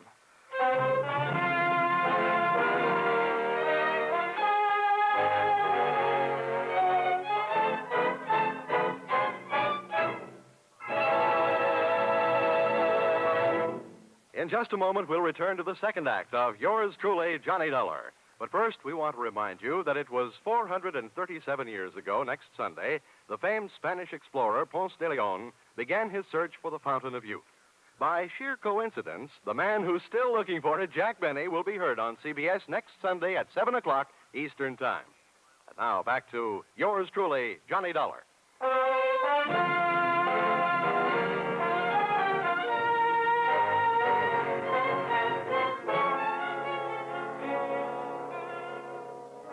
Well, nobody could say I wasn't working fast. I'd only been in town for an hour, and I had already succeeded in not only losing your $2 million baby, Milford Brooks III, Mr. Farnsworth, but in losing my $1 million baby, Theodora Butts. I tried to put myself in Milford Brooks' $40 shoes, but they wouldn't fit. You can't outthink a maniac. The best I could do was figure either that he was on his way to commit suicide, or that Harold Hatcher, the man who now stood to collect $2 million in the event of Milford's death, had snatched him out of Butter's apartment. With birds of that type flocking together, Butter stood a good chance of being a dead duck. I spent an hour unsuccessfully shaking down the neighborhood for them. I questioned cab drivers, harness bulls, bartenders. Then I decided to ask for help from higher up. And I don't mean that I said a prayer. Expense account, item 4, 5 cents, phone call. Police headquarters. Give me missing persons.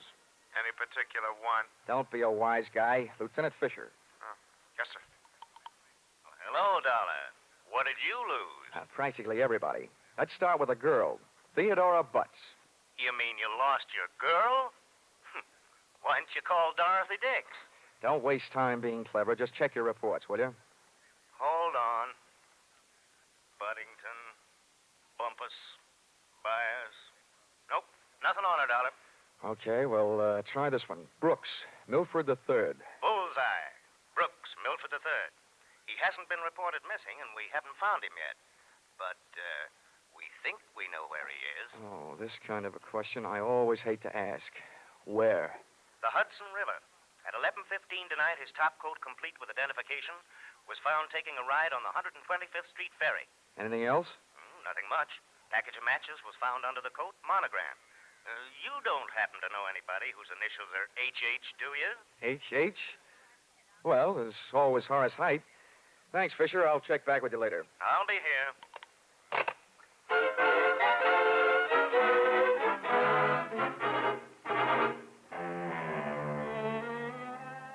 Expense account, item 5. Nightclubs, $28. Harold Hatcher's hatchery was in a cellar under a hotel, but the prices were high enough to rate a penthouse. The club was draped in too much satin, its lady customers in too little. The decor was French provincial, music Brazilian, and the food was nowhere. The drinks looked weak and the waiters looked strong. All in all, the joint was a sight for sore eyes, for making them sore. The only pretty thing in the place was a blonde. She came strolling up to my table, her hips unconsciously sending subtle little messages back to the rumba band. She opened her mouth, slid her tongue over her lower lip, and let a few warm, soft words slide out. Looking for someone? Oh, well, you'll do until the real thing comes along. Sit down. Thanks. No, I won't have a drink. My name is Janelle.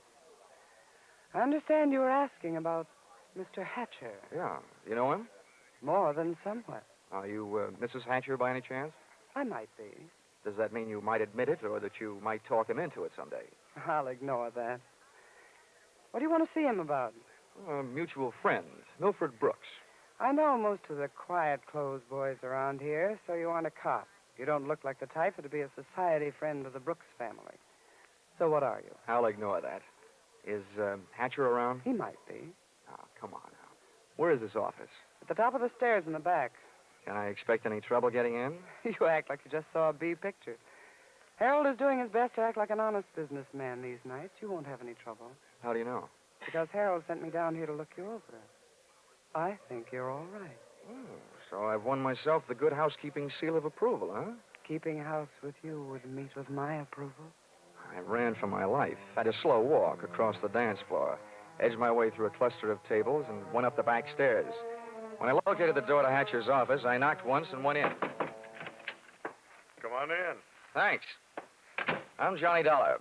I've been hired by Honesty Life Insurance underwriters to protect the interest of a guy named Milford Brooks III. What's that supposed to mean to me? You know him, don't you? Well, he isn't exactly one of my boozing buddies. How much money does he owe you? We've got him on the books for a few grand. Why? They picked up his top coat tonight on the 125th Street ferry. He wasn't in it. It might have been a suicide, or it might have been a knockover made to look like a suicide. What's your choice? Where do you get off asking me to make a choice? Where were you around 11:30 tonight? What's it to you?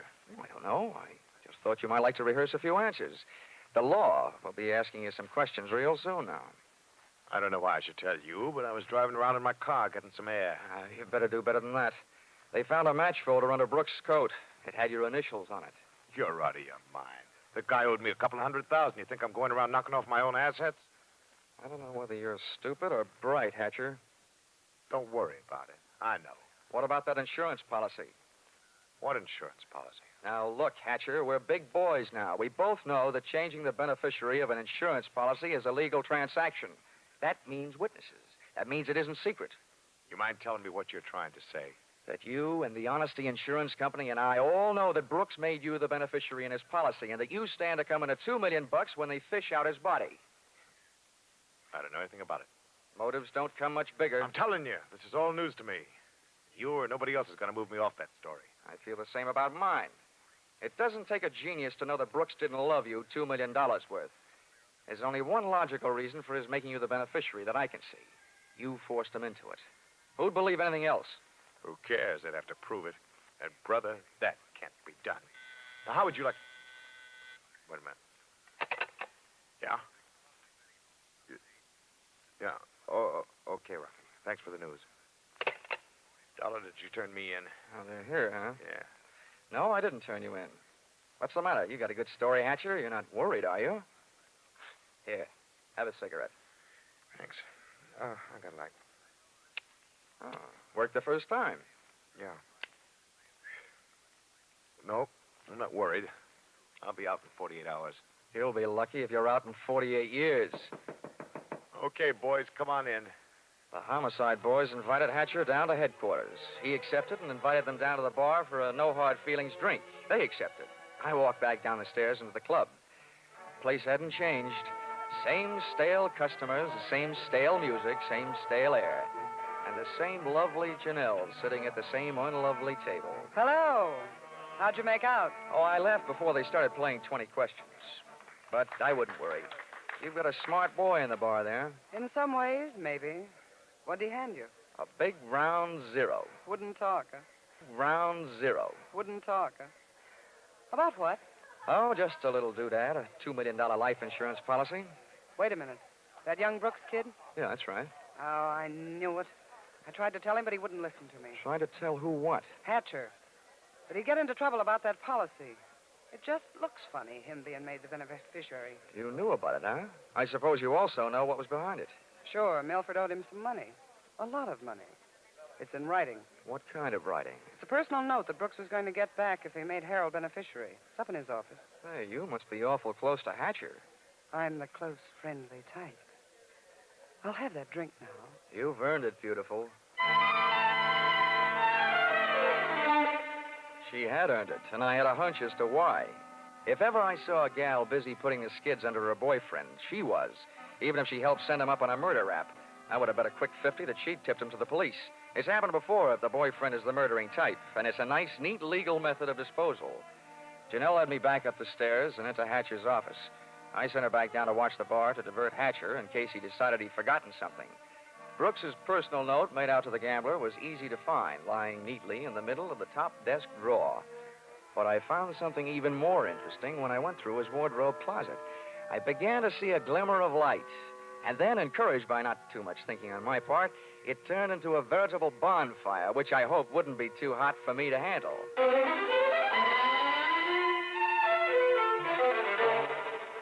Did you find everything? Honey, if I were a judge, I'd be ready to sentence the guilty party. Good. Oh, waiter, the check. Where are you going? To the police? Bright girl. I'll see you later.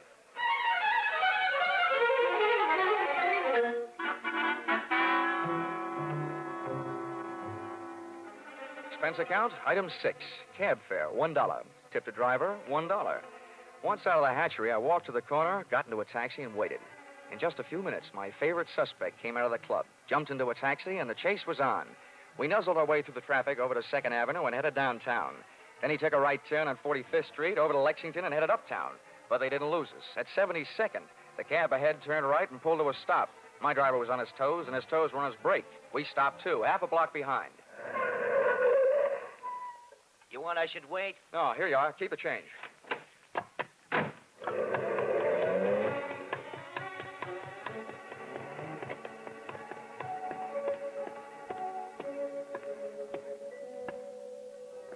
It was a garage that belonged to a residence on a parallel street a block away. I made out a for sale sign on one of the big doors. The living quarters upstairs were dark enough to look interesting, so I indulged in a bit of genteel breaking and entering. Entering that old barn didn't take much breaking. I crept up the stairs. I sounded like they were left over from an old ghost story. And so did the first voice I heard when I stopped, halfway up. So we've got to be careful, especially about that Johnny Dollar. Are you sure he didn't follow you? That voice sounded awful dry to be coming from a guy who supposedly had spent most of the night snoozing on the bottom of the Hudson River. It was Milford Brooks III.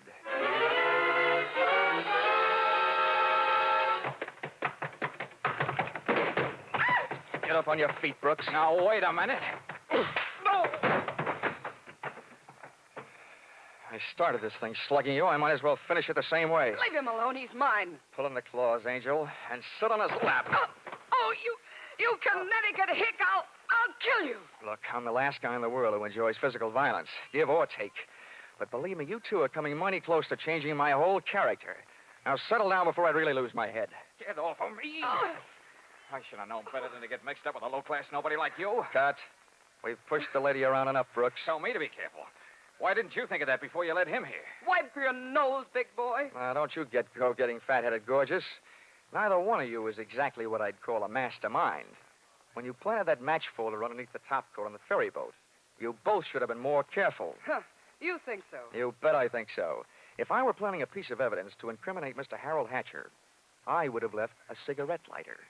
I found one in the pocket of every suit he owns, back there in his closet in the club. It wasn't hard to figure out that guy never carries a book of matches. What do you want? I'm only interested in one thing, saving the insurance company $2 million. And, Buster, I think you've done it for me. Wait, look, Dollar. This is insurance fraud. It has been ever since you put on that fake suicide attempt, trying to extort $500,000 out of the company for you and Janelle. Wait a minute, Dollar. So much for the company. Now, something a little more personal and a little more serious. Where is my girl? Well, she's all right, Dollar. I couldn't help it. I had to get out of that apartment. She caught me leaving. I had to take her with me. Where is she? Well, I didn't mean to hurt her. I was afraid she'd yell. Oh, you miserable... I'll tell you where she is, Dollar. I put her in a cab and sent her to the emergency hospital. Get up. Oh, no, Dollar, please. I'm let going me to give you the explain. beating yell. Harold. Hatcher. You had your fun, Dollar. Now I want mine. How did you get here? New York City, world's most efficient police force, remember? When they think maybe a guy's jumped off a ferry boat and nobody's seen him do it, they check the turnstile counters at each end. In the case of Brooks here, as many people got off that boat as got on. Yeah, that makes sense. They'd hardly hold a guy for murder just because somebody else lost a topcoat. How'd you know we were here? You know me, Janelle. You never go any place that I don't know about. Okay, Brooks, you felt like explaining. Now I feel like listening. Get it up. I don't know what you mean. I know what you mean, Hatcher. One, he gave you a big, fat $2 million motive for murder. And two, he did his best to make it look like you did murder him with that broken-down match cover plan on the ferry boat. Why? Well, they wanted to get rid of you and live happily ever after. The big mistake they made was in trying to shake the insurance company down for some ready cash. And you, baby. Harold, you please. put him up to it, didn't you, you cheap little muscler? No, Harold. Calm down, Hatcher. You don't need a gun around here. They're tame. You don't know me very well, Dollar. I'm going to teach all of you amateurs a lesson. How these things are really done. Come on, Brooks. No, Hatcher. You can have everything I've got. For a second, it looked like Hatcher was going to take everything. But I hadn't gone that far to see Brooks knocked off with me as a witness. Hey, maybe I wasn't going to be a witness. Maybe I was going to be a victim, too. When that thought hit me, that's when I flew across the room and hit Hatcher in a do-or-die flying tackle from behind. Oh. Hatcher went down shooting. I went down kicking, and a lucky boot knocked the gun out of his hand. I beat him to it and swung it straight into his skull. Half the people in the room were lying there bleeding. Brooks from a gunshot, Hatcher from the gun butt. Janelle and I both stood there panting. But believe me, not for each other. We stood that way until the police arrived.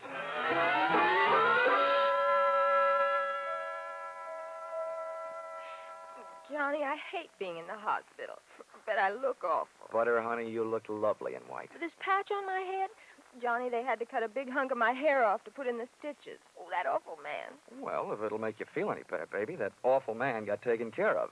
He's upstairs in the same hospital. Oh, Johnny, you didn't shoot No, him. Butter, I didn't have to. Harold Hatcher saved me the trouble. They don't know yet whether Mr. Brooks is going to live or die, but it doesn't make much difference to me or to the insurance company. He signed a statement admitting attempted fraud. Serves him right hitting a lady on the head. Johnny, what am I going to do? My hair will look awful. It'll take months for it to grow out. Now, don't worry, Butter. I'll buy you something to cover it up. I know a guy over on Fifth Avenue who claims he makes something that looks prettier on a woman's head than her hair. Expense account, item 7. $640. Ladies' hats. To cover the lump on lady's head. Expense account, item 8. $20. Tip to nurse for reminding Butter on the hour every hour that accidents will happen. Expense account, item 9. $7. Mileage driving back to Hartford. Expense account total, $1,182.23. Which you may say, Mr. Farnsworth, is a lot of money for one man to spend in a day and a half. But you must bear in mind that the amount at stake was $2 million. And you know the price of steak these days. Signed, yours, truly, Johnny Dollar.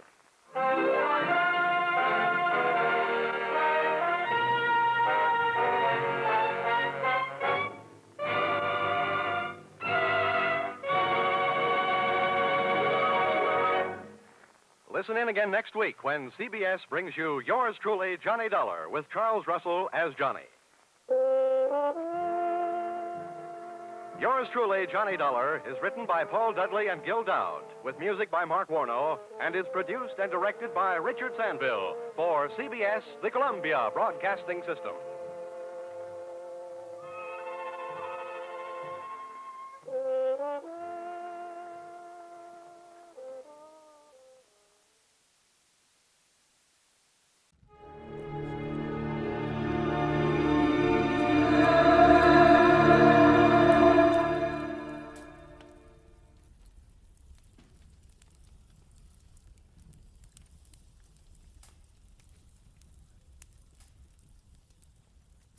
Get this and get it straight. Crime is a sucker's road, and those who travel it wind up in the gutter, the prison, or the grave. The trail started in Montana with a bum with two names rushing away from his lady love, and led fast into L.A., past a southerner from Canada, a worried wool dealer, and a chorus girl with a .45. When it finally stopped at murder in the park, the tramp was still in a hurry. From the pen of Raymond Chandler, outstanding author of crime fiction, comes his most famous character in The Adventures of Philip Marlowe.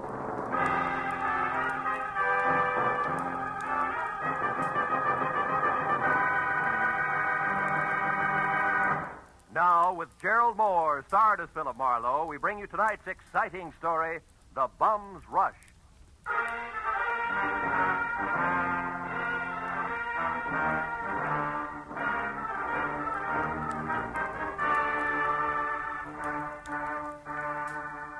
You know, there comes a time in everyone's life when a relative wants a favor. But this was a particularly nice relative. In fact, a great old gal. She'd written my name and address in the center, and her name, Jessie Gabbins, Eagles Rock, Montana, in the upper left corner of the envelope. The stamp totaled away a mail special, and the letter inside started off like one of those, "I was wrong, you've got to find him for me, you've got to" type. But it didn't wind up that way. Clipped to the letter was a $100 check, and under that, a not-too-good snapshot of a bald man holding a rake, who wouldn't have been helped any by better photography.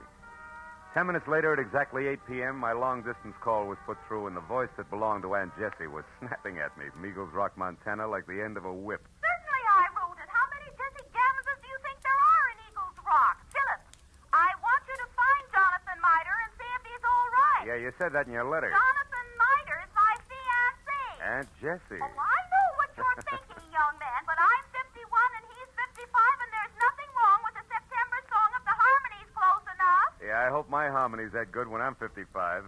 Why are you worried, honey? Because he left here last week on some kind of a big deal. It's a secret. That's all he'd tell me, and I haven't heard a word from him since. I see. Well, tell me, what sort of a deal would it be? I mean, what business? He's not in any business. Oh, what was his work before he retired? Well, he's not exactly retired either. He's not exactly... Look, Aunt Jessie, I'm getting at this. What does he do, or what did he used to do for a living? Frankly, not... Well, I might as well tell you. Most folks around here, Philip, think Jonathan Miter's just a bum. Maybe he is. He came to town, Philip, on a freight train a month ago, and he's been raking leaves for handouts ever since. That's how I met him. But he's a fine, honest, proud man, and I'm going to marry him. Congratulations. Yes. Look, you didn't happen to give that fine, honest, proud man a wad of money to finance this big deal of his, did you? Oh, no. Well, then don't. Because I'll be frank. Sounds to me like a broken-down con man warming up a new routine. Then I'll gladly pay to find that out, Philip. But I think you're wrong. Jonathan told me that he had to prove himself by making some money of his own before he'd marry me. As if I didn't have enough to take care of two people already. Okay, Jesse, it's a little off-center, but I'll buy it. Philip, Huh? when you find him, don't tell him that I hired you. As I say, he's very proud, and it'd hurt him. And now all I can give you to go on, aside from that snapshot I sent, is an address, 764 Hope Street in Los Angeles. 764 Hope Street. Well, how'd you get that? From checking through every single thing of his I could lay my hands on. It was on the back of an envelope. Of course, it may not mean nothing. You're so right, Jesse. Please, now, don't joke with me, Philip. Jonathan was so serious and in such a hurry, and there was a funny, brave glint in his eye when he left. Do your A best. brave glint. Oh, no. Okay, Jesse, no jokes. Goodbye, darling.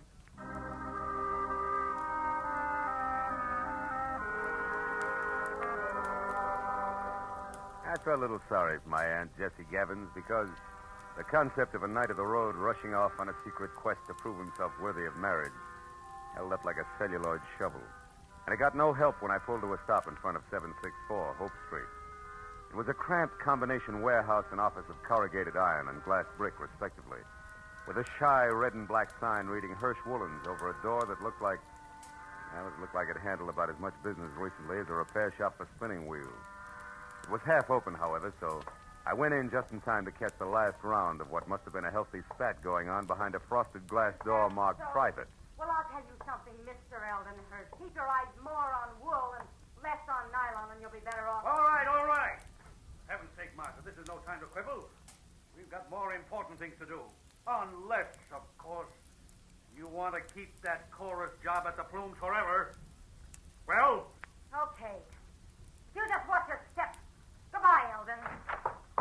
Stand aside, stupid. This is a hallway, not an art gallery. Yeah, there's a petty girl if ever I've seen one. Well, what do you want? Oh, Mr. Hirsch. Yes? Yeah, well, I'm Ned Johnson. I'm looking for a job. What kind? Oh, salesman. Wool's my line. I see. And how long have you been waiting out here? Oh, I just stepped in. Come inside. Thanks. Sit down.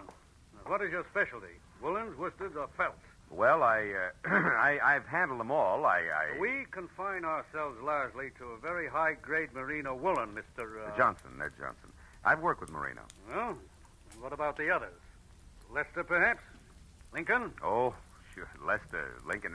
Certainly, I find it all a fascinating business. So do I. A very romantic background. Yeah. By the way, what do you think of Lanatal as against merino? Lanatal. Well, not good. No, you see, I've watched the Lanatals from the range right through shearing and on up to weaving. It just doesn't compare with...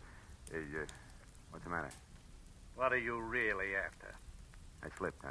You fell on your face.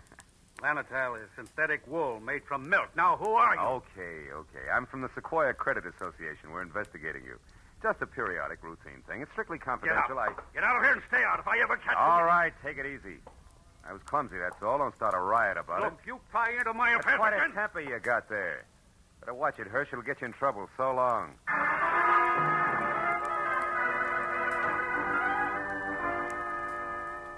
I hadn't exactly been wool gathering with Hirsch and Company, but I hadn't exactly made strides on the connection between a bum in a hurry and 764 Hope Street either. However, I couldn't help wondering what Hirsch had meant when I'd overheard him speak to the girl in the office about more important things to do. So when he slammed the door on my shoulder blades, I went around to the alley for a peek in his warehouse.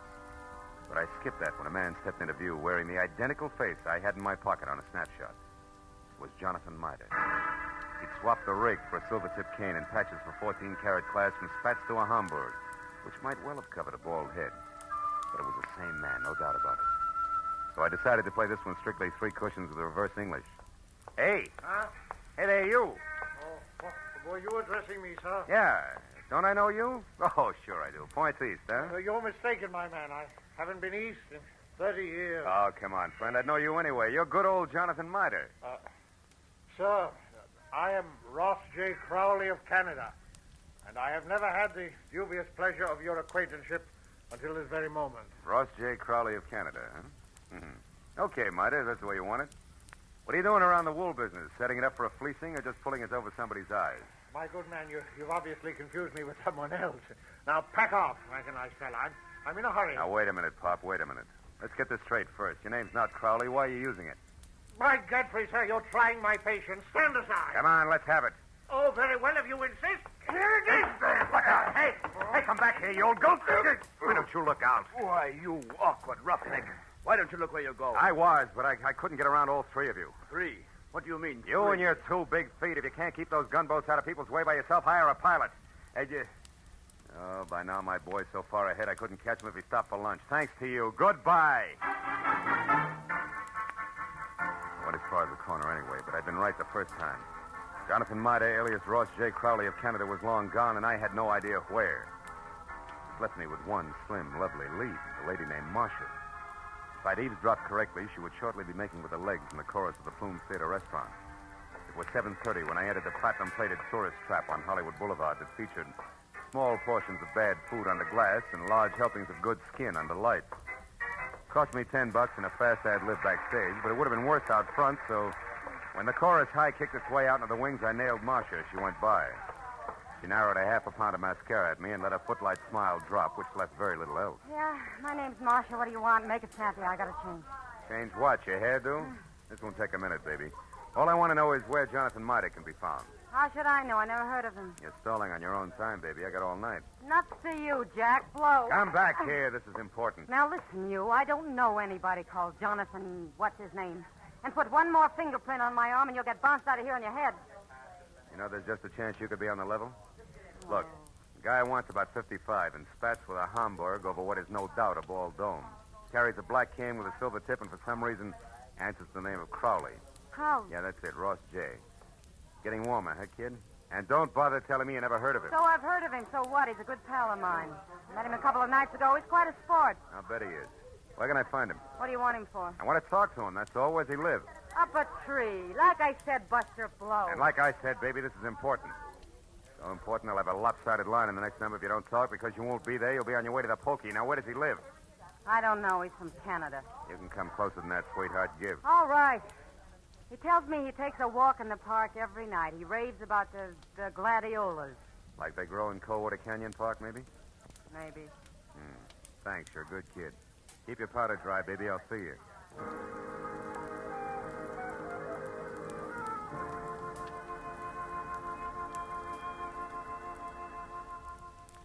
That park looked deserted when a half hour later I drove by it to the far end, turned down a side street and stopped. But as I started in on foot, I saw him, Spats, Hamburg, cane, and alias, ambling slowly away from me along a back path. I started after him quietly, and when he got near a corner, I was close enough to hail him, and then grab. But I didn't get the chance. Stand still and keep your mouth shut. I turned slowly. It was the gentleman with the big feet, and he wasn't much uglier, just a little flabbier than the automatic wrapped up in his fist. You seem to be falling over my feet every time I turn around. I noticed that. But I figured the first time was coincidence. What do you figure now? That our gay dog, Mr. Crowley, who just turned that corner there, is wagging 2 tails. But you hold the gavel, Chairman. And don't you forget it either. So he gave you the name Crowley, did he? Mm-hmm. Why, you think he's got another one? Stop that. We both know he's lying. What I don't know is why he took that name or why you're interested. It's a hobby. I collect old geezers with more than one name. You're going to handle hard, huh? You won't tell me? Well, I don't know your angle either. We might work out a trade, huh? No. I'm not wasting any more time either. You're not going to get away from me again. And that means you'd better stay right here. Oh!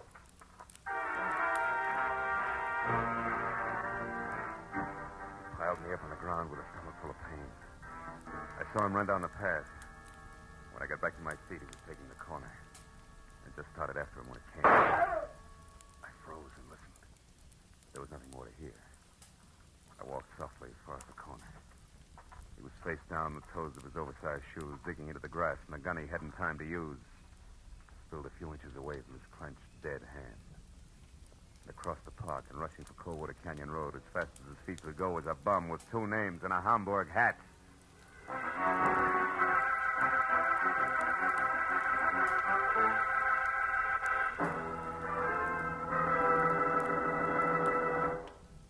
In just a moment, the second act of Philip Marlowe. But first, 30 minutes packed full of talent, music, and fun. That's the Horace Heidt Original Youth Opportunity Show, coming your way every Sunday evening on CBS.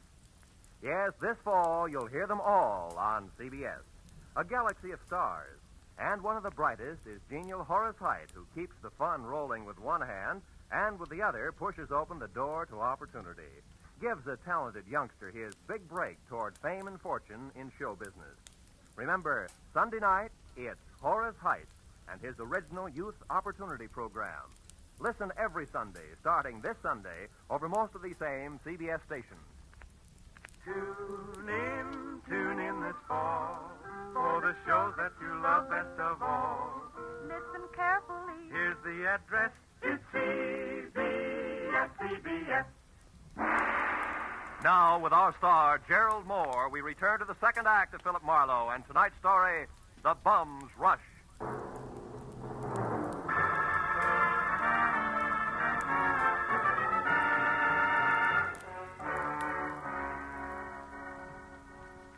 When I took after the fleeing figure known to my Aunt Jessie as Jonathan Mitre, or Ross J. Crowley, he was still barely visible ahead with arms and legs flailing the night air like so many test streamers in a wind tunnel.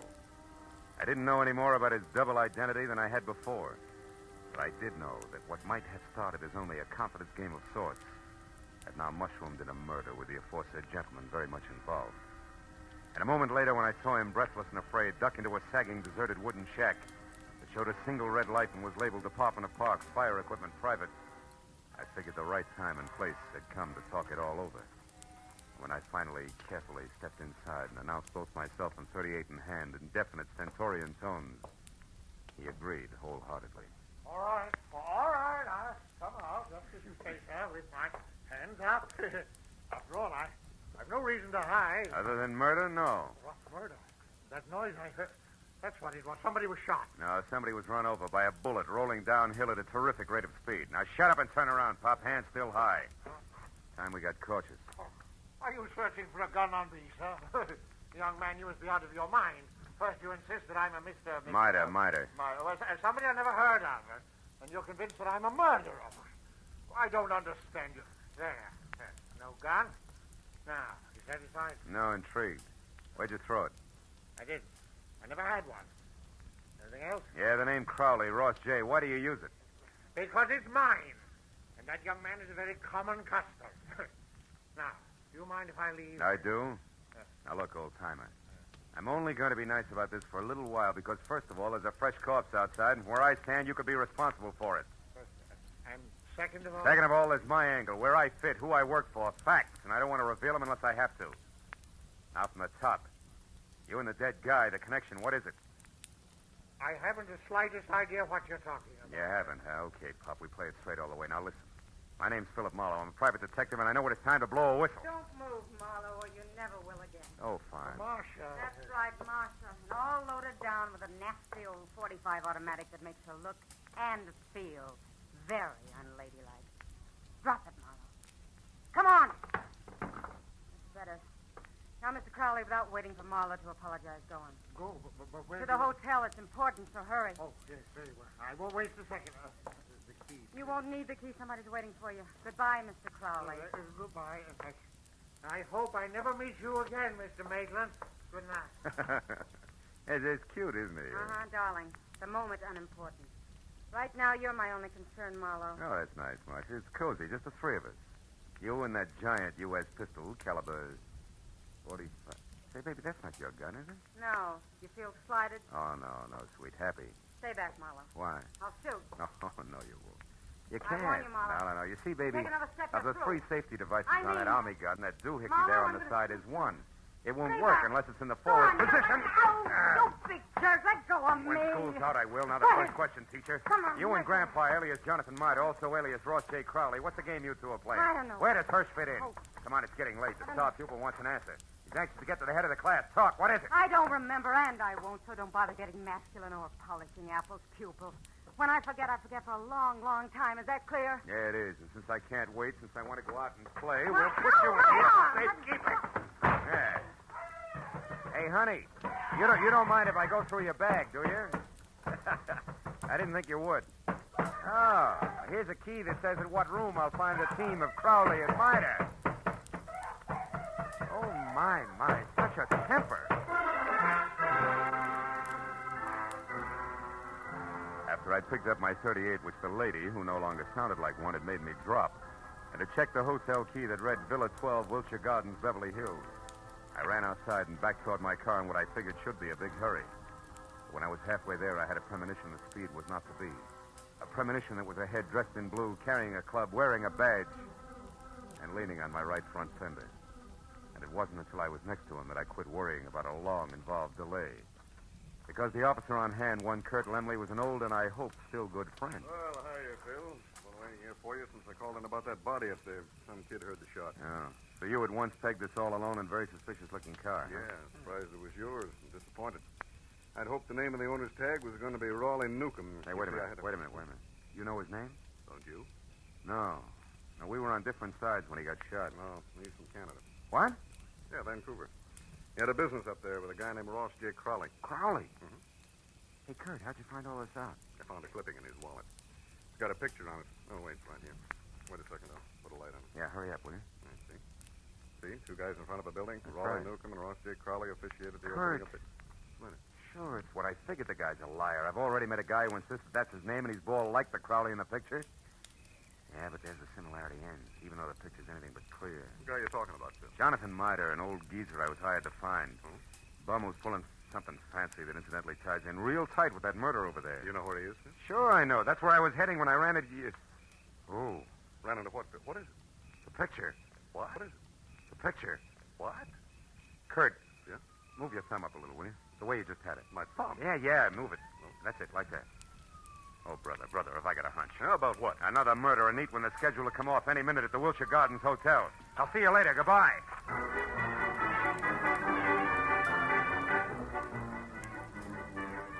At best, it was 10 screeching stop-and-go minutes from Coldwater Canyon Park across Beverly Hills to the Wilshire Gardens Hotel on the boulevard of the same name. And all the way, I kept hoping, over time, that one of two things was so. Either my hunch was wrong and nobody else was going to get hurt for a while, or it was right and I was still on time. But when I was there, parked and running toward the villa number 10, which was a silent stucco square, choking to death under ivy, and showing only a single light in the living room, I was almost sure that it was going to play still another way. Me right and too late to do any good. When I tried the door and found it open, and inside saw at once the letter propped up against a lamp on an end table that I'd been afraid I'd find, there was no longer any doubt. And even as I crossed the room, I knew that I was going to read a suicide note addressed to the police, telling them that the undersigned Ross J. Crowley had taken his own life, as well as that of the partner he'd been stealing from, Raleigh Newcomb, who had currently been pursuing him. But I didn't know until I reached for the letter to make sure that I'd figured right was the last line, just before the signature. It read, also, rather than face the humility of being dragged through the courts for killing Newcomb, they've taken the life of a man who would have caught me. A private detective named Philip Marlowe. You did well, Marlowe. What? Especially when it's your own obituary. No, don't move. Well, Mr. Hirsch, huh? Or do I call you Crowley now? Doesn't matter, Marlowe. Suit yourself. What does matter is that you're not quite the boy genius you think you are. Meaning what? Meaning Marcia. You talk to her at the Plumes, then she talks to me. Between the two of us, we've maneuvered you around just like we wanted to. So we could include you in our plans. In other words, Marlowe, when Marcia sent Mida here from the park, we knew you'd follow. Marcia's reliable. Yeah, all year round, I'll bet. Okay, Crowley, so the one with two heads isn't Jonathan Mida, it's you. You is Eldon Hirsch here in L.A.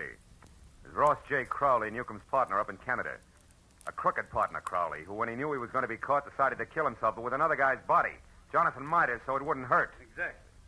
Also, Marlowe, nobody will bother to look past what will pass as Crowley's buddy, or the murderer of Newcomb, who I didn't expect on the scene. I think you'll admit it's all accounted for in that letter there in Crowley's, my handwriting. Bravo, you skipped nothing. Now, what about me? Yes, you. You must go before Jonathan Mida, you know. Otherwise, the coroner might find something wrong with the sequence of death. So it's you first, then Mida. Who no doubt is unconscious in the bedroom right now? Oh, Mr. Marlowe, who no doubt is standing right here listening carefully. Mida, you crazy fool. Stay where you are. No, Mr. Crowley, I won't. That way I die. This way, at least I have a chance. Yo, Crowley! My shoulder. Marty, you all right? Yeah, I think so. Just wing. Oh, you got him, didn't you, Mr. Marlowe? Yeah, No. No, Jonathan, you got him. That rush did it, you big... Bum, Mr. Marlowe? Yeah, bum.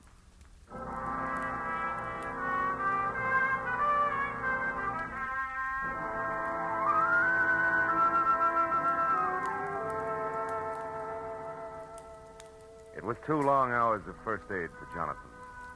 Arrest on the charge of murder for both Crowley and the accomplice before and after the fact, Martha. And questions and answers in triplicate for the police before Marta and I were finally alone and back in my office waiting for a call we put through to, of course, Eagles Rock, Montana. But even then, the gentleman vagabond couldn't quite get over things. Then, in other words, Mr. Marlowe, this Crowley, who introduced himself to me as Hirsch, had his fiendish plan already formulated. And on one of his trips down from Canada, saw me when his train stopped at Eagles Rock. I was raking leaves around the depot. And he saw me, and he hired me on the spot because he needed someone to fit the part of his corpse. That's it. And you'll admit you were well qualified for the job, alone in the world. Except for Jesse, Which you didn't happen to mention. And the fact that you were bald. That's true. Don't be sensitive. You see, Crowley or Hirsch was also bald. What? All that hair of his a week? That's right. Toupee, every bit of it. And incidentally, you see, the reason I caught on to things, Johnny, a policeman found a newspaper picture of Newcomb and Crowley in Newcomb's wallet. Which told you that I couldn't be Crowley. That's right. It also told me more. When the policeman accidentally put his thumb over the bald part of Crowley's head, gave me a different picture. Then I only paid attention to what I could see, features blurred though they were. Which then you were Herschel. Uh-huh. Well, Miss Jessie, Yeah, Miss wait a minute, Jessie, wait a I minute. know. Hello. Mr. Philip Marlowe, please. This is Marlowe speaking. On your call to Miss Jessie Gavins in Eagles Rock, Montana. One moment, please, sir. Here, take it, Jonathan. Me? Yeah, go ahead, speak. All right. Hello, Jessie. Jessica. Yeah, this is Johnny. Yeah, Cuddles. Yeah, it's me, all right. I'm in Los Angeles with Mr. Marlowe. Cuddles, you don't have to shout so loud, you know. She's clean up there, the Eagles. I know, but she can hear you. Just talk. Jessica, you guess what happened now? I'll tell you. Yeah. A man hired me to work for him. To pose, impersonate a Mr. Ross J. Crowley, because he said he had to be free to investigate some crooked people who would try and contact me. Yeah. And since he offered good money right on the spot there, Jessica, I took the job. I thought you'd be proud of me making extra money. No, wait a minute, Jessica. Mr. Marlowe, I better cut this short, hadn't I? It's long distance. It's cost money. Don't worry about it, Johnny. There's no hurry. Take your time. Oh, Jessica. Now, what this man really wanted, you there, Jessica? Was to use me as a corpse. That's right, a body. No, I feel fine.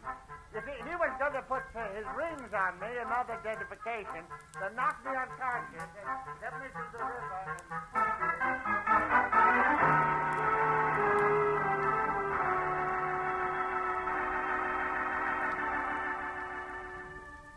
By the time I got Jonathan Miter down to Union Station and aboard a northbound train with specific instructions to stay away from strangers, and got back to my own apartment on Franklin, it was better than 3 o'clock in the morning.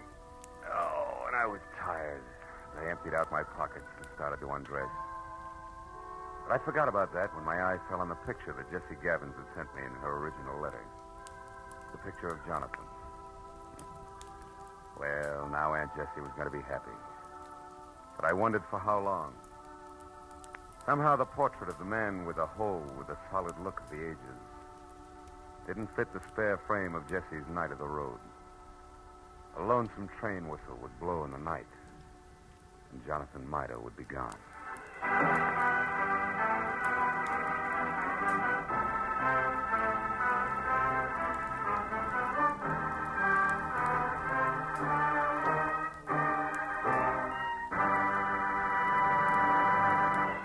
The Adventures of Philip Marlowe star Gerald Moore and are produced and directed by Norman MacDonald. Script is by Mel Donnelly, Robert Mitchell, and Gene Levitt. Featured in the cast were Georgia Ellis, Hans Conried, Ann Morrison, Herb Butterfield, Wilms Herbert, and Bill Boucher. The special music is composed and conducted by Richard Arant. Be sure and be with us again next week when Philip Marlowe says... The lady tourist was a school teacher out after glamour, and she got it. But only after she learned that in Hollywood, the 3 R's could be reading, done in a dark room, writing found in a dead man's pocket, and arithmetic that added up to murder, ×2.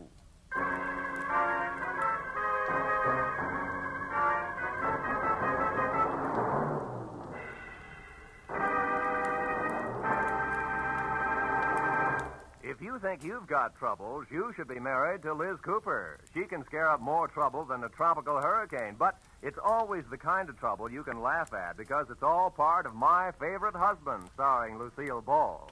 My Favorite Husband is part of CBS's great laugh lineup for Friday nights. You won't want to miss a single minute of My Favorite Husband. And you'll want to be around, too, to hear the Goldbergs, Leave It to Joan, and Breakfast with Burroughs. They'll all be broadcast on Friday nights over most of these CBS stations starting next Friday. This is Roy Rowan speaking.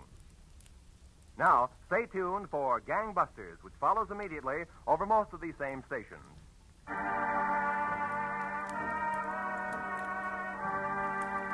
This is CBS, the Columbia Broadcasting System.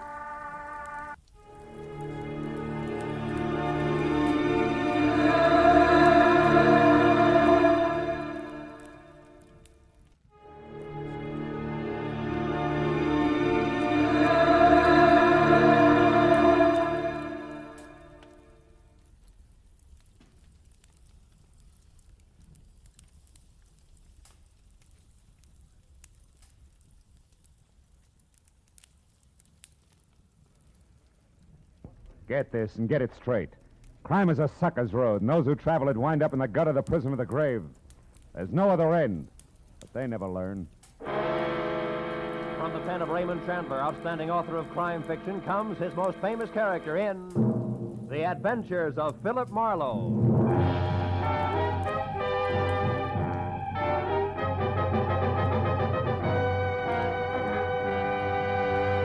Now, with Gerald Moore starred as Philip Marlowe, we bring you tonight's exciting story, The Collector's Item. They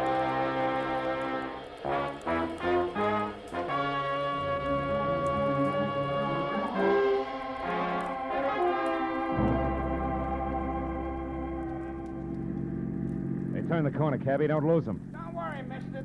There they are up ahead of that new Nash. Uh-huh. And a white Panama hat shows up through the back window of that cab like a signboard. Besides, I've been doing okay so far, ain't I? We stayed in this tail for 20 minutes now. Yeah, but I've been tagging the guy under that hat for 6 hours. 6 hours? For a movie, a Turkish bath, 3 bars, a restaurant, and 2 museums. Close the gap a little, huh? Whatever you say, mister. They're liable to spot us.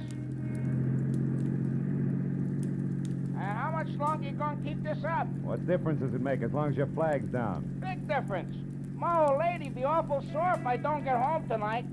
And this follow-the-leader routine looks like an endurance contest. Take it easy, cabby. At 10 o'clock tonight, a certain big deal will be closed, and then we can both forget about that guy up there and go home. Big deal? What kind of big deal? I ain't nosy. I just don't want no trouble. You'll get no trouble. It's approximately legal, ain't it? Legal as Confederate money. Nah, just a minute. I got a living to earn. I'm serious. So am I. Sirius is a rare coin dealer. Oh, a numismatist. Yeah, that's right. Well, what do you know? I collect Indian pennies myself. Small world. And the guy up there on the hat's trying to louse up for sale, huh? That it? Roughly, yeah. Keeping an eye on him till the deal goes through at 10. He's a screwball from the deep south. Hey, the light's changing. He's gonna be caught. You want I should slow down? No. Pull up behind him. It's okay. Right. Hey, mister, look. You see that? Yeah. Panama hat, it's gone. Yeah, when I drive it, his brakes disappear. Pull up beside him, quick. Can you see? Yeah, the seat's empty. Ooh, what a pair of chumps. They've been chasing nothing but a hat propped up in the back of that seat. No kidding. Gee, it sure looked natural, didn't it, mister? Nuts. Let me out. Now, look, you get to the other driver. Find out where he dropped his passenger off and anything else you can. Here's $30 for your trouble. Wow, for that kind of dough, my wife can go ahead and get some. Call me at the office, mister. Just ask for Joe Joplin. Keep your sights on, you get there!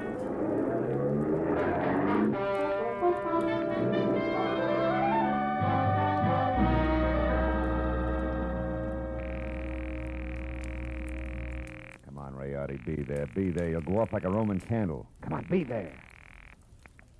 Hello. Ah. Hello, Leon Rialdi speaking here. Marlowe, Rayardi, I got bad news for you. Huh? Our boy, Seth Appleboro, pulled a backwoods gag on me, and I fell for it, flat on my face. He shook me. I don't know how long it happened, but... But I do. I know exactly how long ago. Appleboro was here. He was? He was in my shop. He's a madman, that madman. Swore he would kill me, but he didn't. What happened? It was after the coin, of course. He got tough. But I got more tough. I'm not born the day before yesterday. I was forced to ruin a beautiful Renaissance vase on his stupid skull, but at least I got rid of him. So I say phooey on Seth Appleboro. Oh. I beat him up myself, you hear? And I throw him out. It's finished. So at 10, I shall sell the coin to Pierre Bowman as arranged, and that will be that. Well, glad to hear it, Rayardi. To send the check to... Just a minute, Mr. Marlowe. Huh? Who's there? Who's back there? Who is it? Rayardi. Hey, Rayardi, what's the matter? No, wait. No, listen, dog! Rayardi! Marlowe, you... Rayardi! Rayardi! Rayardi! I ran out of the phone booth, hailed the first cab that came along, and headed for 113 Marion Avenue. Leon Rayardi's shop was a narrow cell with tattered green shades drawn over dingy windows. The front door was locked, so I went around to the alley where I'd left my car earlier. The back door to Rayardi's was half open. Rayardi sat on the floor, his legs spraddled out, his head slumped against the bottom drawer of his desk like a drunk too tired to look for the way home. Beside him on the floor was all that was left of the reason for it. A small open box lined with blue velvet and labeled Unique, Confederate States of America, $50. One of 4 struck at New Orleans Mint, 1861. Only piece of this series now in existence. Source, Colonel J.J. Appleboro Collection, 1880. But the box was empty. The 4 bits worth of Confederate money was gone. I picked the phone up in my handkerchief and called the cab company office. 2 minutes later, I had Joe Joplin. Yeah, I got that other driver okay, mister, but I couldn't pry much out of him. Even the hard way, I tried. He left that southern drawl off at the Wilshire Gardens, Villa 9. And he got orders to take the Panama hat on a $10 drive around town. That's all? That's all he knows. He thought it was some kind of joke. Wilshire Gardens, number 9. Okay, Joe, Yeah. thanks.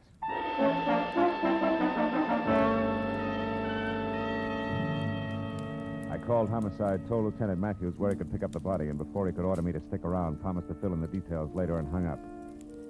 After that, I got in my own car and drove to the Wilshire Gardens Hotel, Villa 9. What finally came to the door and eased it open a cautious 2 inches. Had a mop of renegade hair the color and shape of tumbleweed, a body as gaunt as a piece of barbed wire, and 2 sick gray eyes that tried hard to hide under a pair of scrub brush eyebrows. Seth Appleboro wasn't glad to see me. State your business, sir. What's more, I'm a busy man. I'm not well, so be brief. Okay, we'll start off with murder. Murder? Now, see here, We'll sir. follow that with a missing Confederate $50. Now, do I come in peaceful like, or do I knock the door down? Don't go riling me up, Yankee, or you won't get in at all. What's your name? Philip Marlowe. My business at the moment is trying to square things with a client I let down very badly. Client? Then you must be referring to that low-down, unscrupulous carpetbagger, Leon Rayardi. You're a little confused, aren't you? Rayardi's from Italy. From northern Italy, sir. And a crooked, unprincipled carpetbagger. You said that. The kind who strips the South of her treasures, who pillages and loots and... What? A gun? Well, what's the meaning of that firearm in your hand, sir? I haven't got time for another civil war. How Now dare get away you. from that door. I'm coming in. You carpetbagger. Now let's knock off the nonsense, Appleboro. Where's the $50? Where, indeed? My poor old fool of a grandpappy, the colonel, sold it. Sold it for practically face value, sir. Just to keep body and soul together on the plantation back in 1880. And what he was give for it wasn't worth dirt compared to what that fine old piece of Confederate money's really worth. All right. Where is it? Come on, hand it over. Oh, I don't have it, sir. Oh. Not yet. But by ginger, I'm going to get it. And when I do, it's going home where it belongs, you hear? To the South. Oh. You better go to the couch and take another pull on your mint julep, Busty. You look bad. My head. And then I want that coin. I'm not kidding. That Riardi crowned me with an iron pot. Oh. But that won't stop me, sir. I'm not going to stand by and let that rare old $50 be desecrated any farther. I'll prevent it being sold to any rich, dawdling oaf of a collector who has the audacity to live in Sherman Oaks, if it's the last thing I do. And you, sir, you won't stop me either. Sit down, I told you. Oh. That crackpot. Oh, my head. I should have known. Win, lose, or draw, I'm turning you over to the police right now, Appleboro. Charges murder and larceny, and it's too bad, but you're a cinch to beat both raps on a goofball plea. You, big boy, put down the phone, drop your gun. Oh, rebel reinforcements. Drop it, I said. Oh, friend indeed. Providence is still smiling, sir. Yeah, sure. She's hilarious, Mr. Appleboro. Right, big boy? Well, don't you see the humor of the situation? Oh!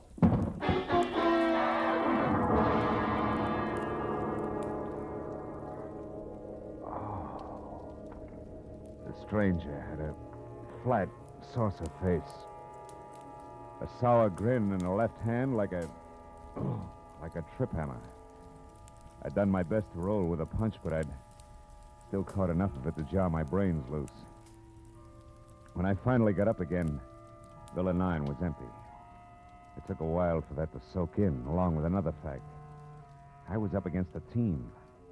Appleboro and Saucerface. Also, it was now 9:30, which gave me just half an hour to get to Sherman Oaks for what had to be the next scheduled meeting.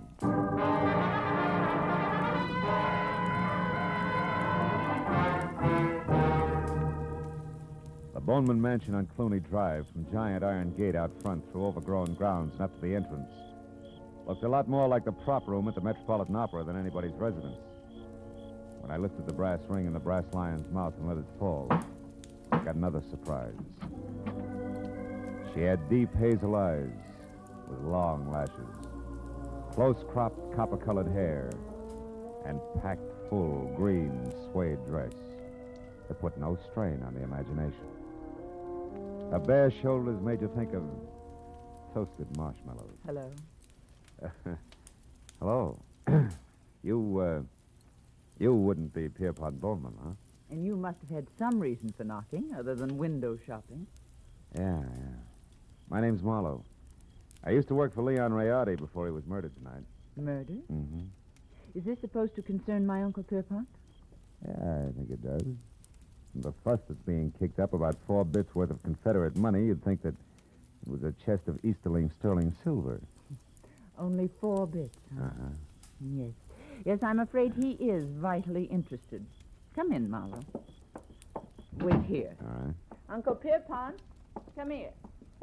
Huh? What's the matter, Christine? There's a man here to see you, a Mr. Marlowe. You'd better talk to him. Oh, what do you want? Huh? Oh, you. What is it, Marlowe? Now, it's about the $50, the one you intend to buy from Leon Rayardi, Mr. Bowman. Oh, yeah. Well, what about it, man? Rayardi was murdered tonight. Now, that murdered, you say? Mm-hmm. If that's true, he hasn't had time to hit the ground yet. What's your game, Sonny? You must have some kind of a game. What is it? No games. I'm telling you, Rayardi was shot and the coin stolen. Are you sure about that? Are you positive? No mistake? Are you certain, Marlowe? I couldn't be more certain if it was tattooed on my forehead. I heard it happen and saw his body over an hour ago. What do you think of that, Uncle Pierpont? Marlowe looks at dead bodies, too. I think it's poppycock. Yep. What do you think, Chris? Wait a minute. Let me tell you what I think. It's more to the point. I came here because I'm also certain that the man who killed Rayardi is the man who took the coin. And that he'll show up here in the next few minutes posing as Rayardi and try to sell you that $50 as planned. I want you two to help me get him. You know, Marlowe, I think you're bombing. Now, look, baby, I've had quite enough... Hold on now. There's just one teensy thing wrong with your little scheme, Marlowe. You see, 10 minutes ago, Leon Rayardi, or someone who said he was Leon Rayardi, was here. I gave him $37,000 cash as agreed, and he gave me this. The only one of its kind in the world. The 1861 Confederate half dollar.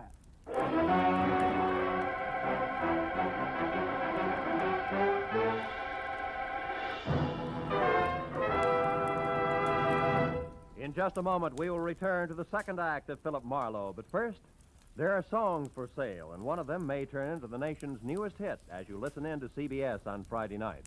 This hour-long program of melody is called Songs for Sale, and during the hour, you hear 4 songwriters with unpublished music as they present their tunes to a panel of veteran, top-flight songwriters. At the end, the panel picks out one song to be published and plugged, and you'll hear the reasons they give for their choice. Be listening to Songs for Sale tonight on most of these same CBS stations. Now with our star, Gerald Moore, the second act of Philip Marlowe, and tonight's story, The Collector's Item.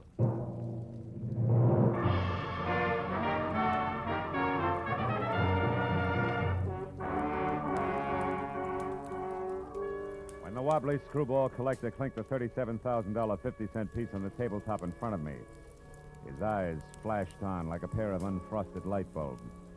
And something close to frost started to collect in the upturned corners of his mouth that smiled like the cat that had just eaten the canary, cage, birdseed, and all. There was little doubt about it.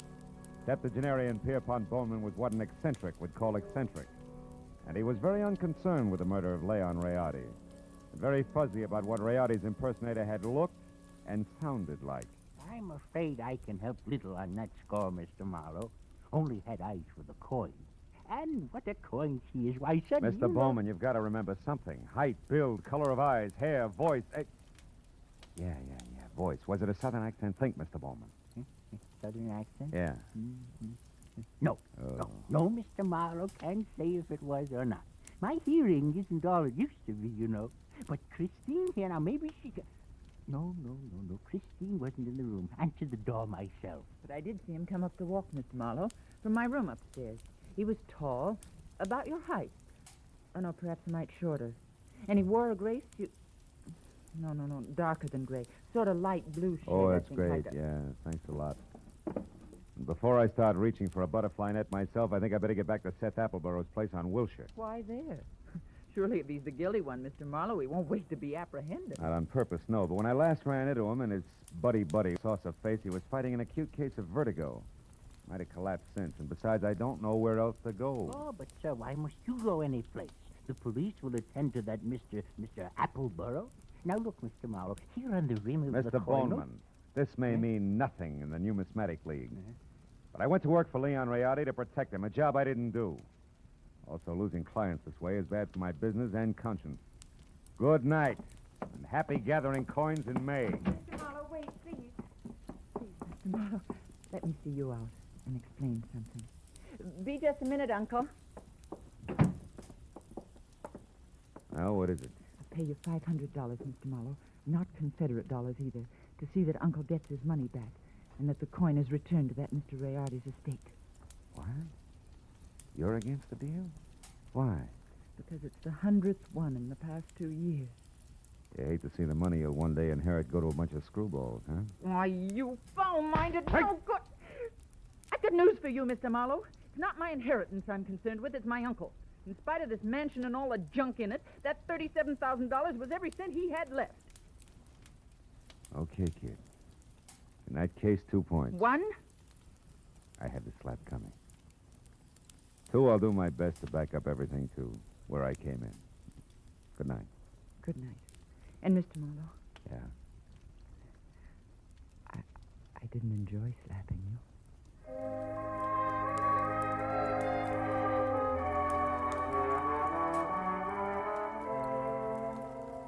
She said it like she meant it. 20 minutes later, I was back at the Wilshire Gardens where I found Villa 9 as dark and quiet as the bottom of a well. I had just about decided to quit playing long shots labeled I Hope He Passed Out on his front doorstep when, from a nearby clump of pepper trees, I caught a glimpse of a shadowed figure moving toward me, one slow step at a time. I knew that I was spotted and strictly sitting duck, so I tried the only possible out. General nonchalance, my back to the pepper trees long enough for the not-so-stealthy hunter to get within hunting distance. And a good evening to you, Brother Appleborough. Now, sir, get up and start talking. What? Well, saucer face. Thought I had your partner. Hey, not wrong, Hasty. You're still doing it. Appleboro's my partner, like you look good in tights. The name is Locke, Fred Locke, Treasury Department. Treasure. You mean you're after Appleboro? Uh-huh. I sapped you because from the gab I overheard, I figured you were nothing but a lone wolf shooting with a coin. Oh. Appleboro, friend, is big game. He's wanted on half a dozen counts, a lot more important than this Confederate $1/2. Yeah, but he must have gotten away from you because he I... He did. Jumped out of my car a couple of blocks from here. But how do you know about that? Who are you? Oh. Well, name's Marlowe. I'm a private detective, license included. Wait a minute. Here. I know that Appleboro got away because he's already been up to the Boneman place where he posed as my client, Leon Riotti, who, incidentally, he killed so he could sell the Confederate lucky piece up there for $37,000. Quite a hunk of change. Mm-hmm. Well, sorry we crossed our wires, Marlowe, and thanks for the word. Oh. But don't worry, he won't get far. Us T-men will see to that. Keep in touch with the department if you find out anything, will you? Sure. Oh, say, Locke. Yeah? Just a hunch. Oh, like what? Like you're a cockeyed liar. Like Treasury men don't call themselves T-men. Any more than private detectives call themselves private eyes. Now, Locke, let's try inside your jacket. And one, get rid of this non-Treasury Department Luger. And two, check the wallet and see if at least Fred Locke is your real name. All right, it's my name. It's my name. Yeah, surprised it is. And out of imagination, T-man. Come on, get up and start working on a few other questions like where Seth Appleboro is at the moment and exactly what that guy in is with Boss. Well, do we keep this up all night? No. I'll tell you everything. Okay. I'll tell you everything. Okay. Now, first the setup. Come on. Yeah. There were two of us. Me and Adam. No!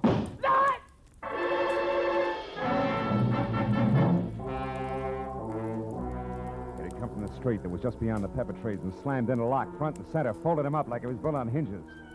By the time I was out of the impact area and had my .38 in hand, the only target I had was a pair of taillights blinking out of sight in a funnel of dust.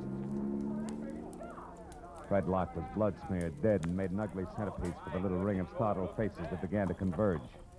I stepped back and became just another sightseer. When a small, bald man with a large white eyebrow and lots of worry stamped on his face began to do his lamenting out loud. He was the Wilshire Gardens hotel manager and didn't care much for public spectacles on the home grounds. Oh, my goodness.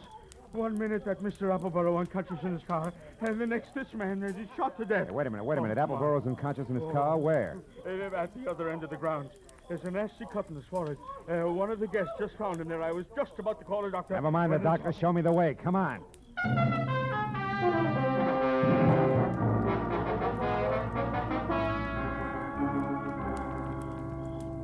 Come on, Dixie boy. Breathe deep.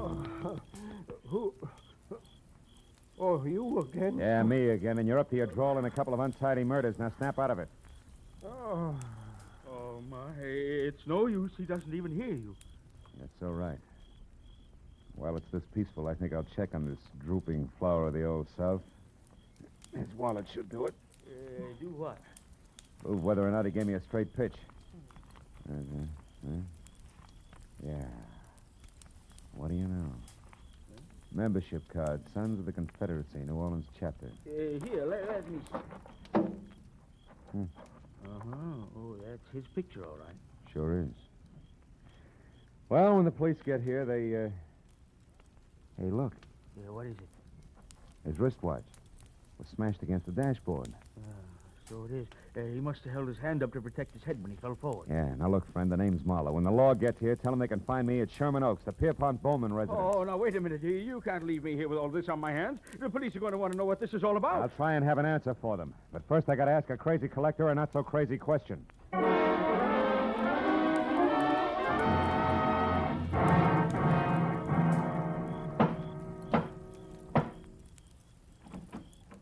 Well, hello, Mr. Marlowe. I was hoping you'd come back. No flowers and candy, honey. This isn't a social call. Then what brings you here? Your uncle, is he still up? Yes, but he asked not to be disturbed. Why? I got a picture I want him to look at. What kind of a picture? A man. Possibly the man who sold him the coin tonight. Now, where is he? In the gun room. Oh, but he'll scream bloody murder if we bother him. That's the subject on hand. You mean you found out who killed Leon Riardi? No. I found out someone else has been killed. Come on, huh? Over that coin? Who was it, Marlowe? Guy named Locke. We'll get to the fine print later. Is this the room? Yes, but He's Uncle... just the man I want to see. Oh, Mr. Bowman, you. Well, it's quite a blunderbuss. Look, point that somewhere else. So it is. But don't let it worry you, Mr. Marlowe. This harquebus hasn't been fired in 300 years. That's great. Let's not spoil its record tonight, shall we? Here, have a look. Fine workmanship. Later on. Right now, Mr. Bowman, I want you to have a look. This picture, it's Seth Appleborough. Huh? Is this the man who sold you the coin, the one you couldn't remember? No, not the party. Now, on this gun, Mr. Marlowe... Uncle, we've had another murder. Huh? Oh, my, that's too bad. But what's all that got to do with me? I'm not sure. But, Mr. Bowman, if Appleborough wasn't the one who sold you that hot half a buck, it must have been an item named Locke. Huh? The saucer-faced buddy I told you about before. Oh. The one who sapped me at Wilshire Gardens. Oh, very interesting. And perhaps tomorrow, Uncle, please. Go on, Mr. Marlowe. Well, there isn't much more. When I left here and I went back for Appleborough, I ran into Locke. I mixed it up, and I was just about to get him to talk when he was shot out from under me. What? Appleborough did it? He shot Locke? No. He couldn't have. Oh, why not? Because Appleborough was out cold in his car at the time. Then all you really know is that Appleborough didn't kill this Locke. Oh, I know a little more. I also know now that there's a third interested party mixed in. Who? You, maybe. Uncle? What? Me? Sure. You could have killed Riardi via a hired flunky like Locke. Sold yourself the coin. After all, you're broke. It's been done before. You're mad. It's insane, Marlowe, the idea. To think that Uncle would hire the likes of Fred Locke. Why, it... Slips, Christine? You shouldn't have known Locke's front name was Fred, should you? I never mentioned it. What? Christine, you mean that... I mean that nobody moves. Christine. Oh, fine. This is one gun in here that's no relic. It's been fired something less than 300 years ago. Yeah, to be exact, less than an hour ago at the Wilshire Gardens when you used it to keep Locke quiet, huh? You, Christine, you're the third party Marlowe was talking about. You hired Fred Locke and Appleborough. Had nothing to do with it, Mr. Bowman. It was your niece's partner, Fred Locke, who killed Riardi in his shop and stole the half a buck. After that, he followed me to Appleborow's place in Wilshire Gardens. There he KO'd me and Appleborough both. Then came out here and sold you the coin. Posing as Riardi. Correct. You can both go to the head of the class. Not yet. One question, teacher. Why did Locke go back to Appleborow's? Couldn't have been just luck that I found him there. It wasn't. He was afraid Appleborough had seen him kill Riardi at the shop. He had to know for sure. Your turn, Uncle. Why did you do it, Christine? I was sentimental, Uncle. I wanted at least the last of your money as a keepsake. And now that I've got it, I want one thing more before I leave. That $50 in your pocket. Hand it over. Come on. The $50? It's worthless to you, Christine. You can never sell it again. Every collector in the world will be on the lookout for it. Don't you think I know that? Then what do you want with it? The pleasure of getting rid of it. I hate it. Like I hate every piece of junk you've squandered your fortune on. The fortune I'd have inherited someday. I'm going to throw it in the first deep river I come to. Hand it over. No, you don't, Christine. Drop it. Drop it.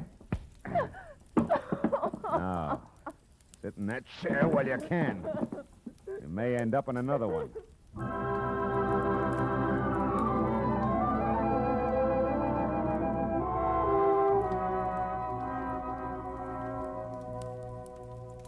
The police arrived. They always do. And after a long hour of questions and answers, there were only two of us left. Pierpont Bowman, standing close to a window, tears crowding his eyes. The fingers of his right hand nervously toying with the Confederate coin. And me, thinking about Leon Riardi and Fred Locke and Christine. It was the old man who finally broke it up. A rotten thing. I left after that. So I don't know if Appleborough got the coin or not. You might check if you're ever running through the New Orleans Museum.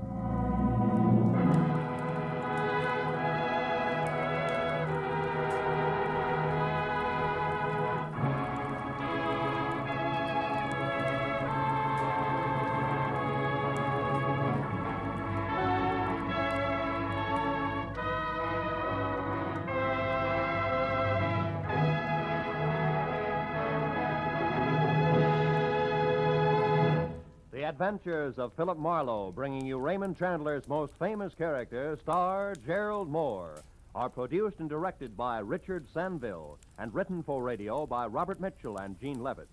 Featured in the cast were D.J. Thompson, Anthony Barrett, Shepard Menken, Tom Tully, and Jack Crucian. The special music is composed and conducted by Richard Arant. Be sure and be with us again next week when Philip Marlowe says... This time an old man dead in a flophouse, a sot who carved wood, a fallen lady with an eye for gold lockets, and a snake with big ears. All led me to a soft spot in a killer's hard heart.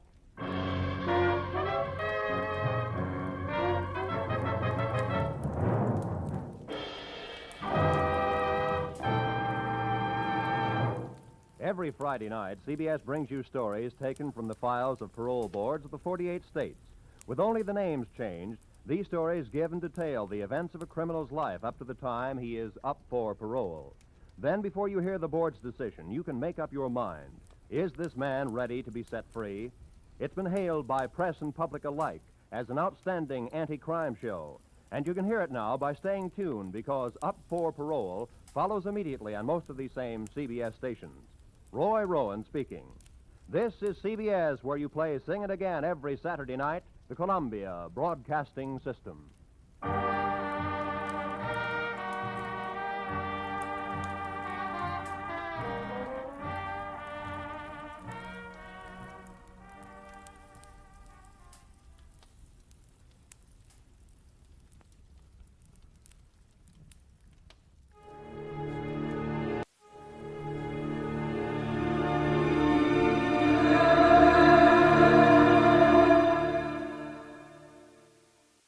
Mrs. Perkins won the prize, but I got in the biggest pickle at the county fair.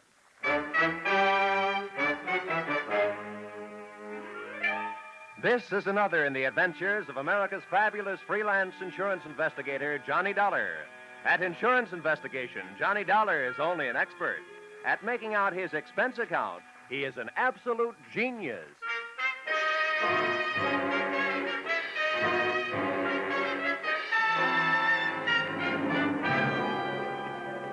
Expense account submitted by Special Investigator Johnny Dollar. To Home Office, Corinthian Liability and Bonding Company, Terminal Building, Hartford, Connecticut. The following is an accounting of my expenditures during my assignment as bodyguard to Grand Blue Ribbon Champion, Spotted Poland China Hog, Rosie Barron of Iowa. Or How You Cast My Pearls of Wisdom Before Swine. Or Out of the Fire into the Frying Pan. Expense account, item 1, $76.80. Train and bus fare, Hartford to the town of Carver, county seat of Carver County, Iowa. Expense account, item 2, $2.50. 1 Coke, 3 handkerchiefs, a bottle of salt tablets, and sunglasses, with which to combat the Corn Belt heat. Item 3, 6 bits, jitney ride to the Carver County Fairgrounds. Undoubtedly named that because the band I found in the midst of playing its afternoon concert was only fair. Hey, friend. How's that? I'm looking for a pig named Rosie Barron of Iowa. Can you tell me where I'll find his cage? Cage? They don't keep Rollo in no cage. Rollo? Who's he? Well, that's short for Rosie Barron of Iowa. Oh, yeah. Any fool would know that. Uh-huh. Can you tell me where he is? See that building over there, the livestock building? Yeah. You'll find Rollo in the swine wing. Swine wing? Well, that conjures up a dainty picture. A flying pig. Afraid Rollo won't ever do much flying. Weighs 980. Oh, well, thanks a lot. Neighbor, Yeah? why don't you try slipping out of that there coat? You won't find it near as sweaty. Oh, yeah. Thanks, Hiram. Oh, he didn't even wait to be my best friend. Hey! Wait, I'll come with you, neighbor.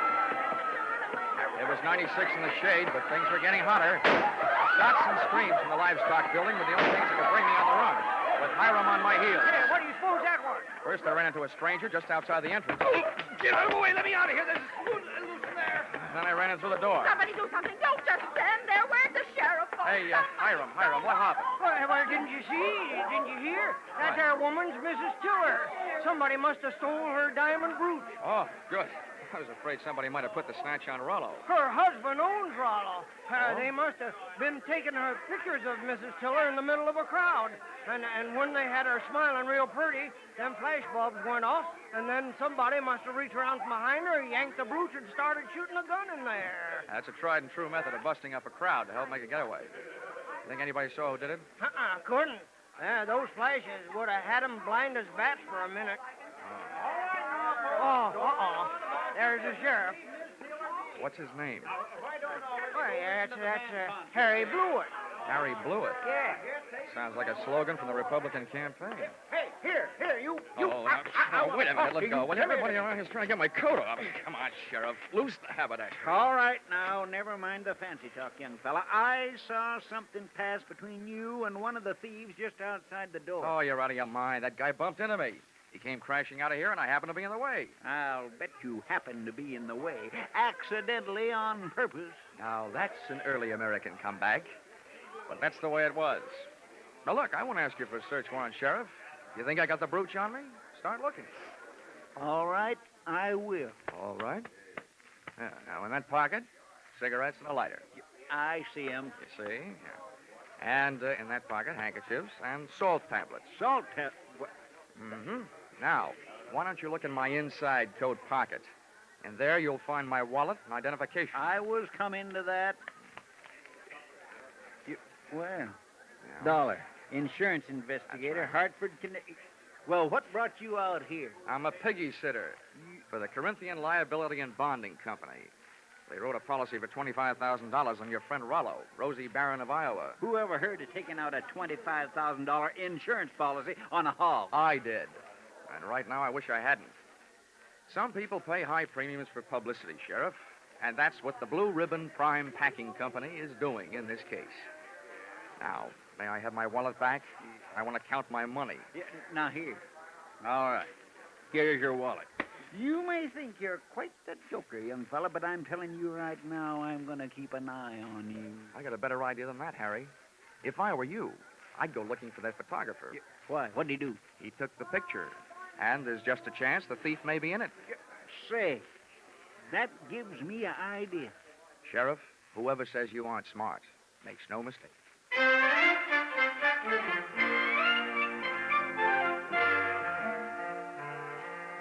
Rollo, the prize porker, wasn't hard to find. First, I followed a few signs. Then it was a matter of closing in on a contented series of juicy, slurping grunts that came blurping up out of a succulent mound of Louisiana yams. Rollo was all fat and a yard wide. His table manners weren't much. He didn't look very smart, but he sure looked healthy. 980 pounds on the hoof. A fine figure of a pig. Pardon me, miss. Could you tell me who's in charge around here? Well, just for the moment, I am. Well, I'm trying to find a Mr. Worthington Tiller, who I take it owns this monster. Monster? What? What's the matter? Have I said something wrong? You certainly have. And you've also said it to the wrong person. In case you don't know it, my name is Alva Anderson. Oh, my name is Johnny Dollar. How do you do? What's all this got to do with Rollo? Nothing. I just raised Rosie Barron of Iowa from a suckling, that's all. Kind of got away from you, didn't it? I'm sorry, Miss Anderson. I apologize. To you, too, Rollo. Sorry about the interruption, Miss Anderson. Some fool made off with my wife's diamond brooch. How's this excitement affecting Rollo? I hope he hasn't lost any weight. Well, he took it very well, Mr. Tiller. Oh, good. This gentleman wants to see you, Mr. Dollar. Yes. Oh, from the insurance company. That's Good, right. good. Well, I'm glad you're here. We'll have your picture taken right away with my wife and Rollo. Oh, it'll make grand publicity for Blue Ribbon Prime Packers. Oh, I don't mind having my picture taken. Just so long as your wife doesn't mind having people pinch her diamond brooches. Oh, well, now, don't worry about that. It was fully insured. Oh, that kind, The huh? thing I want you to worry about is Rollo here. As president of Blue Ribbon, I paid Miss Anderson $10,000 for this magnificent swine, and I don't want anything to happen to it. You bought him for $10,000, insured him for $25,000, and you don't want anything to happen to him? Well, I don't mind paying those exorbitant premiums when I get back the kind of publicity this will bring in. I can see it in the papers now. America's fabulous insurance investigator, Johnny Dollar, sent from Hartford, Connecticut to guard the life of that fabulous prize swine, Rosie Barron of Iowa. Here, Well, Mr. Tiller, I don't mind getting my name in the paper for a pig, just so long as it is not in the obituary column. I just couldn't stand having my tombstone read, Johnny Dollar no longer am. He gave up his life for a great big ham.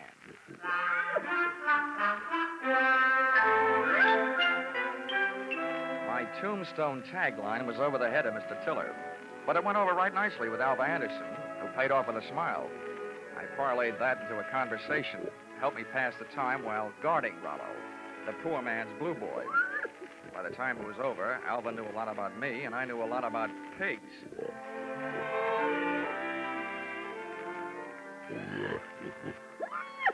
You know, you have beautiful eyes, Alva. Mr. Dollar, do you know it's really interesting about the origin of swine? Why, it's estimated that the Chinese people domesticated swine about 2900 B.C. And not only that, but I'm sure you'd like Hartford. And, Mr. Dollar, you probably don't know this, but a pig is one of the most important food animals. It's an economical converter of grain and other feeds into body tissue, as the products of which furnish meat and fat for human consumption. Alva, darling, I'll only be in town for a little while. And not only that, but people who say that pigs are dirty don't know what they're talking about. Why, sanitation is essential to good health, rapid growth and development, and profitable production. Oh, Rollo, what have you got that I haven't got?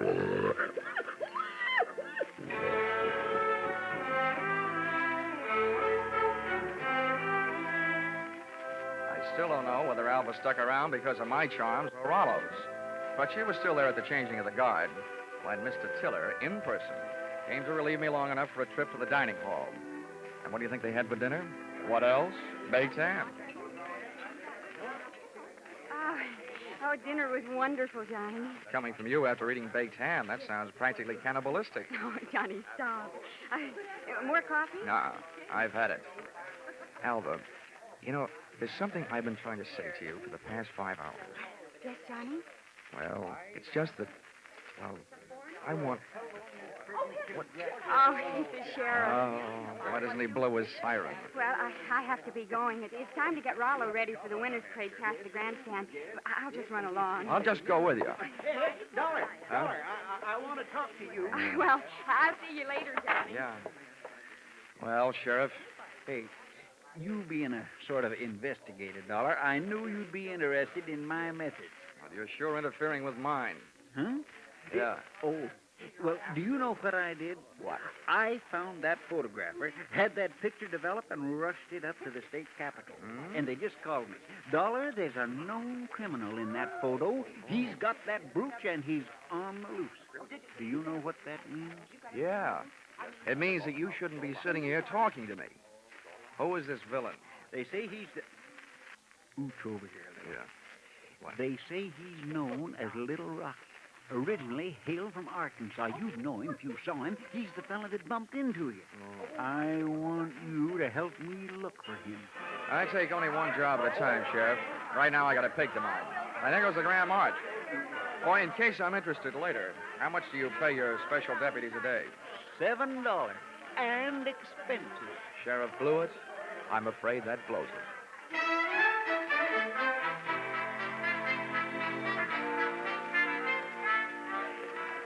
The Carver County Pickle and Pie winners were lining up to lead the Grand March. By the time I got to the grandstand, down at the tag end of the livestock echelon, there was a shiny white cab and trailer, sporting the markings and mottos of the Blue Ribbon Prime Packing Company. And high upon it, perched on a platform and surrounded by a sturdy iron railing, stood that champion, the pride of the pork set, Rollo, Rosie Barron of Iowa. It was lovely. It was divine. I had a feeling that swelled my heart with pride. Here they were, products of the American home and the American soil. A fanfare of foodstuffs flowing from the horn of plenty. Just because of my association with Rollo, I felt that I was playing some small part in this gallant parade as it was started the first leg of its journey. It was inspiring. It was thrilling. It was... Boing! All of a sudden, it was downright frightening. As As Rollo's chariot rolled by, I got an eyeful of its driver. It was my comrade in collision, the guy who had put the snatch on Mrs. Tiller's diamonds, Little Rocky from Arkansas. I added to my treasury of thankless tasks by trying to pin a tackle on a 5-ton truck. I got a door handle with one hand, running more with one foot, and a clout in the teeth from an unexpected adversary. Knock him loose, Marlowe. He's on the running board. Hey, what the... I was flat on my back. Everybody was screaming and hollering. The truck went crashing to the fence. And Rollo, Rosie Baron of Iowa, was one little piggy who wasn't staying at home.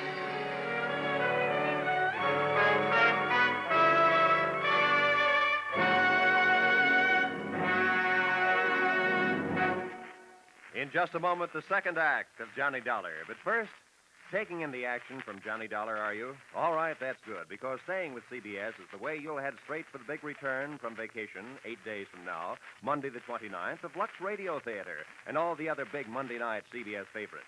And by staying with CBS, you'll find more action later tonight with Bill Grant of Call the Police and with Sam Spade, who will be heard from on most of these same CBS stations. Now, with our star, Charles Russell, we return to the second act of yours truly, Johnny Dollar.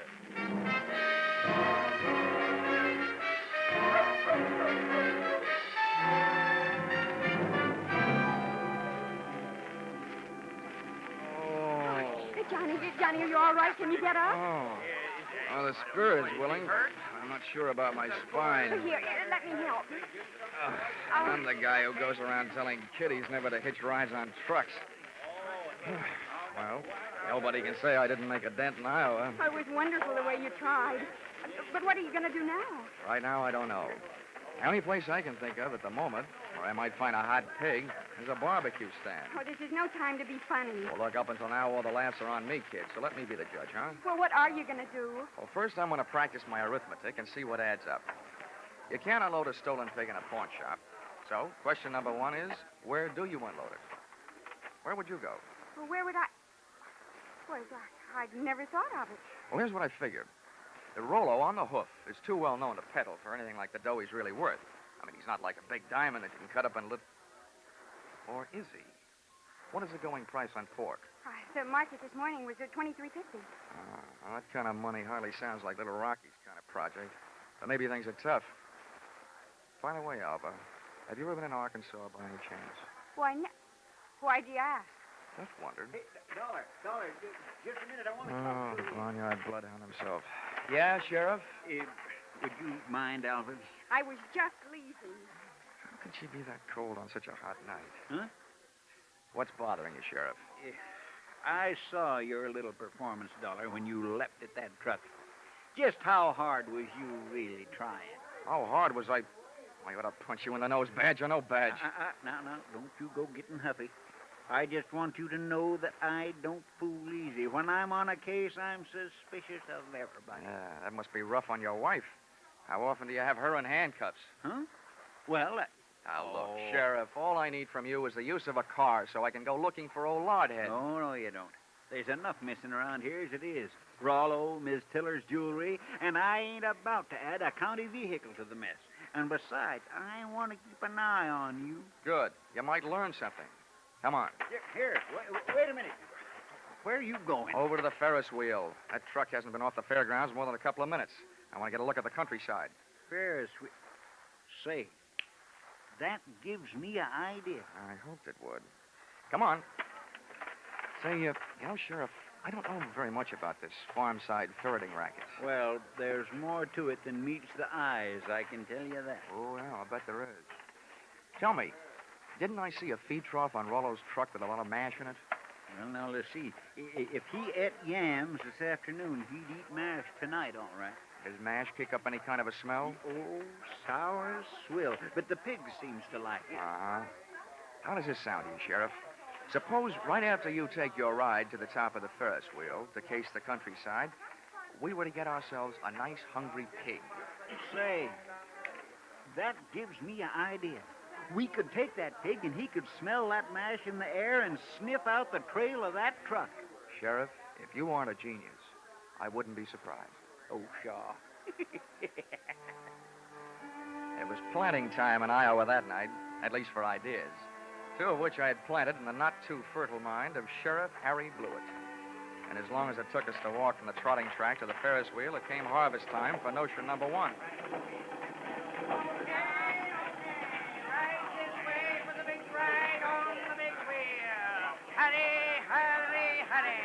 Okay, mister, okay. I'm the sheriff. I want you to run me up to the top of that wheel and hold me there long enough for me to get a look around.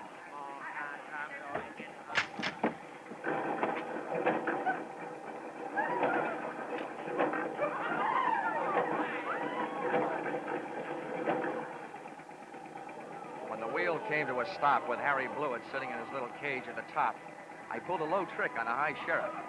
I bought a pink lemonade from the juice stand next to the Ferris wheel, walked over to the motor that rolled the big heap, unscrewed the cap on the gas tank, and gave it a big, long drink.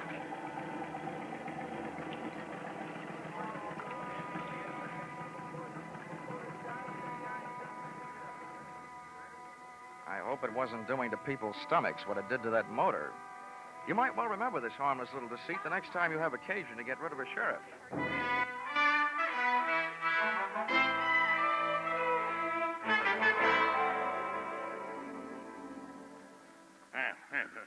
This kind of publicity is a little too expensive, Dollar.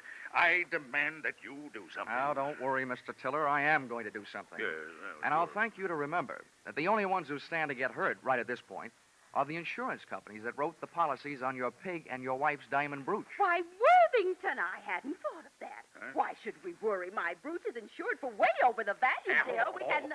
Hortense, you keep flapping that loud tongue of yours, and the first thing you know, they'll be accusing us. Why, they wouldn't dare. Oh, yes, we would, Mrs. Tiller. But we're just not the type A $15,000 profit on a pig, and whatever else you could make profit on a pig, and whatever else you could make on your jewelry, might make anybody the type, Mrs. Tiller. Now, see here, Dollar. I've had just about enough of your slanderous implications. I have a few thoughts you might profit by. Go ahead, Worthington. I'm always interested in profit, Tiller. My father had the same thing happen to him back in 1902. That's right. Remember, dear? Yes. In Nebraska. He bought a prize pig at a fancy price. And then the scoundrel that sold it to him turned around and stole it back. There, see? What do you think of that? Would this be a suggestion that we throw the young lady who sold your pig to you in the pokey on the strength of something that happened 37 years ago? Well, That's for you to decide, Dollar. Right. Just don't say I didn't warn you. I see. Yeah. If you don't have an orchid to pin on a young lady, try suspicion.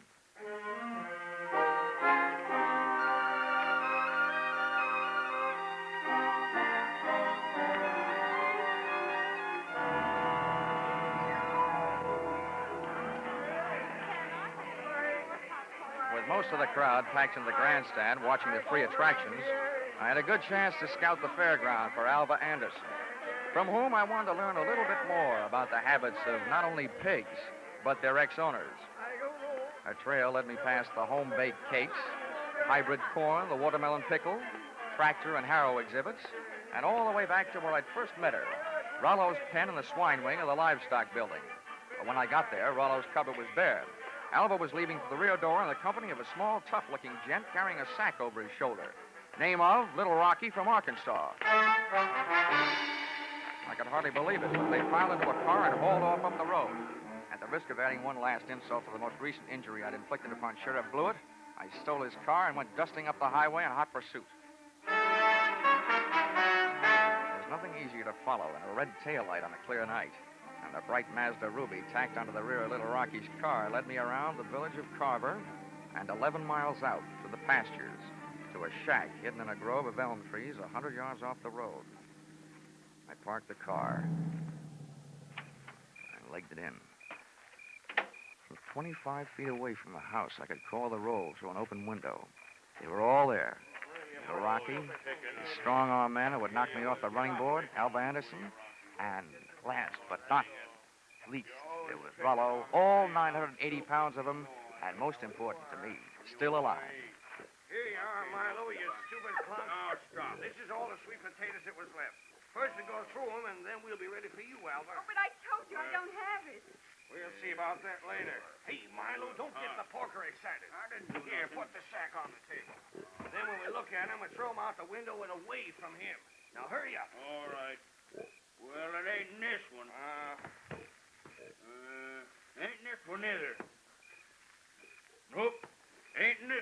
Shut up, just look. Well, I just... And from now on, from you, no thinking. Anybody dumb enough to stash a $30,000 hunk of jewelry and pig food ought to go see a head doctor. Oh. Come on. Through the open window, I was being bombarded by sweet potatoes and facts. While making a getaway after ripping the brooch from Mrs. Tiller's throat, little Rocky's accomplice had suffered a sudden attack of panic and had hidden the brooch in one of Rollo's lunchtime yams. Whether that yam was inside the piggy or out, they and I were apparently just on the verge of learning. That does it, I guess. Ain't here. Then that means... That means your little friend here had a $30,000 snack today, which right now is giving me a great big bellyache. You know all about pigs. What do we do about it? Well, Rocky was yellow. He wouldn't rub him out. Look who's talking. Here, take my 38 if you're so tough. Yeah, I thought so. Now shut up. Well, I ain't killing no piggy with him just standing there looking at me. If he'd only make a break for it, I'd mow him down. You. Now look, baby, we'll kill him if we got her. We want that chunk of ice and we want it fast. Marlowe, tease him into the corner with a sweet potato. We're throwing them all out the window. Oh, please, Mr. Rocky, You don't. shut up, too, and sit down. Close your eyes if you want to. Oh, please, Mr. Rocky. In the manner of Sheriff Blewett, I had an idea.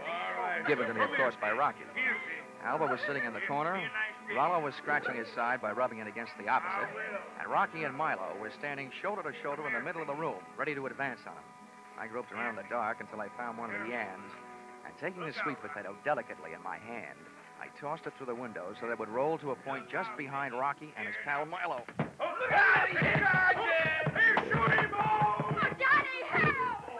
Rollo took my bait and, getting to it, knocked his two would-be executioners in a heap on the floor. I took over from there, jumping to the window and applying a kitchen chair dutifully to the prescribed areas, reducing enemies to a state of unconscious surrender. They gave out, Alba gave up, and Rollo gave me a dirty look.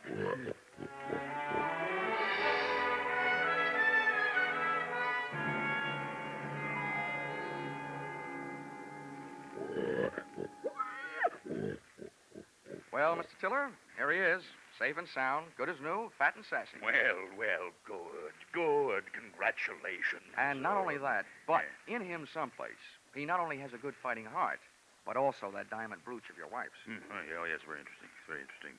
Well, I'd better go charter a plane. Rollo is due in Kansas City at noon tomorrow. Oh, but it might upset him, Mr. Tiller. Rosie Barron of Iowa's never flown before. He might lose weight. Yeah, what's the big hurry to get him to Kansas City? Is he booked for a personal appearance? Oh, no. No, hardly that. He's due to be slaughtered at a special ceremony. All the plans are made. Oh, I wouldn't want to disappoint my boys. They've been looking forward to this. Oh. How do you like that? Why, it's almost murdered. Poor Rollo. Oh, Johnny. Come on, let's get out of here, Alba.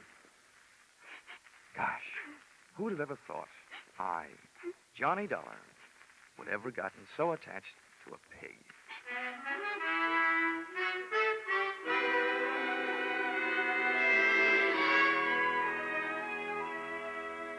Expense account, item 4, $3.50. Dinner for Alva and me. A vegetable dinner, by the way. And speaking of that, reminds me, if you find a $30,000 brooch in a pork chop, it'll only mean that the Blue Ribbon Prime Packing Company didn't have much luck when they went looking for it. Expense account item 5, $20. One new gold-plated badge, which I sent to Sheriff Harry Blewett, appeasement, for having stranded him atop that Ferris wheel, for stealing his car, and for suggesting that he use a hungry pig for a bloodhound. Oh, the porter followed the mash scent, all right.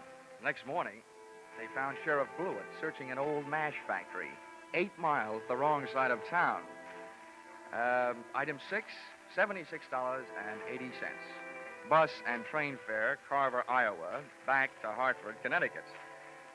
But I'm still wondering every morning at breakfast time, what else can you eat with eggs?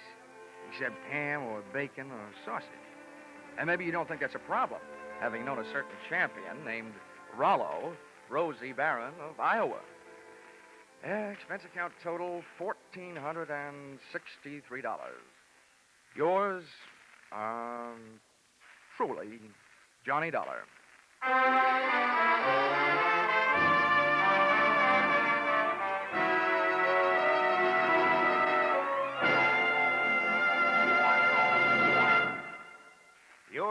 Truly, Johnny Dollar is produced and directed by Norman MacDonald and stars Charles Russell with script by Paul Dudley and Gil Dowd. Featured in the cast were Parley Bear, Sammy Hill, and John Daner, with Junius Matthews, Ann Morrison, Jack Crucian, and Paul Dubov. Pinto Colvig was Rollo. The special music is written and conducted by Leith Stevens.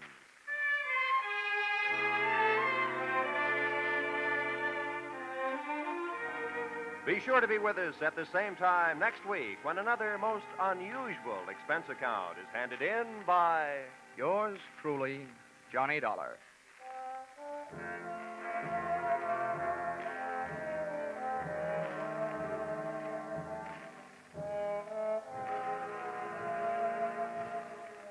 Your Hit Parade on Parade will be back tonight in the familiar CBS Jack Benny time with the great tunes of August 12 years ago.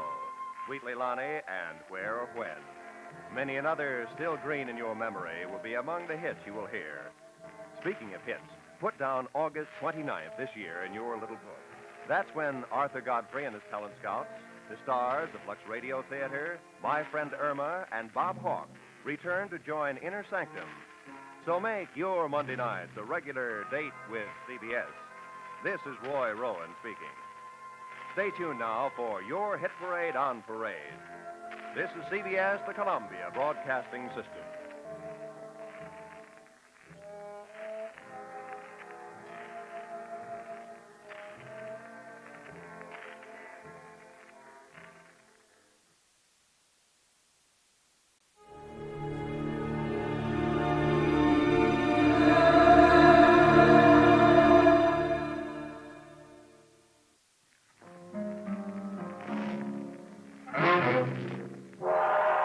Time now for Yours truly, Johnny Dollar.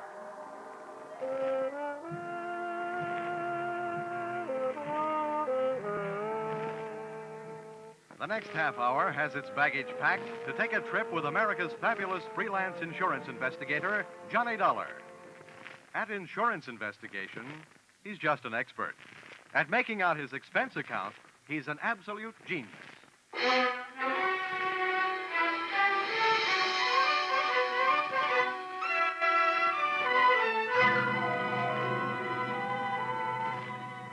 Expense account submitted by Special Investigator Johnny Dollar to Home Office, American Pioneer Life Insurance Company, Hartford, Connecticut.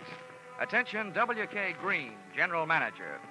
The following is an accounting of my expenditures in the case of Barton Drake, or how I played ducks and drakes with a drake who ducked. Expense account, item 1. $100 I'm charging you for 1 hour's sleep I missed answering your telephone call at 9 o'clock in the morning. Expense account, item 2. $1.50. I had to go out for breakfast. The Easter Bunny didn't leave me any eggs. Item 3, cab fare to your office, $1. Tip to driver, $1.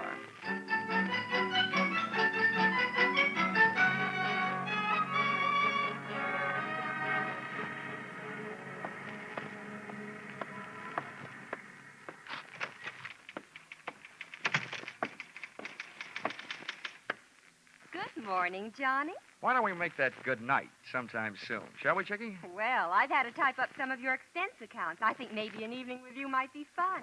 But business first. Old Stonewall's waiting for you. Oh, hasn't he gotten out of that military kick yet? No, he still thinks he's a general. But to me, he's still just what he was before he ever went into the Army. His belts never stopped fighting the battle of the businessman's bulge, huh? Well, forward march.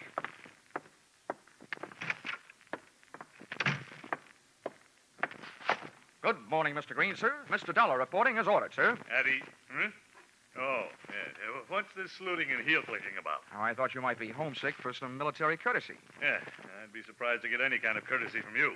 But we're not paying you to be polite. Sit down. Here. I got a job for you. Here. I've had a copy made of the file in that case.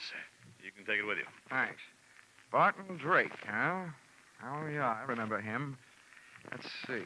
Life insurance, $30,000. Beneficiary, Mrs. Barton Drake.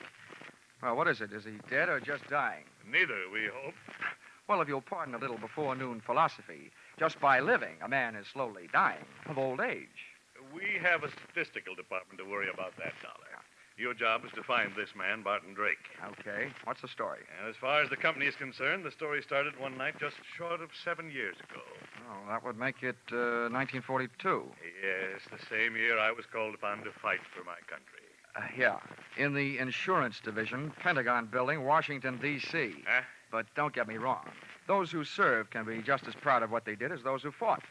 As you were saying. I merely used the word fight as a general term. Yes, General.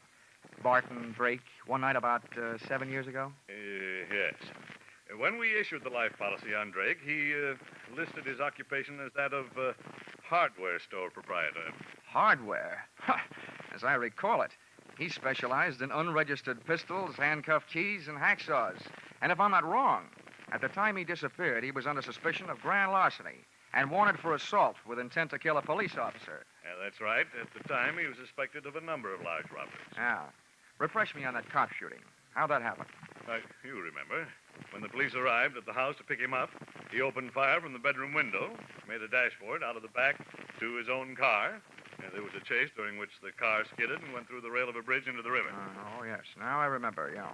They never did recover the body or the loot. All they got back was a wet Buick. Dollar, that was 7 years ago. At least it will be 7 years in one more week. At that time, Barton Drake will be declared legally dead by the probate court. His wife has already instituted proceedings. And when the court says she's a widow, she says, I want my $30,000, and you have to pay it, right? Exactly. But we're not going to pay that $30,000 if we can help it. At 9 o'clock this morning, the Missing Persons Bureau of the New York Police Department called us and gave us reason to hope that Drake is still alive. What happened? Did they see him in a crystal ball? You don't know how close to the truth you came, Dollar. Oh? The Missing Persons boys have a new habit these days. Whenever there's a television show where there's a public crowd involved, they watch it. Last night, they think they spotted Barton Drake at the prize fight. Now, that's all we've got to go on, but we think he's alive and that he's somewhere in New York. Well, that's a start, anyway. I know where to find New York.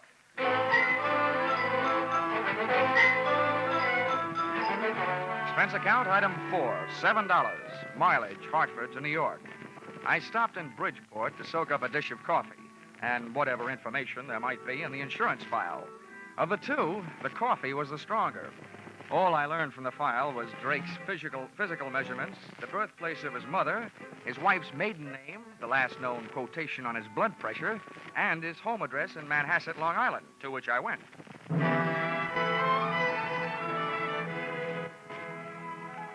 The house had a $40,000 look about it, and its grounds were being manicured by a gardener who had a $12 a day look about him.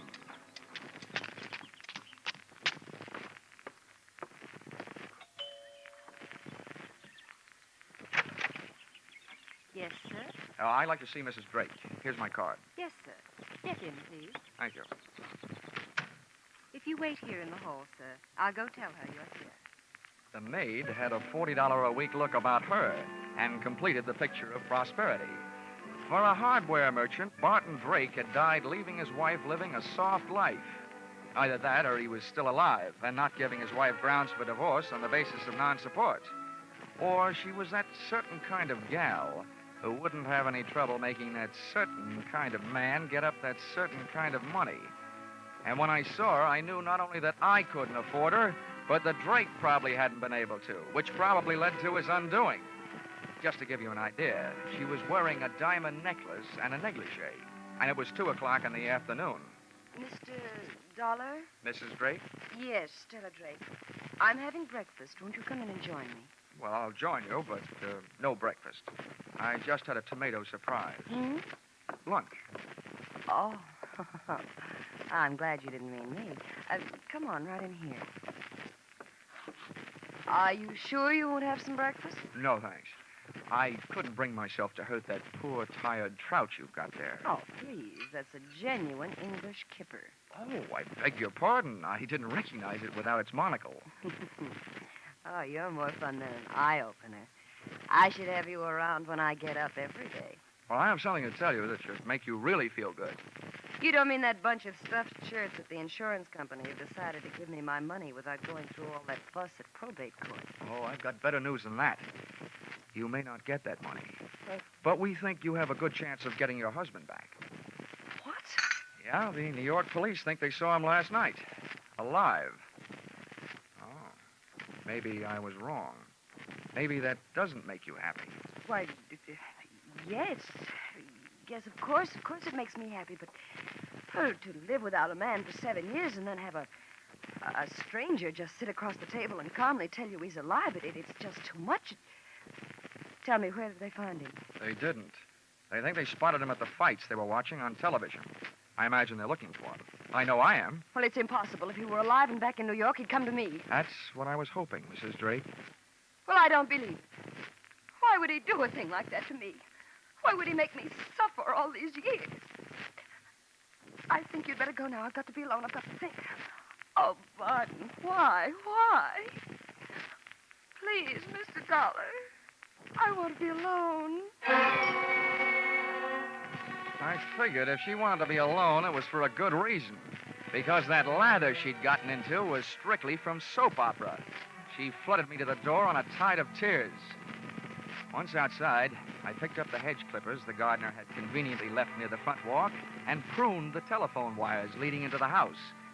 Then I took a plant on the place from the other side of the street. I figured Mrs. Drake would want to share her troubles with somebody, and with the phone wires cut, she'd have to leave the house to do it, giving me a chance to follow her. And that's the way it worked out. She led me someplace, all the way into New York City, but not to Barton Drake. That would have been too easy. Once in Manhattan, she headed for a drugstore and a telephone booth.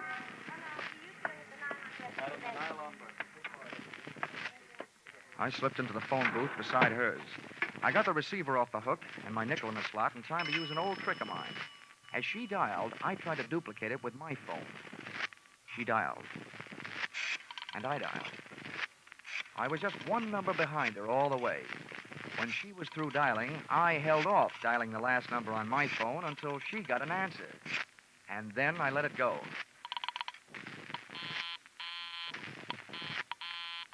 The number she was calling was busy. There was still room for coincidence, but it was good enough for me. I jotted down the number I'd gotten out of my little telephone game of tag and then listened. I've got to see you right away. We're in trouble. All right, I'll meet you in 20 minutes. The usual place.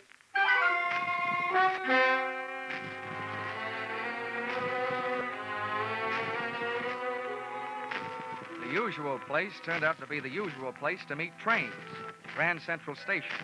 But no train ever pulled into where Mrs. Drake went. As a matter of fact, no man ever did.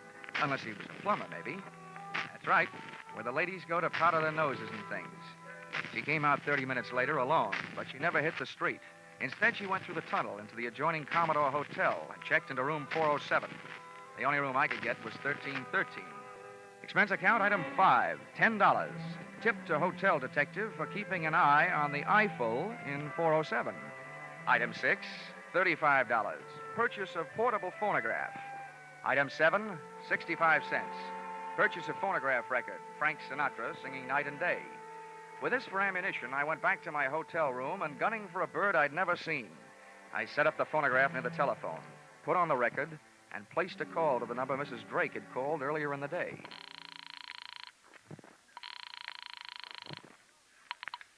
Hello. Hello there. 7 p.m. again, and this is your favorite disc jockey, Happy Jack the Money Man. Yes, your favorite disc jockey, your spinner with the winners. Tell me, are you listening to our show? My radio is not on. Goodbye. Oh, hold the phone, madam. A little thing like that doesn't make any difference to Happy Jack. Here's all you have to do to win a house full of prizes. Now, you just listen closely over the phone and identify today's puzzle platter, and you'll win all these wonderful prizes. A genuine Sunbeam Mixmaster that makes those fresh little eggs just happy to get beat up.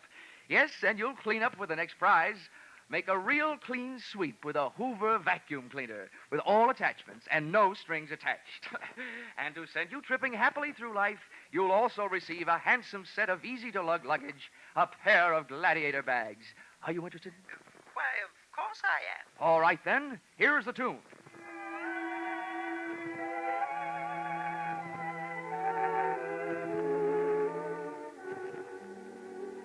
Night and day. There it is. What's the title of that song? Night and day. You're right. You win all the sensational prizes. Quickly now, give me your name and address. They'll be delivered tonight. Mrs. Knott, Yes, Mrs. Knott. The street number?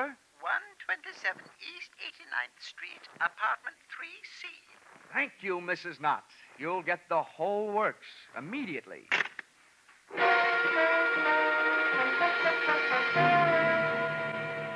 Expense account, items 8, 9, and 10. $39.50 purchase of Mixmaster, $79.50 purchase of vacuum cleaner, and $89.50 purchase of luggage. You may resent this expenditure, but there's one thing you must remember. Nobody can resist trading their name and address for something for nothing.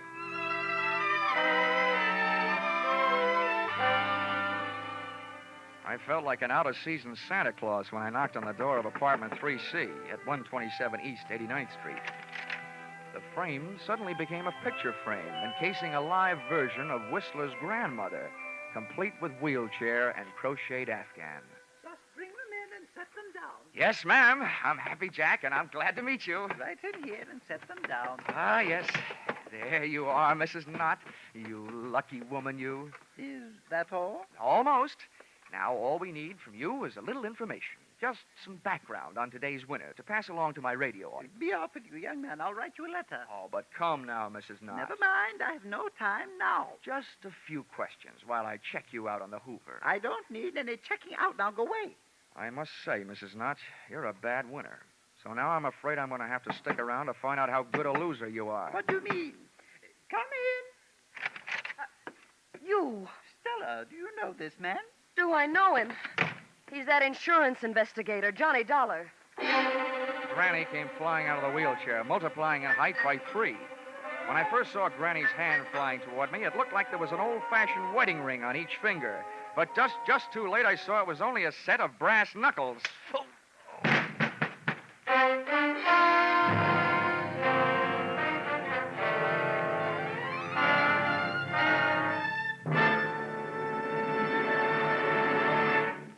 In just a moment, we'll return to the second act of yours truly, Johnny Dollar. CBS cordially invites you to hear the adventures of Philip Marlowe and the stories of modern crimes and their solutions as unfolded on Gangbusters when they come to you every Saturday night on most of these same CBS stations. Tomorrow night, Philip Marlowe will investigate the mystery behind the cloak of Kamehameha, and Gangbusters will deal with the case of the callous killers. Now back to yours truly, Johnny Dollar.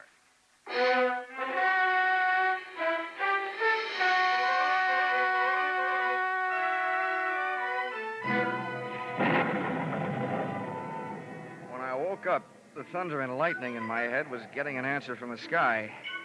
And I started getting some answers, too. You, James, give me a page. Granny's voice had changed to the bass register, and its owner was smoking a big cigar. I stayed on the floor and quiet. I didn't want those brass knuckles crooning me another lullaby. Come awful close to fouling up the whole deal. I told you I didn't want you to try to collect on that insurance. Why'd you do it? It's $30,000, that's why. To hear you talk, you'd think you were going hungry. What do you think I am, some empty milk bottle you can run down to the corner and get your nickel back on? What were you trying to do anyway, sell me out? Sell you out? You know what started this trouble. You had to go to the fights last night. Oh, a big man. Dumb cops, you call them. Don't worry about me. They haven't found me. I'll take care of myself. But not with you lousing me up, getting mixed up with dirty dealers like this guy Dollar. Oh, you're so smart. Why did you let him in here? Shut up. He wanted to give me something for free, that's why. Well, I've got something for him. A free boat ride. Wheel that chair over here. We'll take him out in that. The wheelchair ride was short, to the street. The auto ride was longer, to the ocean. And from what I could gather on the dock, the boat ride was to be even longer, to my doom. I was still playing Sleeping Beauty and listening to the supposed-to-be dead man, Barton Drake, telling his wife, Stella, how he was going to make my slumber permanent. Come on, get a move on. I've got his hands tied. Hurry up with his feet. I'm almost through. There. Now what? Now stand back while I heave him up on the deck. Well, aren't you going to tie him to something? For what? If they ever find this boat, they're going to find it empty. One good wave out there, and this guy goes for a swim. There.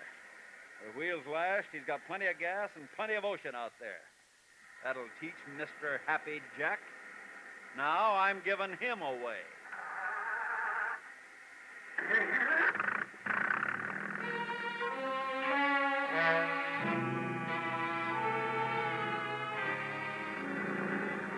Taking that salt shower bath with my clothes on wasn't the big chill in my life. I was scared. My heart was racing faster than the boat engine. And for the first 20 minutes, all I could think about was hanging onto that slippery deck with all I had to hang with, my hopes and my heels. I was on a thin strip of deck after the wheel. Hard by my hands was a deck cleat. With that for a starting point, I went to work, trying to out-navigate that rope, with which Barton Drake had lashed the wheel. I worked my tied wrists over the cleat and dropped my legs down over the side into the icy racing water. I had rigged myself into a human jury rudder to swing the boat off its course. I didn't know where it would take me, but I didn't care, so long as it wasn't out to the open sea.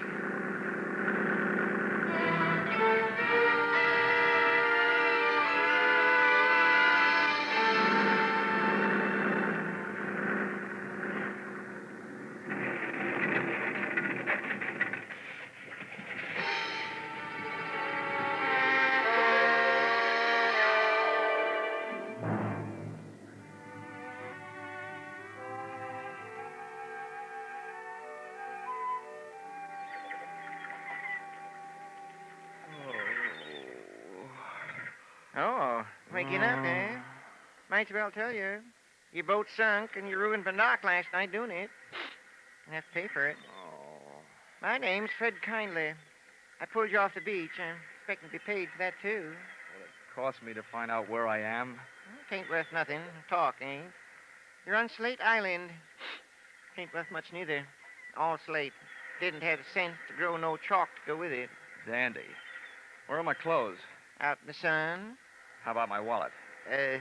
Fish must have got it. Mind if I feel your back for fins? Don't get funny, young feller.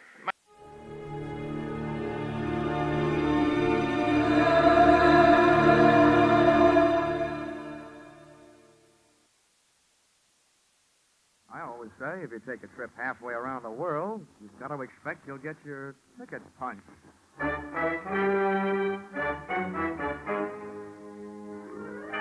This is another in the adventures of America's fabulous freelance insurance investigator, Johnny Dollar. At Insurance Investigation, Johnny Dollar is only an expert. At making out his expense account, he is an absolute genius.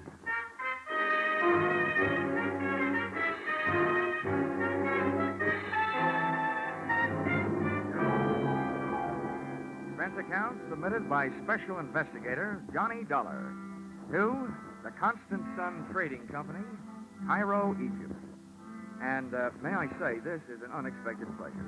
The one thing I didn't expect to bump into during this case was somebody to pay the bill. It started out being my answer to a fire alarm rung 12,000 miles away by an old wartime friend. It wound up being a game of who gets killed first, with a bunch of guys who suddenly declared themselves a small peacetime war. The difference of opinion arose over a little hassle I might call the expiring nickels and the Egyptian jackpot. Expense account, item 1, $2,200. Air transportation from little old Connecticut to big old French Indochina, or specifically Hartford to Hafany. That's where I got off the plane to take a breather, but after smelling the air and getting hit in the face with a bucket full of lukewarm raindrops, I got right on another plane bound for my destination, where I'd been summoned by an urgent cable, Calcutta.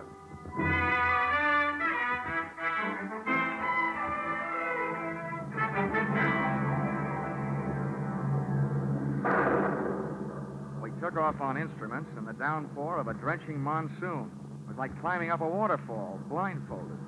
We got chased up to 20,000 feet, clear up into the penthouse, by a batch of black-hearted thunderheads laced with lightning. And there we stayed, sucking oxygen for 9 dreary hours and waiting for the moment we'd get off our island in the sky.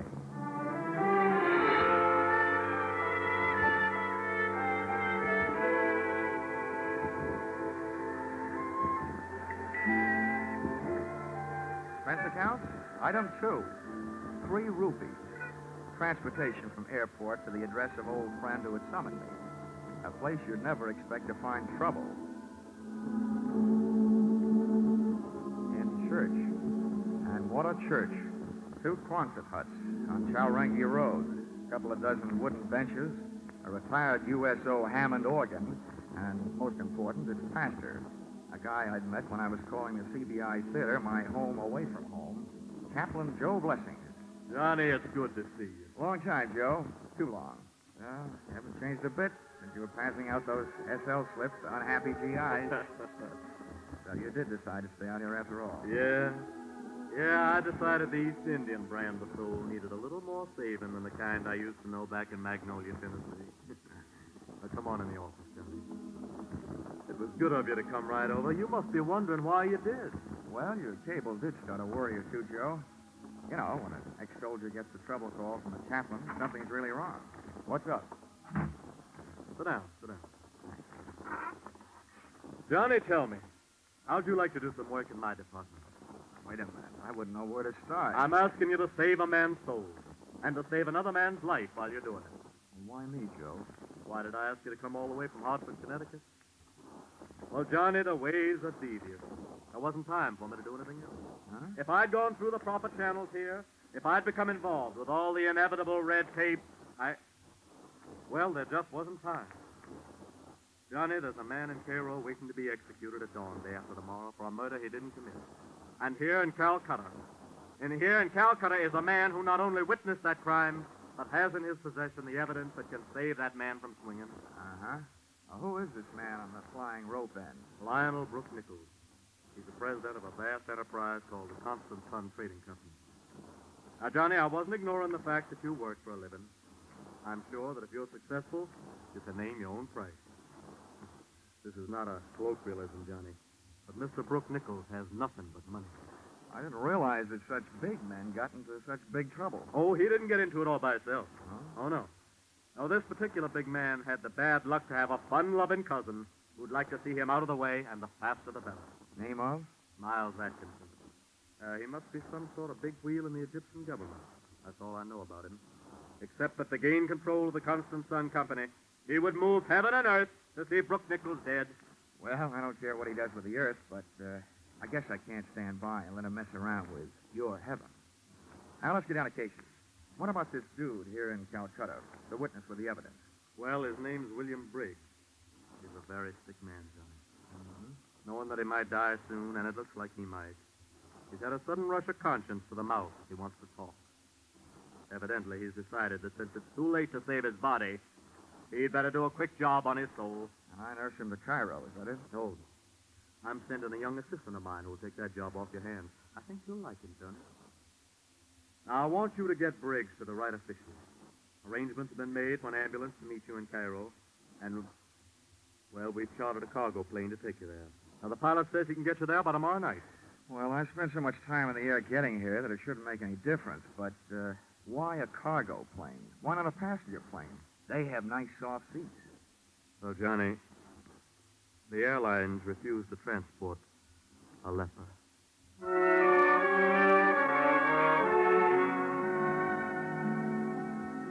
Heaven sure has some good salesmen on the road, and Chaplain Joe Blessings is one of the best. Before I knew it, a big Horizons Unlimited plane was lifting off the runway at Calcutta, and I was in it, sitting on a suitcase it looked like I'd never have time to unpack. The invalid Briggs was forward, being bedded down under the gentle hand of Chaplain Joe's assistant, Frankie. Well, that is done. And I give up me Saturday afternoon at Belmont Park for this. You're in luck, Frankie. Think of all the losers you missed betting on. Mr. Dollar, you have the philosophy of a man who has never enjoyed the exquisite thrill of losing his last $2 upon a horse who was retarding the improvement of the breed. Young man, you've never heard of the bluegrass branch of the Dollar family? Kentucky, sir. Mr. Dollar, sir, if it were not for a certain horse from Kentucky named Breezy Boy, who ran a very poor eighth at Rockingham, I would not only be a Kentucky colonel, I would be a Kentucky general, passing the time of day with my esteemed co-general, 3-star Hennessy. Yes. That's it. Whose briefcase? Briggs. He wants you should take care of it. And what's that? What's in it should be in a holster. How do you know? Mr. Dollar, I got a sense of feel. Besides, I looked. It's a Luger. A Luger, huh? Yeah. Off that, I'd say we are now in possession of the evidence. The murder weapon, in person. Exhibit A. Oops. Still loaded.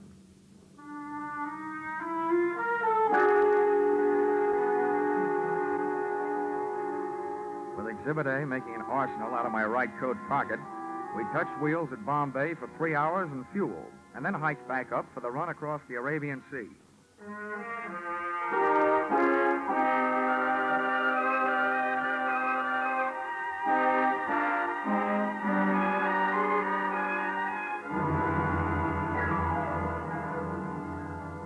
made landfall high on the coast of Saudi Arabia. And the freight of the Cuff shoreline led us on to the Queen of Sheba's old hometown, Aden, where we sat down again for service, airplane and personal. Frankie and I got our sick man, Briggs, out and into the shade of a hangar, figuring he could use a breath of fresh air. But he didn't find it in that sun-baked hellhole.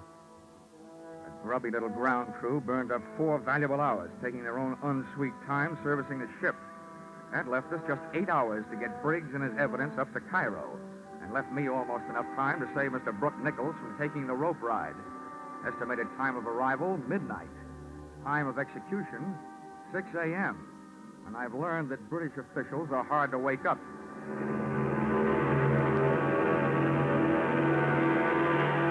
Pilot stood the ship straight on its tail and made a fighter takeoff, getting out of there. We were 40 minutes out of Aden, about 5,000 feet above the Red Sea, when we ran into what I've learned to expect in my business, the unexpected. Hello. Could either of you gentlemen tell me where I pay my fare? Well, where did you come from? Hey, a walk-on like this I have not seen since Minsky. It's all right, gentlemen. You can pop your eyes back in. You've seen a woman before. Well, I've never scooped one up out of the sky before. Could it be she's an angel? What are you doing here?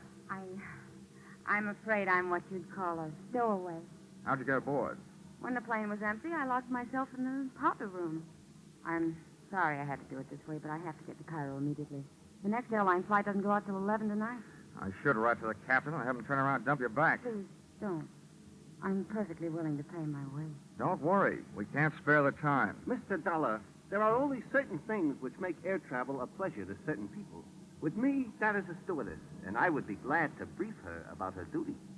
You go check the patient, Frankie. I'll check Miss Stowaway. That's what comes from always being only an assistant. I noticed that poor man in the stretcher when you took him out. Who is he? Never mind. What's your name? Fate Fabian. What's so important you've got to get to Cairo this way? Sorry, Mr. Dollar, that's a secret. It's also a secret how you get into that tight little dress you're wearing. I'm glad you like it. A dress, yes. Secrets, no. When I find myself in an airplane with a stowaway, I smell trouble. That trouble you smell costs $85 an ounce. Now, listen, save your sharp talk for a cocktail lounge. Don't waste it here. You must think I'm kidding. This is serious.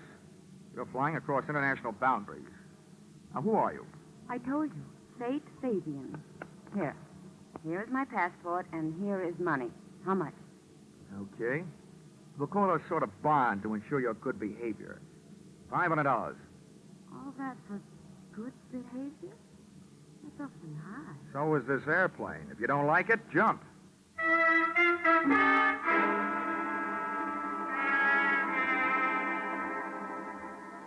She didn't jump. And, after 7.5 more droning hours, I was glad of it. Fate Fabian was all woman, all beautiful. All in a pretty nice relief from watching the time run through my wristwatch. She spent most of the trip sharing my suitcase with me. But once I looked up at her, when she was silhouetted against a window, posed against that moonstruck Egyptian sky. And it was almost worth the trip, the way she looked, wearing those stars in her hair. Just about then, a vague glow on the horizon took over where my conscience left off. We were coming into Cairo, and the problem of landing 50,000 pounds of airplane replaced the problem of landing 120 pounds of woman.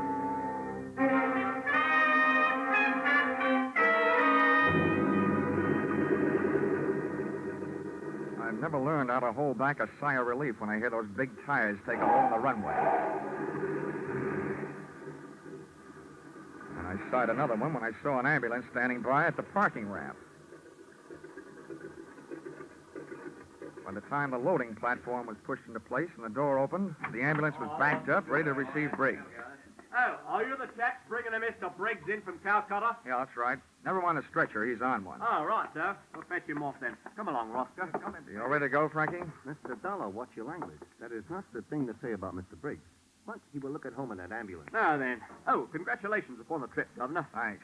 Take the other end, Roscoe. We'll hoist the poor chap out of it. All right, here we go now. Hey, I'd better check with the pilot, Frankie. Give these guys a hand, will you? They may need it getting down that ramp. Anything that moves me toward the end of this is a pleasure.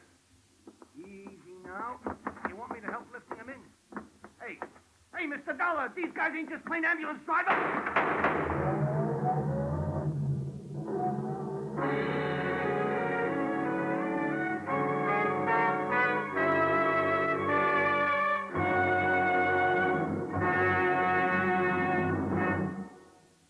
In just a moment, we return to the second act of Johnny Dollar. But first, whatever you're planning to do over the Labor Day weekend, be sure to plan to listen over most of these same stations tonight to a wonderful new show on CBS. It's Horace Height's original Youth Opportunity Show, a full half hour of fun and excitement. You'll get the thrill of a lifetime hearing talented young Americans get the chance of a lifetime. Don't forget, Sunday night with Horace Height, the Horace Height Original Youth Opportunity Show, starting tonight on CBS. Tune in this fall for the shows that you love best of all. Listen carefully, here's the address. It's CBS.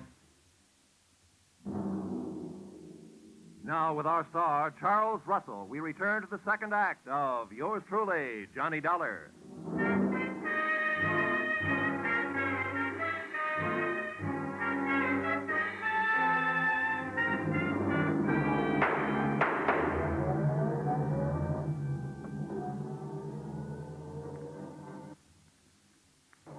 I had made 4 steps toward the cockpit when I heard Frankie yell, and a half a step back toward the door when I heard the shots.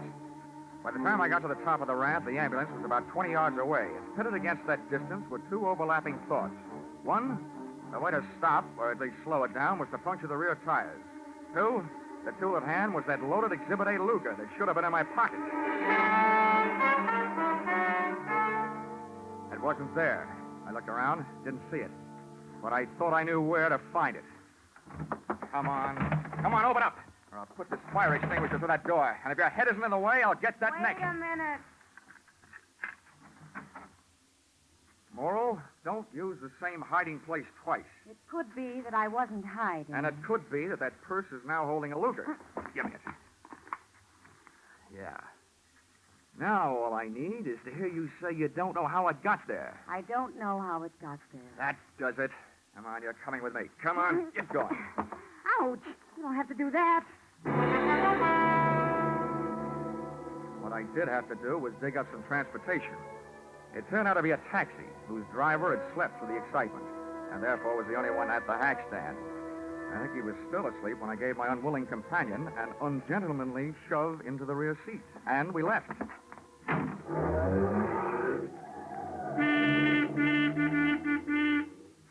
Nobody in full control of their faculties could drive the way he did. He knew he had a horn, but somebody had forgotten to tell him about brakes. All I had to go on was the direction in which that ambulance had taken off, straight toward Cairo. So that's where we went, straight toward Cairo. Come on, whatever your name is, sit up and start your story. My name is Faith Fabian. Well, I couldn't be less interested. What I want to know is where those friends of yours take Briggs and Frankie. I have no friends. I can believe that. Whatever those thugs are, where are they? I don't know what you're talking about. Now, don't be coy. You and those mugs in that ambulance add up, that's all. Doesn't take any brains to figure out what you're all working for the same guy. What same guy? Miles Atkinson. The guy that's trying to keep witness Briggs and his evidence from saving Brooke Nichols from hanging about 5.5 hours from You're being stupid. Maybe so. All I know is somebody got away with a witness, and I find the evidence sharing your purse with your eyebrow I found pencil. it on the plane. Somebody must have dropped Oh, it. don't give me that. You can probably recite the serial number. Okay. You wanted the murder weapon? I'm going to be a real nice guy, just long enough to give it to you. And then I'm going to give you to the police. They have a nice little game they play with combinations like that.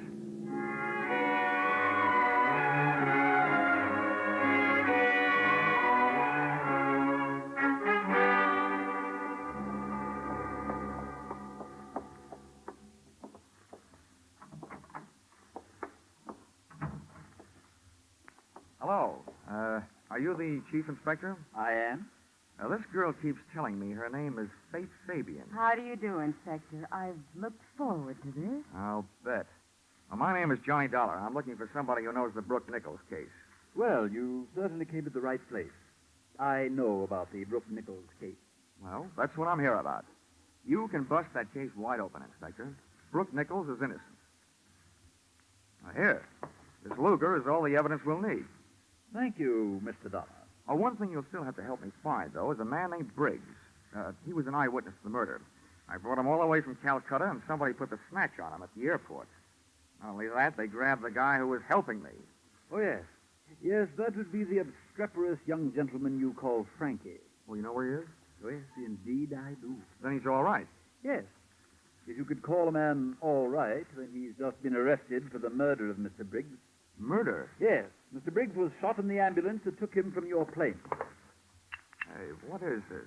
This is a very good time for both of you to remain perfectly still, Mr. Dollard. After you raise your hand, Miss Fabian, you needn't bother. There's hardly enough of that dress to conceal all of you, let alone the weapon. Thank you. Mr. Dollard, this is what a romanticist would call a poetic injustice. You see, this Luger, the evidence, as you call it, happens to belong to me. But that's the murder weapon. Who are you, anyway? Chief of Inspectors Miles Atkinson. Miles Atkinson? Oh, no. Oh, yes. I fly 5,000 miles from Calcutta to put you in the hands of the police. And you turn out to be the police. Yes. Bloody convenient, isn't it? Not for me, it isn't. Get steady, old boy.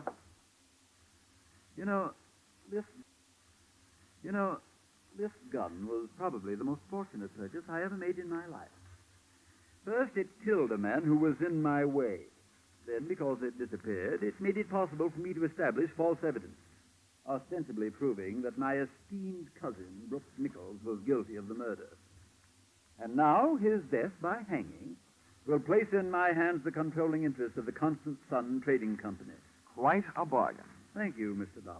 Not you, the gun. Which I shall now put to its final use.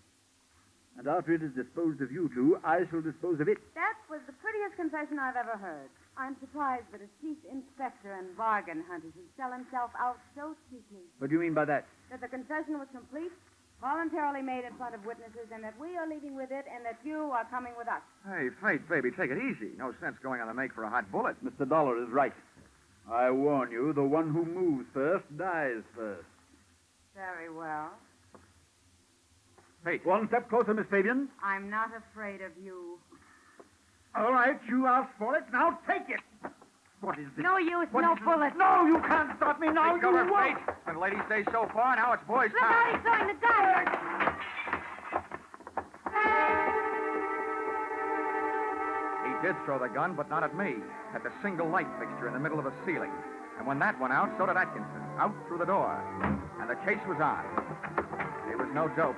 He knew where the light switches were, and as he went racing past them, he switched them off. It was like night flying without the benefit of carrots in my diet. Chasing him down those long, empty, echoey corridors and up the stairs to the roof. At the door to the roof, I threw on our brakes by throwing an arm around Faith. She was soft, and it was dark, but I was scared. I figured Atkinson might have picked up a weapon on the way. And that turned out to be an underestimate. What he had picked up was a fire hose.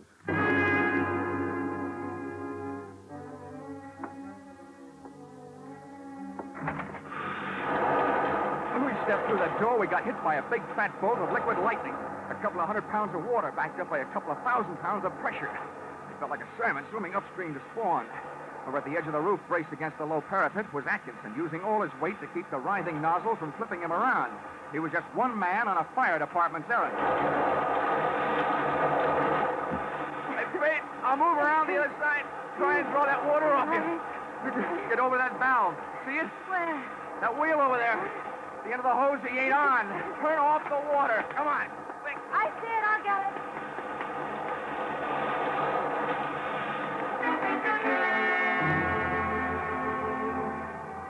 Instead of dropping away to a dribble, the hose suddenly snapped its muscle up to its hardest as a driving surge of water went through it.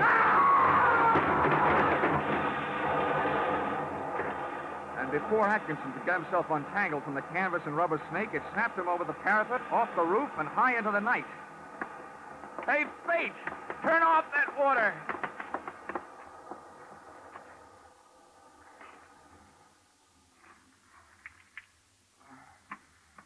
What happened? Oh. justice, baby. That fire hose threw Mr. Chief Inspector Atkinson off the roof. And he made a hole in one. Right through that gallows down there. The same gallows from which Brooke Nichols was supposed to hang in a few hours. That's horrible. Let's move away from here. Hey, wait a minute. That's not like you.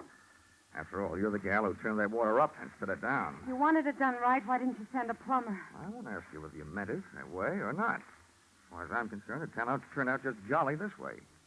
Oh, and while I'm at it, I'd like to thank you for taking such a brave chance with my life downstairs in the office. Oh, really, Mr. Dollar? I knew that gun wasn't loaded. I unloaded it myself back in the powder room in the airplane. Just before you accused me of trying to steal it, remember? The next time I take a shower, I promise to wash my mouth out with soap. But now I figure it's also about time you came clean. Really, now, who are you? I'm sorry. My name is still Fate Fabian. All right, you've made a sale. Your name is Fate Fabian. Well, what's your interest in this case? No interest at all. It's just part of my job. They do hire people to police the police, you know. I happen to be one of those people. Do you want to see my credentials? Your credentials look all right to me, baby.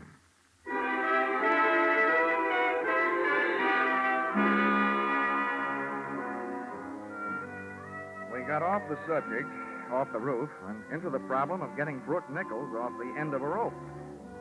After going through those motions, and that gal made all the motions, including retrieving young Frankie from the pokey, I kissed Fate Fabian goodbye, just for luck. And receiving no interest on that investment, we headed back to the airfield.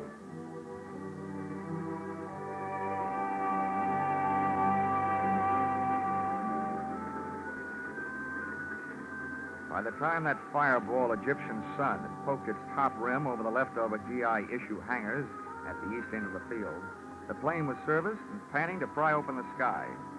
Came the time to board ship, came a visitor. I say, oh, boy, is Mr. Dollar about? Yeah, about right here. Oh, splendid, splendid. I'm Lionel Brooke Nichols. Congratulations. I suppose you know you saved my life. Yeah, with a lot of help, yeah. Well, I should like to make it up to you somehow. Is there anything I can do? Well, besides paying my expenses. Oh, naturally. Send your chit to the Constant Sun Trading Company. You'll be paid post-haste. But beyond that. Well, could do something for the guy who got me out here. Back in Calcutta, I have an old army buddy named Chaplain Joe Blessing. He runs a church. Oh, splendid. Perhaps I could donate a stained glass window or anything you suggest. Did you say anything? Yes, anything. Okay. Well, look, Chaplain Joe Blessings doesn't need a stained glass window because he hasn't got any place to put it. What he does need is a new church. A real one with steeples and all that. Oh. All right, then. Very well. Done.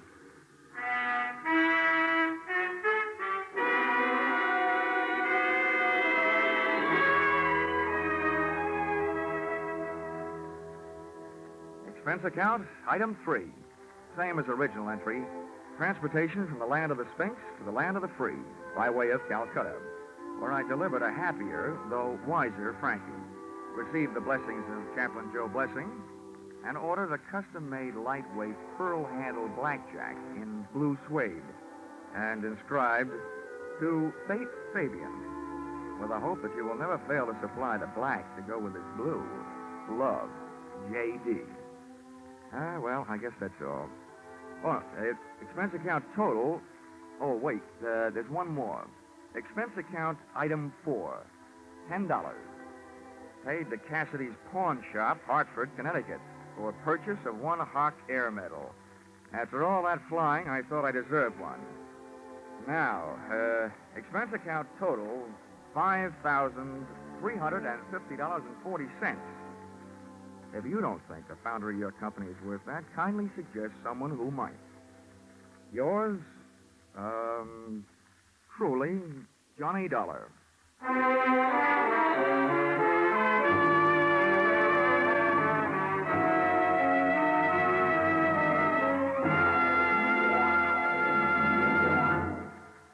Yours truly, Johnny Dollar, was produced and directed by Gordon P. Hughes and stars Charles Russell, with script by Paul Dudley and Gil Dowd. Featured in the cast were Georgia Ellis, Jack Edwards, Parley Bear, and Paul Dubov. The special music is written and conducted by Lee Stevens.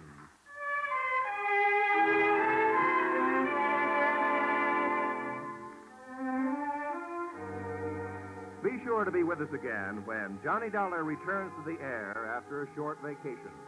Listen on Saturday, October 1st, when another most unusual expense account is handed in by Yours truly, Johnny Dollar.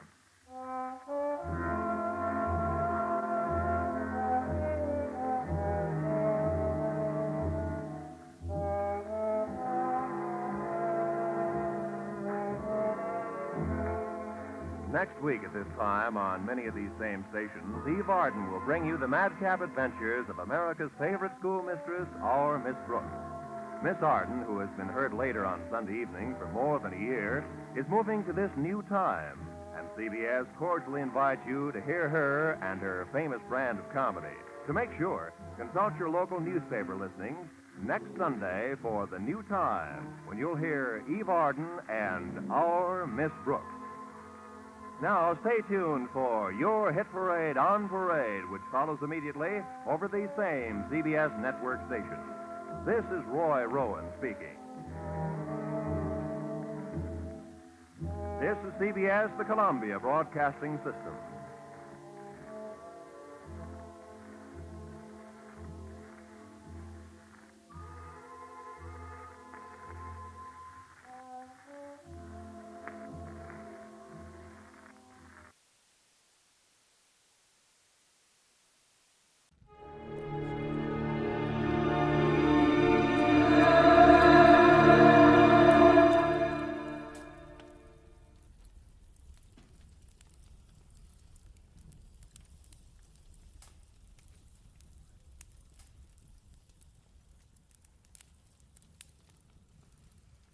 Get this and get it straight. Crime is a sucker's road, and those who travel it wind up in the gut of the prison or the grave. There's no other end, but they never learn. This time it started as a routine search for a rich girl's fiancé, and the trail led to a silent house haunted by a face at the window and blood in an open cedar chest. But before it was over, it became a search for a corpse that wouldn't sit still. From the pen of Raymond Chandler, outstanding author of mystery, comes his most famous character and crime's most deadly enemy, as we present The Adventures of Philip Marlowe.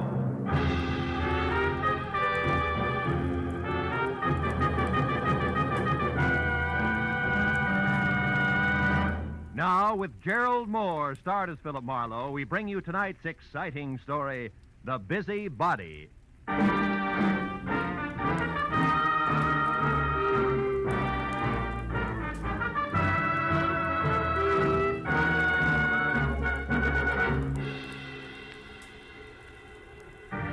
Jerked me up off my back and out of the sports page at 9:30 in the evening of an already too long day.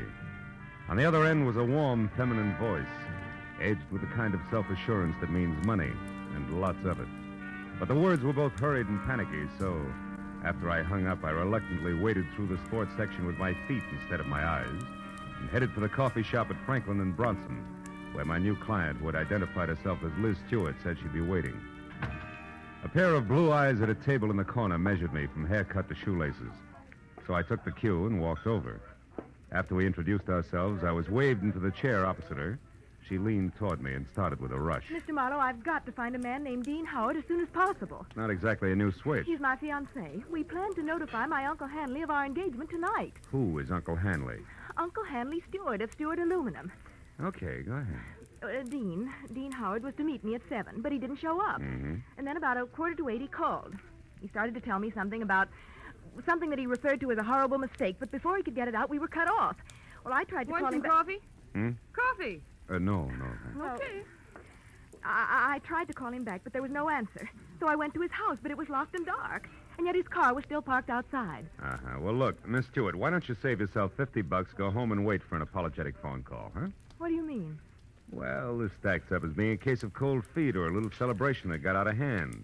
Either way, there's nothing to worry about. I've come to you for help, Marlowe, not a pat on the head. Okay. I'll assume it's my error for the moment.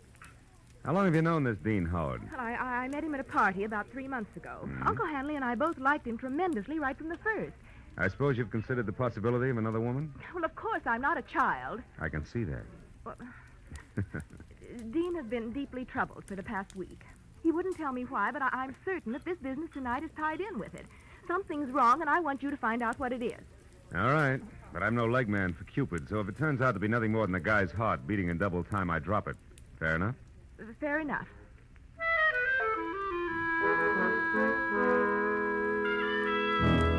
She gave me a short list of posh joints she and Dean Howard sometimes visited, and his address, which was 312 Normandy. She said I could reach her at home, which was 28 Roxbury Drive in Beverly Hills. Well, $50 is $50, so after she left, I spent a handful of nickels checking the list by phone and drew a complete blank. So I drove out Los Feliz to Normandy and found the number, 312. As I walked up to the door and leaned on the bell, I got the feeling that I was being watched. There was no answer, so I tried the door. It was locked. I threw a look over my shoulder as I walked around the side of the house and caught a glimpse of a face in a window next door, just before the curtain was dropped back into place. The back door of 312 was locked, too, I found out, as did the face next door, which was watching me again from one of the rear windows. There was one answer to that, so I went out in the street and up the steps of the house next door and knocked, good and loud. What do you want? My name's Marlowe, lady. I'm a detective. You may be able to help me. A detective? Mm-hmm. Well, come right in, Mr. Marlowe. It's about time's all I have to say. I'm Agatha Lambrigger. What's he been up to? Who? Well, you're investigating that bachelor next door, aren't you? Yes. Oh, how'd you know? Stands to reason. I've known all along he's a suspicious character. He is? Lived there a year now. Comes and goes at all hours. Drives that fancy car out there. Wears fine clothes, but nobody seems to know what he does or where he gets all his money. Well, look, Mrs. And girls. Oh. Well, believe you me, they don't come to clean his house. Never gets cleaned. But they come just the same. Why, only tonight there was one. Some blonde in a white dress. I tell you, I've never Mrs. seen Lambrigger, her. did the girl go inside?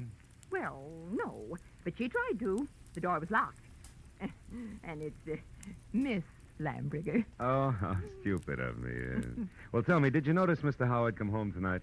Well, I didn't exactly see him come home. But he was over there all right. And not alone either. Is that so? Another girl? No, it was only some man. Oh. But it still bears out what I've been saying. Because I just happened to glance out of my window at this one here across from that one of his, you see. Yes, sir. Well, a light was on over there. And I could look straight down a hallway. And do you know what? What? Those two grown men were roughhousing like a pair of hoodlums in that hall. Wrestling they were, like ordinary ruffians. I tell you, I never saw the like. I got a good look at him, and I'd certainly know him if I saw him again. Well, how'd the fight come out? Fight? Yeah. What the... Oh, the fight. Well, I can't say about that. My phone rang. It was Lenore Crowley. She simply talks her ear off you when she gets does. started. So when I finally got back to the window, when I happened to look out again, it was dark over there. So I never did find out what actually happened. But Yes, I well, think thanks that he... very much for your help. I really must run. Oh, and another thing. The noise and the drinking that's gone on in that house. Why, you wouldn't believe it. Oh, you're leaving? As soon as possible, yeah. But you still haven't told me what he's up to. Well, I'm not at liberty to do that. Oh, well, that's a shame. Yeah. Well, I'll be here all the time, you know, and I'll certainly keep an eye on that house. Oh, I can't tell you how much I appreciate you're going to all this trouble just for me. Bonsoir, Miss Lambrigger.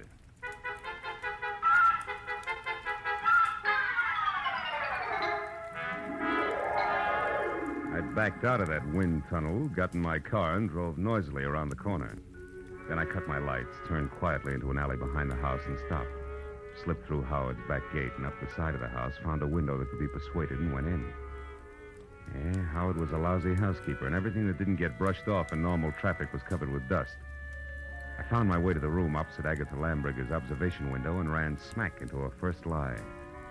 Where she said there was a hallway, there was a solid wall, papered with purple roses and hung with 4 dingy pictures in bronze frames, 2 on each side of a big, ugly mirror. There were 2 hallways, but no angle at which either could be seen from her window. Furthermore, there was no sign of a struggle.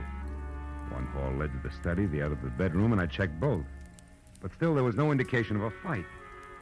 On my way out, I barked my shin on the nose of a lion carved on the corner of an oversized cedar chest, just as the abrupt sound of someone at the door brought me to a rigid halt. Whoever it was had the patience of an 8-year-old on circus day. So I set myself up as the type who might live in a joint like this and answered. What's the matter with the lights, Howard? Blow a fuse? Or could this be some new economy measure? I like it this way. I don't think I know you. You should, Howard, you should. I called you yesterday about a certain money matter. The name is Leo. Don't go for your gun, Howard. Well, since yours is pointed at my third rib, why should I? Well, like I told you on the phone, my boss is anxious. You're way overdue, Howard. I want that 50 grand the boss loaned you 3 months ago. Have it for me the day after tomorrow. All of it. Without fail.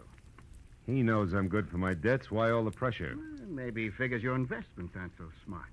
Like maybe you've been blowing too much on that second-rate canary, Carol. Oh, yeah, Carol. I remember.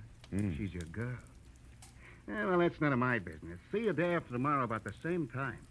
And if you get a headache from worrying about paying off, just think of the one you'll have if you don't pay. It'll be like 10 times this. Oh! Good night.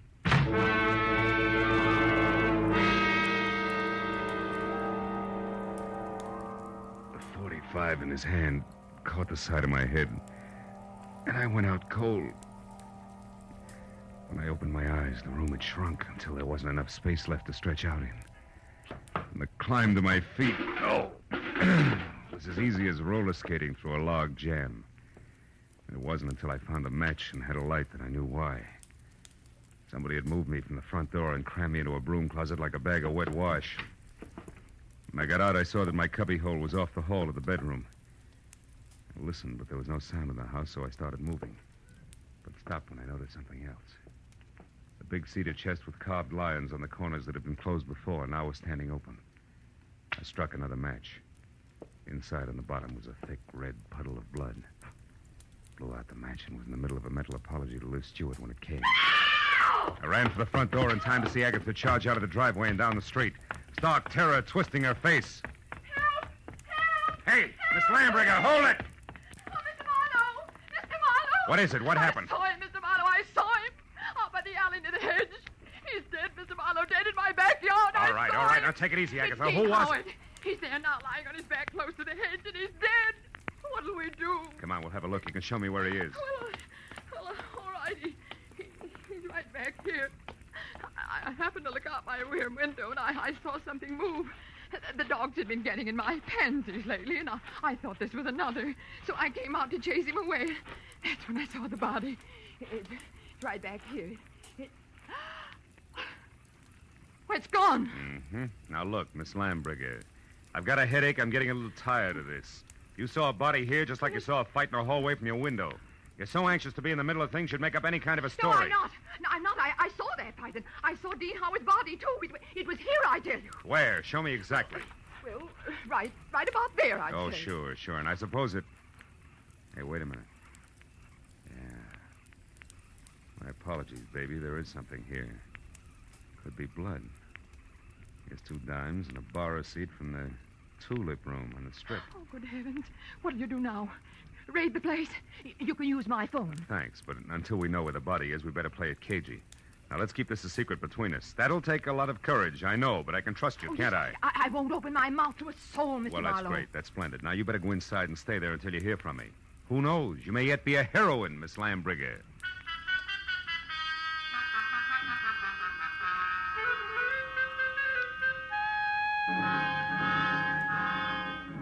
The bar receipt was a long shot. When I was still 2 blocks away from the tulip room, I knew it had paid off because a fluorescent banner, 4x12, draped over the front of the squat square building, extolled the vocal virtues of one Carol Cody. I parked across the street, went in and found a dressing room door and knocked. She distinctly said, "Come in," but when I did, I thought the room was empty, until a small handful of spangled satin costume hopped up from behind a screen in the corner. I made a sight-unseen introduction. It was only a moment later that a tall brunette, filling a white silk blouse and snug, dark slacks, stepped out, tossed a few pounds of glossy black hair away from her face, and gestured me into a chair. Which paper did you say you were from, Marlowe? I didn't, honey. I'm a private detective. I can't use it. Don't give odds on it, baby. Not yet, anyway, huh? Let's talk first. For instance, what's with you and Dean Howard? Dean Howard is a low-crawling thing. That's strange. Had it you loved him. I didn't till tonight when I found out that he has 2 heads. That's so he can lie and keep a straight face with one while he laughs up his sleeve with the other. Nuts to him. Nuts to Liz Stewart and her money and nuts to you. I hate Dean Howard enough to kill him, and I might just do that. I don't think you will, no, because somebody beat you to it. You mean Howard's dead? Looks that way, yeah. I'm not sure because he won't stay in one place long enough. Well, if you're trying to shock me, you're wasting your time. I'm not sorry. I think we've got company. Keep talking, I'll get him. As you say, my friend, the music business is just as lousy as any other Dodge, and I can prove it. Come here. You're a good listener, Bud, so join the party. Who are you? Why are you listening out there? Come on. No. Just a minute. I wasn't listening. I was looking for you, Marlowe. I'm Ward Odom, Mr. Hanley Stewart's assistant. You're doing fine. Don't stop now. Well, ever since I learned that Miss Stewart hired you, Marlowe, I've been trying to talk to you. I followed you here from that place on Normandy because I must know what you found out so far. Why? What business is it of yours? Because, Mr. Marlowe, I doubt very much that you even know of the robbery. Robbery? What robbery? More than $40,000 worth of negotiable securities was stolen from Mr. Stewart's safe this evening. You get all your information at keyholes? And I have reason to believe that the man you're looking for took them. Of course, I don't dare accuse him without proof of his relationship with Liz, Mr. Stewart's niece. If I were wrong, it would cost me my job. Odom, did Liz know about the robbery when she hired me? Why, of course. Oh, brother. Look, see this? Her name is Carol. She's involved right up to her mascara in the whole mess. I'll let her out of your sight till I get back. Me? Why, you cheap shot. Shut up. And as for being cheap, I'll take care of you when I get back.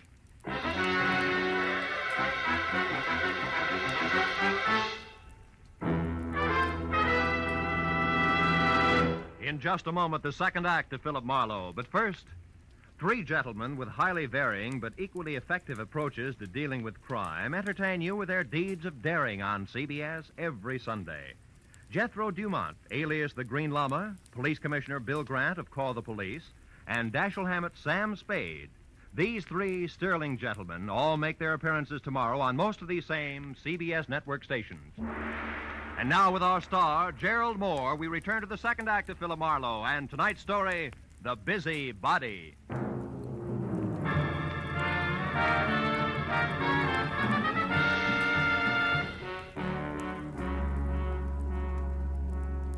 After convincing Ward Odom that his greatest contribution to the cause would be staying close, but not too close to the violent lady in slacks, I piled into my car and started for Beverly Hills in a beautiful liar named Liz. I didn't stop until I was at number 28 Roxbury Drive, out of my car and walking fast up the semicircle of gravel driveway that led to the carefully antique front door. But then, for two good reasons, I stopped again. The first, a squad car parked ahead of me that said everybody except Marlowe knew all about the bonds Mr. Hanley Stewart could no longer call his own. The second reason, and more important, was my client, Liz Stewart, sneaking out of a side door and hurrying toward a gray coupe. I stepped back into the shadow of a squat palm and waited for her to come abreast of me. Late date, Miss Stewart? What? Marlowe, why, you startled me. Considering everything, it's the least I can do. What do you mean? I don't like clients who lie to me. So if you don't mind, I'll just stroll along with you while you assure me you can explain everything. But I can, Marlowe. Just give me a chance, please. All right.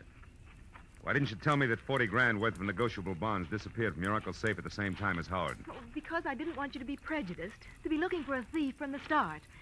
If Dean did take those bonds, he had a reason. Like being fond of money? No, like being forced to do what he did. All right, let's say he was forced. What then? Well, then I wanted to help him, to get to him before the police. They'd arrest him in a minute. And you, on the other hand, would get the bonds back to your uncle, convince him it was all a mistake, and talk him out of telling the law, huh? And with your own dough, you would help Howard out of the spot he was in. Is that it? Yes. But you haven't proved that Dean took the bonds. No, I haven't. Could have been anyone who knew the combination of the library safe. Which includes how many? Aside from Uncle Han and myself, just the family lawyer and Mr. Odom. Yeah, what about Odom? Could he have done it, Liz? No, I don't think so, as much as I dislike him. You see, Marlowe, for years, Odom's been very close to Uncle Han. He's had 1,000 opportunities to steal if he wanted to. Well, like this afternoon, for instance. He had $10,000 worth of the bonds with him today. What was he doing with all that dough? Paying gas bills? He was going to sell them for my uncle. But the transaction fell through, so he brought them back to the house and put them back in the safe. Anyway, Marlowe, I don't think he'd have the courage to steal. I know what you mean. I've already met Mr. Odom. When? Oh, about a half hour ago. In a nightclub called the Tulip Room. Odom thinks Dean is guilty, Liz, but he's afraid to mention it publicly till he knows a little more. What's a nightclub got to do with Dean? Carol Cody. Who? She's Dean's girlfriend. Marlowe, you're crazy. I talked to her, honey. She's a singer there. Told me that she and Howard were more than chummy, but that she gave him the air tonight when she found out about you. And you believed that? Mm-hmm. Now that I've had a little time, I believe even more. Details that she never bothered to mention. Details like Dean Howard and Carol Cody playing you for a sucker. He gains your confidence, then the combination of the safe, and then goodbye. But you see, the end was a switch, Liz. Dean didn't. Dean didn't what? Hmm? What is it, Marlowe? What are you staring at? Back of my car there. That's not gas dripping on the driveway. The color's too red. Liz, stay back. No, Marlowe. I don't want to. I want to... Marlowe! It's Dean. He's dead, Marlowe! Yeah. That, Liz, is the switch I was talking about. I think Dean Howard not only crossed you, but Carol Cody as well. She did it! She killed him! She killed him because she All right, found all right. out. Now listen. Get inside. Tell the police about this. Do you hear me? But first, give me a 5-minute lead. I'll take your car. I want to get to Carol Cody before the law does. Without saying another word, Liz Stewart, her face drawn and streaked with tears, handed me the keys to her car and turned and walked slowly back to the house. I took one long look at the blood-soaked shirt front on the body I had been a step behind all night. Then got into Liz's car and pointed it back toward the tulip room. 20 minutes later, when my knock on the locked dressing room door brought no answer, I had kicked my way in. Alone and half-conscious in the middle of the floor was Ward Odom, the man I'd assigned to stand sentry over the brunette. Oh, Marlowe. Marlowe, she tricked me. Asked for a cigarette, and I went to light it. She swung. It adds, Odom, and you're lucky she let it go at that. It was more permanent in Howard's case. Oh, then you found his body, Marlowe. Yeah, in the trunk of my car. Oh, how awful. And she did all that, this Carol Cody? Yes and no. She must have had help, Odom, because, first of all, it takes something stronger than a chanteuse to keep shifting a corpse from cedar chest to garden to car, at the rate that Howard was being moved. And second, an old crow named Agatha Lambriger saw a man roughhousing with Howard over at his own place, not a woman. You mean there was a witness to the murder, Marlowe? Well, more or less. And you have no idea who the murderer is? No. And that, Odom, is all the more reason why I want to catch up with Carol Cody. Happen to know where she lives? Well, yes, just at the Grayfield Apartment Hotel on North Havenhurst Drive. North Havenhurst. It's a room 118. 118. And I think that it's... Marlowe, wait, my top coat is gone. What? Yes, and she was wearing slacks, remember? Marlowe, maybe she's leaving town disguised as a man. It's a point, Odom. I still think I'll try the apartment hotel first.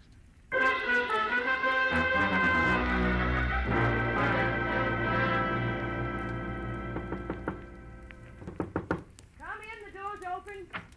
The bag's over there, boy. Did you get the tip? Marlowe, what are you doing here? Not doubling for a bellhop, so get over there, sit down, and keep your hands in your lap, because if I have to, I'll shoot. What? I don't understand. I'll make it real plain. I think you murdered Dean Howard because he double-crossed you after he emptied Hanley Stewart's safe. And I think you're out of your mind. Which brings us to a position called stalemate, and that in turn makes this a good time to call the cops. I didn't kill Dean. I swear I didn't. Oh, listen to me. What you said about Dean double-crossing me after he stole the bonds is true, but not the way you think it is. Second verse. He didn't want to just cut me out of my share, Marlowe. He wanted to return all the bonds intact. He really fell in love with Liz Stewart and decided to play all-American boy. You mean he decided to call it all off after he'd stolen the bonds? Yes, Marlowe. That was the reason we argued tonight. No, it's a stronger reason than one I already had for your committing murder. Baby, you wanted that money bad. No, you're wrong. Come back here. Why did you belt Odom and run? And don't bother denying that you did, because I just left him. And he's minus good health and that top coat over there. So if you think that you... I can explain that. I was scared that a confession out of Dean would get me into hot water. And when you showed and then Odom, Just a minute, Carol. But Marlowe, Just a minute, will you? I think I've got the answer. What answer? It's dust, Carol. Dust and what an old gossip swears she saw from her window. Right now, I've got to get over to her place before she ends up looking like the late Mr. Howard. Well, then you believe me, Marlowe, about not killing Dean. I don't know. But since you've been in this cheap swindle from the start, we'll just tuck you into an old-fashioned wardrobe. Just for safekeeping, baby.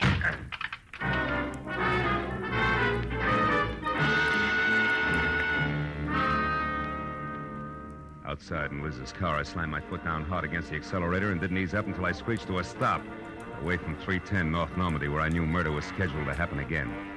I was next to a pair of half-open French doors through which I could see Agatha Lambriger sitting erect in a straight-back chair.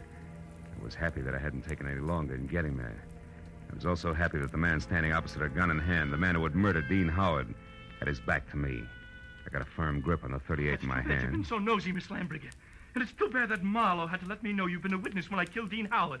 A roughhouse, I think you called it. A roughhouse is what I thought at the time. But when I saw Dean Howard's body out in the alleyway, I knew... You knew I killed him. Everything would have been simple if you hadn't had your nose out a mile. I was going to run over him. And it would have looked like an accident. But I had to move the body after you saw it.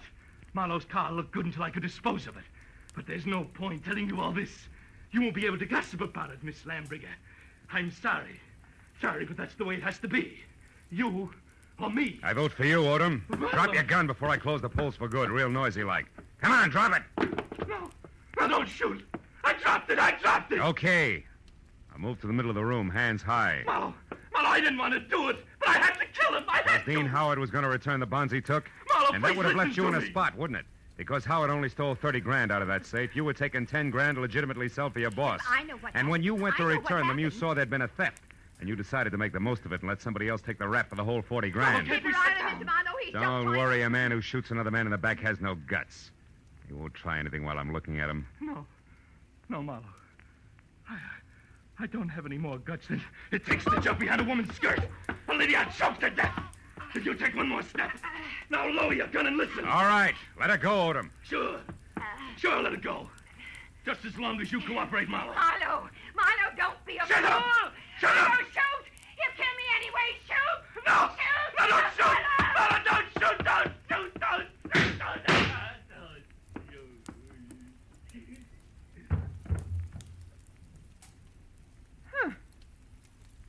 You were right, Marlowe.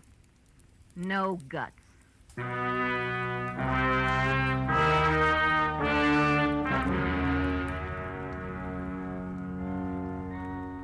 It was an ambulance, a half a dozen squad cars, and a police captain included, and 3 long hours of questions and answers in triplicate later, before 310 North Normandy and Environ settled back to being just another quiet house on just another quiet street. With, of course, the exception of Miss Agatha Lambriger, who now would never return to normalcy. And as we sipped hot tea together and a clock someplace deep in another room struck twice, Now, Philip, so I'm sure I had this she was right. still going strong. Dean Howard owed money, so he and that worthless singer decided that he should get friendly with your wealthy client and then at the propitious moment rob her uncle, correct? Correct, yeah. But what I don't understand is how you knew it was that awful man Odom. Well, there were 2 things, honey. His anxiety to get me to Carol, together with a streak of dust the length of Odom's topcoat sleeve, all added up to a hunch. That, Philip, I don't understand. Well, you got to take them in reverse order. I saw dust on Odom's topcoat sleeve when I was in Carol Cody's apartment. That reminded me of the dust all over Howard's place. Oh, a mess, that house. Yeah, luckily. And the dust was the length of the sleeve, as though somebody had brushed against a wall coated thick with it. As one would in searching for something, hmm? That's right. Now, there's another thing. You saw Howard and another man roughhousing in a hall by looking out of that window there. Mm-hmm. Where, Miss Lambriger, no hall is visible, but where there is a mirror. Oh, then you mean I actually saw a reflection. Yes, darling, you did. Dean Howard hid the bonds behind the mirror. Which tilted so that I saw the reflection of a side hall. That's right. Well, now, Philip, one last question. Why did Odom move the body? Well, if it's the last, I'll answer it. Because he didn't want Howard's death to appear a murder on the night the bonds were stolen. It was better if he died accidentally and wasn't connected with a theft. Oh, I see. Yeah, well, now look, Miss Lam... Excuse me, I'll only be a minute. Yeah, but Miss Lambriger... Hello? Oh, hello, Judith. Yes, wasn't it thrilling? Miss Lambriger, really, I... Darling, it all started so innocently. My part, I mean. Well, it was about 7 Miss Lambriger, I have... Philip, I'll be with you in a minute. Oh, Philip, who? Why, the detective, the one I mentioned mhm. earlier. A long minute, I'm sure.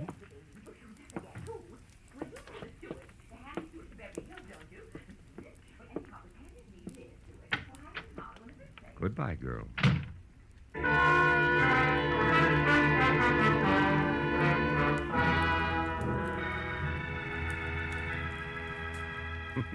When I got outside, the silence was deafening. And then I remembered that I still had a client up on Roxbury Drive who I had to see. And that there were automobiles to be exchanged, and maybe, if I could find them, some right words to say to a girl who had a very rough night. So I started driving that way, slowly. But 10 minutes later, when I was halfway there, I stopped, turned around, and headed back for 310 North Normandy, and my .38 that I'd forgotten after a handful of policemen had finished examining it.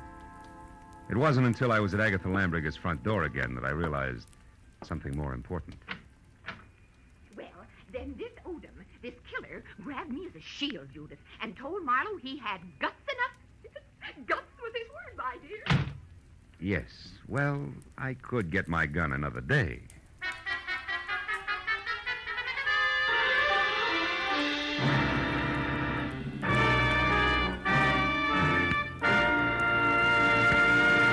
The Adventures of Philip Marlowe, bringing you Raymond Chandler's most famous character and star, Gerald Moore, and are produced and directed by Norman MacDonald. Script is by Mel Donnelly, Robert Mitchell, and Gene Levitt. Featured in the cast were Lois Corbett, Lorette Filbrandt, Lynn Allen, Peter Leeds, and John Stevenson. The special music is by Richard Orant. Be sure and be with us again next week when Philip Marlowe says... It began as the threat of a beating that turned into murder with a brown-eyed blonde, a jovial hippopotamus, and a tough ex-soldier of fortune, all complicating the problem until I got next to the key man.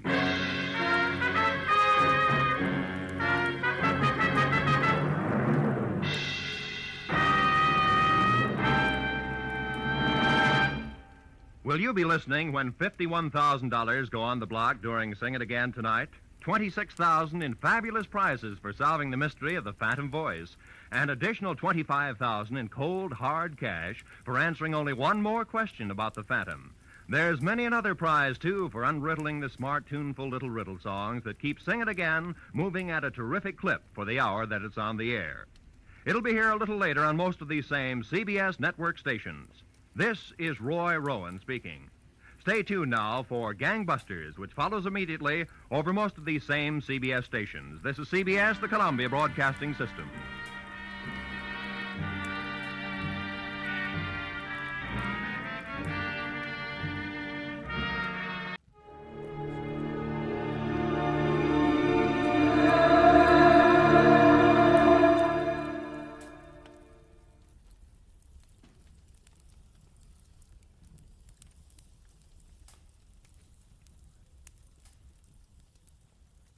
Get this and get it straight. Crime is a sucker's road, and those who travel it wind up in the gut of the prison or the grave. This time, everything that happened from the orange-haired man with a map past the oaf with a pitchfork to the body at the covered bridge was wrong. Dead wrong. From the pen of Raymond Chandler, outstanding author of crime fiction, comes his most famous character in The Adventures of Philip Marlowe.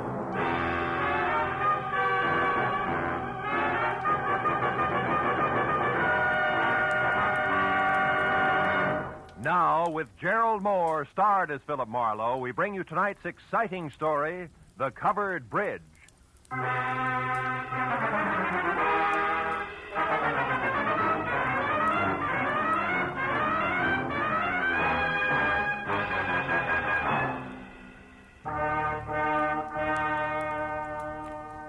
You know, every once in a while, into the life of one Philip Marlowe, a little peace and quiet must fall. A day marked by neither murder nor mayhem. No phone calls. Just nothing. I was just beginning to like it, too, when the door opened and a head full of slick orange hair walked in. It was on a man wearing a new flannel suit, a hand-painted tie, and a reckless grin. He shoved the telephone out of his way, sat down on the corner of my desk, and sized me up with a pair of careful gray eyes. Got a proposition for you, laddie. Tell me about it. Let you know if I'm interested. You should be. There's good money in it. It's not always the answer. Go ahead. You got a good car? Good enough. I don't keep it in the office. You like Mexico? Look, is this a social call or a quiz program? Well, this is business. I asked you a question. Yeah, I like Mexico. I don't like you. Oh, that's good, because you're going to drive a couple of friends of me down there. Name your price. Not interested. $1,000? Not interested. That's too bad. Would have been nicer to work this out without a gun. Listen, you two-bit Talk jerk. easy, laddie. This gun is bigger than both of us. Now, you're going to drive across the Mexican border tonight with 3 passengers, and there won't be any difficult questions, because you are the well-known Senor Philip Marlowe, a respectable private detective. Somewhere below the border, your fellow travelers will catch a boat. But this you don't have to worry about. Now, look, just a minute. Look, laddie, I came to you for several reasons, one of which is that you're smart enough to know when to quit fighting the problem. You got to make a stop first, so let's go. And leave your artillery in the drawer. Come on. Yeah, sure. Since I'm now an old pal of yours, what do I call you? You pick it. Believe me, you won't like it. How about George? You like George? Not particularly. Good. Just call me George. Let's go, Marlowe.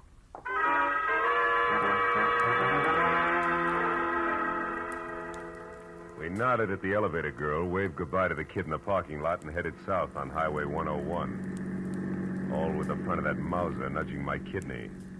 It was screwy, but I was on my way to Mexico. Don't get ambitious, Marlowe. Not too fast, not too slow. Just keep it rolling nice and steady. I did what I was told and watched for a break. For every foot of 100 miles down the coast. At Oceanside, we cut inland past Escondido and up into the citrus country. Once he dug a little map from his pocket and studied it while we headed into the hills where farms were farther apart. George was busy looking for a turnoff when my chance came, and it came fast. My foot slammed down hard on the brake. George's head slapped the windshield, and the gun slipped out of his hand. I dropped 2 wheels in the ditch, but I got the gun. He took one look, then jumped out and ran in a low crouch for the back of the car. Before I could follow him, I heard the truck coming. It was a big 2-section job rolling fast. It topped the rise just as George pivoted toward the road. The truck driver must have seen him just as it hit, because the air brakes locked on all 26 wheels at the same time. I ran to where George lay like a discarded doll at the side of the road. The truck driver was out of his cab before it stopped rolling. I didn't see him. I come over the rise there. I didn't see him. Take it easy. Honest, I didn't see him. Is he all right? He ain't dead, is he? No, he isn't. He won't be walking much anymore. It wasn't my fault, Mr. Honest. I know it wasn't. Get hold of yourself. Gosh, what should we do? I want you to drive to the nearest phone and get the police and then come back. Here's my card. Give it to the troopers. Tell them they can reach me at my office. Yeah, what are you going to do? If I can figure out how to read this map of his, I'm going to pay a call on a couple of people who are expecting this guy. Maybe it's just a stubborn streak, but when I'm being used as a patsy, I like to meet the people involved.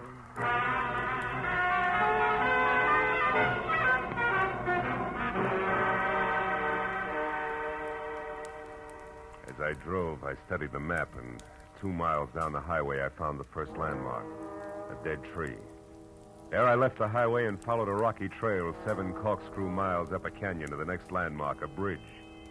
One that looked like it had been lifted out of some rustic Connecticut woods and dropped across the California gorge purely by mistake. Because it was covered complete to roof and walls and made entirely of lumber. And on the hill beyond was a lonely house where the trail marked on the map ended. I drove slowly through the sagging wood tunnel and at the other end deliberately killed my motor. Then I got out, raised the hood, and went to work on the distributor. I don't know where he came from, but when I glanced up, he was standing there watching me. A bull in overalls with a pitchfork clenched in a pair of hands as thick as $4 steaks. We didn't like each other's looks. You picked a bad place for trouble, mister. That's so. Why? Nobody almost never comes up this road, especially strangers. How come you took it? Really want to know, or are you just killing time? I wouldn't be too smart if I was you, mister. You live in that house up there? No, not anymore. I got canned for drinking. Well, why are you so interested in that place? The only farm around here. Maybe they got a mechanic. Yeah, maybe. Where'd you say you were from? L.A. Los Angeles, huh? You real sure you don't know anybody up there on the hill? Like who, for instance? A certain party who took a trip to L.A. not so long ago. And another thing, city boy. Don't get out of line or I'll fix you good. Understand?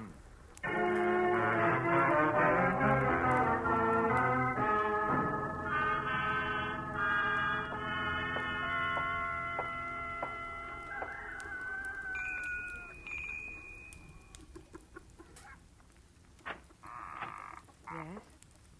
Oh, yes. Now, I mean, how do you do? You want something? Yes, my car stalled at the bottom of the hill. Dolly, who is it? Who's there? A man, Uncle Walter. He says his car broke down. What's that?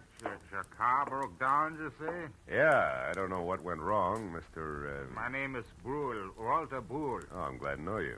I'm Philip Marlowe. What are you doing on this road, Mr. Marlowe? I thought it was a shortcut. Did you? Well, you were wrong. It's a dead end. Oh.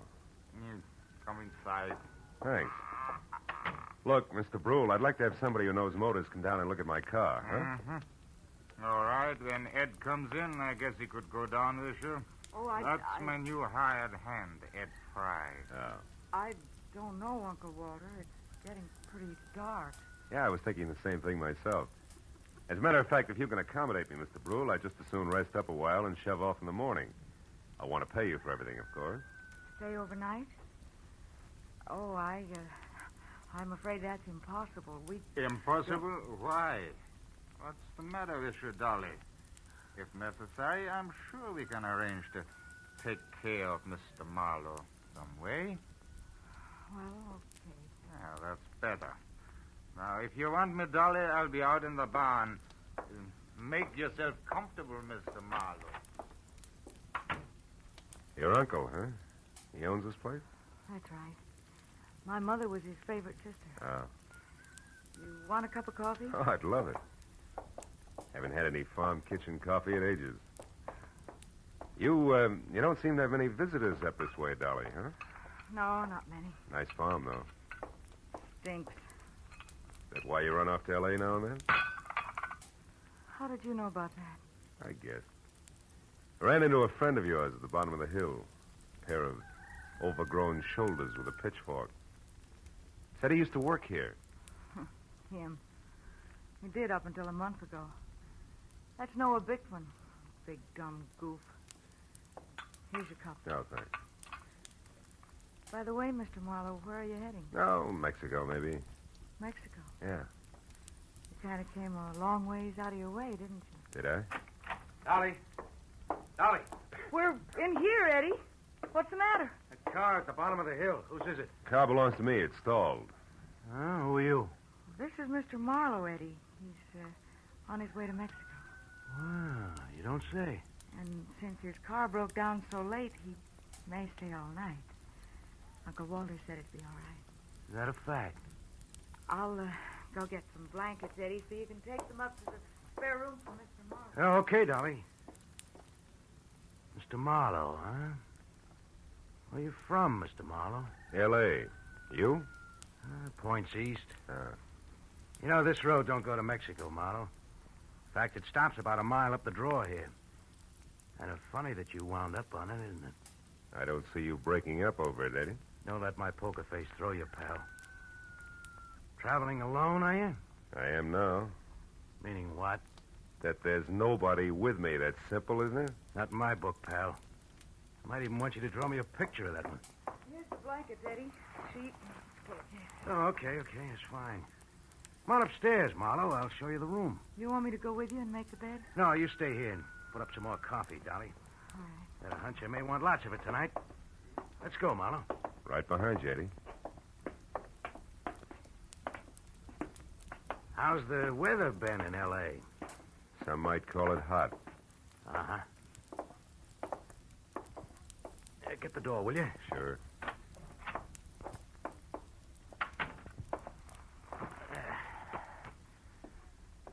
Okay, how come it's you, pal? I got good credentials, a car, and a tight yap. You better be right on all three. How'd you find me? Little map, Eddie. From Escondido to the dead tree to the covered bridge, and then up here at the cinch. Why'd you show alone? Where's Red? Got to meet us at the border. It's a bum fit, pal. It's not in the book. Why? He had some kind of a last-minute jam with the boat. Oh, that jerk. He's had a month to line this up while I've been holed up out here in the sticks making like a farmhand. Well, better work, that's all. If we're picked up this time, it's curtains. Oh, incidentally, you got a gun, haven't you? Yeah, sure. Let's see it. No dice, Eddie. Red didn't tell me everything, just enough. So? So you'll get your money's worth. I'll do what I'm supposed to do and no questions asked, for my little automatic and I stick together regardless, real close, together. Okay, Marlowe. Suit yourself. I will. And something else. The rest of the company is going along. Is that all set? Well, we'll see about that when the time comes. You're not leaving any loose ends around, are you? It's not your worry, pal. We'll get out of here around 11. Oh, and that routine about your car being stalled, it is a gag, I hope. Oh, sure, it won't start. If anybody tries, but in 10 seconds with a screwdriver, I can fix it. You're okay, Marlowe. Just keep playing your game. Yeah, I will. Maybe then I'll find out what the score is after all. Huh? You might at that. Come on, let's eat.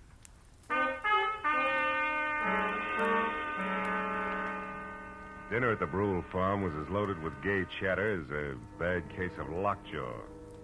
And when it was over, the participants scattered like everybody else was contagious.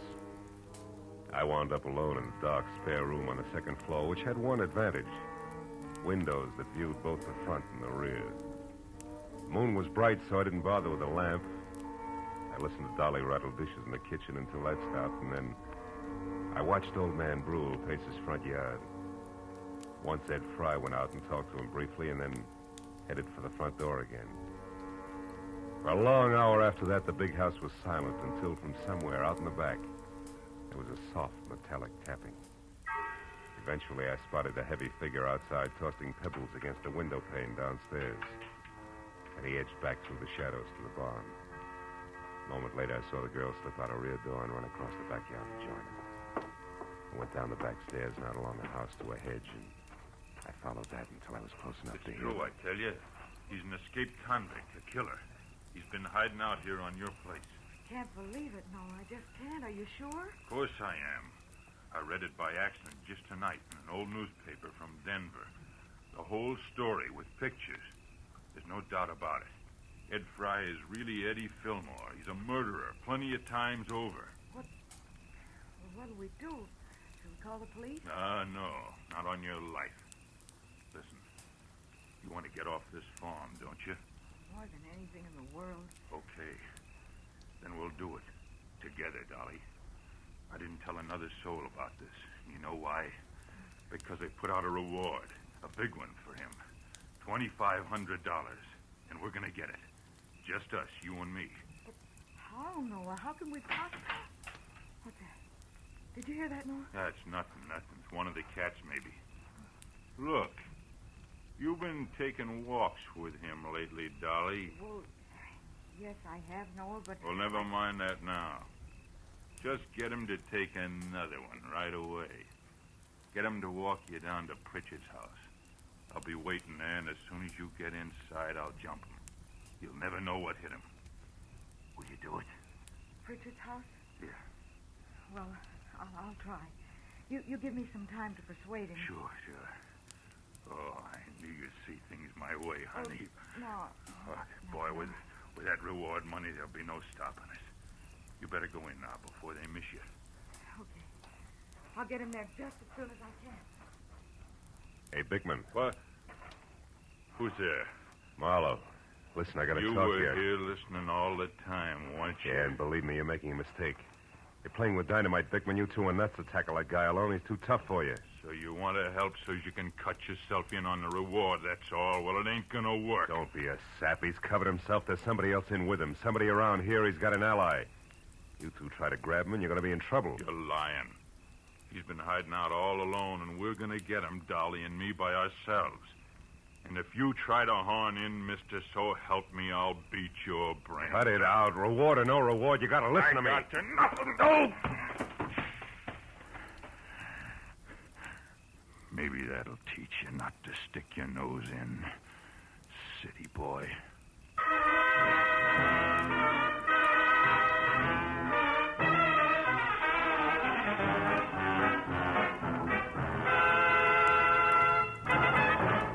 In just a moment, the second act of Philip Marlowe. But first, Fred Allen's first appearance on the CBS Jack Benny Show. Al Jolson sings, but the face is Charlie McCarthy's. Andy of Amos and Andy goes on trial for deserting his bride by mistake. Those are three headlines that guarantee you a world of fun on CBS tomorrow night. Yes, this third Sunday of the new year will be an all-time high in radio entertainment. Hear them all on CBS tomorrow night. Now, with our star, Gerald Moore, we return to the second act of Philip Marlowe and tonight's story, The Covered Bridge.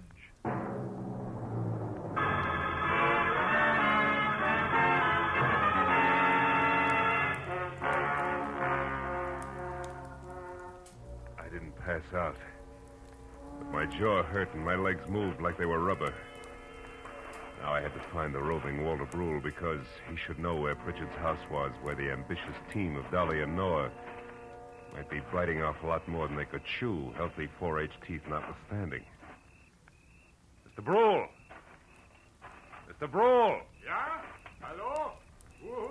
Marlowe, come here a minute, will you? It's important. Yeah, important. What is it, Mr. Marlowe? Your face. What's this? It's your friend Noah. We had a few words. Noah Bickman? He was no friend of mine. Yeah, he's no friend of mine either. Look, Brule, I'm going to have to trust you. I've got no choice. Bickman found out Ed Fry is really an undesirable named Eddie Fillmore who's wanted for the police by murder. Murder? And he wants to trap him for a $2,500 reward that's been posted and didn't want me in the way. No. Now, look. I'm not a passing tourist with motor trouble, but a private detective. Tell me, who is Pritchard and where does he live? Pritchard? Where does he live? Mr. Marlowe, somebody has been making a joke on you. Elihu Pritchard died 20 years ago. He lived right in this house where I do today. This is Pritchard's house here? Oh, Pritchard's house? No. That is down the road near your car. The covered bridge. That is Pritchard's house. The bridge? Yeah, you see, Elihu Pritchard was from New England, and he had a covered bridge on his farm there, so he wanted one here. He built it himself day by day, a board here, a nail there. Oh, and since he spent so much time at it, people call the bridge his house. Is that it? Yeah, exactly. But then, why is it important? Because of a meeting, Mr. Brule, a get-together that I don't think is going to be on the quiet side. Let me borrow your flashlight, will you? Sure. Now get back inside and call the police. But what are you going to do? Reinforce the reward happy sweethearts and keep an eye out for someone I haven't met yet. A third party Eddie Fillmore plans to tour Mexico with.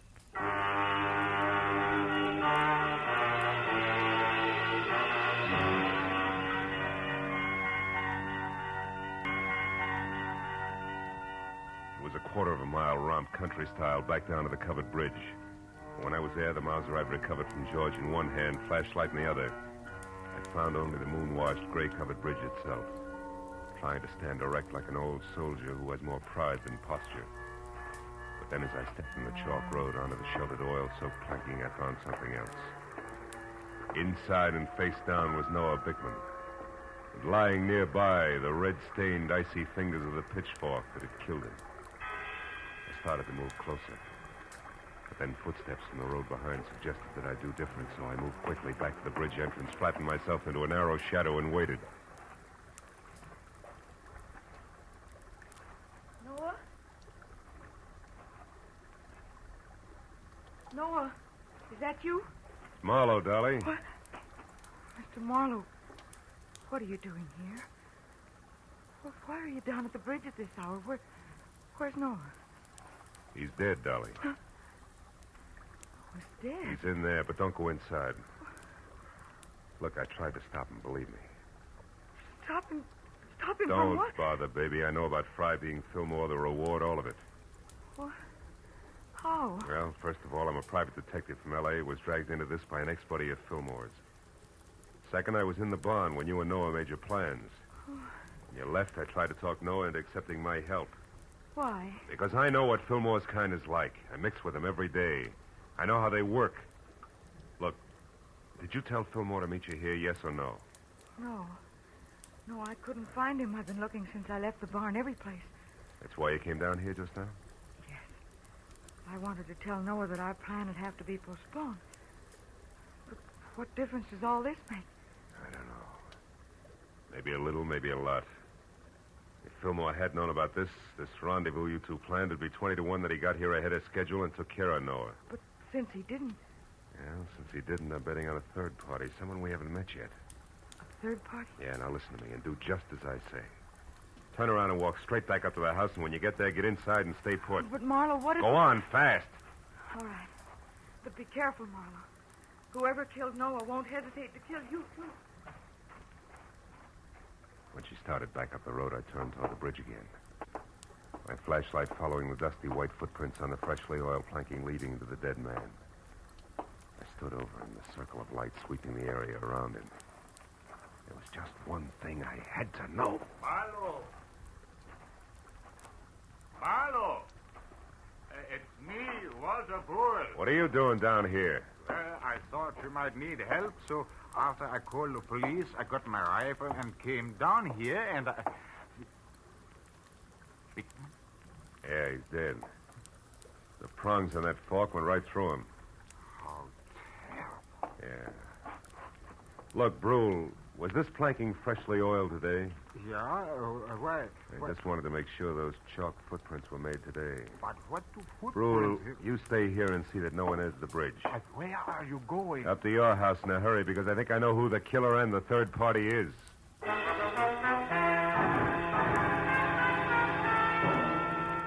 With city-bred legs and smog-fed lungs, I made it up to the house in record time. But as I reached for the front door, I knew that time hadn't been quite good enough. The shot had come from somewhere in the house, and by the time I reached the living room, I knew I was too late to do any good. In a chair at the far side of the room, Dolly was slouched down, a surprised expression on her face, while her hands tried to hold back a small stain of blood oozing through her blouse.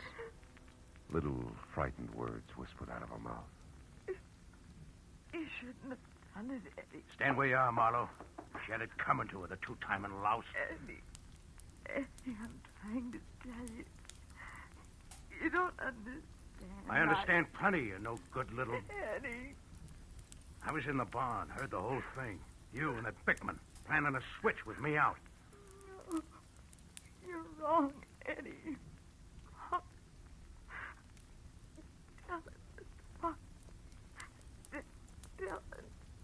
Dolly didn't try to double-cross you, Eddie. She only pretended to so she could set Noah Bickman up and kill him. That's what she did. No, you're a liar. True. That's what I tried to... Eddie. I don't believe it.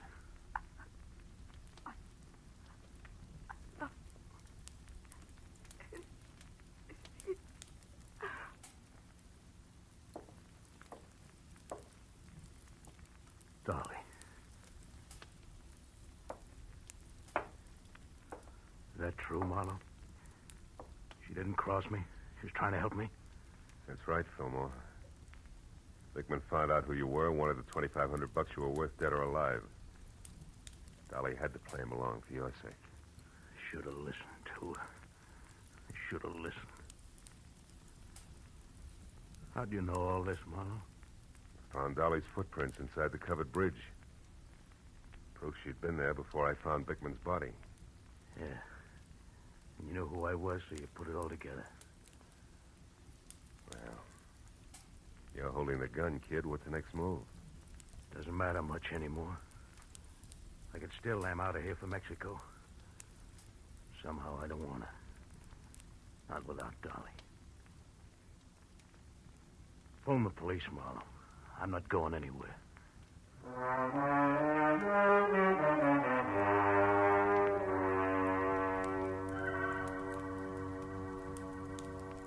It was several hours before the county police and Eddie Fillmore had gone. Walter Brule and I sat at the long wooden table watching the light from the fire dance across the hanging skillets and pans by the grate. And nobody said anything for a long time.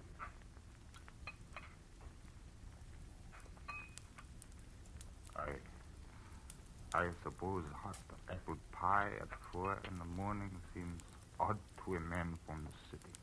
Not at all. 4 in the morning, sometimes the middle of the day in the city. Yeah. More coffee, Mr. Marlowe? Yeah, please. Thanks. You know, Dolly wasn't really a bad girl. It was just that sometimes she didn't think, and... A woman who loves like that doesn't think, Mr. Brule. She just feels. Maybe in some way it is my fault, the whole thing. No. It's nobody's fault, Mr. Brule. She was trying to do the right thing for the guy she loved. Yeah. Well, your bed is still ready if you care to stay. Oh, thanks. Sure, I'd like to. If you can find your own way up, I think I'll sit here just a minute longer. Sure. Night. Good night, Mr. Marlowe.